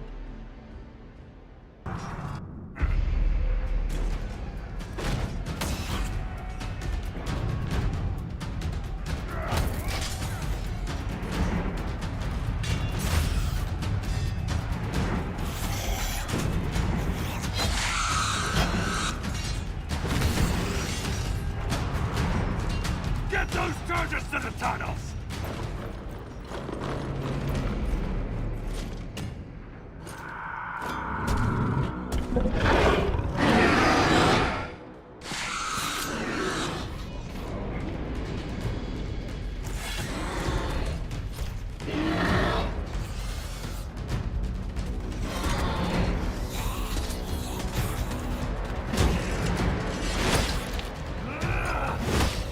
Someone prime the sonic fuses!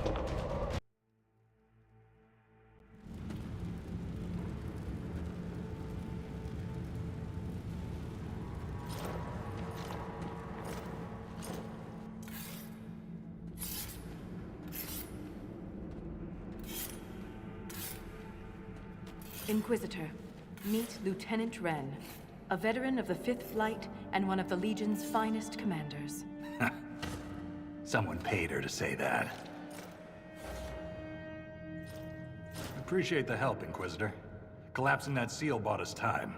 Blighters had the run of these tunnels for days. Now they have a roadblock.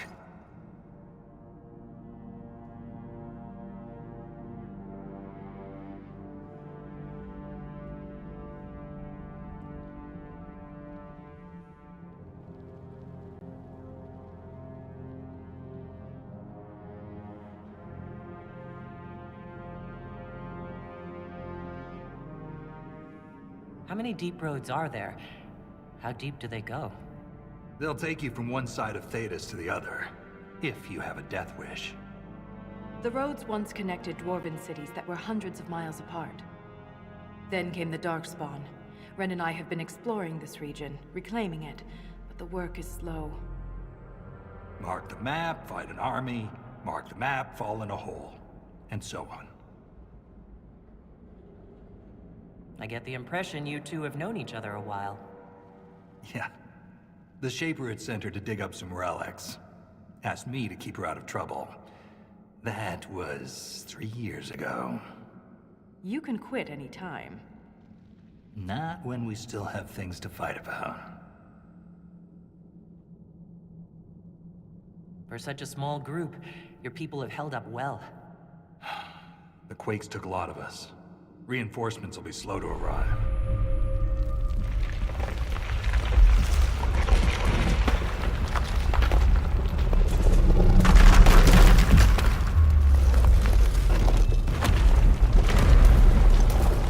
Take cover!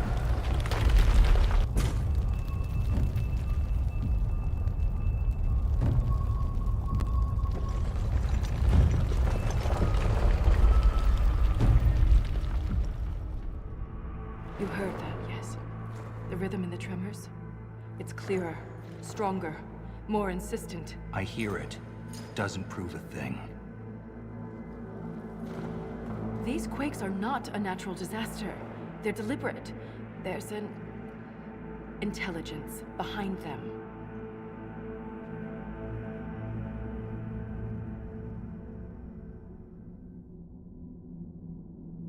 How could an earthquake be caused deliberately?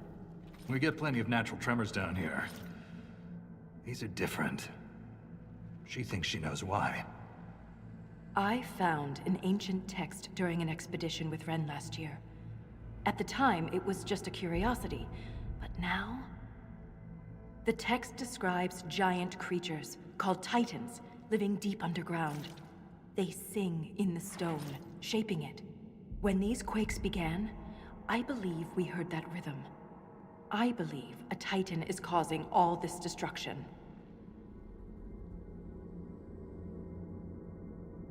I've never heard of Titans before. What else can you tell me about them? The text I found predated the First Blight. Its pages had mostly rotted away, and there's no mention of the Titans in Orzamar's memories. Which tells you something. All I heard was an earthquake. How is it you and Ren hear a rhythm? Our people have a strong connection to the stone. We feel it in a way topsiders cannot. Shapers have great stone sense, and Volta's better than most. She never gets lost. You speak of the stone like it's more than walls. The stone is eternal. She was here before us, and remains after we die. But the stone isn't your god? We don't worship her, but we do respect and honor her. The stone makes us strong, and we return that strength to her when we die. It's difficult to express in words. Mysterious songs often lure people to their deaths, or to an archdemon. This rhythm isn't a song, exactly. It sounds like air flowing through lungs. Air that can collapse a whole mine. Dangerous, then. But a magic unique to the deep roads might be worth investigating. In my experience, no explanation is too strange to consider. For all we know, that text you found was a bedtime story. We can't be sure until we find the source. The rhythm I sense in the quakes is emanating from somewhere far below. The stone will lead us there. And if it comes to a fight, that'll be our job. There's a lift at the side passage nearby. Ready when you are.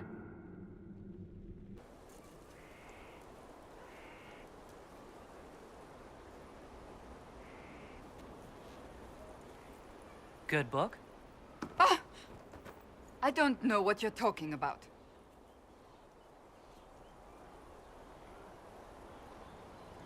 Yes, because I suddenly went blind. Oh, that. Just reports from Commander Cullen. You're an excellent liar. It's of no interest to you, I'm certain. It's a book. I can see that.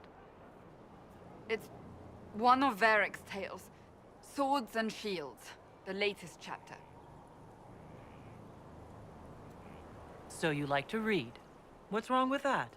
It's frivolous. There are more important things for me to do. That's just her favorite.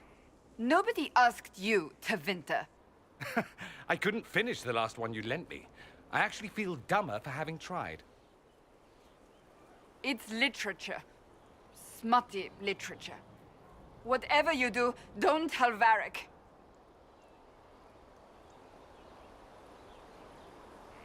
Me? No, I would never. They're terrible.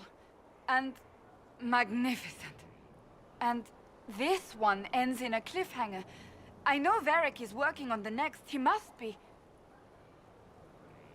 Pretend you don't know this about me.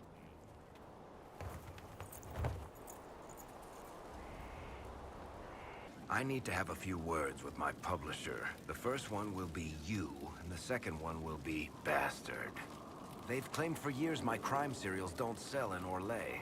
So why is the Council of Heralds asking me for autographs? Sorry, distracted. distracted. Anyway, you need something?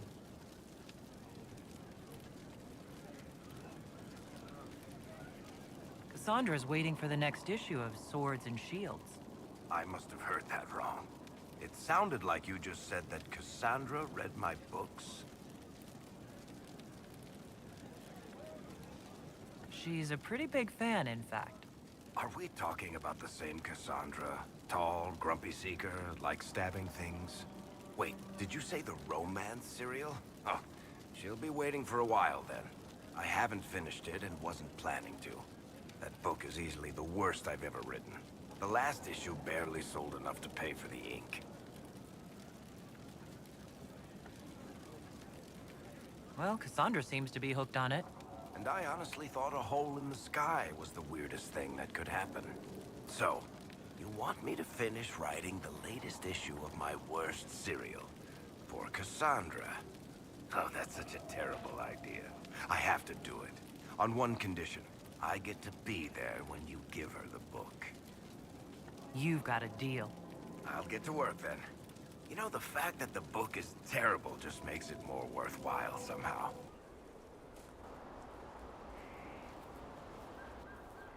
What have you done now? I get it, Seeker. You're still sore after our spat. I'm not a child, Varric. Do not suggest I'm without reason. A peace offering. The next chapter of Swords and Shields. I hear you're a fan. This is your doing. Oh, yes. Do you really think I'd miss this? Well, if you're not interested, you're not interested. Still needs editing anyhow. Wait! You're probably wondering what happens to the Knight Captain after the last chapter. Nothing should happen to her. She was falsely accused. Well, it turns out the guardsman... Don't tell me! This is the part where you thank the Inquisitor. I don't normally give sneak peeks, after all.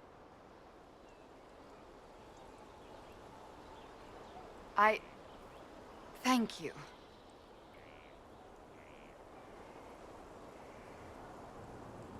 This was everything I'd hoped. I know how you feel. I wonder if I have time to read the first part. Don't forget to tell all your friends, if you have any. Completely worth it.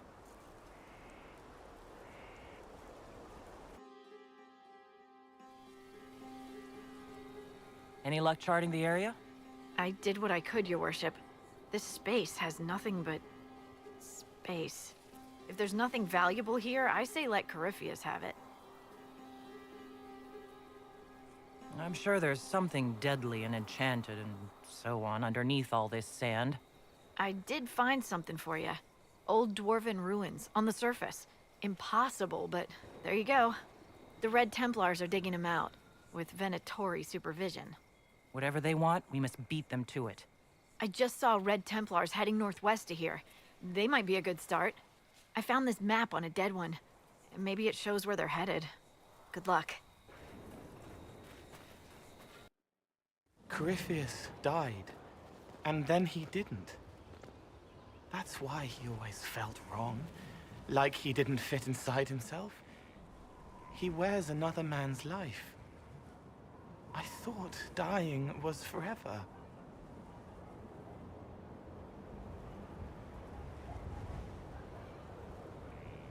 So did I. Corypheus seems to break a lot of rules.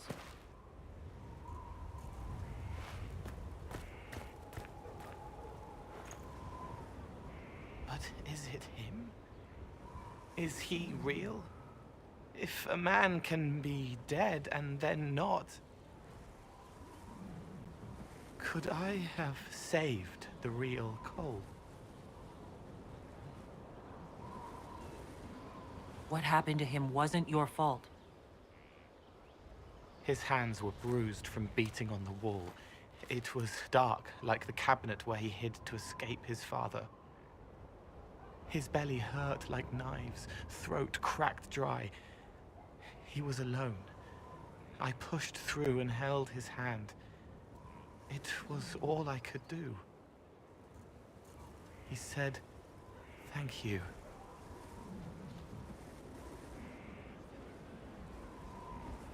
Thank you.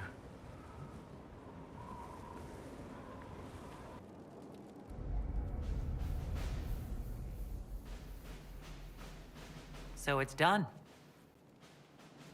Just about. The little ones in the camps don't have much. I thought this might cheer them up. Even in the midst of war, they deserve to be children. It's almost time. Are you ready? You know I am. I welcome the battle and what comes after. I will end up in Warden custody. It was what Blackwall wanted, more or less.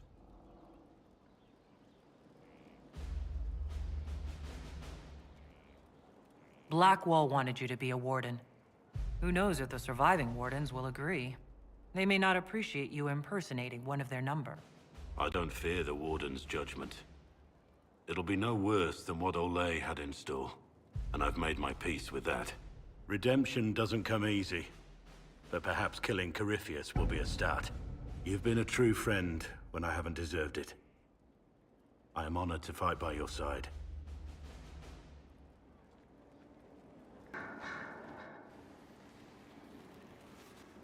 What happened at the Elven Temple? It's got me thinking. I should go back, shouldn't I? To Tevinter. Once this is done. If we're still alive. All my talk of how terribly wrong things are back home. But what do I do about it? Nothing.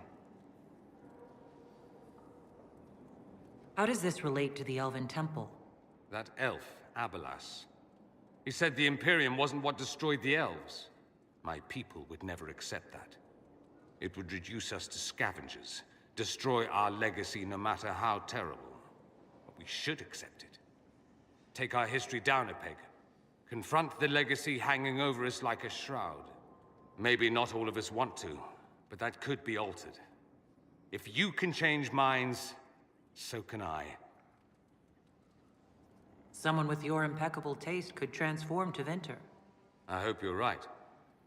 You usually are. It might surprise you to know that you're the one who inspired me. You're shaping the world, for good or ill. How could I aspire to do any less? If it means proving that Tevinter can be better, that there's hope even for my homeland, I would do anything. So it's true. Some look to Cassandra or even me as Justinia's successor. I never thought the idea would gain momentum. Of course, with the other candidates out of the picture... Is becoming divine something you really want? When Justinia was alive, I would have laughed at anyone who even suggested that I could be her successor. Things have changed. Still, I don't know. Restoring the Chantry will be like trying to steer a sinking vessel through a storm.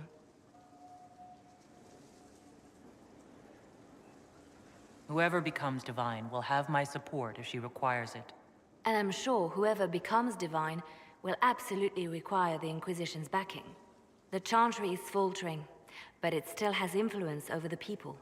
Who tells the people what's right? Who do they look to in times of peril? A divine with enough support can change the Chantry. And with it, Thedas. But this is a discussion for later. If Corypheus wins, finding a new divine will be the least of our problems. A message from Divine Justinia. That's a shock. You all right reading it? Thank you for the concern, Inquisitor. But I am. This message was written months, perhaps even years ago, to be delivered to me if she died. I've heard of such contingency plans. A sudden death often leaves loose ends. I'm to go to Valence, a small village on the waking sea. There is something hidden there.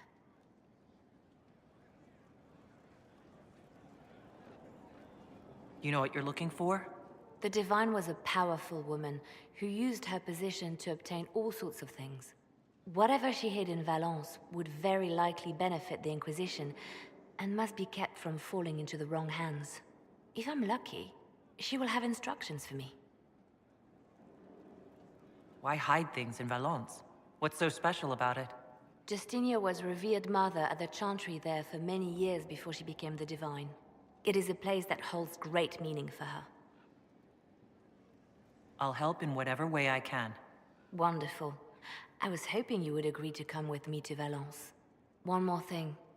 If what is hidden in Valence is as valuable as I think, we're not going to be the only ones looking for it. I shall meet you at the Chantry in Valence. Try not to delay.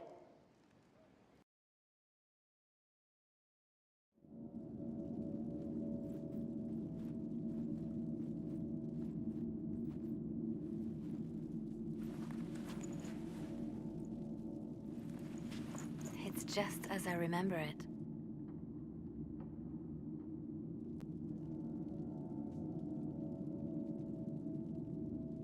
You didn't tell me you'd been here before. The hero Ferelden and I came here after the Blight to visit Justinia. She was just Dorothea then, a revered mother. It's peaceful here. You must have good memories of this place. It was a place of comfort. It is good to see it still untouched by Corypheus. Liliana, is that you? Sister Natalie, what are you doing here? I thought you were in Val Rayo. No, I've been here since Justinia died. This place makes me feel like she's still with us. Inquisitor, this is Natalie, a trusted friend. Wait, Inquisitor? You brought the Inquisitor here? My lady, forgive me for not recognizing you earlier. I wish more people would fail to recognize me. Oh, I see. Natalie, listen. There is something hidden here. Something Justinia left for me. Oh, really? What is it? I don't know, but we'll find it. I'm curious to see what brought us all here.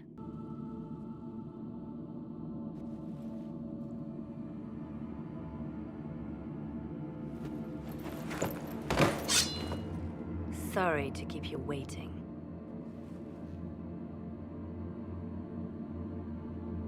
Good old Liliana was playing you the whole time. Didn't you realize? They never sing the benedictions here on Fridays, Natalie.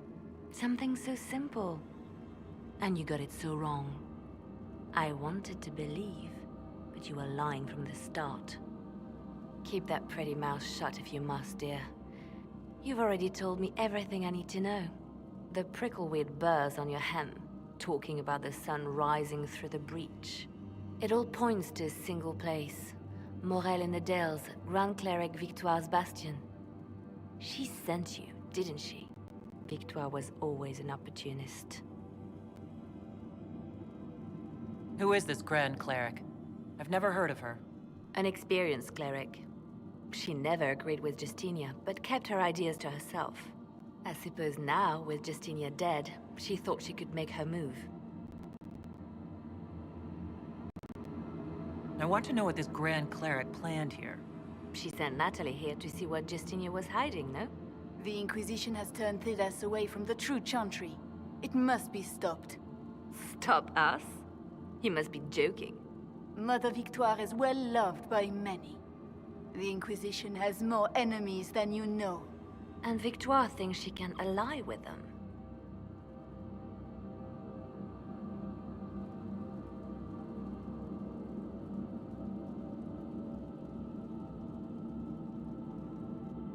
We don't have to be at odds, Natalie. You could come with us. Join the Inquisition. I was called to serve the Grand Cleric. I will not betray her. Kill me then. I am not afraid to die for my beliefs. At least I still know what I believe.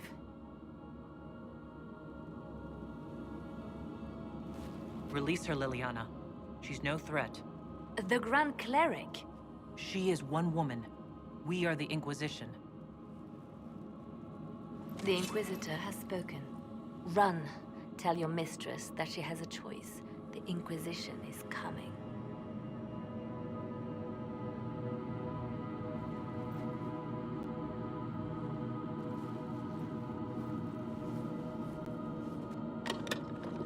No! This can't be it. There's nothing here. Check again. Perhaps the box itself is a puzzle. She seemed a puzzling sort. No, it's just an empty box. There's a message carved in the lid. The left hand should lay down her burden. She's releasing me. The divine has a long reach, but it is always her left hand that stretches out. 1,000 lies, 1,000 deaths. Her commands, but my conscience that bore the consequences. She apologized in the Fade. She said she failed you. This is what she meant. All this time, Justinia carried the fear that she was using me. Just like I'd been used in the past. But Marjolaine's games were trifles. Justinia gambled with the fate of nations. She needed me. No one else could have done what I did. She knows that. Then you have to let it go. Let her go.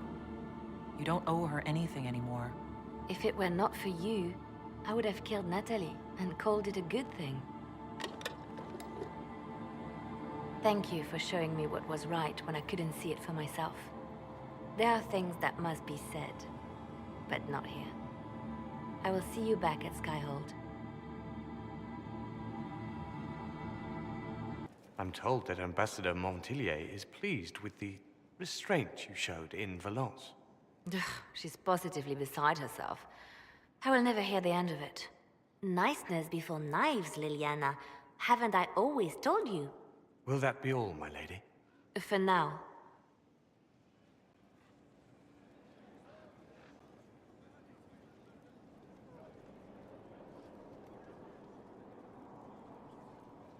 I love making new friends, don't you? It was a gamble, Inquisitor, but it paid off. If you hadn't been with me at Valence, I would have killed Natalie. I'd have told you that I didn't have a choice. But there is always a choice. I am more than this. I am more than what Justinia made me. What does this mean for my Inquisition? Will you still be my spy master? Of course. I would not give up my post. Not after everything we've built. I just know now that I shouldn't ignore my heart. Mercy is not always a weakness. Do you resent Justinia for what she did? How can I when there is so much between us? When she gave her life for peace? No, I believe her intentions were pure. Most intentions are. Does saying all this out loud make you feel any different? Yes, actually. Giving the thought a voice forces me to admit what Justinia did to me. I have to stay true to who I really am, before a spy master, left hand or bard. I almost lost myself.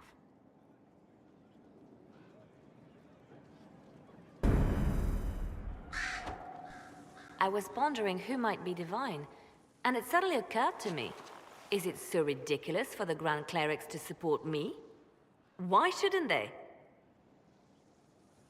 If you were divine, what would you do? Change things. Change everything. Your support of the Mage Rebellion was a good start. We must build on this. No more circles. The mages will be free. The Chantry will accept them as the Maker's children. In fact, it will accept everyone. Elves, dwarves, even Canary. Why exclude them? The Chantry allows our differences to tear us apart, instead of teaching us how we are the same. I think you would make a good divine. I am glad to hear it. Your support may persuade the Grand Clerics to vote in my favor. The Chantry was a beacon of hope to me once, you know. In my years at Lothering's Chantry, we turned no one away from our doors. It was a refuge, a place of peace. I felt the Maker's presence and his love even when they told me he'd left us. This is the Chantry I know. The Chantry I wish the world to see.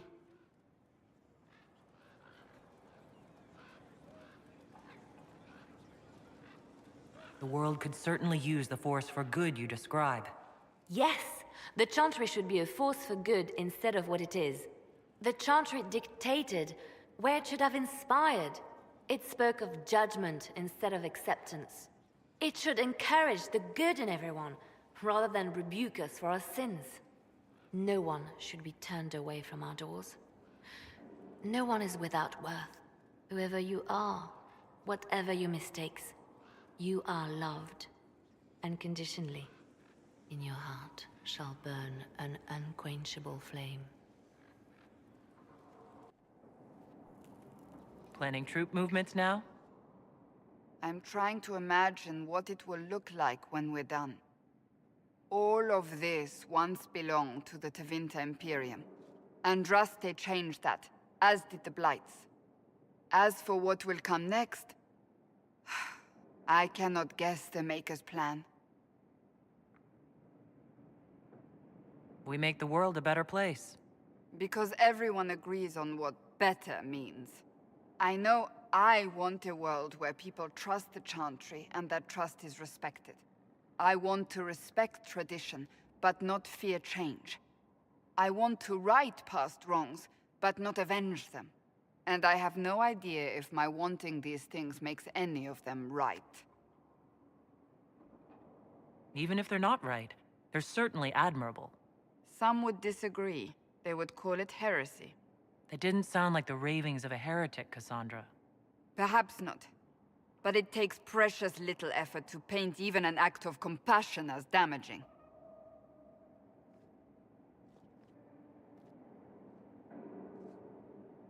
Tell me, what guides you? You make decisions that shake the world, yet always seem so assured. I wish I had your confidence. You almost sound like you admire me. I absolutely do.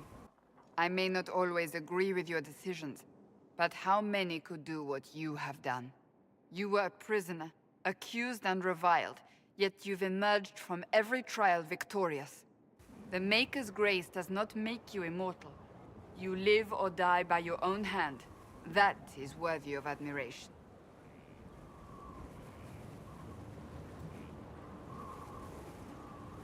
I'm guided by what my conscience tells me. Your conscience must speak more clearly than mine. I doubt it, but I do my best. Think of it. Like Andraste long ago, once again the fate of Thedas will be determined by a woman. It makes me proud to know you.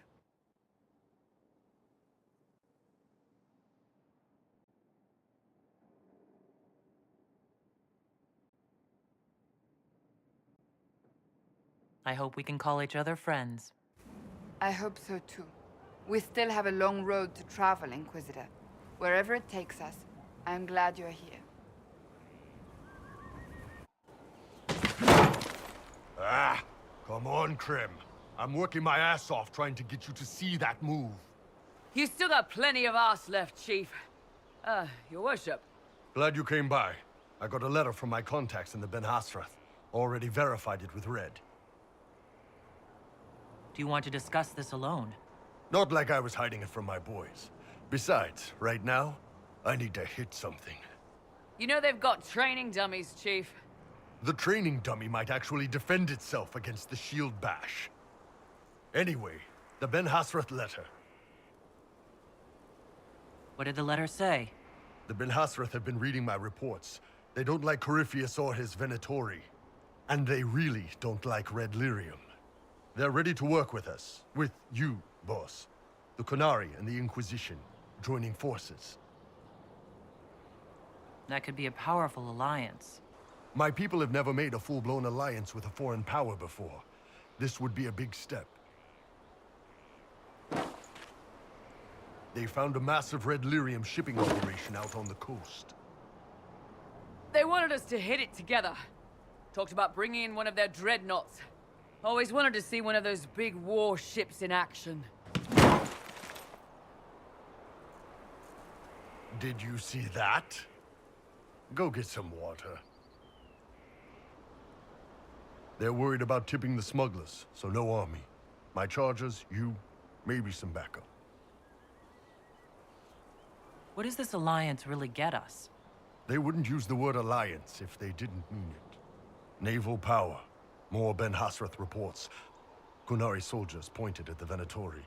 It could do a lot of good. You don't seem entirely happy about this. No, I'm good. It's...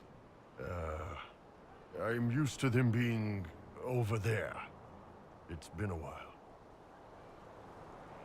I thought Qunari wanted to extend their reach to the whole world. Yeah. Just didn't think I'd see it.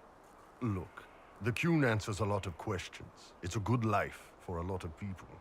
But it's a big change, and a lot of folks here wouldn't do so well under that kind of life. I guess it's not like we're converting.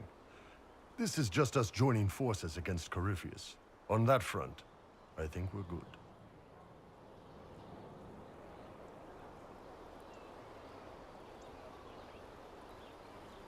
I think the Inquisition could use some help from the Qunari. Good.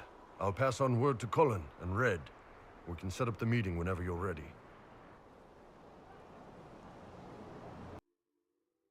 All right. Our Qunari contact should be here to meet us. He is. Good to see you again, Hisrad. Gat! Last I heard, you were still in Saharan. They finally decided I'd calmed down enough to go back into the world. Boss, this is Gat. We worked together in Saharan. It's a pleasure to meet you, Inquisitor. Hisrad's reports say you're doing good work. Iron Bull's name is Hisrad? Under the Qun, we use titles, not names. My title was Hisrad, because I was assigned to secret work. You can translate it as Keeper of Illusions, or... Liar. It means liar. Well, you don't have to say it like that. I look forward to working together. Hopefully this will help both our peoples. Tevinter is dangerous enough without the influence of this Venatori cult. Yes. Filthy, decadent brutes, the lot of them. I'm certain life would be much better for all of us under the Qun. It was for me, after the Qunari rescued me from slavery in Tevinter. I was 8. The Qun isn't perfect, but it gave me a better life. Yes, one free from all that pointless free will and independent thought. Such an improvement. The Imperium and the Qunari both have their problems. Fair enough, I suppose. I'm not here to convert anyone. All I care about is stopping this red lyrium from reaching Minrathos. With this stuff, the Vince could make their slaves into an army of magical freaks. We could lose Saharan and see a giant Tevinter army come marching back down here. The Ben Hasrath agree. That's why we're here. Our dreadnought is safely out of view and out of range of any Venatori mages on shore. We'll need to eliminate the Venatori, then signal the dreadnought so it can come in and take out the smuggler ship. What do you think, Bull? Don't know. I've never liked covering a dreadnought run. Too many ways for crap to go wrong. If our scouts underestimate enemy numbers, we're dead. If we can't lock down the Venatori mages, the ship is dead. It's risky. Riskier than letting Red Lyrium into Minrathos?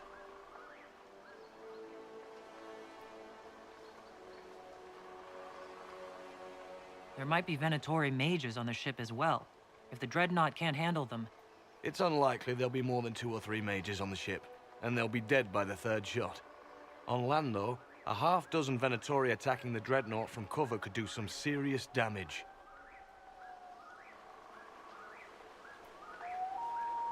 If it's dangerous for the dreadnought close to shore, why not attack when the smugglers reach open water?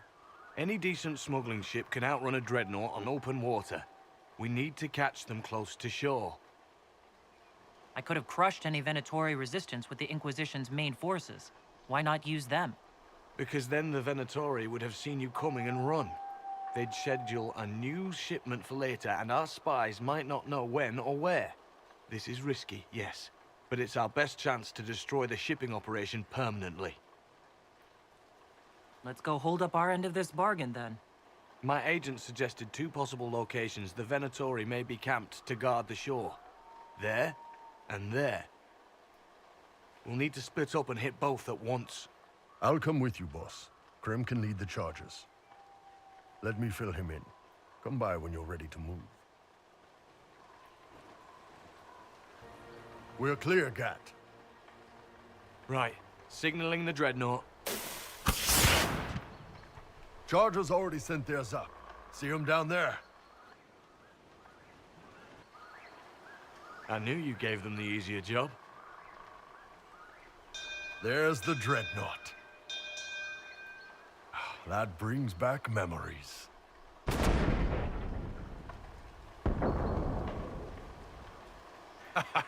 Nice one. Crap.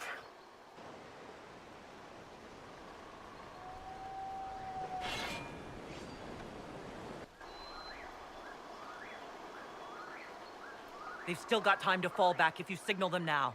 Yeah. Your men need to hold that position, Bull. They do that. They're dead. And if they don't, the Venatori retake it and the Dreadnought is dead. You'd be throwing away an alliance between the Inquisition and the Canary. You'd be declaring yourself Talvishoth. With all you've given the Inquisition, half the Ben Hassrath think you've betrayed us already. I stood up for you, Hisrad. I told them you would never become Talvishoth. They're my men. I know, but you need to do what's right, Hisrad. For this alliance, and for the Qun.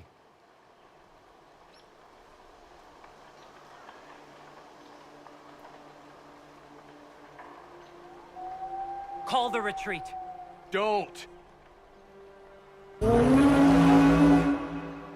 They're falling back.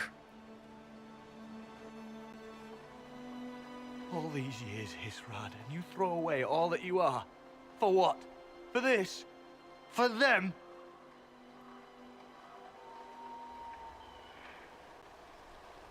His name is Iron Bull. I suppose it is.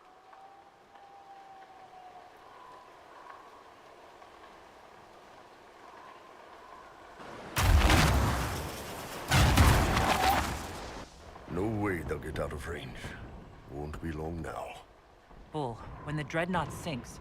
Sinks? Canary Dreadnoughts don't sink.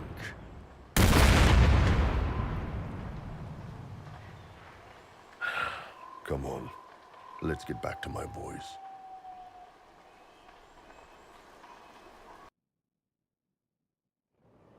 Hey, boss. Inquisitor, it is my duty to inform you that there will be no alliance between our peoples. Nor will you be receiving any more Ben Hassrath reports from your Talvishoth ally. You under orders to kill me, Gat? No. The Ben Hassrath have already lost one good man. They'd rather not lose 2.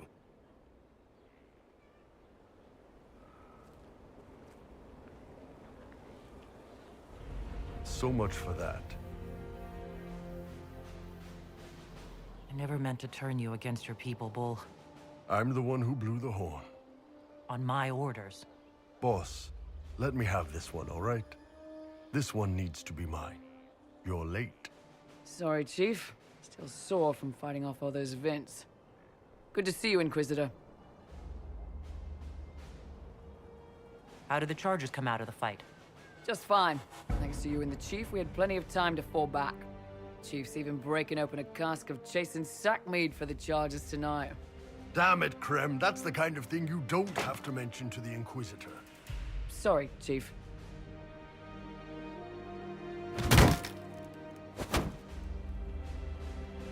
Ah, forget it. You're doing fine.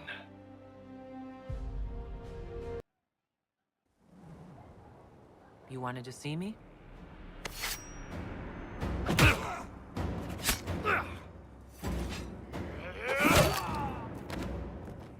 Bull! I got it! Sala Talvishoth. Yeah, my soul's dust. Yours is scattered all over the ground, though, so... Sorry, boss. I thought I might need backup. Guess I'm not even worth sending professionals for. You knew the assassins were coming. Little change in the guard rotation tipped me off. Why didn't you tell me ahead of time? You go through years of Ben Hasrath training to hide facial expressions when I wasn't looking. See? Like that. If I'd warned you with the guards, the assassins would have been tipped off. Are you all right? Fine. Hurt myself worse than this fooling around in bed.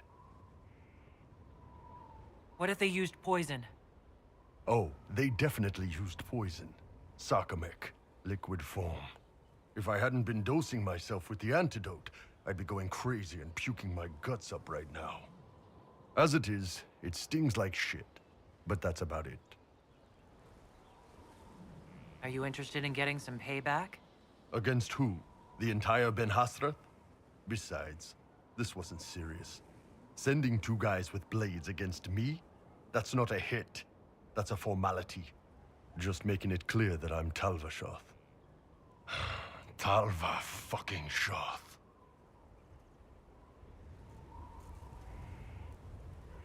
Are you going to be all right? It's a knife wound, boss. I think I'll live. I'm fine. Thanks. Anyway, I'll get this cleaned up and let Red know what happened. Boss, whatever I miss, whatever I regret, this is where I want to be. Whenever you need an ass kicked, the Iron Bull is with you.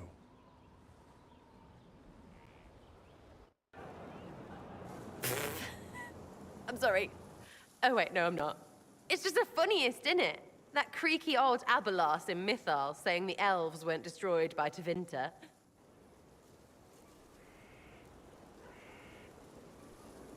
That's some long dead you're gloating over. About time I got mine back. Elvie elves have shoved victim in my face 1,000,000 times. Like being sad makes them better than me. Turns out they're not victims. They're the same as everyone else. Arseholes. Plus, a big old temple full of demon-worshipping lies. Grand, that.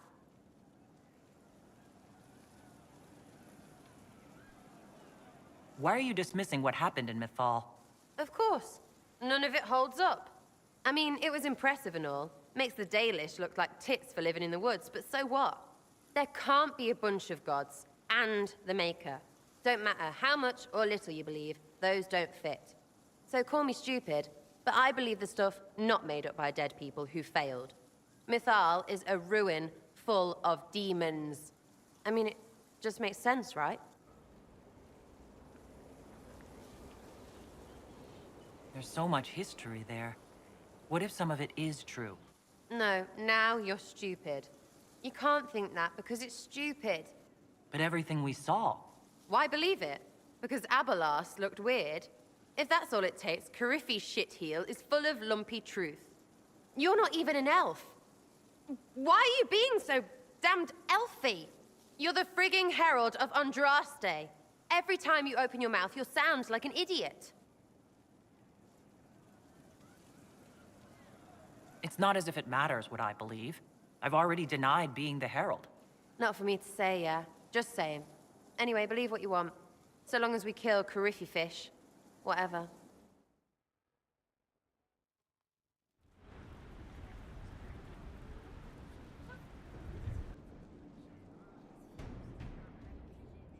This was a surprise. After you return from the bogs, we discovered this man attacking the building with a goat. Chief Movran the Under. He feels slighted by the killing of his Avar tribesmen, who repeatedly attacked you first. What should we do with him? Where should he go?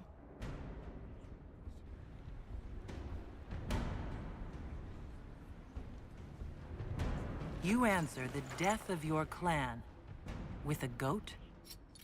A courtroom? Unnecessary. You killed my idiot son, and I answered, as is my custom, by smacking your holdings with goat's blood. Don't look at me. No foul. You meant to murder Tevinters, but got feisty with your Inquisition. A red-headed mother guarantees a brat. Do as you've earned, Inquisitor. My clan yields. My remaining boys have brains still in their heads.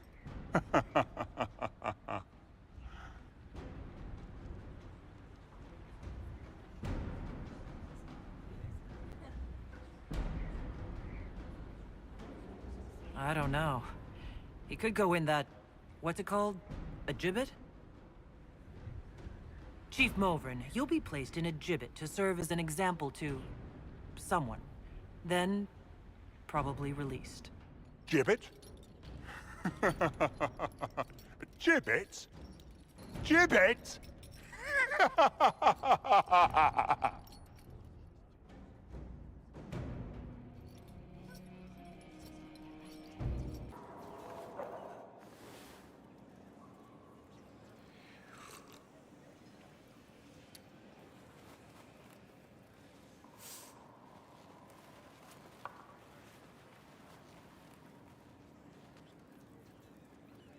Something wrong with your tea? It is tea. I detest this stuff. But this morning, I need to shake the dreams from my mind. I may also need a favor. You just have to ask. One of my oldest friends has been captured by mages, forced into slavery. I heard the cry for help as I slept. When your friend was captured, how did he... she... It. It? My friend is a spirit of wisdom. Unlike the spirits clamoring to enter our world through the rifts, it was dwelling quite happily in the Fade. It was summoned against its will, and wants my help to gain its freedom and return to the Fade. I thought spirits wanted to find their way into this world. Some do, certainly. Just as many Orlesian peasants wish they could journey to exotic Rivain. But not everyone wants to go to Rivain. My friend is an explorer, seeking lost wisdom and reflecting it. It would happily discuss philosophy with you, but it had no wish to come here physically. Do you have any idea what the mages want with your friend? No. It knows a great deal of lore and history, but a mage could learn that simply by speaking to it in the Fade. It is possible that they seek information it does not wish to give, and intend to torture it. All right. Let's go get your friend. Thank you. I got a sense of my friend's location before I awoke. I'll mark it on our map. My friend. Ah! The mages turned your friend into a demon. Yes. You said it was a spirit of wisdom, not a fighter. A spirit becomes a demon when denied its original purpose. So they summoned it for something so opposed to its own nature that it was corrupted. Fighting? Let us ask them. A mage! You're not with the bandits? Do you have any lyrium potions? Most of us are exhausted. We've been fighting that demon. You summoned that demon! Except it was a spirit of wisdom at the time. You made it kill! You twisted it against its purpose! I understand how it might be confusing to someone who has not studied demons, but after you help us, I can... We are not here to help you. Word of advice? I'd hold off on explaining how demons work to my friend here. Listen to me. I was one of the foremost experts in the Kirkwall Circle. Shut up. You summoned it to protect you from the bandits. Yes. You bound it to obedience, then commanded it to kill. That is when it turned. The summoning circle. We break it, we break the binding. No orders to kill, no conflict with its nature, no demon. What? The binding is the only thing keeping the demon from killing us. Whatever it was before, it is a monster now. Inquisitor, please! Rifts are gateways to the Fade. I can use that magic to overload the binding more quickly. Thank you. We must hurry!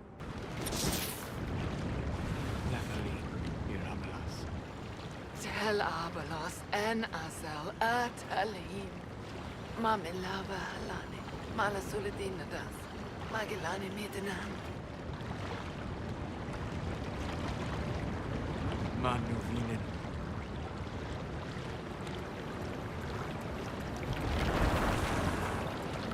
Dareth Shira.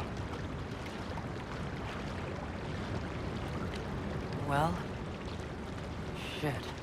Thank you for coming. Better my friend have a moment's peace before the end. All that remains now is them.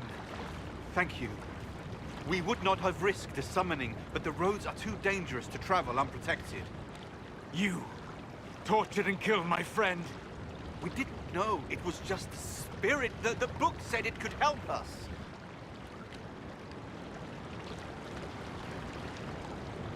Solus. Never again. I need some time alone. I will meet you back at Skyhold.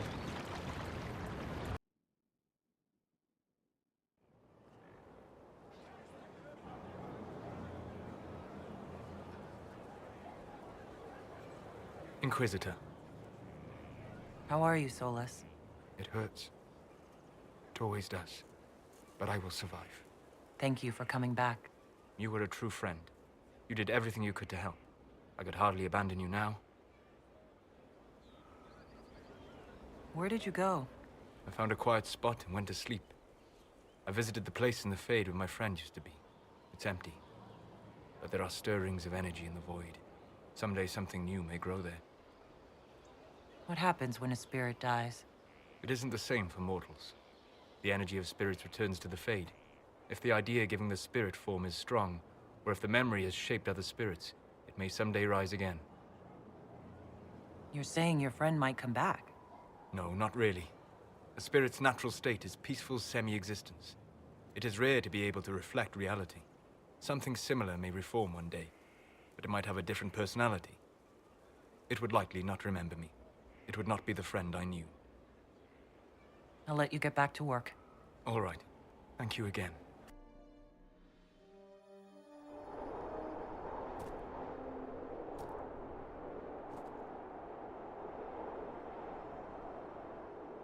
Inquisitor, Do you have a moment?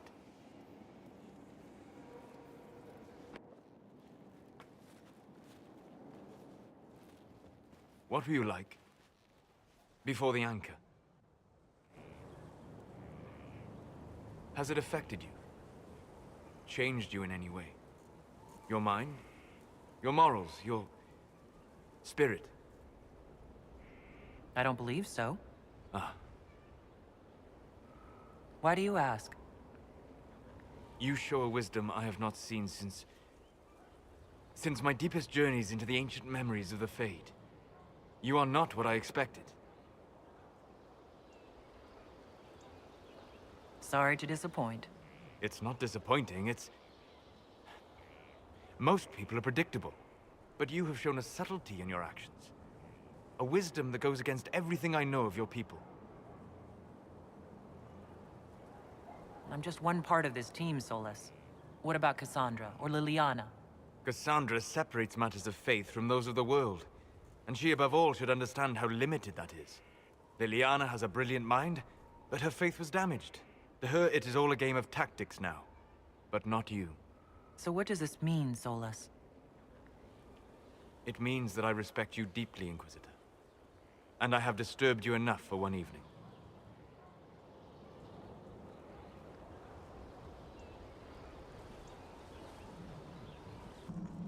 There's nothing left of them. Can't even tell who they were. I'm sorry, Ren. You join the Legion knowing you're already dead. You don't fear the killing blow. We rest in the stone and pass our strength back to her. That's our reward. But the Darkspawn defiled these soldiers. They can't return to the stone. They'd only weaken her. We'll make the Darkspawn pay for what they've done. I've killed so many. But every time I stare into their black eyes, I know one day I won't be quick enough. Stop it. It's the truth, Volta. I'm going to die down here. I can only hope it won't be like this. We'll burn the remains. Honor them with flame.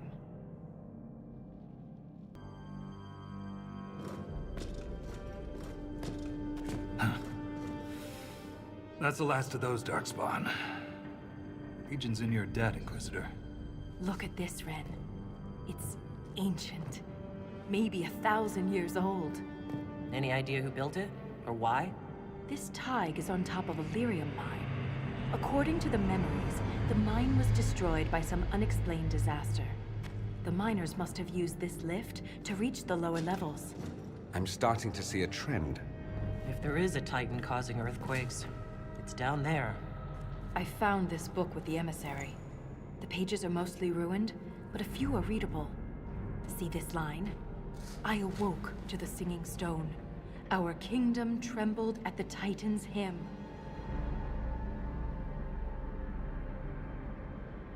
That reference to singing stone. I've been told that raw lyrium has a sound. A hum. The mining cast follows it to find lyrium veins. They say it's the stone calling to them. Perhaps it wasn't chance that the quakes destroyed lyrium mines. Is it possible the Darkspawn or their emissary could also hear the song? The stone would never call to those vile things. But that doesn't mean they can't hear her. Darkspawn live and die by the Blight. They don't care for much else. I didn't realize you knew so much about Darkspawn motives. Not everything's a mystery, Volta. Some things are exactly as they appear. And some things are not. How can we be sure what the book says is true? We shouldn't force connections that don't exist. Perhaps this will change her mind. Look here.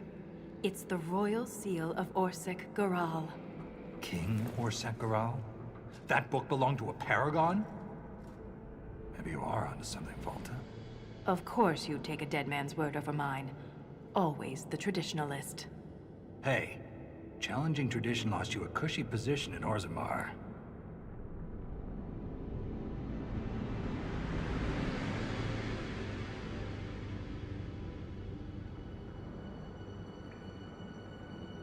Does a king's book mean that much to you, Ren? Paragons are the best of our people. They don't hand that title out to just anyone. Not even a king. Knowing it was Garal's book from the start would have saved us an argument. As if you'd ever avoid an argument. We don't have time for this. I agree. And to be clear, I was reassigned. When my superiors ordered me to remove an official record from the memories, I declined. We decided it would be best if I served the Shaperate here, finding history instead of recording it.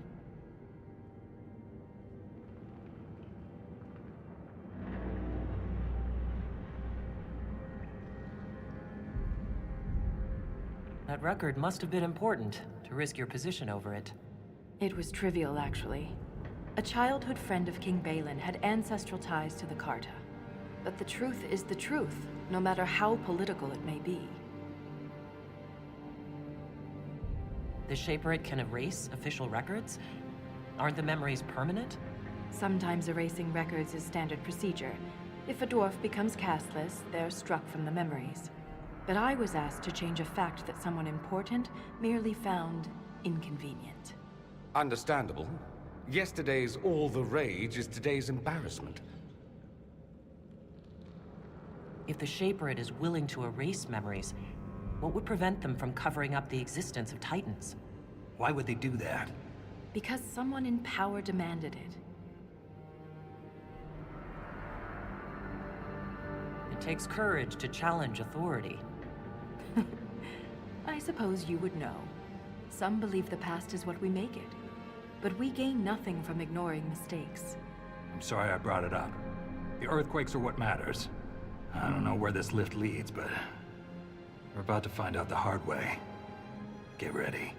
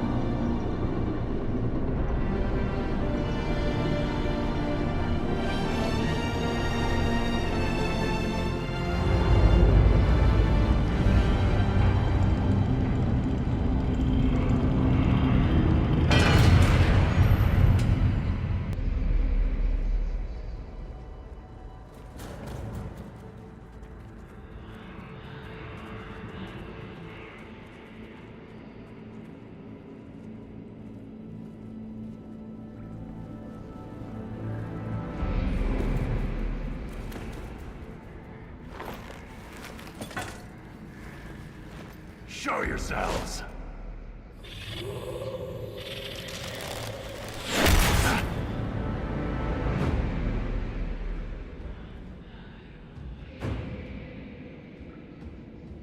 Ren!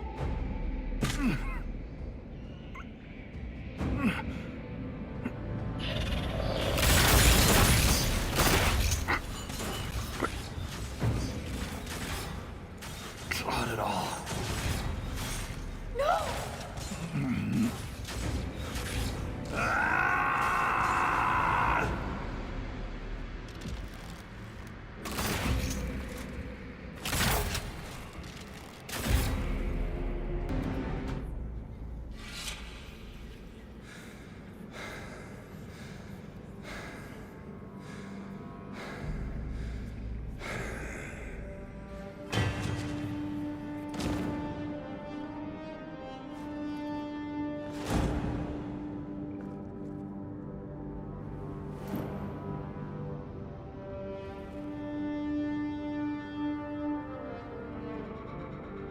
You deserved better.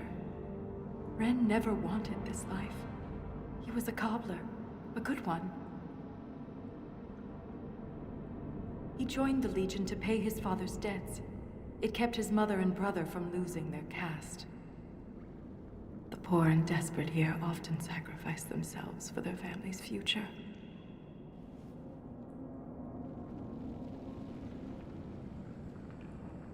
Ren was a good man. We'll honor his sacrifice. He always seemed indestructible. The armor on these warriors. There's lyrium woven directly into the metal, and it's bonded to their skin. Impossible to remove, but I know what we'd find underneath. These are dwarves. Ren was killed by our own kind. They don't look like any dwarves I've ever met. Me neither. It just doesn't make sense. We've done nothing to them.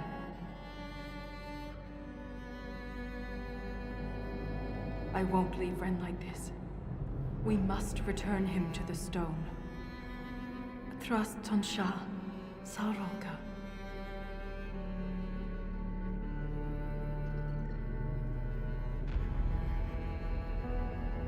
I'll see this through, Ren. I promise.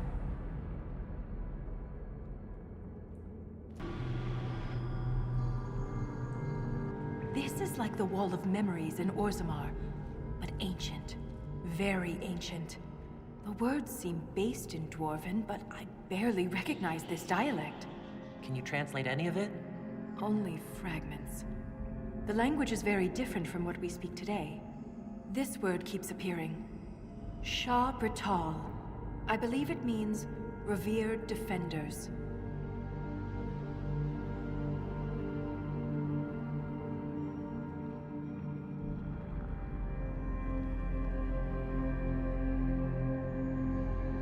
What needs to be protected all the way down here?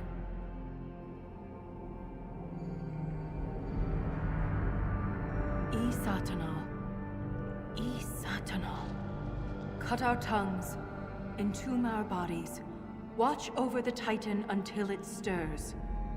So the warriors who attacked us must be the Shabratal, and they're protecting a Titan.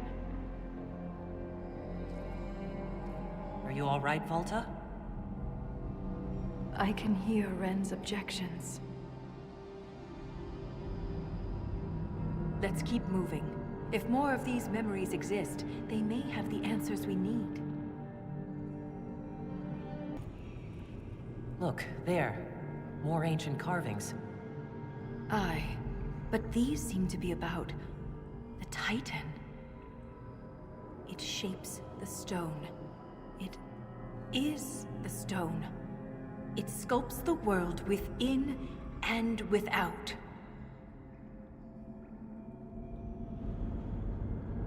Wouldn't something that can sculpt the world have to be rather enormous?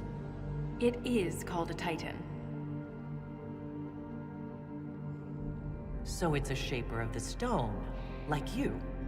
This implies that the Titans are actually sculptors, and our world is their clay. If Titans shaped the stone, could they have actually created it? The stone must have existed first. Then the Titans would be the very first children of the stone. That would have huge implications for my people. If Titans can purposely reshape the world, the earthquakes could be the way they sculpt the stone. But the quakes are destructive. Titans would mold the world, not smash it to pieces. Depending on your perspective, change can be violent. But if this is true, how could it be missing from the memories of Orzammar? Why would someone erase such an integral part of our history? Let's answer that after we stop the earthquakes. The rhythm is louder than ever. We're close.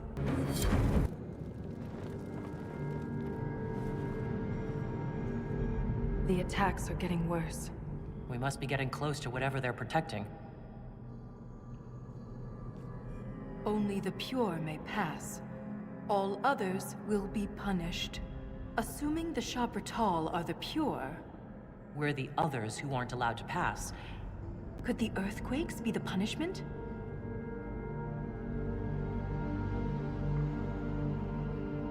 You found Paragon Garal's book near a damaged lyrium mine. And the new earthquakes destroyed your mine. But why would they want to destroy the lyrium mines? I wonder what makes the warriors pure. You spent long enough this far down, reason might not be your strong suit. They do wear sealed armor to protect themselves from impurities? Titans, the Shabratal, this could be more than anything we expected. For all the Shaperit's knowledge, I know so little. This reads like a final warning. We must be nearing the source.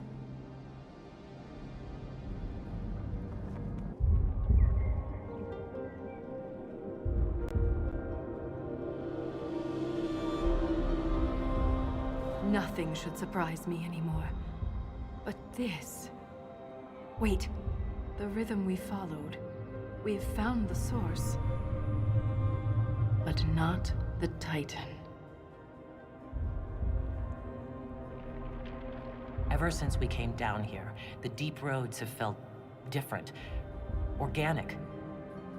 We've been looking for the Titan the wrong way. It isn't like us. It's huge. Big enough to change the world around it. We can't see the Titan. Because we're inside it.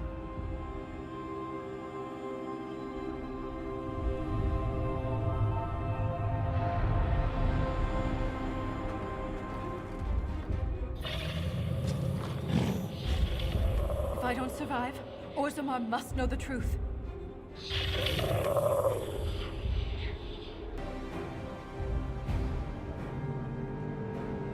Look, these are the only memories in this area. That phrase is the path of purity. And there's a reference to Titan's blood? It says the Shabratal come here to drink it. The Titan's blood must keep the Shabratal alive and powerful. But where is it? Unless... Lyrium. The Titan's blood is lyrium.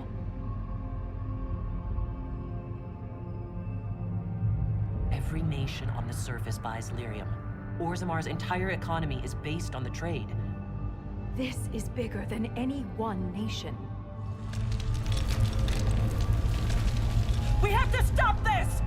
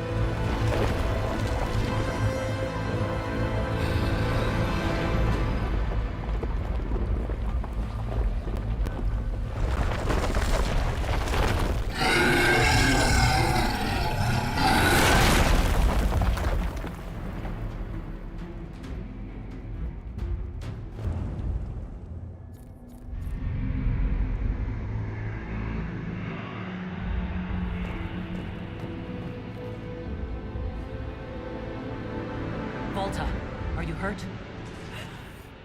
Too loud. The song. Stop!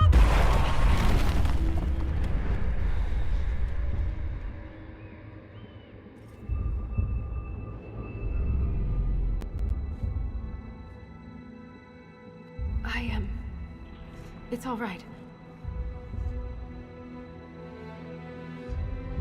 It looked like you were hit by raw lyrium during the battle. Yes, it should have poisoned me, but I feel fine. Good, even. You almost killed me. What happens the next time you lash out? I am in control. I would never harm you, Inquisitor. You said the song was too loud. It was hurting you. It was chaos. The rhythm I followed here, but magnified, overwhelming. But it is gone. You cast some kind of spell. That shouldn't be possible. It wasn't a spell. It was an accident. Everything will be fine. We should get help. You may be injured or... I feel better than I ever have. Stronger, more alive. The stone is silent. The rhythm has faded, and so have the tremors. But the song still echoes. It tells me things. The breach, that's what disturbed the Titan. It is calm now that it has a connection with one of its children. With me.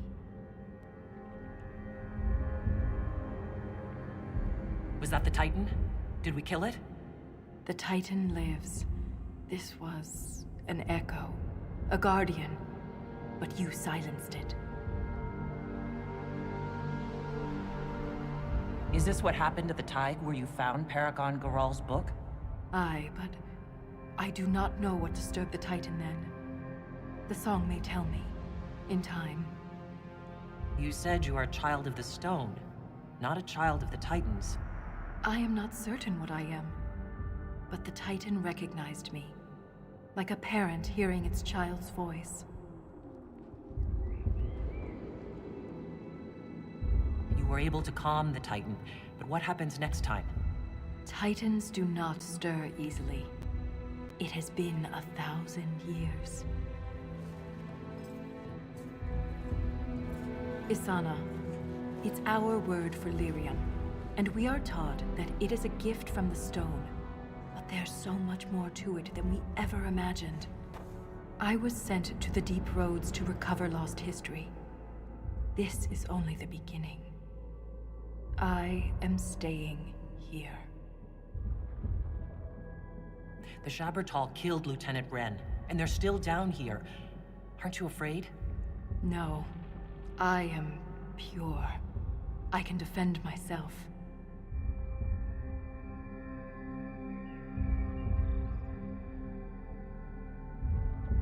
The Titan is only the beginning? What else could there be? The deep roads are filled with wonders. Answers to questions we haven't thought to ask. If you stay here, where will you live? What will you eat? I have my stone sense, and now so much more. I'll be safe.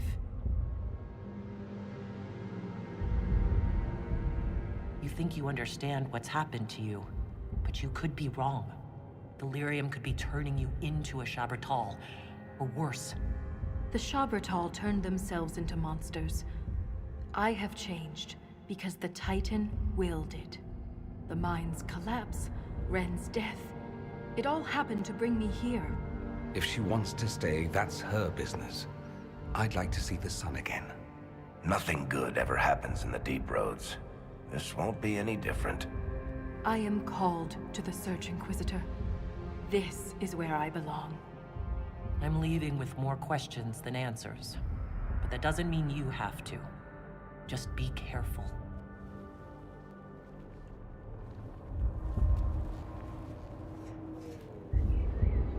The Shaperate and Orzammar will want to know what happened to you. Tell them the truth. You don't know.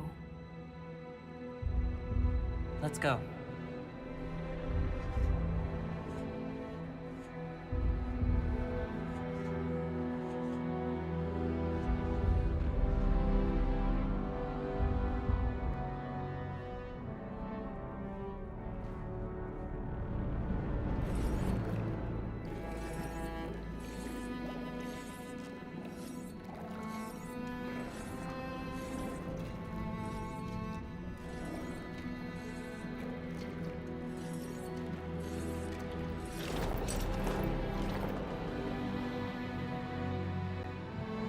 always comes back. Pay up, Soroka.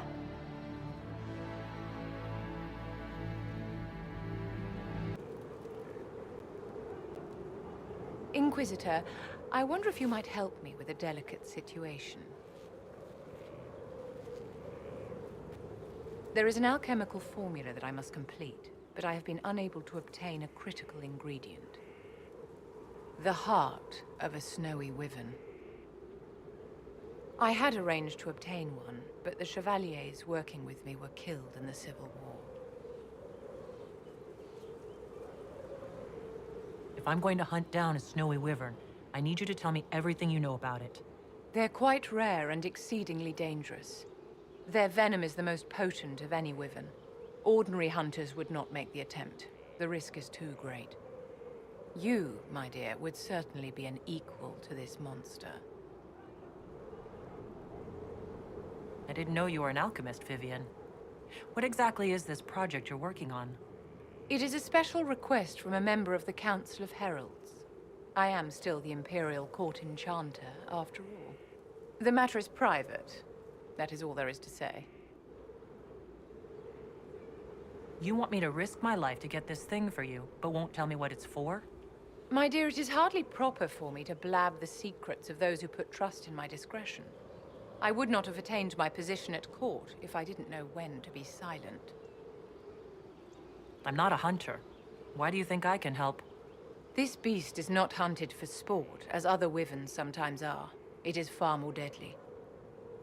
In the past, chevaliers have been dispatched to either kill the creatures or drive them away from villages. Since my chevaliers have fallen to political conflict, I find myself in need of someone with a martial aptitude. I'll do what I can. Thank you, my dear. I would be most grateful. I shall give the location of its lair to Cullen. Remember, my dear, I must have its heart, or the potion will not work.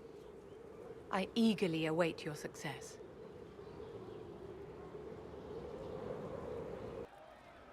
Hey, you have time? It's not a question, let's go. I've got something I want to do for you. Just come. You won't need your gear and stuff. With you, I'll do anything. I bet, yeah. Come on, let's do it. We're eating on a roof. They're horrible, right? And raisins. Ugh. I freaking still hate cookies. You know, this is about as far from what I expected as we could get. I got caught stealing when I was little, yeah? You get alienage or worse for that, but the Lady Emerald took me in. She was sick and couldn't have children. I had no parents. It worked out. Anyway, she gets a year sicker, so I ask her about cookies. Because mums make cookies. I can pass that down or something. Turns out, she couldn't cook. She missed that talk with her mom. The one she made, she bought and pretended. Ah, right. Well, no, she was a bitch. She hid buying them by keeping me away from the baker. She did that by lying that he didn't like me, didn't like elves. She let me hate so she could protect her pride. I hated him so much, and I hated...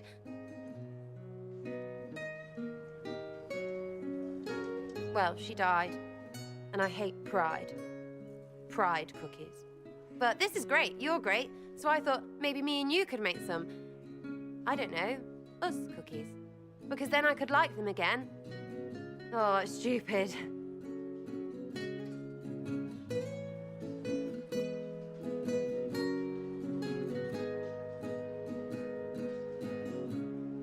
You know what? That would be great. See, I knew. Wait, really? Because it seemed friggin' daft every step to me. Suppose it's not really about them. I hate learning lessons. Makes my stomach hurt. Anyway, I'll throw this rubbish away. Next time will be better, yeah? Sarah, anytime. Can we get off the roof now? Oh, yes, please. Smells like bird and dank. This part, not a good idea. Thanks, yeah. Feels good, this. What can I do for you, my dear? Is it too much to hope that you've brought me the heart of the snowy wyvern? I've brought you the heart as requested. Inquisitor, you are a treasure. Please accept this as your payment. I must begin work immediately. I should apologize. I must admit that I had completely misjudged you, Inquisitor. I would like you to come with me to see this through.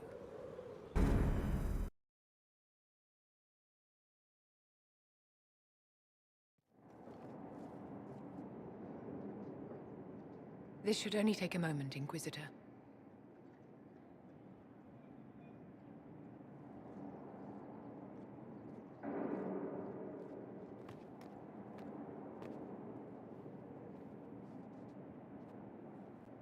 I'm here, my darling.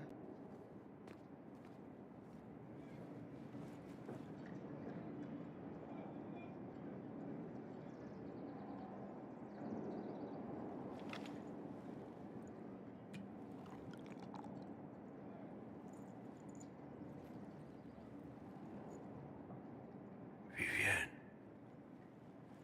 Yes, darling. it's going to be all right, my love.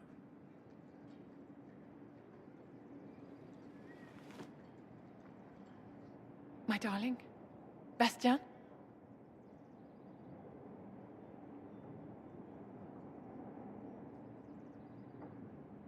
Well... shit. There's nothing here now.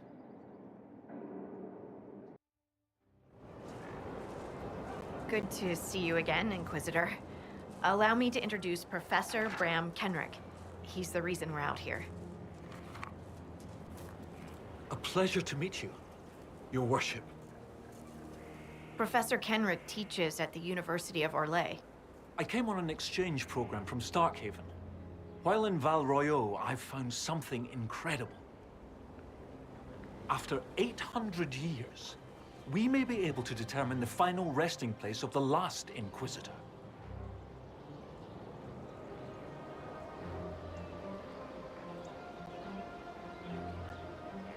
That would be a fascinating discovery. Inquisitor Emeridon stepped down shortly before the Nevarran Accord brought the Seekers of Truth into the Chantry. He hunted demons, dragons, and dangerous apostates in a time before Templars even existed. I'm all for history if it means tracking down the equipment of a famous demon hunter.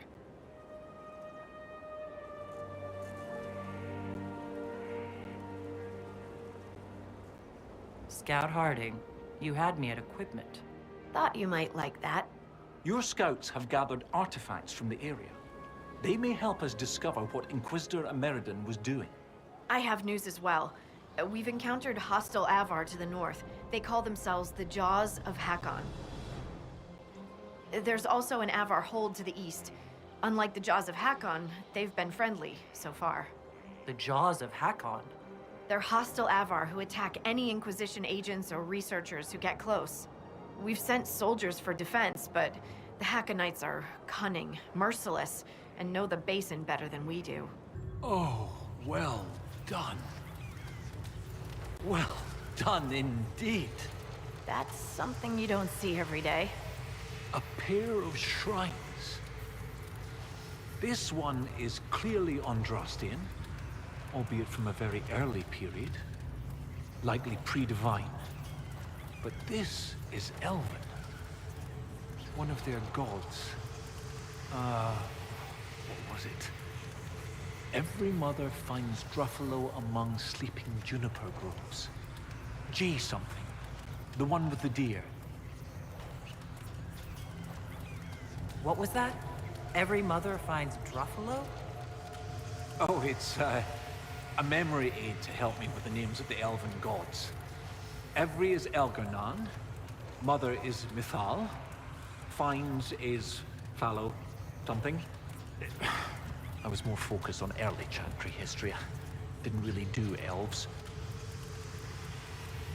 Are you sure that your memory aid caught all the elven gods? Well, there's only one F for Falondine. Oh, I suppose I forgot Fenrir. This isn't him, though. It's one of the ladies, obviously. G something. Unless the deer points us to the final resting place of Inquisitor Emeridon, we can probably leave it for now. Right. Regardless of the deity, this is clearly elven. 2 shrines for 2 lovers. Inquisitor Emeridon and Talana. Maybe Talana was an elf. Oh, yes. That's good. The Chantry expunged references to elves before the Exalted March on the Dales. They erased the Canticle of Shartan. They must have done the same to Talana. The Chantry should not rewrite history to cover up inconvenient truths. Regardless, the important thing is what this tells us. It's not a burial site. That much is obvious. Look at those flowers. They're not native to the area. What if they were left at the shrine as an offering? Yes. A night of prayer before battle against the dragon. But then where? Where? We're missing something. What are we missing? Oh, where did you go? Your Skald and your Scout are here. We can plan the assault.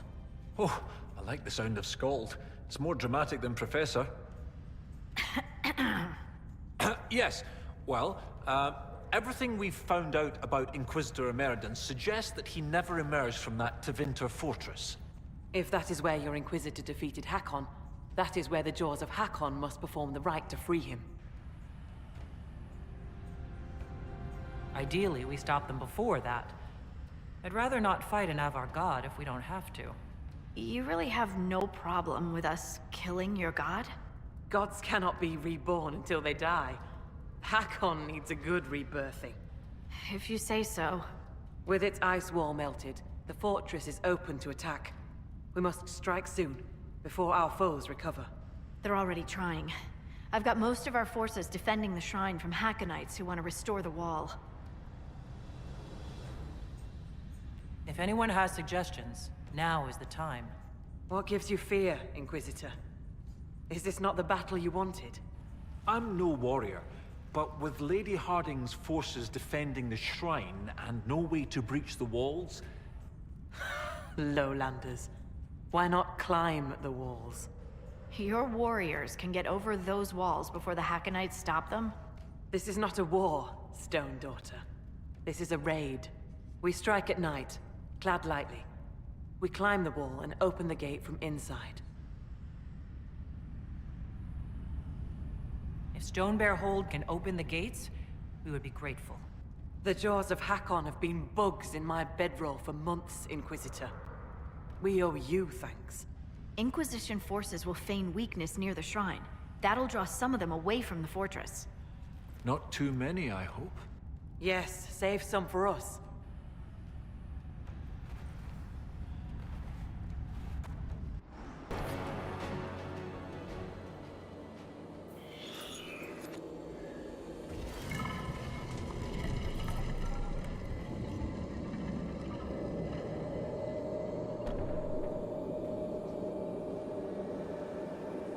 Inquisitor. Inquisitor? How fares Draken? Has he brought the chant to the whole world yet?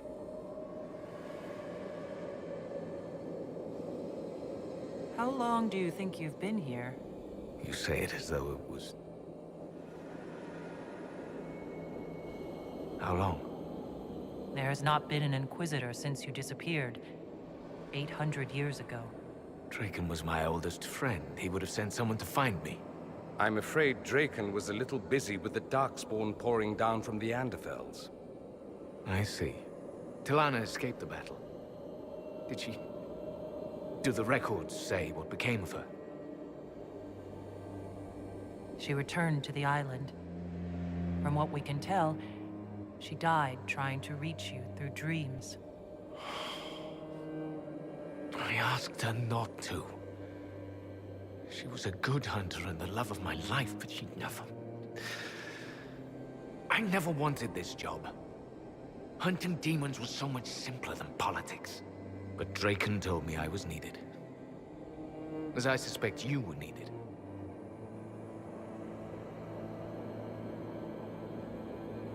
I had goals for my life. I had plans and dreams. And now you have responsibility. Including that which I was unable to fulfill myself. The dragon carries the spirit of an Avar god. I lacked the strength to kill it.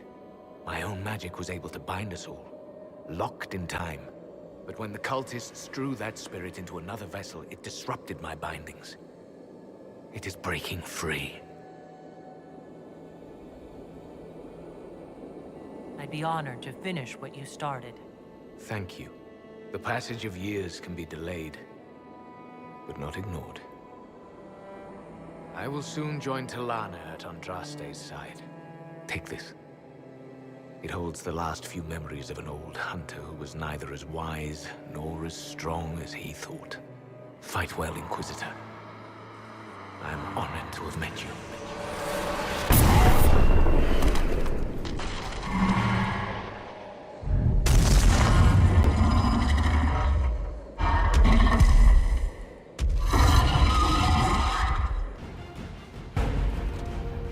I've never gotten to see you take down a dragon in person. I must say, it's fun to see it up close.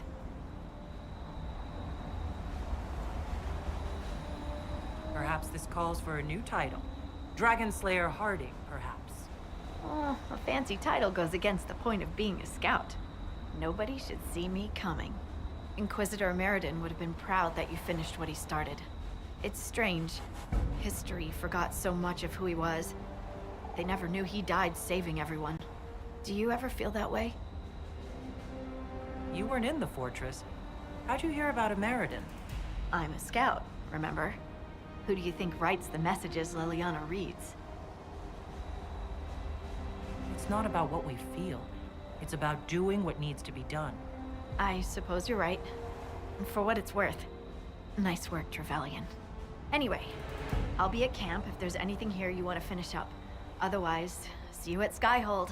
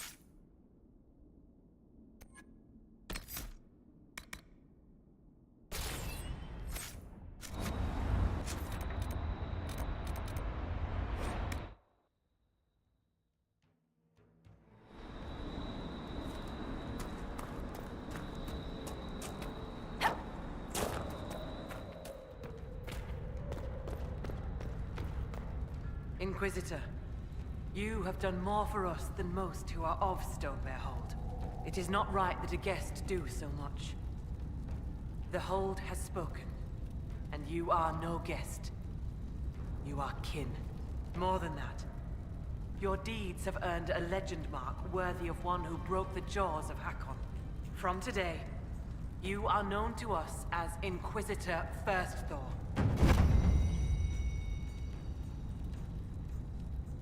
I will be worthy of the gift you give me, Thane Sunhair.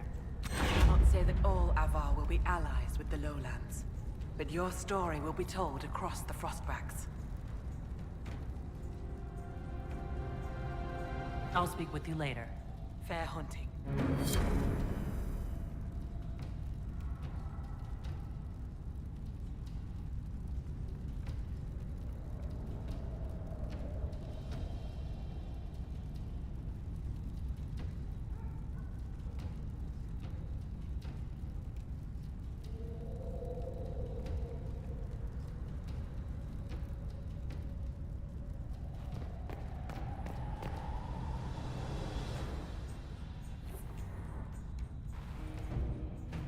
I hear you judge wrongs among your people, Inquisitor. If you are willing, I ask you to judge Storvaker. I'm sorry? As a warrior of our hold, Storvaker should have died rather than submit to the vile ritual the Jaws of Hakon had prepared. It is unclear whether the Augur or I should judge such a thing. You are here. I would be grateful. I suppose I could render judgment, if it helps the hold. Ah, Storvaker, will you speak to the hold for your deeds?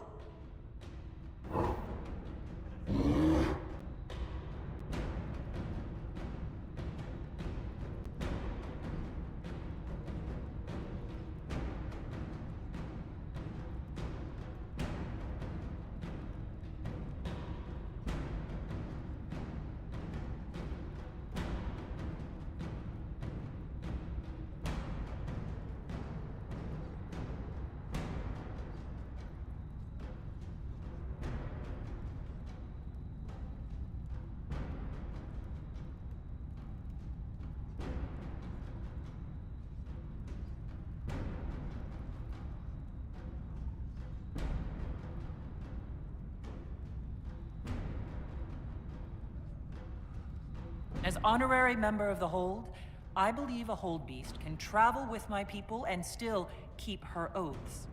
Storvaker, as Inquisitor First Thaw, your punishment will be to serve my Inquisition. Lady, the Master of the Hunt will make mockery of me for this.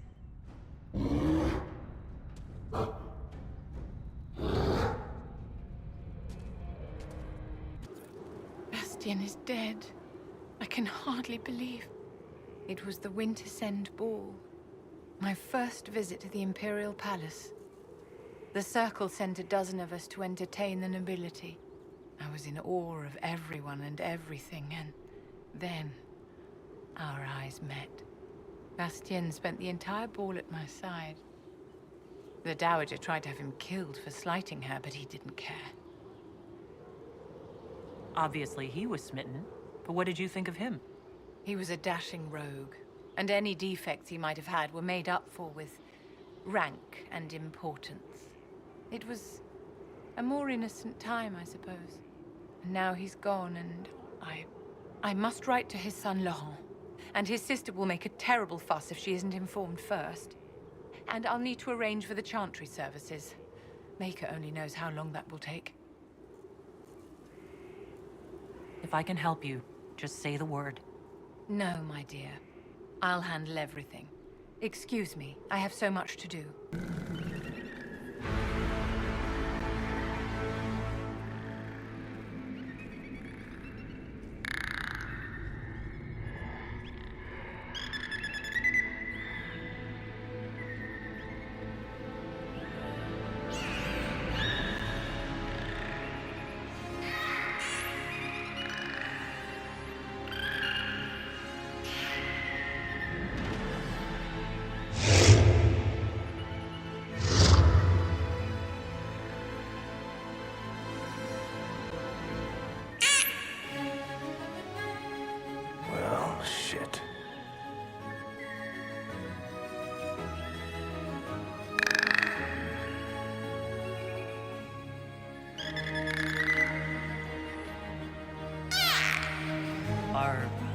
Are you putting me on trial? Oh, well, thank you. It is their, your home, after all.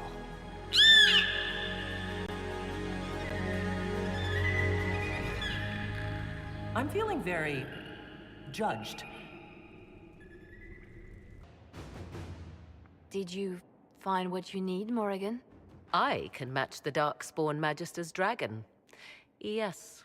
As for matching Corypheus, that is up to you, Inquisitor.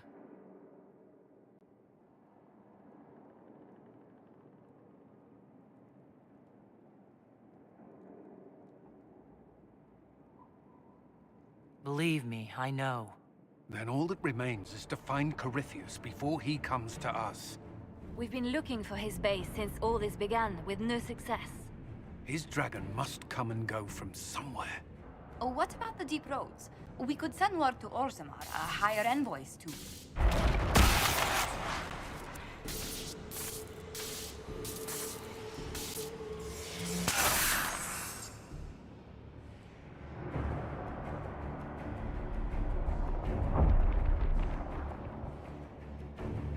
It seems Corypheus is not content to wait.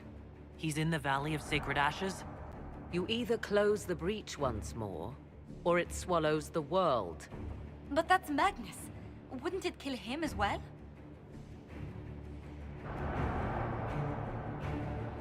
Inquisitor, we have no forces to send with you. We must wait for them to return from the Arbor Wilds. Just as Corypheus expects, I suppose.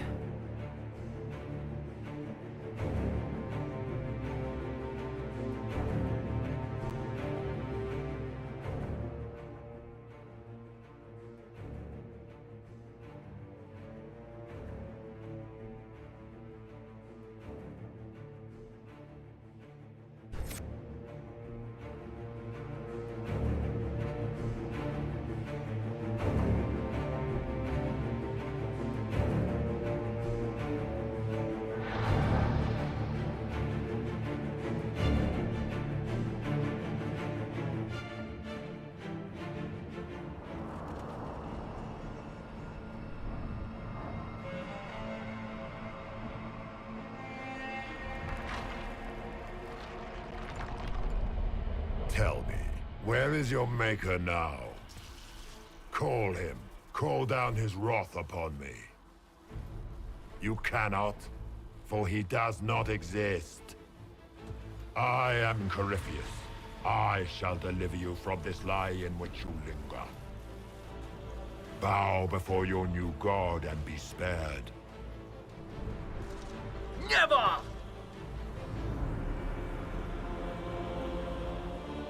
As you wish.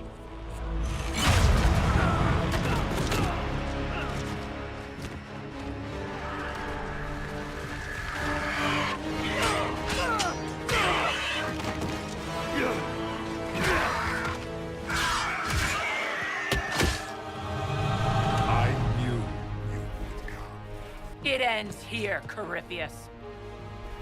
And so it shall.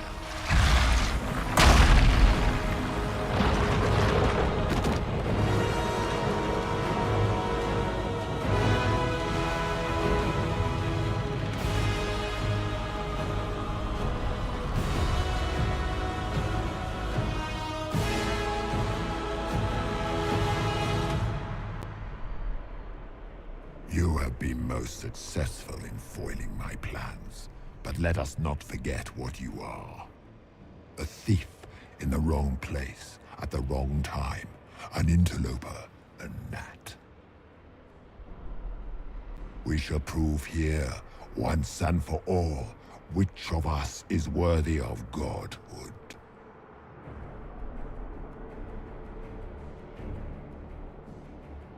I didn't come here to become a god, Corypheus.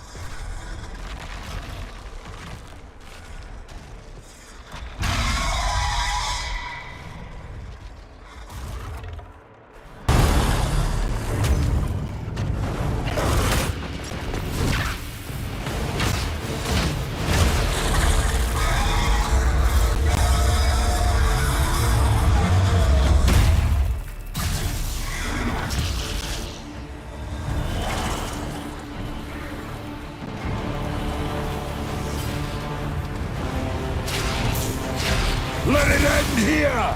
Let the skies boil! Let the world be rent asunder!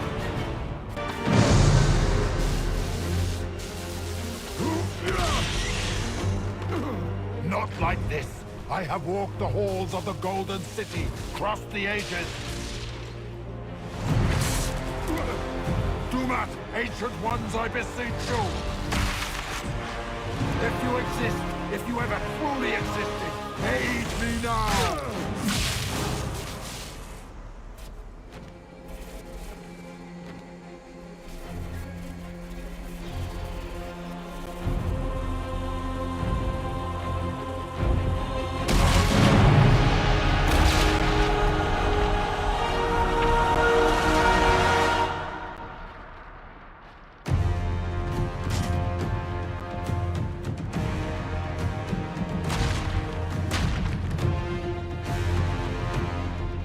Wanted into the fade.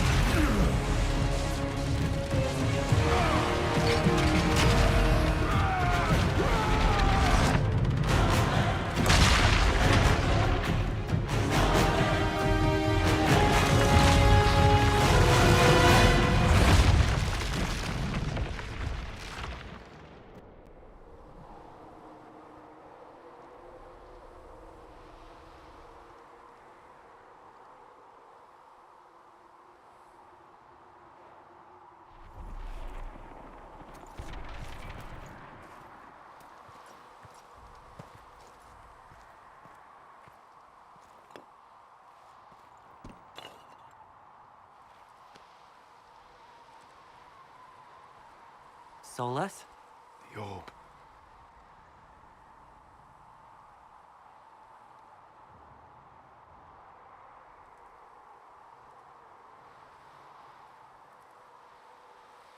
Are you sure? We could take the pieces, try to... That would not recover what has been lost.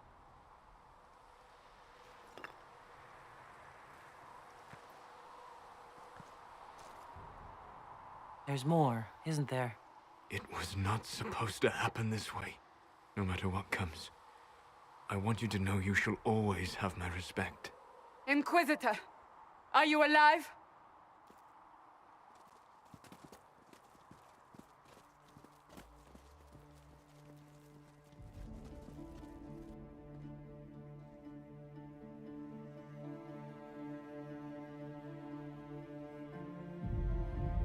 Victorious, I see. What a novel result.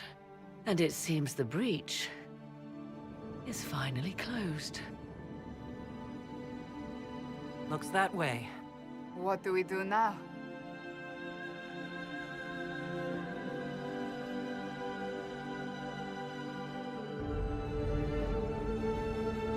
We go back to Skyhold.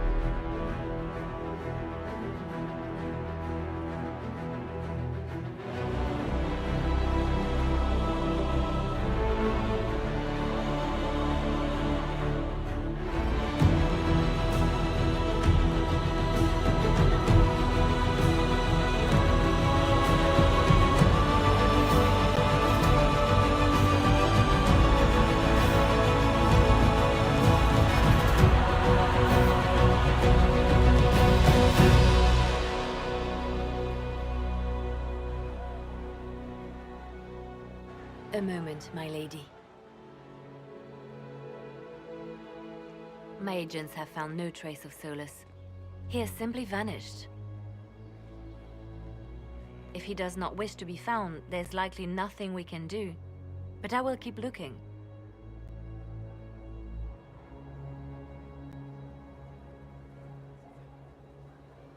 It's odd that he would just leave without a word.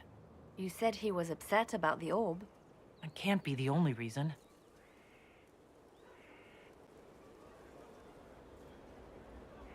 Now that Corypheus has been defeated, we have a moment to stop and celebrate. Afterwards, you will be busy. Every noble in southern Thedas is clamoring to meet you. The fighting's over. Why do they want to meet me now? You're joking, yes? They wish to bask in the glory of your victory, hoping that some of it will rub off on them.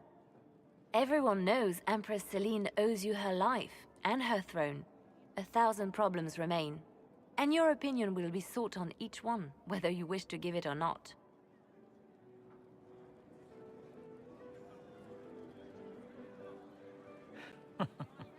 Oh, now they're lining up to meet me. Such is the way of things. Previously, you were an upstart, a mage of all things, leading rebels and heretics. Until Corypheus revealed himself, they could not see the single hand behind the chaos. Once he did, they knew. A magister and a darkspawn in one creature, the ultimate evil. Now you are the only power left standing. Enjoy the evening while you can, Inquisitor.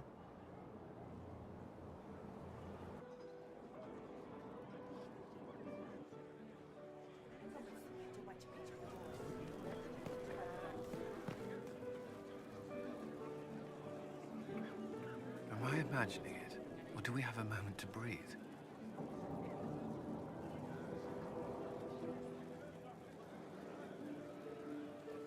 We have a moment.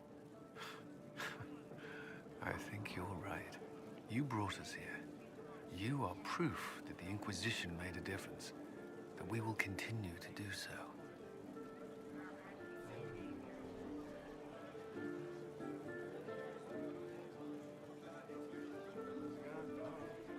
That's why we're having this fancy party. Celebrate, Commander. You've earned it. I should be thanking you. You gave me a chance to prove myself. In your place, I'm not sure I would have done the same.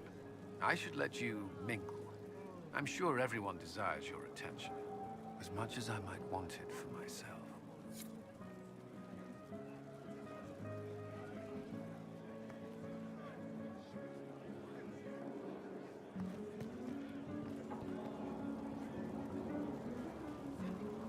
That was the Tevinterest Vint in the history of all Vints. The original mold from which subsequent Vints were cast.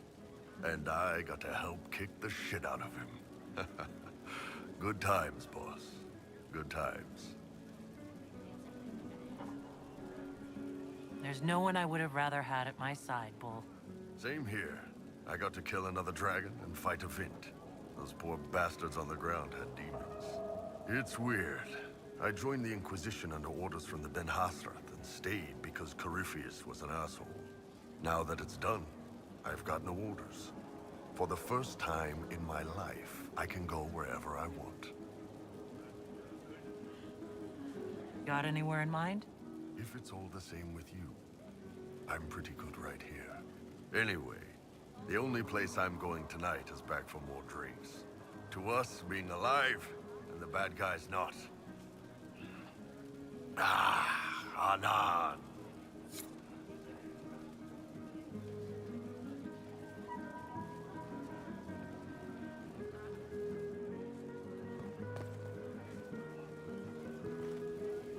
I've been starting to think about putting all this into a book. I'm thinking, this shit is weird. The Inquisitor Trevelyan story. What do you think? It's a working title. I'm glad you've gone back to writing. Well, nothing's certain until it's in print. I still haven't decided if I should do this book. As if anyone will believe this story if I tell it. Not to mention, I'll have my hands full with reconstruction and relief efforts in the free marches as soon as I get back. You should write the book. I'll see what I can do once I get home. I'm not leaving for a while yet, though. We'll have to get in at least one game of Wicked Grace before I go. Curly needs to win back some of his dignity.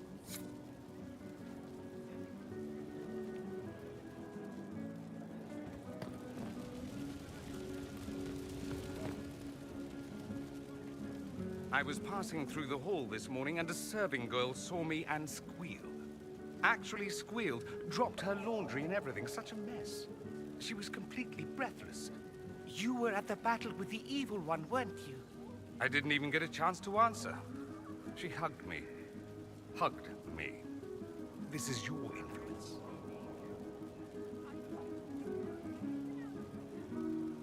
That's what happens when you're a hero. Is that so? Must be why it's so unfamiliar. Mind you, I can't say I hate the notion of being the good Tevinter. I suppose you can't all be evil bastards. The blacksmith said that, and he spat when we first met. I hope my father hears. He will shit his small clothes from shock, I swear. You're an example of how noble Tevinter could be. For Southerners, maybe. Back home, they'll be rolling their eyes behind their fans. Meanwhile, they'll conveniently forget the bastards who wanted Corypheus ruling us all. I've decided to stay with the Inquisition. For now. Would that have anything to do with Iron Bull? It might. You know how it is. Plus, what would you do without me? How will I ever know unless you go? Clever. See? I keep your wits sharp.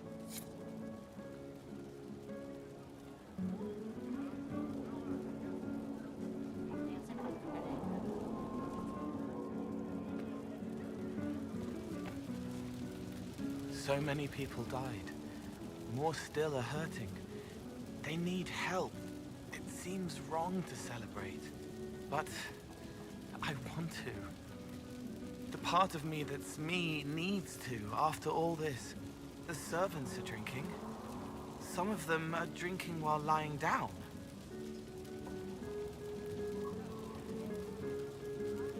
The servants are known to do that, yes.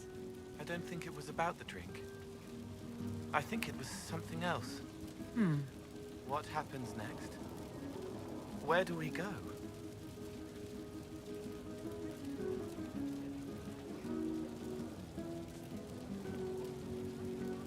For tonight, we remind the world and each other that we're alive. Yes. Because of you. Thank you for letting me stay.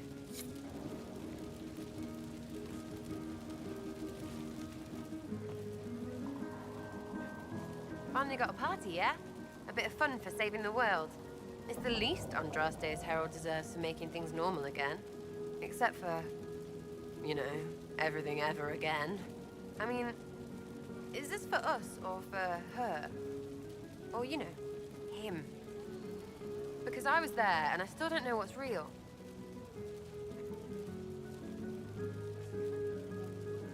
Couldn't it be his will and our effort? Perhaps miracles need a little help. Well, what's the friggin' point of them then? Ugh, you sound like a sister. I guess you'd know by this point. Seems like you did it right, mostly. Still some things to do yet, right? Because I'm in no hurry to go back to... Valrio, that's where I was. You mind if people still stay around? Or whatever?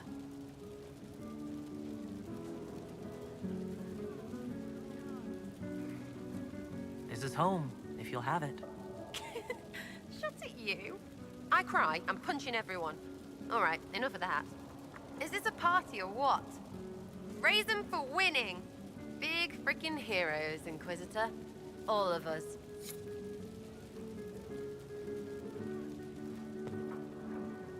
Ugh, I should never have hired new caterers so late. Leave it be, Josie. Everything's fine. It is not! I'm so sorry, nothing's quite as it should be. Do you like the drinks? I'm not sure about them.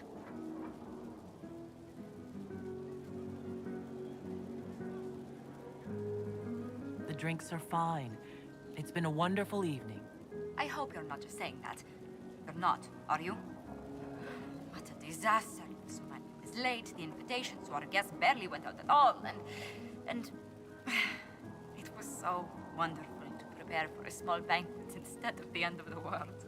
Do you know what everyone is talking about tonight, from commoners to kings? Us. Dedas is discussing the success of the Inquisition.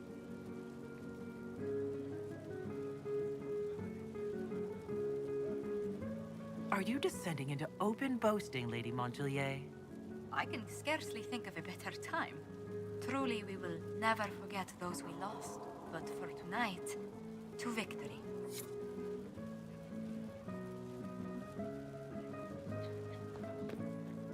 Enjoying the refreshments?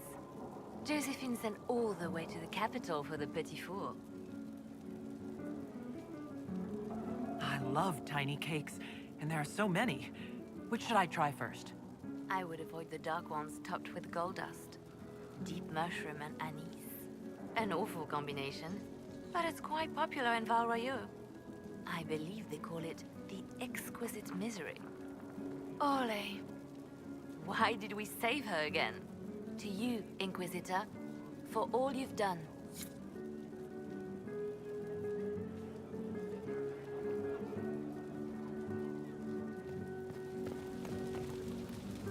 So much to do, my dear. I'll be returning to Val Royeaux to organize the Loyalist mages. The Empress requires my expertise during what is sure to be a difficult transition. But that will wait. Are you enjoying the celebration? Josephine was in a frenzy arranging it.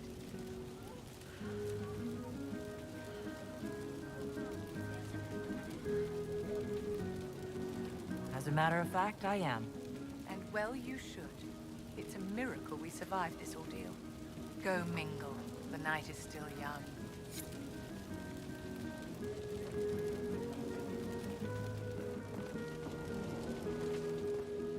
I can't believe it's over. It seemed an impossible task. Defy the Chantry, build the Inquisition from nothing, defeat a creature that would be a god. And yet here we are, celebrating.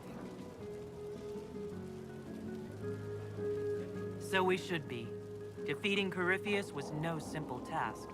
He was so confident of his power, he could not conceive of losing.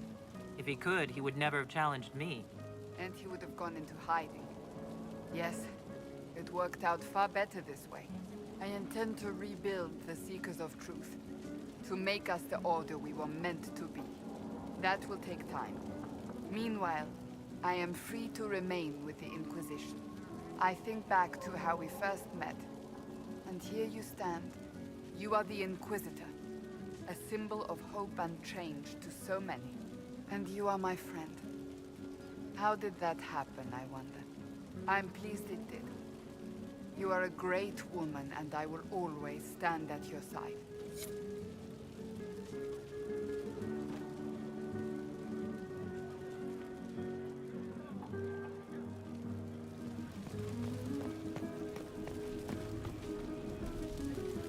You managed to slip away. I thought I might claim more of your attention after all. I'm glad you're here. Good. The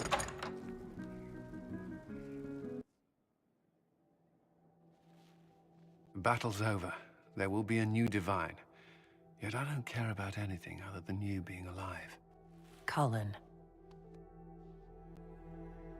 I don't know what happens after this.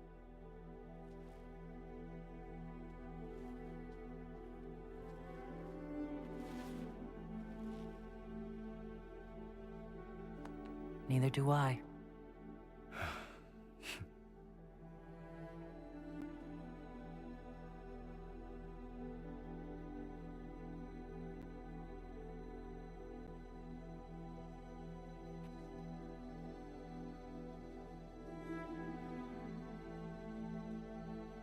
Tis said that Corypheus woke after his long slumber and found the world gone awry. He fought to bring back those days of magic and shadow, to raise himself as a god and set things right. Now, we are left with a scar in the sky to remind us of what almost was. It tells us that a great victory against chaos was won, but left the world forever changed. Consider the mighty empire of Orlais, where Empress Celine remains on her golden throne. The civil war is ended, but a new war rages in the shadows. Gaspar, it seems, has learned his lesson well. Even the elves have no rest, with Briala's uprising rocking the empire to its core. Fortunately for Celine, her gratitude towards the Inquisition has remained strong. Some claim she clings too tightly to the Alliance. Others know it is all that stands between her and defeat. The Grey Wardens of the South slowly rebuild in the months following the events at Adamant. They declare it time for the Order to emerge from the shadows, to join the rest of humanity in fighting their ancient foes. Rumors abound that they severed ties with their leaders at Weishaupt, and that a bitter war now rages between them. What becomes of Hawke is unknown, save that all news out of Weishaupt soon ends. Does the sudden silence indicate a battle within, or something far worse? 1 month after the defeat of Corypheus, the Chantry names Leliana as successor to the Sunburst throne. Given the name Divine Victoria, she first declares an end to the Circle of Magi. The mages will now govern themselves. She opens the priesthood to other races, declares support for the Inquisition, and rededicates the Chantry to the principle of charity. Divine Victoria is controversial from the start. Several new sects arise, resisting her reforms and declaring her rule a threat to the faith. She meets with their leaders, urging unity. Miraculously, her words take root, and for now, the Chantry remains strong. The Inquisition's mages, the former rebels led by Grand Enchanter Fiona, are left with a choice. When Leliana disbands the circles, they leave the Inquisition and reform the College of Enchanters as a new order. The college, they say, will allow mages of the South to gather in peace and seek new solutions to age-old problems. For the moment, it appears to be working. Mages are enjoying unprecedented acceptance throughout Thedas.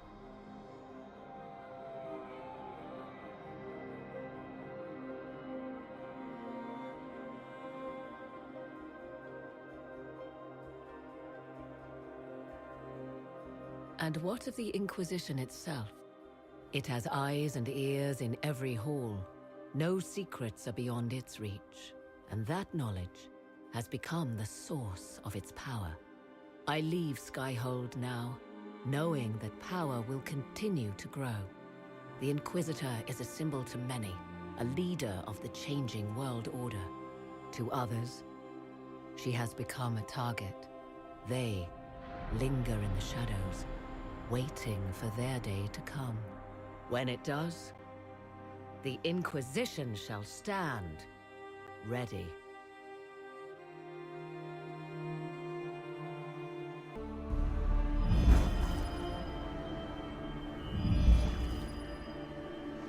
I knew you would come. You should not have given your orb to Corypheus, Red Wolf. I was too weak to unlock it after my slumber. The failure was mine. I should pay the price. But the people... they need me. I am so sorry. I am sorry as well, old friend.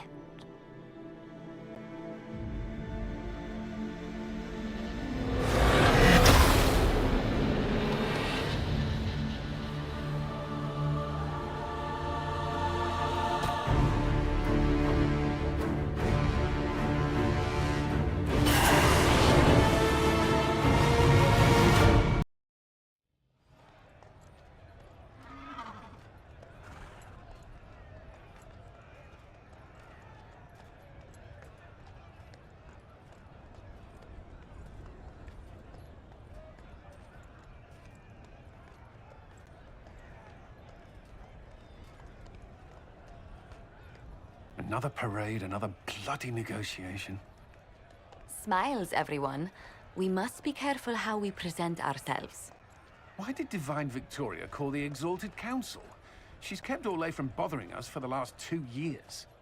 At increasing political cost, yes. She has done all she can, but the Exalted Council has become necessary.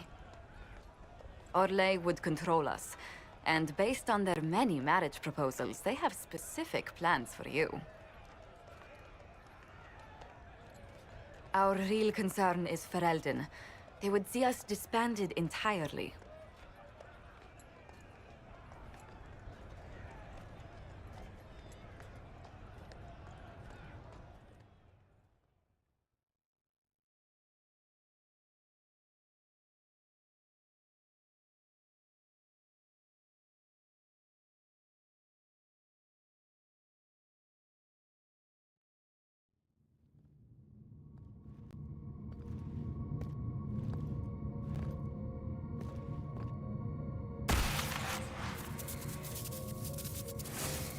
Inquisitor, it has been too long.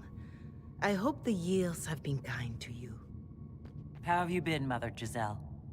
I spent last summer in Emprise de Lyon, distributing food sent from the Exalted Plains. The Dales are finally recovering. Since Corypheus fell, I think you may have spent more time traveling than I have. It keeps me out of trouble, Your Worship. I should mention that your forces at Suladin Keep were of great help. Please give my compliments to Baron Deschedin. Divine Victoria asked me to greet you on her behalf. She is currently attending to the Ferelden ambassador's concerns.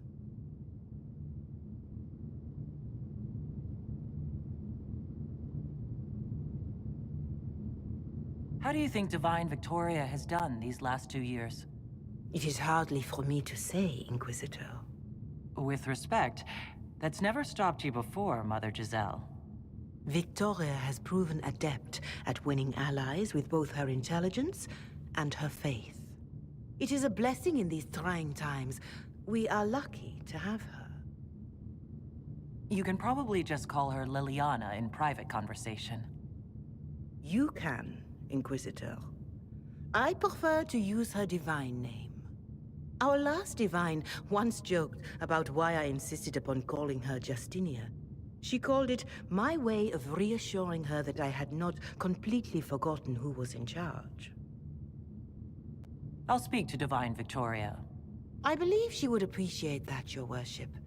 The Divine sees the good that you can do and have done. Duke Cyril will wish to greet you on behalf of Orlais. I believe he is currently speaking with the Tevinter ambassador. Many of your friends have returned as well. I hope you have a chance to speak with them before the Exalted Council begins. The Imperium sent an ambassador? Yes, Your Worship. Dorian Pavas has taken the chance to return from Tevinter. It will be good to see him again. I owe him my apology. I allowed my distrust of Tevinter to cloud my judgment. He took a great risk coming to help us, and deserved better treatment. You're going to apologize? To Dorian? I have little patience for those who cannot admit they were wrong, Your Worship. Myself included. I will have to make my apologies somewhere public. He will want an audience for his reaction. Who has returned for the Exalted Council? Your dwarven friend, Master Tetras. For one, I understand he spent much of the last few years in Kirkwall. I believe Sir Blackwall has returned as well, although he now uses the name Tom Ranier. Enjoy time with them while you can, Your Worship. I doubt you will have the chance once the Exalted Council is underway. Thank you, Mother Giselle. Your Worship, a final question, if I may. This Exalted Council, Ferelden would have the Inquisition disband. Orlais sees its power as another feather in a chevalier's helmet. What do you wish to do with the Inquisition? Corypheus is dead. We accomplished what we set out to do. If we're not needed any longer, and if it can be done peacefully, it may be time for the Inquisition to disband. Thank you. Maker watch over you, Inquisitor. I will not keep you any longer.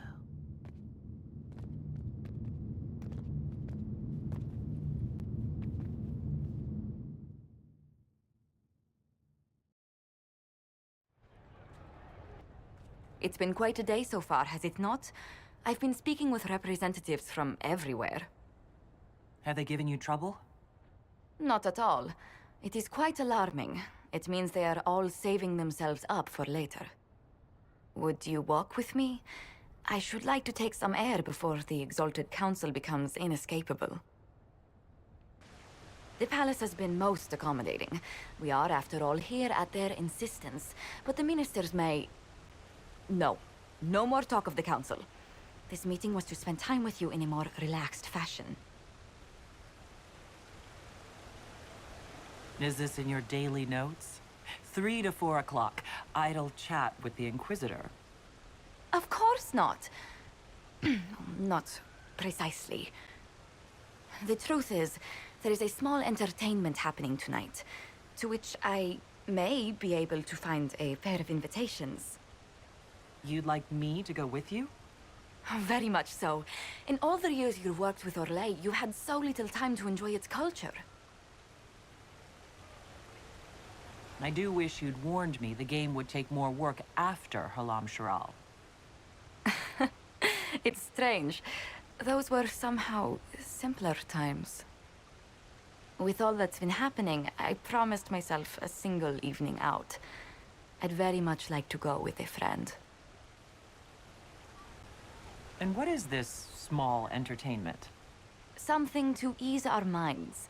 I would very much like to surprise you with the details. Thank you for thinking of me. I'd be delighted to attend. Splendid. I will arrange things at once. The past years have been so busy. We have earned at least a few moments of rest.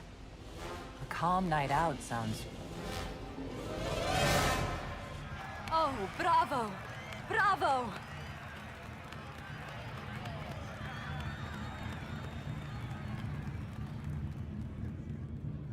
Was the woman in gold playing a king? Who was the man in feathers? Oh, it's all very simple. The first actor's mask is determined by... well, I will lend you the program guide. But tell me, did you enjoy the performance? That was one of the greatest things I've ever seen. Truly. That part with the glittery... Oh, and they actually set fire to... Oh, yes, I truly enjoyed it. Then I call tonight a great success. Oh, look! The encore signal!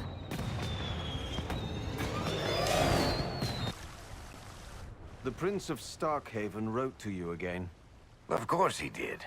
Just put that one in the pile with letters from the Merchants Guild. And the captain of the city guard had a very colorful message for me to deliver to you as well. Inquisitor! Andraste's ass, am I ever glad to see you. Are you in some kind of trouble? What's happened this time? So suspicious. I'll have you know I've never been convicted of anything. Officially. This is Bran Caven. Until recently, he was the Viscount... Provisional Viscount. Of Kirkwall. So why is he here with messages from the Merchants Guild? I have resumed my post as Seneschal now that Master Tethras has been elected Viscount. You're the Viscount of Kirkwall now? Well, it seems the two of you have a great deal to discuss. Why don't I just leave you to it? So, it turns out you fund enough reconstruction efforts in a city-state, the nobles give you the worst job they can think of. That's fantastic. You'll make an excellent Viscount. I think the nobility figured, after Dumar and Perrin, what's the worst that could happen if we put the dwarf in charge? They voted me in because I got the harbor and businesses up and running again. They want shit fixed, and I can do that. Anyway, I was hoping I'd catch you before the summit got underway. I got you a sort of present. It's official recognition of your title and holdings in Kirkwall. Congratulations. You're a Comtesse now. You can't actually do that without... Too late. Already did it. You should stop by Hightown sometime to see your estate. It's pretty nice. For Kirkwall, anyway. Proper disposition of empty estates is supposed to... You were leaving us to talk, remember?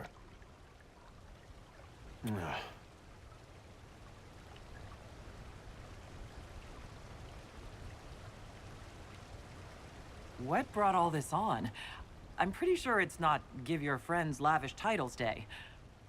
What kind of Viscount would I be if I didn't abuse my position to give shit to my friends? I've got traditions to uphold. Oh, that reminds me. It's the key to the city. You can't give that away without approval from the council and a special ceremony. It's just symbolic anyway. It controls one of the giant chain nets in the harbor. Really? That is so much better than I thought. This operates those giant chains. Can I try it? No. I don't know how this council thing is going to end for the Inquisition. But whatever gets decided, you've got a place lined up in Kirkwall if you want it. Also, control of the harbor, I guess.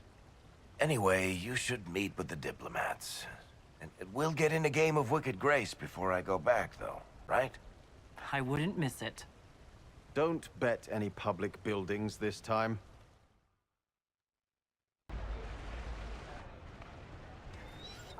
You there! You're to dodge, not catch. If that ball were a fireball, you'd be dead.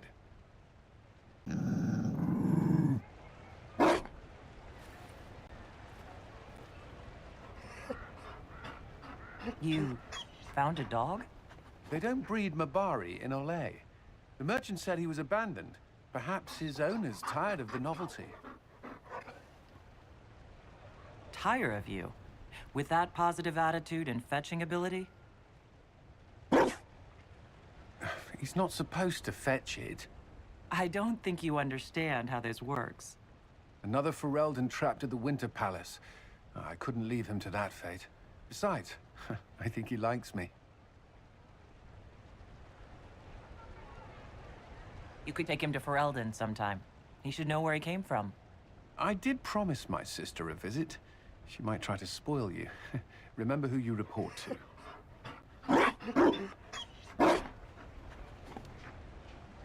The Inquisition will change after this. I'm not yet sure what that will mean. Still, I've found certainty in my life now. The Council won't change that.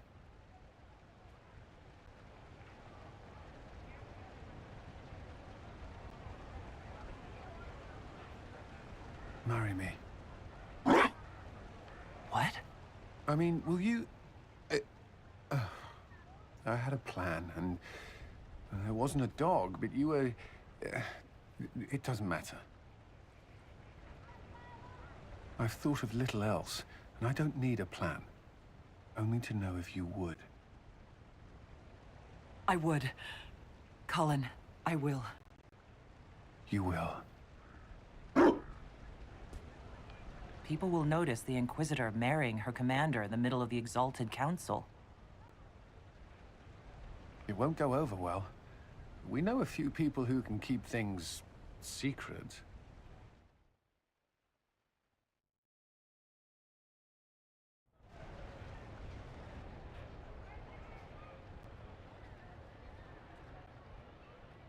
Just know, everything feels like it was worth fighting for.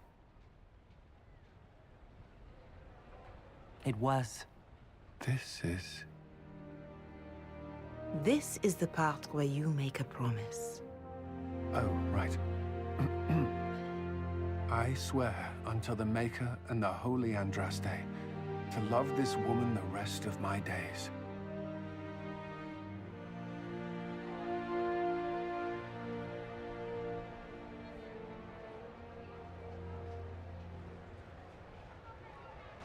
There you are.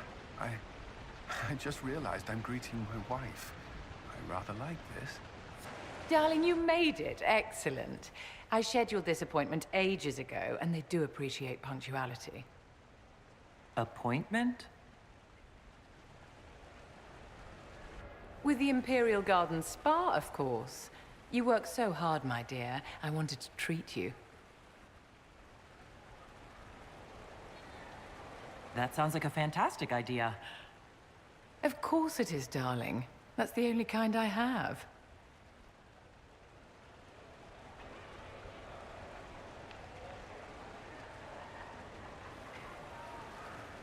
What are the cheese wheels for? It pains me that you even have to ask. You've clearly been living too long in barely civilized conditions. Did you hear something? Relax, darling. It's spa day. How have you been? It seems ages since we've spoken. How are things with our dear Commander Cullen? Are you digging for gossip, Vivian? Trying to get me to give up the juicy details? Merely expressing concern for your well-being, my dear. Someone ought to.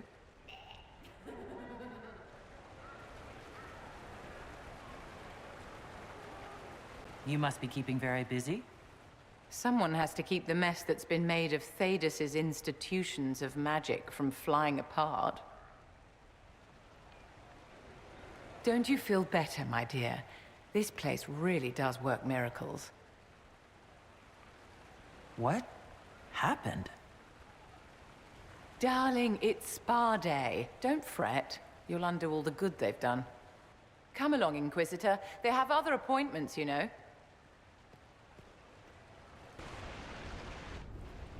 Divine Victoria, am I interrupting? Of course not, Inquisitor. I was catching up with Redcliffe's Arl. He's here to represent Ferelden at the summit. Inquisitor, good to meet you. How are things in Redcliffe, my lord? Blessedly quiet. The mayor conveys his greetings. Redcliffe remembers its savior. I had hoped to steal a moment of the Divine's time.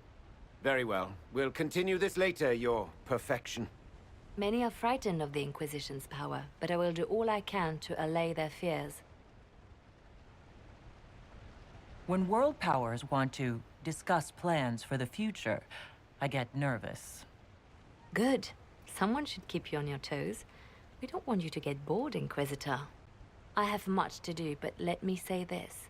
I may no longer be your spy master, but I am always here if you require.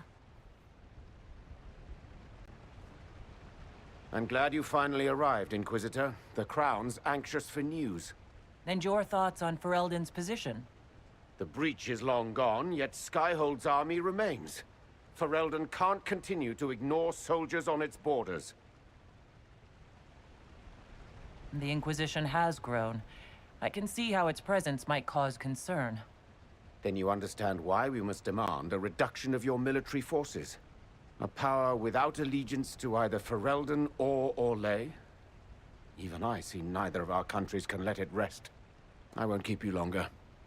We'll have words enough when the Exalted Council begins. Orlais is on your side, Lord Parvis. The Inquisition's support is not a thing to lose lightly. Which is why the Orlesian court is circling it with a net and collar?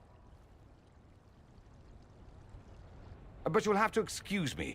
I see an old friend I must greet.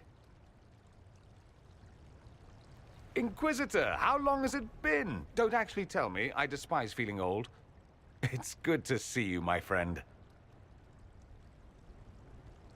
Thrilled to be at the Exalted Council, Lord Pavis. Oh, riveted. Orlais wants the Inquisition tamed, Ferelden wants it gone, the Chantry meddles, and Tevinter sends but one ambassador. That's me, by the way. A reward for my interest in the South.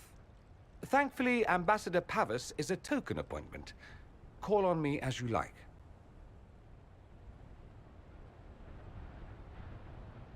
Inquisitor, Duke Cyril Montfort, member of the Council of Heralds and Lord of Chateau Haine.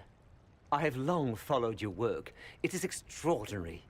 Is that sentiment shared by the rest of the court? Of course. Orlais wishes only to offer respectful guidance to the Inquisition.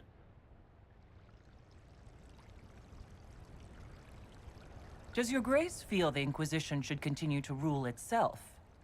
I would rather see the Inquisition join us freely than be carved into pieces for the chessboard. I have not forgotten Justinia's death. I had friends who perished at the Temple of Sacred Ashes. More than the good you have done, it is a good we may do together I don't wish to lose. Whatever happens, Inquisitor, I wish you well.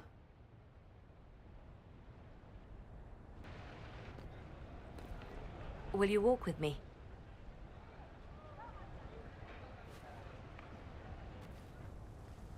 The first time I came to the Winter Palace, I was only 18. I was dazzled. Such rich hangings, splendid marble columns, more golden lions than I could count. It's all still here, still bright, but I no longer see that same palace. And that makes you sad. It is easier on the heart to just see gilding. Now all I see are hands rubbed raw to make gold gleam, tears shed in the night over silk embroidery. Others overlook them and forget their pain, but I am divine and I cannot be blind.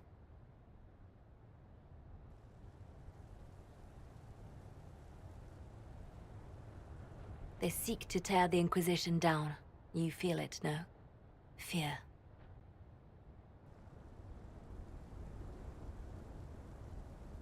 I'd fear anyone with our vault of secrets. Wouldn't you? It is not our secrets, nor our soldiers. There have always been spy masters and private armies. They are afraid of nothing so much as the hand that directs it all. Mine. Already your actions have begun to reshape Thedas. Your influence is felt everywhere. It was only a matter of time before they moved. I'm surprised it took this long. The Inquisition's time is coming to an end.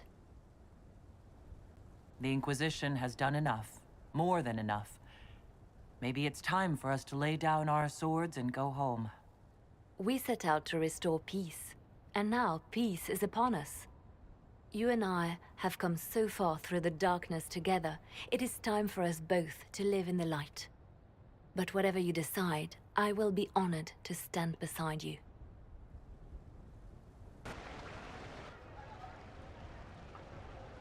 As the most eloquent dwarf you know, Sparkles... Speech! Speech! Way too much speech. Varric, there's really no need. What's going on? Inquisitor! You're just in time. Sparkles, the Imperium doesn't deserve you. Or want you. It may even kill you. But we'll miss you. If it counts.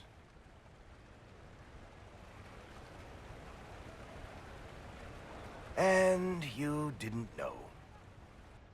Okay, folks. Time to take the party elsewhere.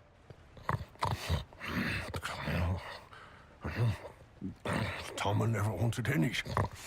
I swear. Leave him.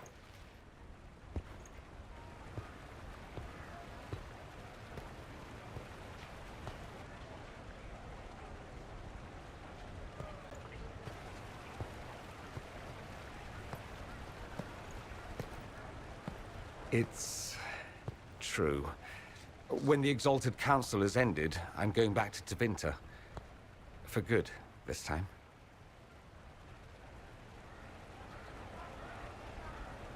You know I'll miss you. Naturally. My father is dead. Assassinated, I believe. I received notice this morning. A perversely cheerful letter congratulating me on assuming his seat in the Magisterium. I didn't even see him when I was home. I had no idea he would leave me everything. This ambassadorship, his doing, I'm told. He must have wanted me away when the trouble began. I have to go back. So you'll truly be a Magister? Oh, yes. I can't wait to degrade the Magisterium with my presence. A new outfit is required. And then what? I find my father's killers and kill them back. Then I find those giving Tevinter a bad name and kill them. They're most likely the same people. so that should make the job easier. You'll need help. I could go with you. Not this time, my friend. I won't be entirely without support. Mayveris has gathered other magisters who feel as we do. We'll be an actual faction in the Magisterium. I'll teach them manners, take them shopping. It'll be fun. How does Bull feel about this? He wants to come with me. It can't happen, of course. A Canary cannot simply walk around the Imperium, even in a Magister's company. I don't want him hurt. He doesn't want me hurt. We're working it out. I wish you safe travels, and the best of luck. Oh, I'll need it, thank you. Magisters are tricksy bastards. A present. A going-away present. It's a sending crystal. Amazing what friendship with the Inquisition gives you access to. If I get in over my head, or you're overwhelmed with sorrow for lack of my velvety voice... magic. What? You didn't think I would just leave and you'd never hear from me again, did you? You are my dearest friend. Perhaps my only friend. That will never change, no matter where we are. Now let's finish the good wine before the others get back.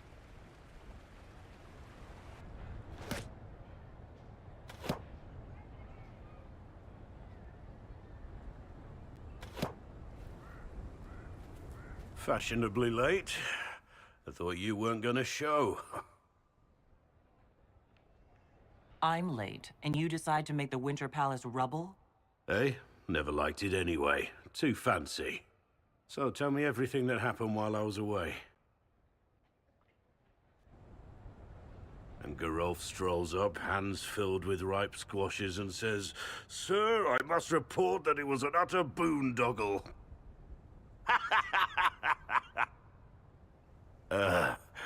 Maybe you had to be there. It's good to see you fitting in. It has its warts, that's for sure. But this life feels right. Like it's where I'm supposed to be. Anyway, it's nice to be back. Though I'm not sure what to think of this council. The Wardens will be missing me, but they aren't going to keep me away from a friend who might need my sword arm.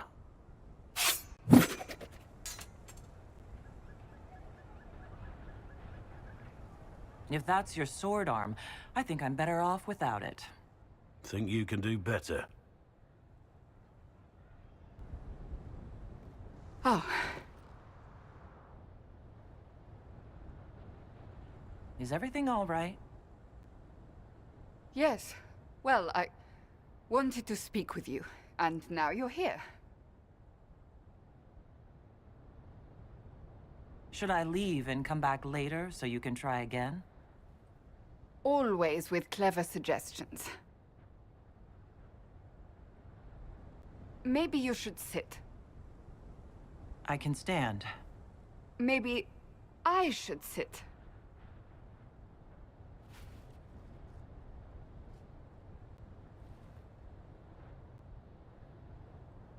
Inquisitor, I want you to know that I am your friend.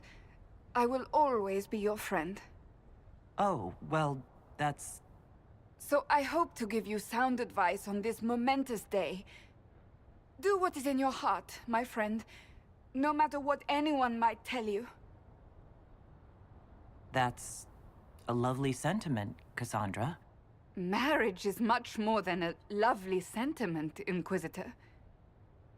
Marriage? Cullen is not hard on the eyes, I'll give him that. But if you truly intend to... You're not proposing to anyone. I am going to kill Varric. Why do I believe everything he says? Why? Cullen and I already eloped. You did? Here in the palace? Oh, the garden would be perfect for a wedding.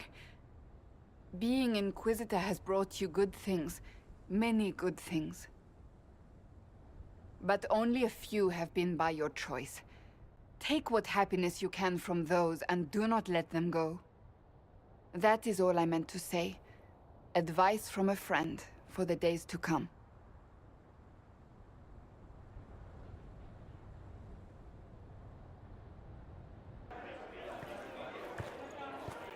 Inquisitor, I see you have time for afternoon refreshments. Did you know that a merchant in the courtyard is selling gemstones the same color as your eyes? What an odd thing to say. I must see this for myself.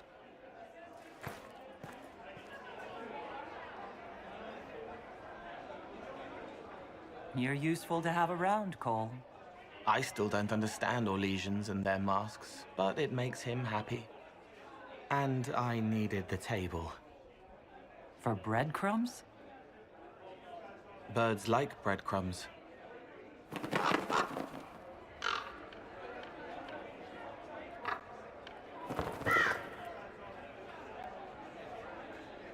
Oh, Cole, good day. I didn't see you there. But I saw you, as lovely as your songs.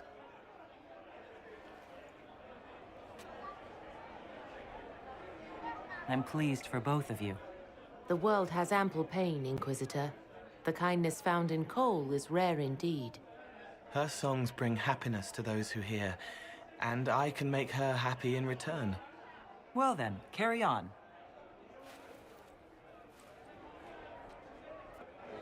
Here's you, and everyone. Glad to be back, all stuffed together. With the pressure full on. Again. Don't worry, Herald of Everywhere.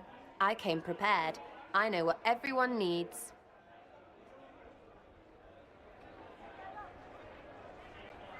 Just like best times.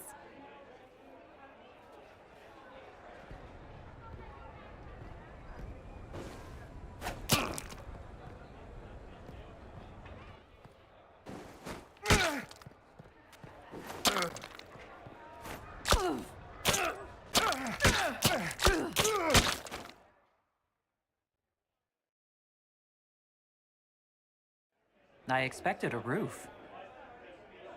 It's early. Anyway, that was a good run. It's all been a good run. I needed that. And I need... You know it's ending, right?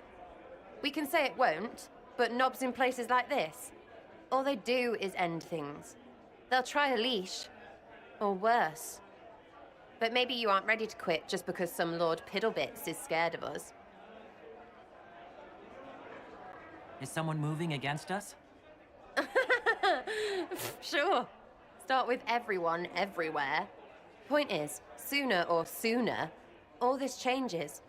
And you've helped me understand. Too much. So it's my turn to help you.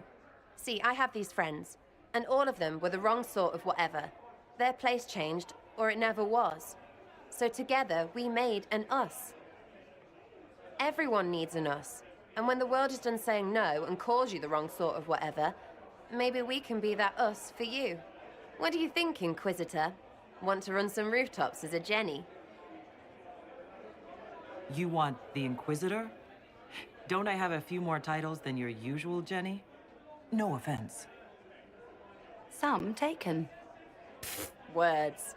Look, we don't want you. We want to be there for you. If you want to keep doing, it won't be nobles who help. It'll be friends. Well, all I have to say is, call me Red Friggin' Jenny. Way too confusing. You'll get a city. One that rhymes with arse. Oh! I should have said we needed a we instead of an us, because... Wait! Anus! So stupid. To all my friends. Always and ever, Inquisitor. Always and ever. Sarah was never in the grave. Your Worship, I'm glad you're here. Listen, I need you to keep the Chief distracted while we sneak this dragon skull through the room behind him. I'm looking forward to seeing where this goes. It's for his birthday. I'll see what I can do, Krem. All right, here he comes. Just keep him talking. He loves talking. Hey, boss. Good to see you. Do you think news of the Exalted Council could affect the lyrium shipments from Orzammar? Maybe.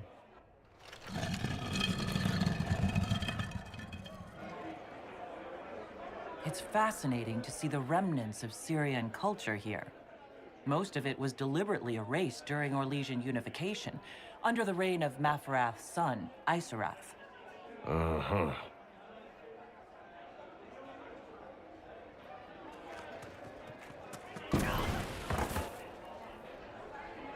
It's good to see that the Veil has largely healed, now that most of the major rifts are closed. You might think otherwise, but the Veil isn't technically a physical barrier. It's more like a magical vibration that repels the Fade.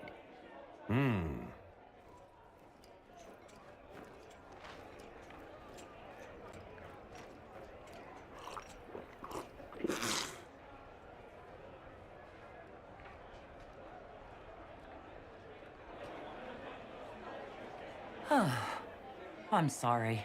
I can't do this. Sure you can. They must have that thing almost across the room by now, right? Ben Hasrath, remember? Surprise! Happy birthday, Chief! Oh, you guys. You got me.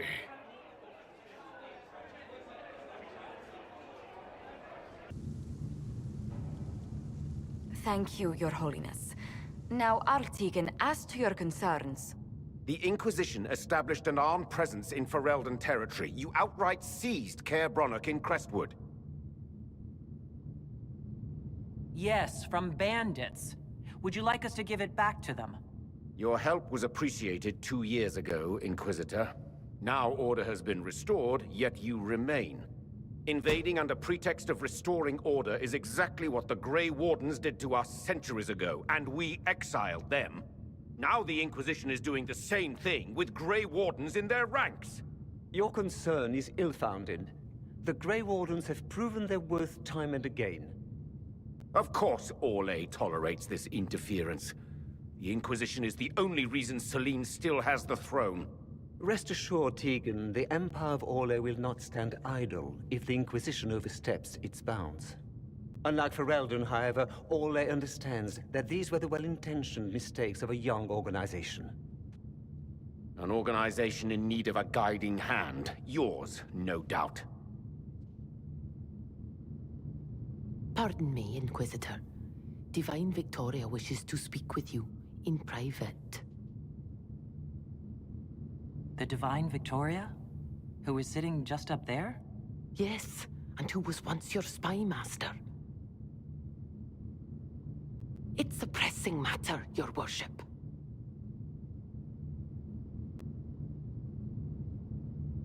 My apologies. An urgent matter has come to my attention. Ambassador Montilyet, can you handle this for a short while?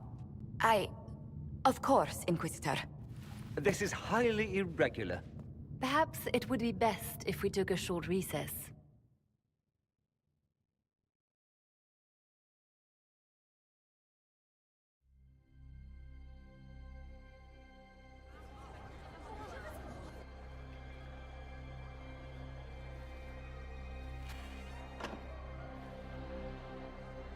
The guard said we should both see this. I believe she was correct.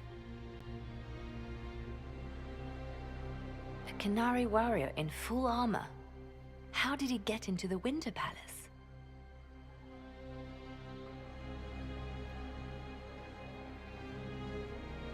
So what would the left hand of the Divine see when she looked at this? This is a warrior, not a spy. Part of the Antam, the Qunari military. Most of his wounds come from a fight against someone using magic, but at least a few are from a blade. He was badly hurt, separated from his allies, and made it here before he died. But how? Would the Iron Bull know anything about this? I asked, and he is as surprised as we are. Since becoming Tal Vashoth, he has had no contact with his people. He seems frustrated at not knowing more. We need to find out what's going on. Can Josephine manage the diplomats while I look around? She will be fine. It's all speeches and posturing for the first few days anyway. I will extend the recess as long as possible. I will also have our friends ready themselves for battle if need be. You think that's likely? I think the Exalted Council may be more exciting than we expected. One dead Canary was bad enough. Now we have more, and they're hostile. This makes no sense. The Canary may not be friendly to the Inquisition, but they have no reason to attack us. They also have no reason to be here, or using Illuvians at all. I've had the mirror placed under guard for now, Your Holiness. Cullen, please just call me Liliana. Yes, Liliana. It appears the relative peace and quiet of the last 2 years is coming to an end. First the Blight, then Mages and Templars, then Corypheus, and now this. Can't we go 10 years without the world falling to pieces? We must ensure that the Canary do not disrupt the negotiations. The Exalted Council is in a very delicate state. I'm certain you can soothe the nobles' ruffled feathers while we solve the real problem.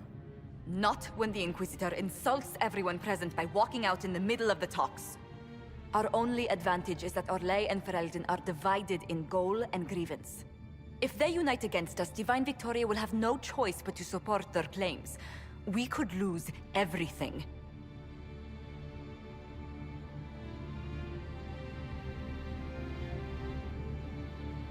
Be that as it may, the Kunari must be our top priority. We can worry about the politics later. My apologies. I will attend to the Exalted Council. And while Josie does that, we will investigate. We, Your Holiness? You do, Josie? I'll head back to the crossroads. We need to find out what the Kunari are doing and why they attacked. And I'll have a quiet word with our honor guard.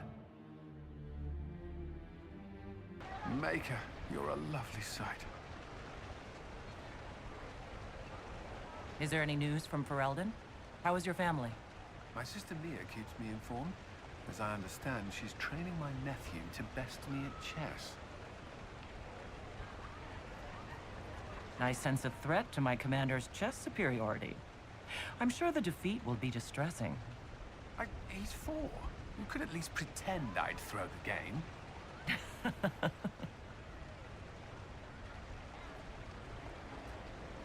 Do you remember the first time we came to the Winter Palace? All too well. I've already answered a half-dozen questions about my personal life. The reason we're here is because we made a difference. That's worth enduring the political small talk. But you're still glad I'm here to rescue you. Very much so. Is there anything I should know? We were permitted soldiers here, but our every move is watched. Some things never change. Have you had a chance to speak with Liliana? Away from work, I mean. Some, yes. Liliana has kept in contact, unofficially of course, but it's good to see her again. Arguing with her in person is far more satisfying.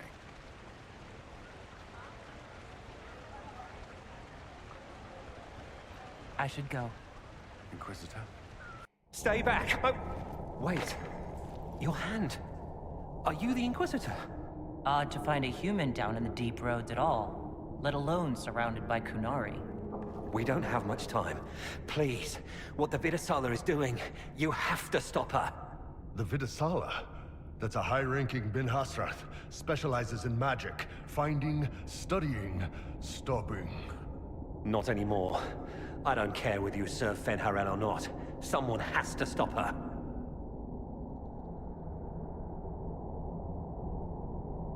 Why do the Kunari think that the Inquisition serves Fenharel? I don't know. The Vidasala said it, and the Canary here accepted as fact. We've had agents of Fenharel causing trouble all over the crossroads. Sabotage, making spirits attack us. I assume the Inquisition was their army. That you came here because Fenharel told you to. Who are you exactly? My name is Jeren. Sir Jeren, once. I was a Templar in Kirkwall, until I joined the Qun. You're Qunari? Kirkwall was madness. Chaos. The Qunari were like the eye of a storm. I stand for order and discipline. Protecting the innocent from magic. But this plan... it's as mad as Meredith ever was.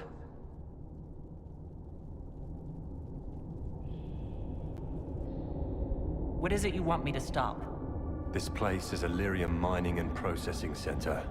The Qunari need it for... Have you ever heard of Sarabas? Dangerous thing. It's what the Qun calls mages. Even as a Templar, I'd never seen anything like the power Sarabas can unleash. And now Vidasala is giving them lyrium. A lot of lyrium. It's part of something she calls Dragon's Breath. That's a load of crap. There's no way the Vidasala would let any Sarabas within 1,000 feet of lyrium. There's more to it than that, but I couldn't find out what. The Qunari don't like it when you ask too many questions. Where are we? Why are there elven mirrors in the deep roads? This place is close to something like a lyrium spring. The more we mine, the more there seems to be. As for the mirrors, I don't know. Maybe the elves were mining here too. What are you doing down here? The Qunari wanted me to teach them everything I knew about lyrium. Where it comes from, everything it can do, how we put it to use. I knew enough from my time in the Order. They figured out more. I'm not sure how. Maybe they got to the Carter. The Qunari can't be mining their own lyrium. It kills anyone who tries, other than dwarves. It killed the Qunari at first. But Qunari workers have a discipline only Tranquil can match. And they're quick learners. They figured it out. That's not seriously the name of the plan, is it? Dragon's Breath? You know that most Dragon's Breath destroys everything in its path, right? She said it would save the South. That can mean only one thing. An invasion. This mine is the only source of lyrium the Qunari have. They're using Gatlock, the explosive powder in the round casks, to mine, so they don't have to touch raw lyrium. If you get the primers from Central Supply, you can prime the Gatlock and detonate it. The mines will go up in flames. All right, I'll try to stop them here. I doubt my blessing counts for much now, but make her watch over you. Deep Stalkers and Cave-ins will cut off reinforcements, but they'll still come when they hear trouble. You've got to find the Vidasala to end this war before it begins. There's no telling how bad things will get when I destroy the mine. You'd better get moving. I will. Good luck, Inquisitor. Let's go. We have a lyrium mine to ruin.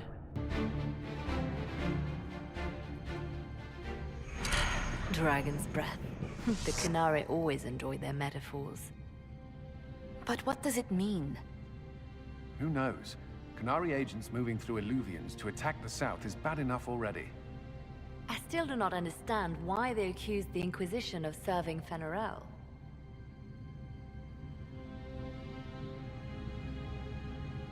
We know that Mythal actually exists. It's possible Fen'Harel is still here in some form too. What you describe in the ruins certainly implies that the Dread Wolf of Elven legend is a real person. But how does that implicate us? What made them decide that the Inquisition serves this Fen'Harel? Hopefully we will learn more after we have stopped them. Let's see the Exalted Council try to disband the Inquisition after we've saved them from this Dragon's Breath. We must find out what Dragon's Breath is first. For now, our only lead is the Qunari leader, the Vidasala. Gentlemen! My apologies, Lady Josephine. There has been an incident with one of your soldiers. How dare you? It was bad enough that the Inquisition chose not to inform the Exalted Council of the Qunari Corps. Ole would have been happy to help with the matter. But now your own guards are attacking servants? You have overstepped your bounds. Thank you for bringing this to my attention, gentlemen. I'll see to this personally. Thank you, Inquisitor. Ole stands ready to assist the Inquisition, as always. Secrets and lies. Do you understand why we fear your Inquisition? You act as if you're the solution to every problem. How long before you drag us into another war?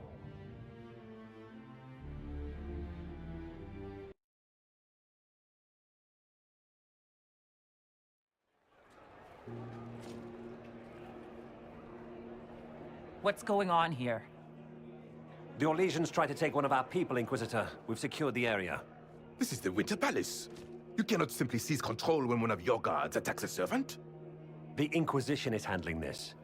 When some noble commits a crime of fashion, you can take over. I only asked what he was doing. And when I refused to bow to the Inquisition's dogs, you attacked me! How would you like us to handle the situation, Inquisitor? That barrel there, where did it come from? I was ordered to bring wine for the guests. You're lying. Your Inquisition soldiers are completely out of control. No, we're in control. Keep talking and you'll find yourself in chains.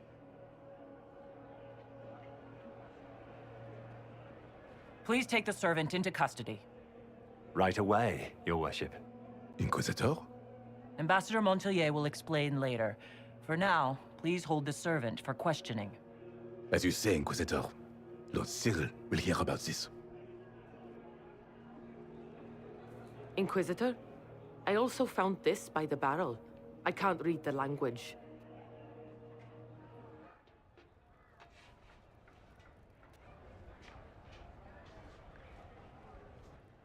Did you resolve the problem with the guard? The guard is the least of our problems.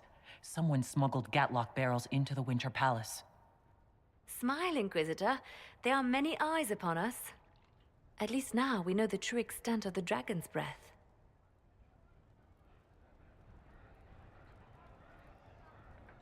You think the dragon's breath is these Gatlock barrels? Of course. A surprise attack, even through the Illuvians, would have met fierce resistance.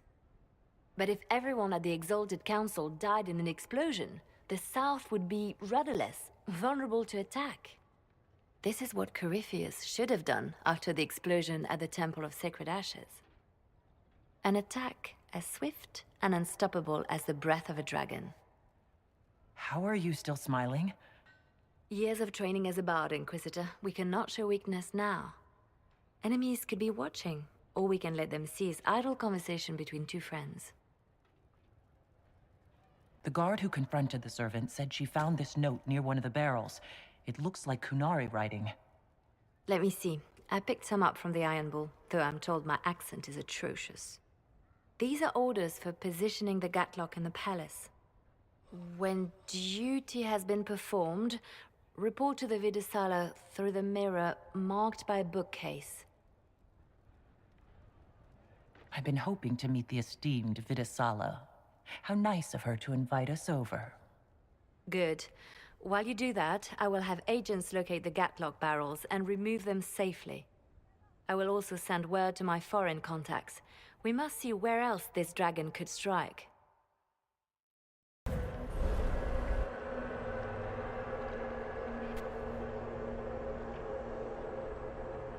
Survivor of the breach.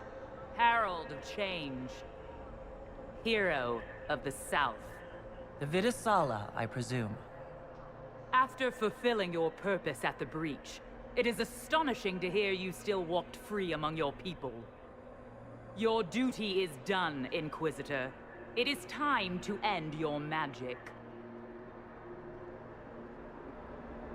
It's not too late to put our weapons down and talk. There's no need to pretend that you're blind to what you've begun. I am no stranger to catastrophe, but this chaos in the South defies comprehension. The Qun left your people to curb your own magic. You've amply proven we should have stepped in long ago. Is that what Dragon's Breath is for? Murdering our heads of state just to control our magic? Do you believe closing the breach solved everything? That its consequences stopped there? The day we saw the breach, the Qun decided its action. We would remove your leaders and spare those who toil. This agent of Fen'Harel has disrupted everything. Lives that were to be spared, lost for him. Who is this agent? Why would you think they work for the Inquisition? Kill the Inquisitor, then follow me to the Darvarad. Your agents confirm there are Gatlock battles in Denerim's palace? Yes, and in Val Royeaux and across the Free Marches. The Winter Palace is not the only target. The Canari are one order from destroying every noble house in the known world. Oh, there is a bright side.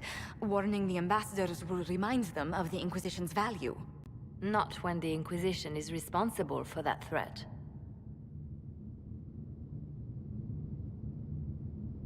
I take it you have new information. The elven servant handling the barrels confessed to working for the Canari. But the servant was Orlesian. That implicates Orlais, not us. But the barrels arrived at the Winter Palace on the Inquisition supply manifest. How are we supposed to fight a war when we can't even trust our own people?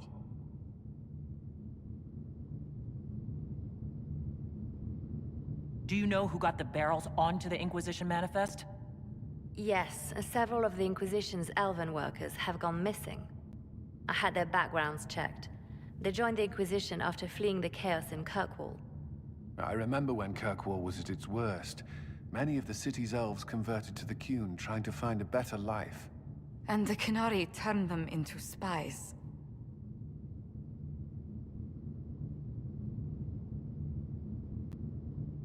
We can't change what happened. Only how we react to it now. I fought to protect the Inquisition in this exalted council. And for what? So we could deceive and threaten those we claimed to protect? Once we locate the spies... This isn't about the spies. You hid the Canari body. You've all but seized control of the Winter Palace. We did what was right, not what was politically convenient. Do you know what this has cost us with Orlais and Ferelden? They are planning to dismantle us as we speak. And perhaps they are right.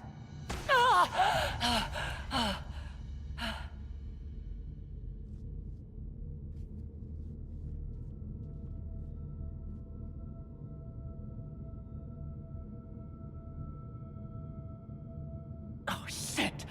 Damn it! We save Ferelden and they're angry. We save Orlais and they're angry. We closed the breach twice, and my own hand wants to kill me. Could one thing in this fucking world just stay fixed? I need to get to the Darvarad. You all can fight amongst yourselves once I'm back.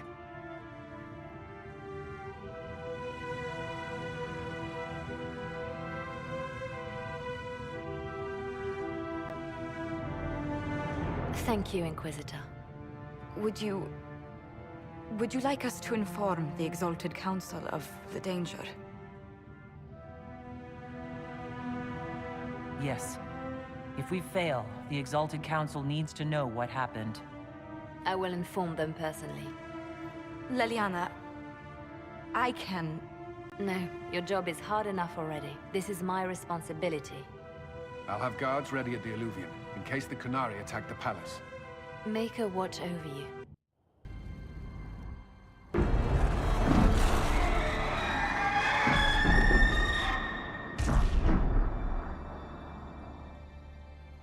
Dragon's breath is... an actual dragon? Tethar! Bars! Inquisition! Nira Tasia Sara! Mirabas Adim Kata! Hisrat, now! Please! Vinekatas! Not a chance, ma'am.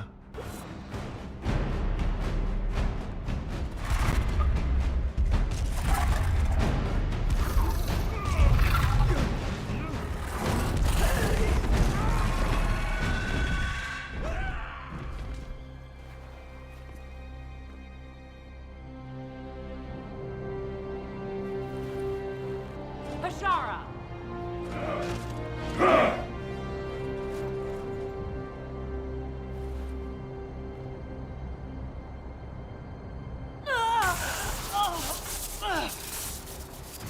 Dear Inquisitor, you have such little time left. You must finally see the truth. Elven magic already tore the sky apart. If the agents of Fen Harel are not stopped, you will shatter the world as well.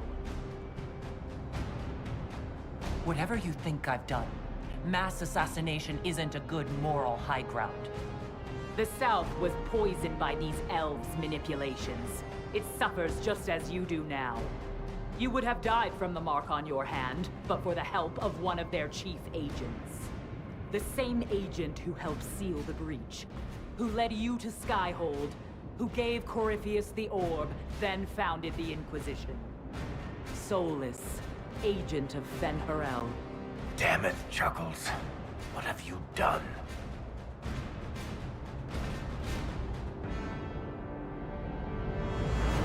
Whatever Solus is involved in, I am nobody's puppet. Even now, you refuse to see the strings. Solus tricked us all. He pushed a dying Qunari into the Winter Palace to lure you into opposing us. Without him, we could have brought the South peace and wisdom along the gentle path. Now we must take the way of blades.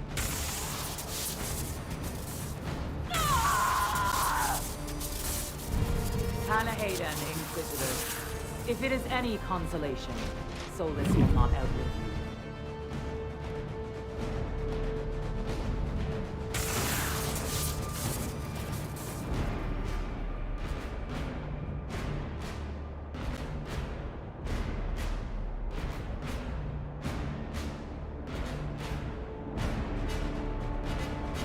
Solus is the only one who can help with my mark. We find him before Vidisala does.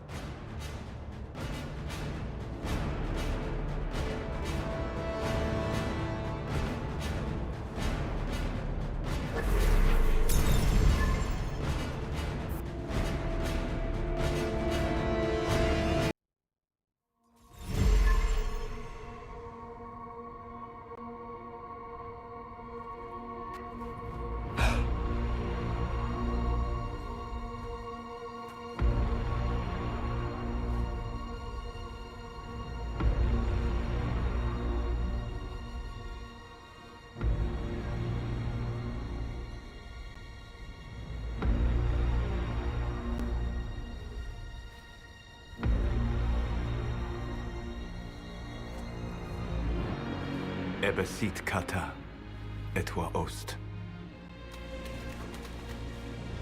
Maraskata! Your forces have failed. Leave now and tell the Qunari to trouble me no further.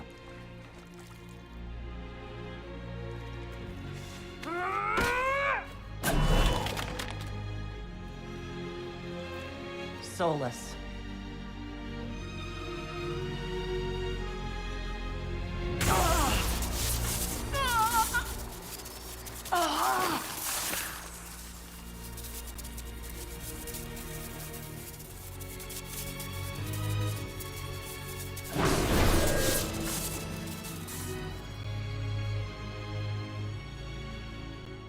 That should give us more time.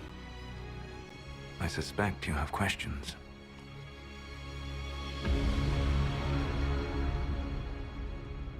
The Qunari answered some of those questions. The information I found while traveling through the Illuvians answered more. You're Fen'Harel. You're the Dread Wolf. Well done. I was Solus first. Fen'Harel came later. An insult I took as a badge of pride. The Dread Wolf inspired hope in my friends, and fear in my enemies. Not unlike Inquisitor, I suppose. You also know the burden of a title that all but replaces your name.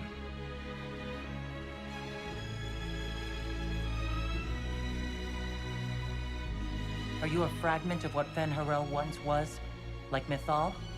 No. This is all I have ever been. And the legends? I sought to set my people free from slavery to would-be gods.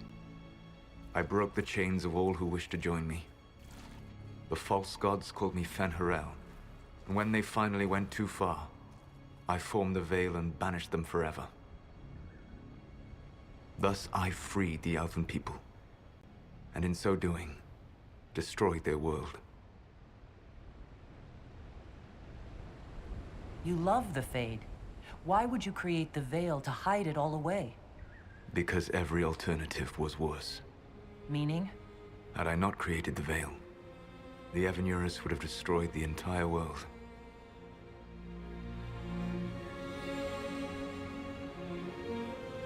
You banished the false gods. You didn't kill them. You met Mythal, did you not? The first of my people do not die so easily. The Evanuris are banished forever, paying the ultimate price for their misdeeds.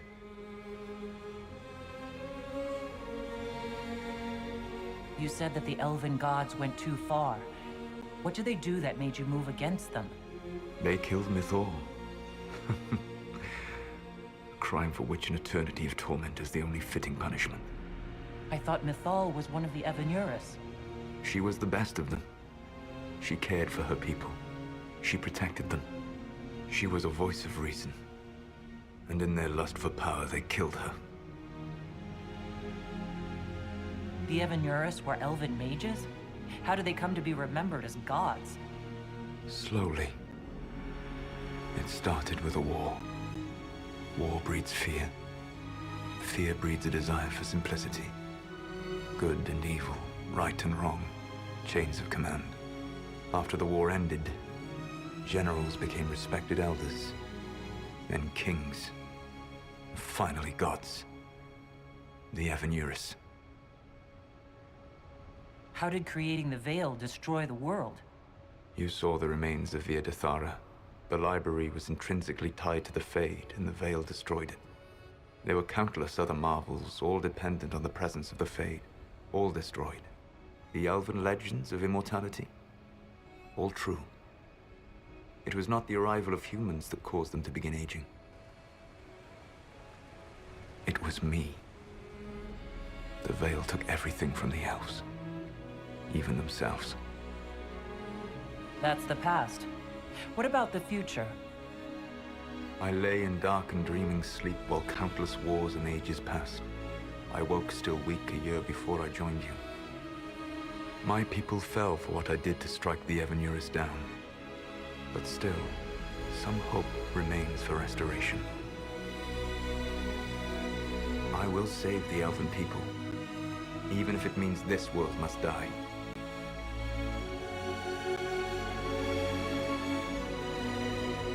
Why does this world have to die for the elves to return? A good question, but not one I will answer. You have always shown a thoughtfulness I respected. It would be too easy to tell you too much. I am not Corypheus. I take no joy in this. But the return of my people means the end of yours. It is my fight. You should be more concerned about the Inquisition. Your Inquisition. In stopping the Dragon's Breath, you have prevented an invasion by Qunari forces. With luck, they will return their focus to Tevinter. That should give you a few years of relative peace.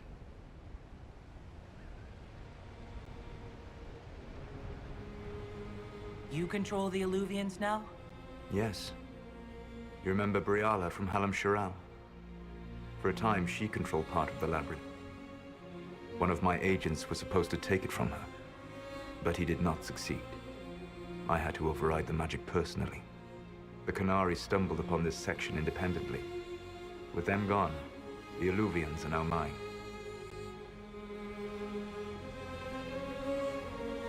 The Qunari said the Inquisition was unknowingly working for the agents of Fen'Harel. I gave no orders. You led us to Skyhold. Corypheus should have died unlocking my orb. When he survived, my plans were thrown into chaos. When you survived, I saw the Inquisition as the best hope this world had of stopping him. And you needed a home. Hence, Skyhold.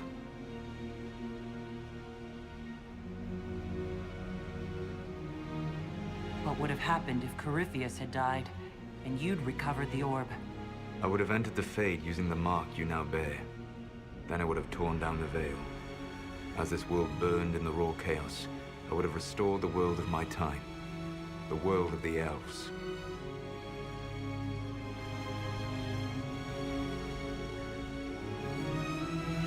If you destroyed the veil, wouldn't the false gods be freed? I had plans. So at least some of the stories about the Dread Wolf are true. I did not lead a rebellion against immortal mage kings without getting my hands bloody. You must understand. I awoke in a world where the veil had blocked most people's conscious connection to the Fade. It was like walking through a world of tranquil. We aren't even people to you. Not at first. You showed me that I was wrong. Again. That does not make what must come next any easier. You gave your orb to Corypheus? Not directly. My agents allowed the Venatori to locate it. The orb had built up magical energy while I lay unconscious for millennia. I was not powerful enough to open it. The plan was for Corypheus to unlock it, and for the resulting explosion to kill him. Then I would claim the orb. I did not foresee a Divinta Magister having learned the secret of effective immortality. For whatever it's worth, thanks for the castle. For whatever it's worth, you used it well.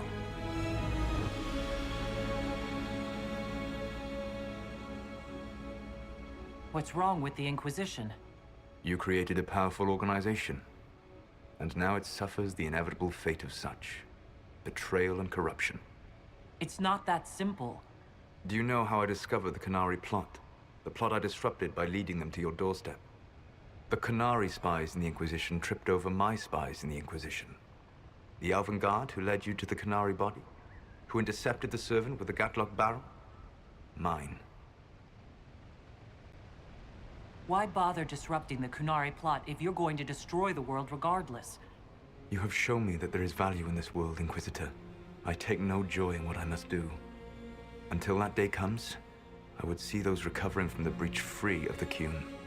Why? Because I am not a monster. If they must die, I would rather they die in comfort. In any event, it is done. So you let us do your dirty work. The mistake was yours to fix, Inquisitor. There's still the matter of the anchor. It's getting worse. Yes, I'm sorry. We are almost out of time.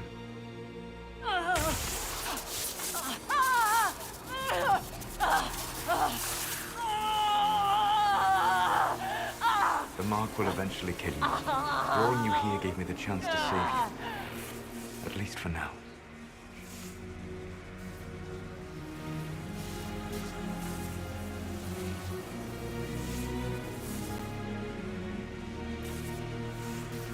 You don't need to destroy this world. I'll prove it to you. I would treasure the chance to be wrong once again, my friend. Take my hand. I'm sorry. Live well, while time remains.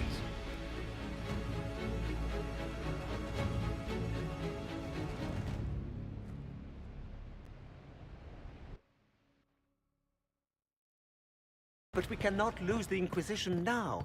We stand on the brink of war with the Canary. Yes, because this Solas provoked them in the first place. The Inquisition did not cause this threat. We informed the Summit of the danger. The danger posed by Canary spies inside your organization.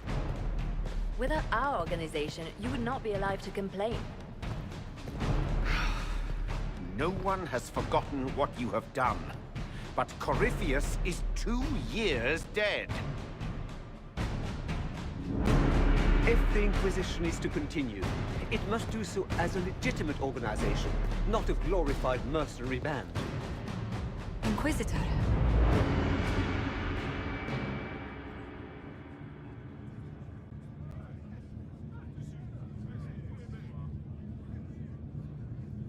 You all know what this is. A writ from Divine Justinia authorizing the formation of the Inquisition. We pledge to close the breach, find those responsible, and restore order, with or without anyone's approval. It wasn't a formally authorized treaty that saved Ferelden's people. It wasn't careful diplomacy that ended your inane civil war. It was never about the organization. It was about people doing what was necessary. Now, if you'll excuse me, I have a world to save. Again. Effective immediately, the Inquisition is disbanded.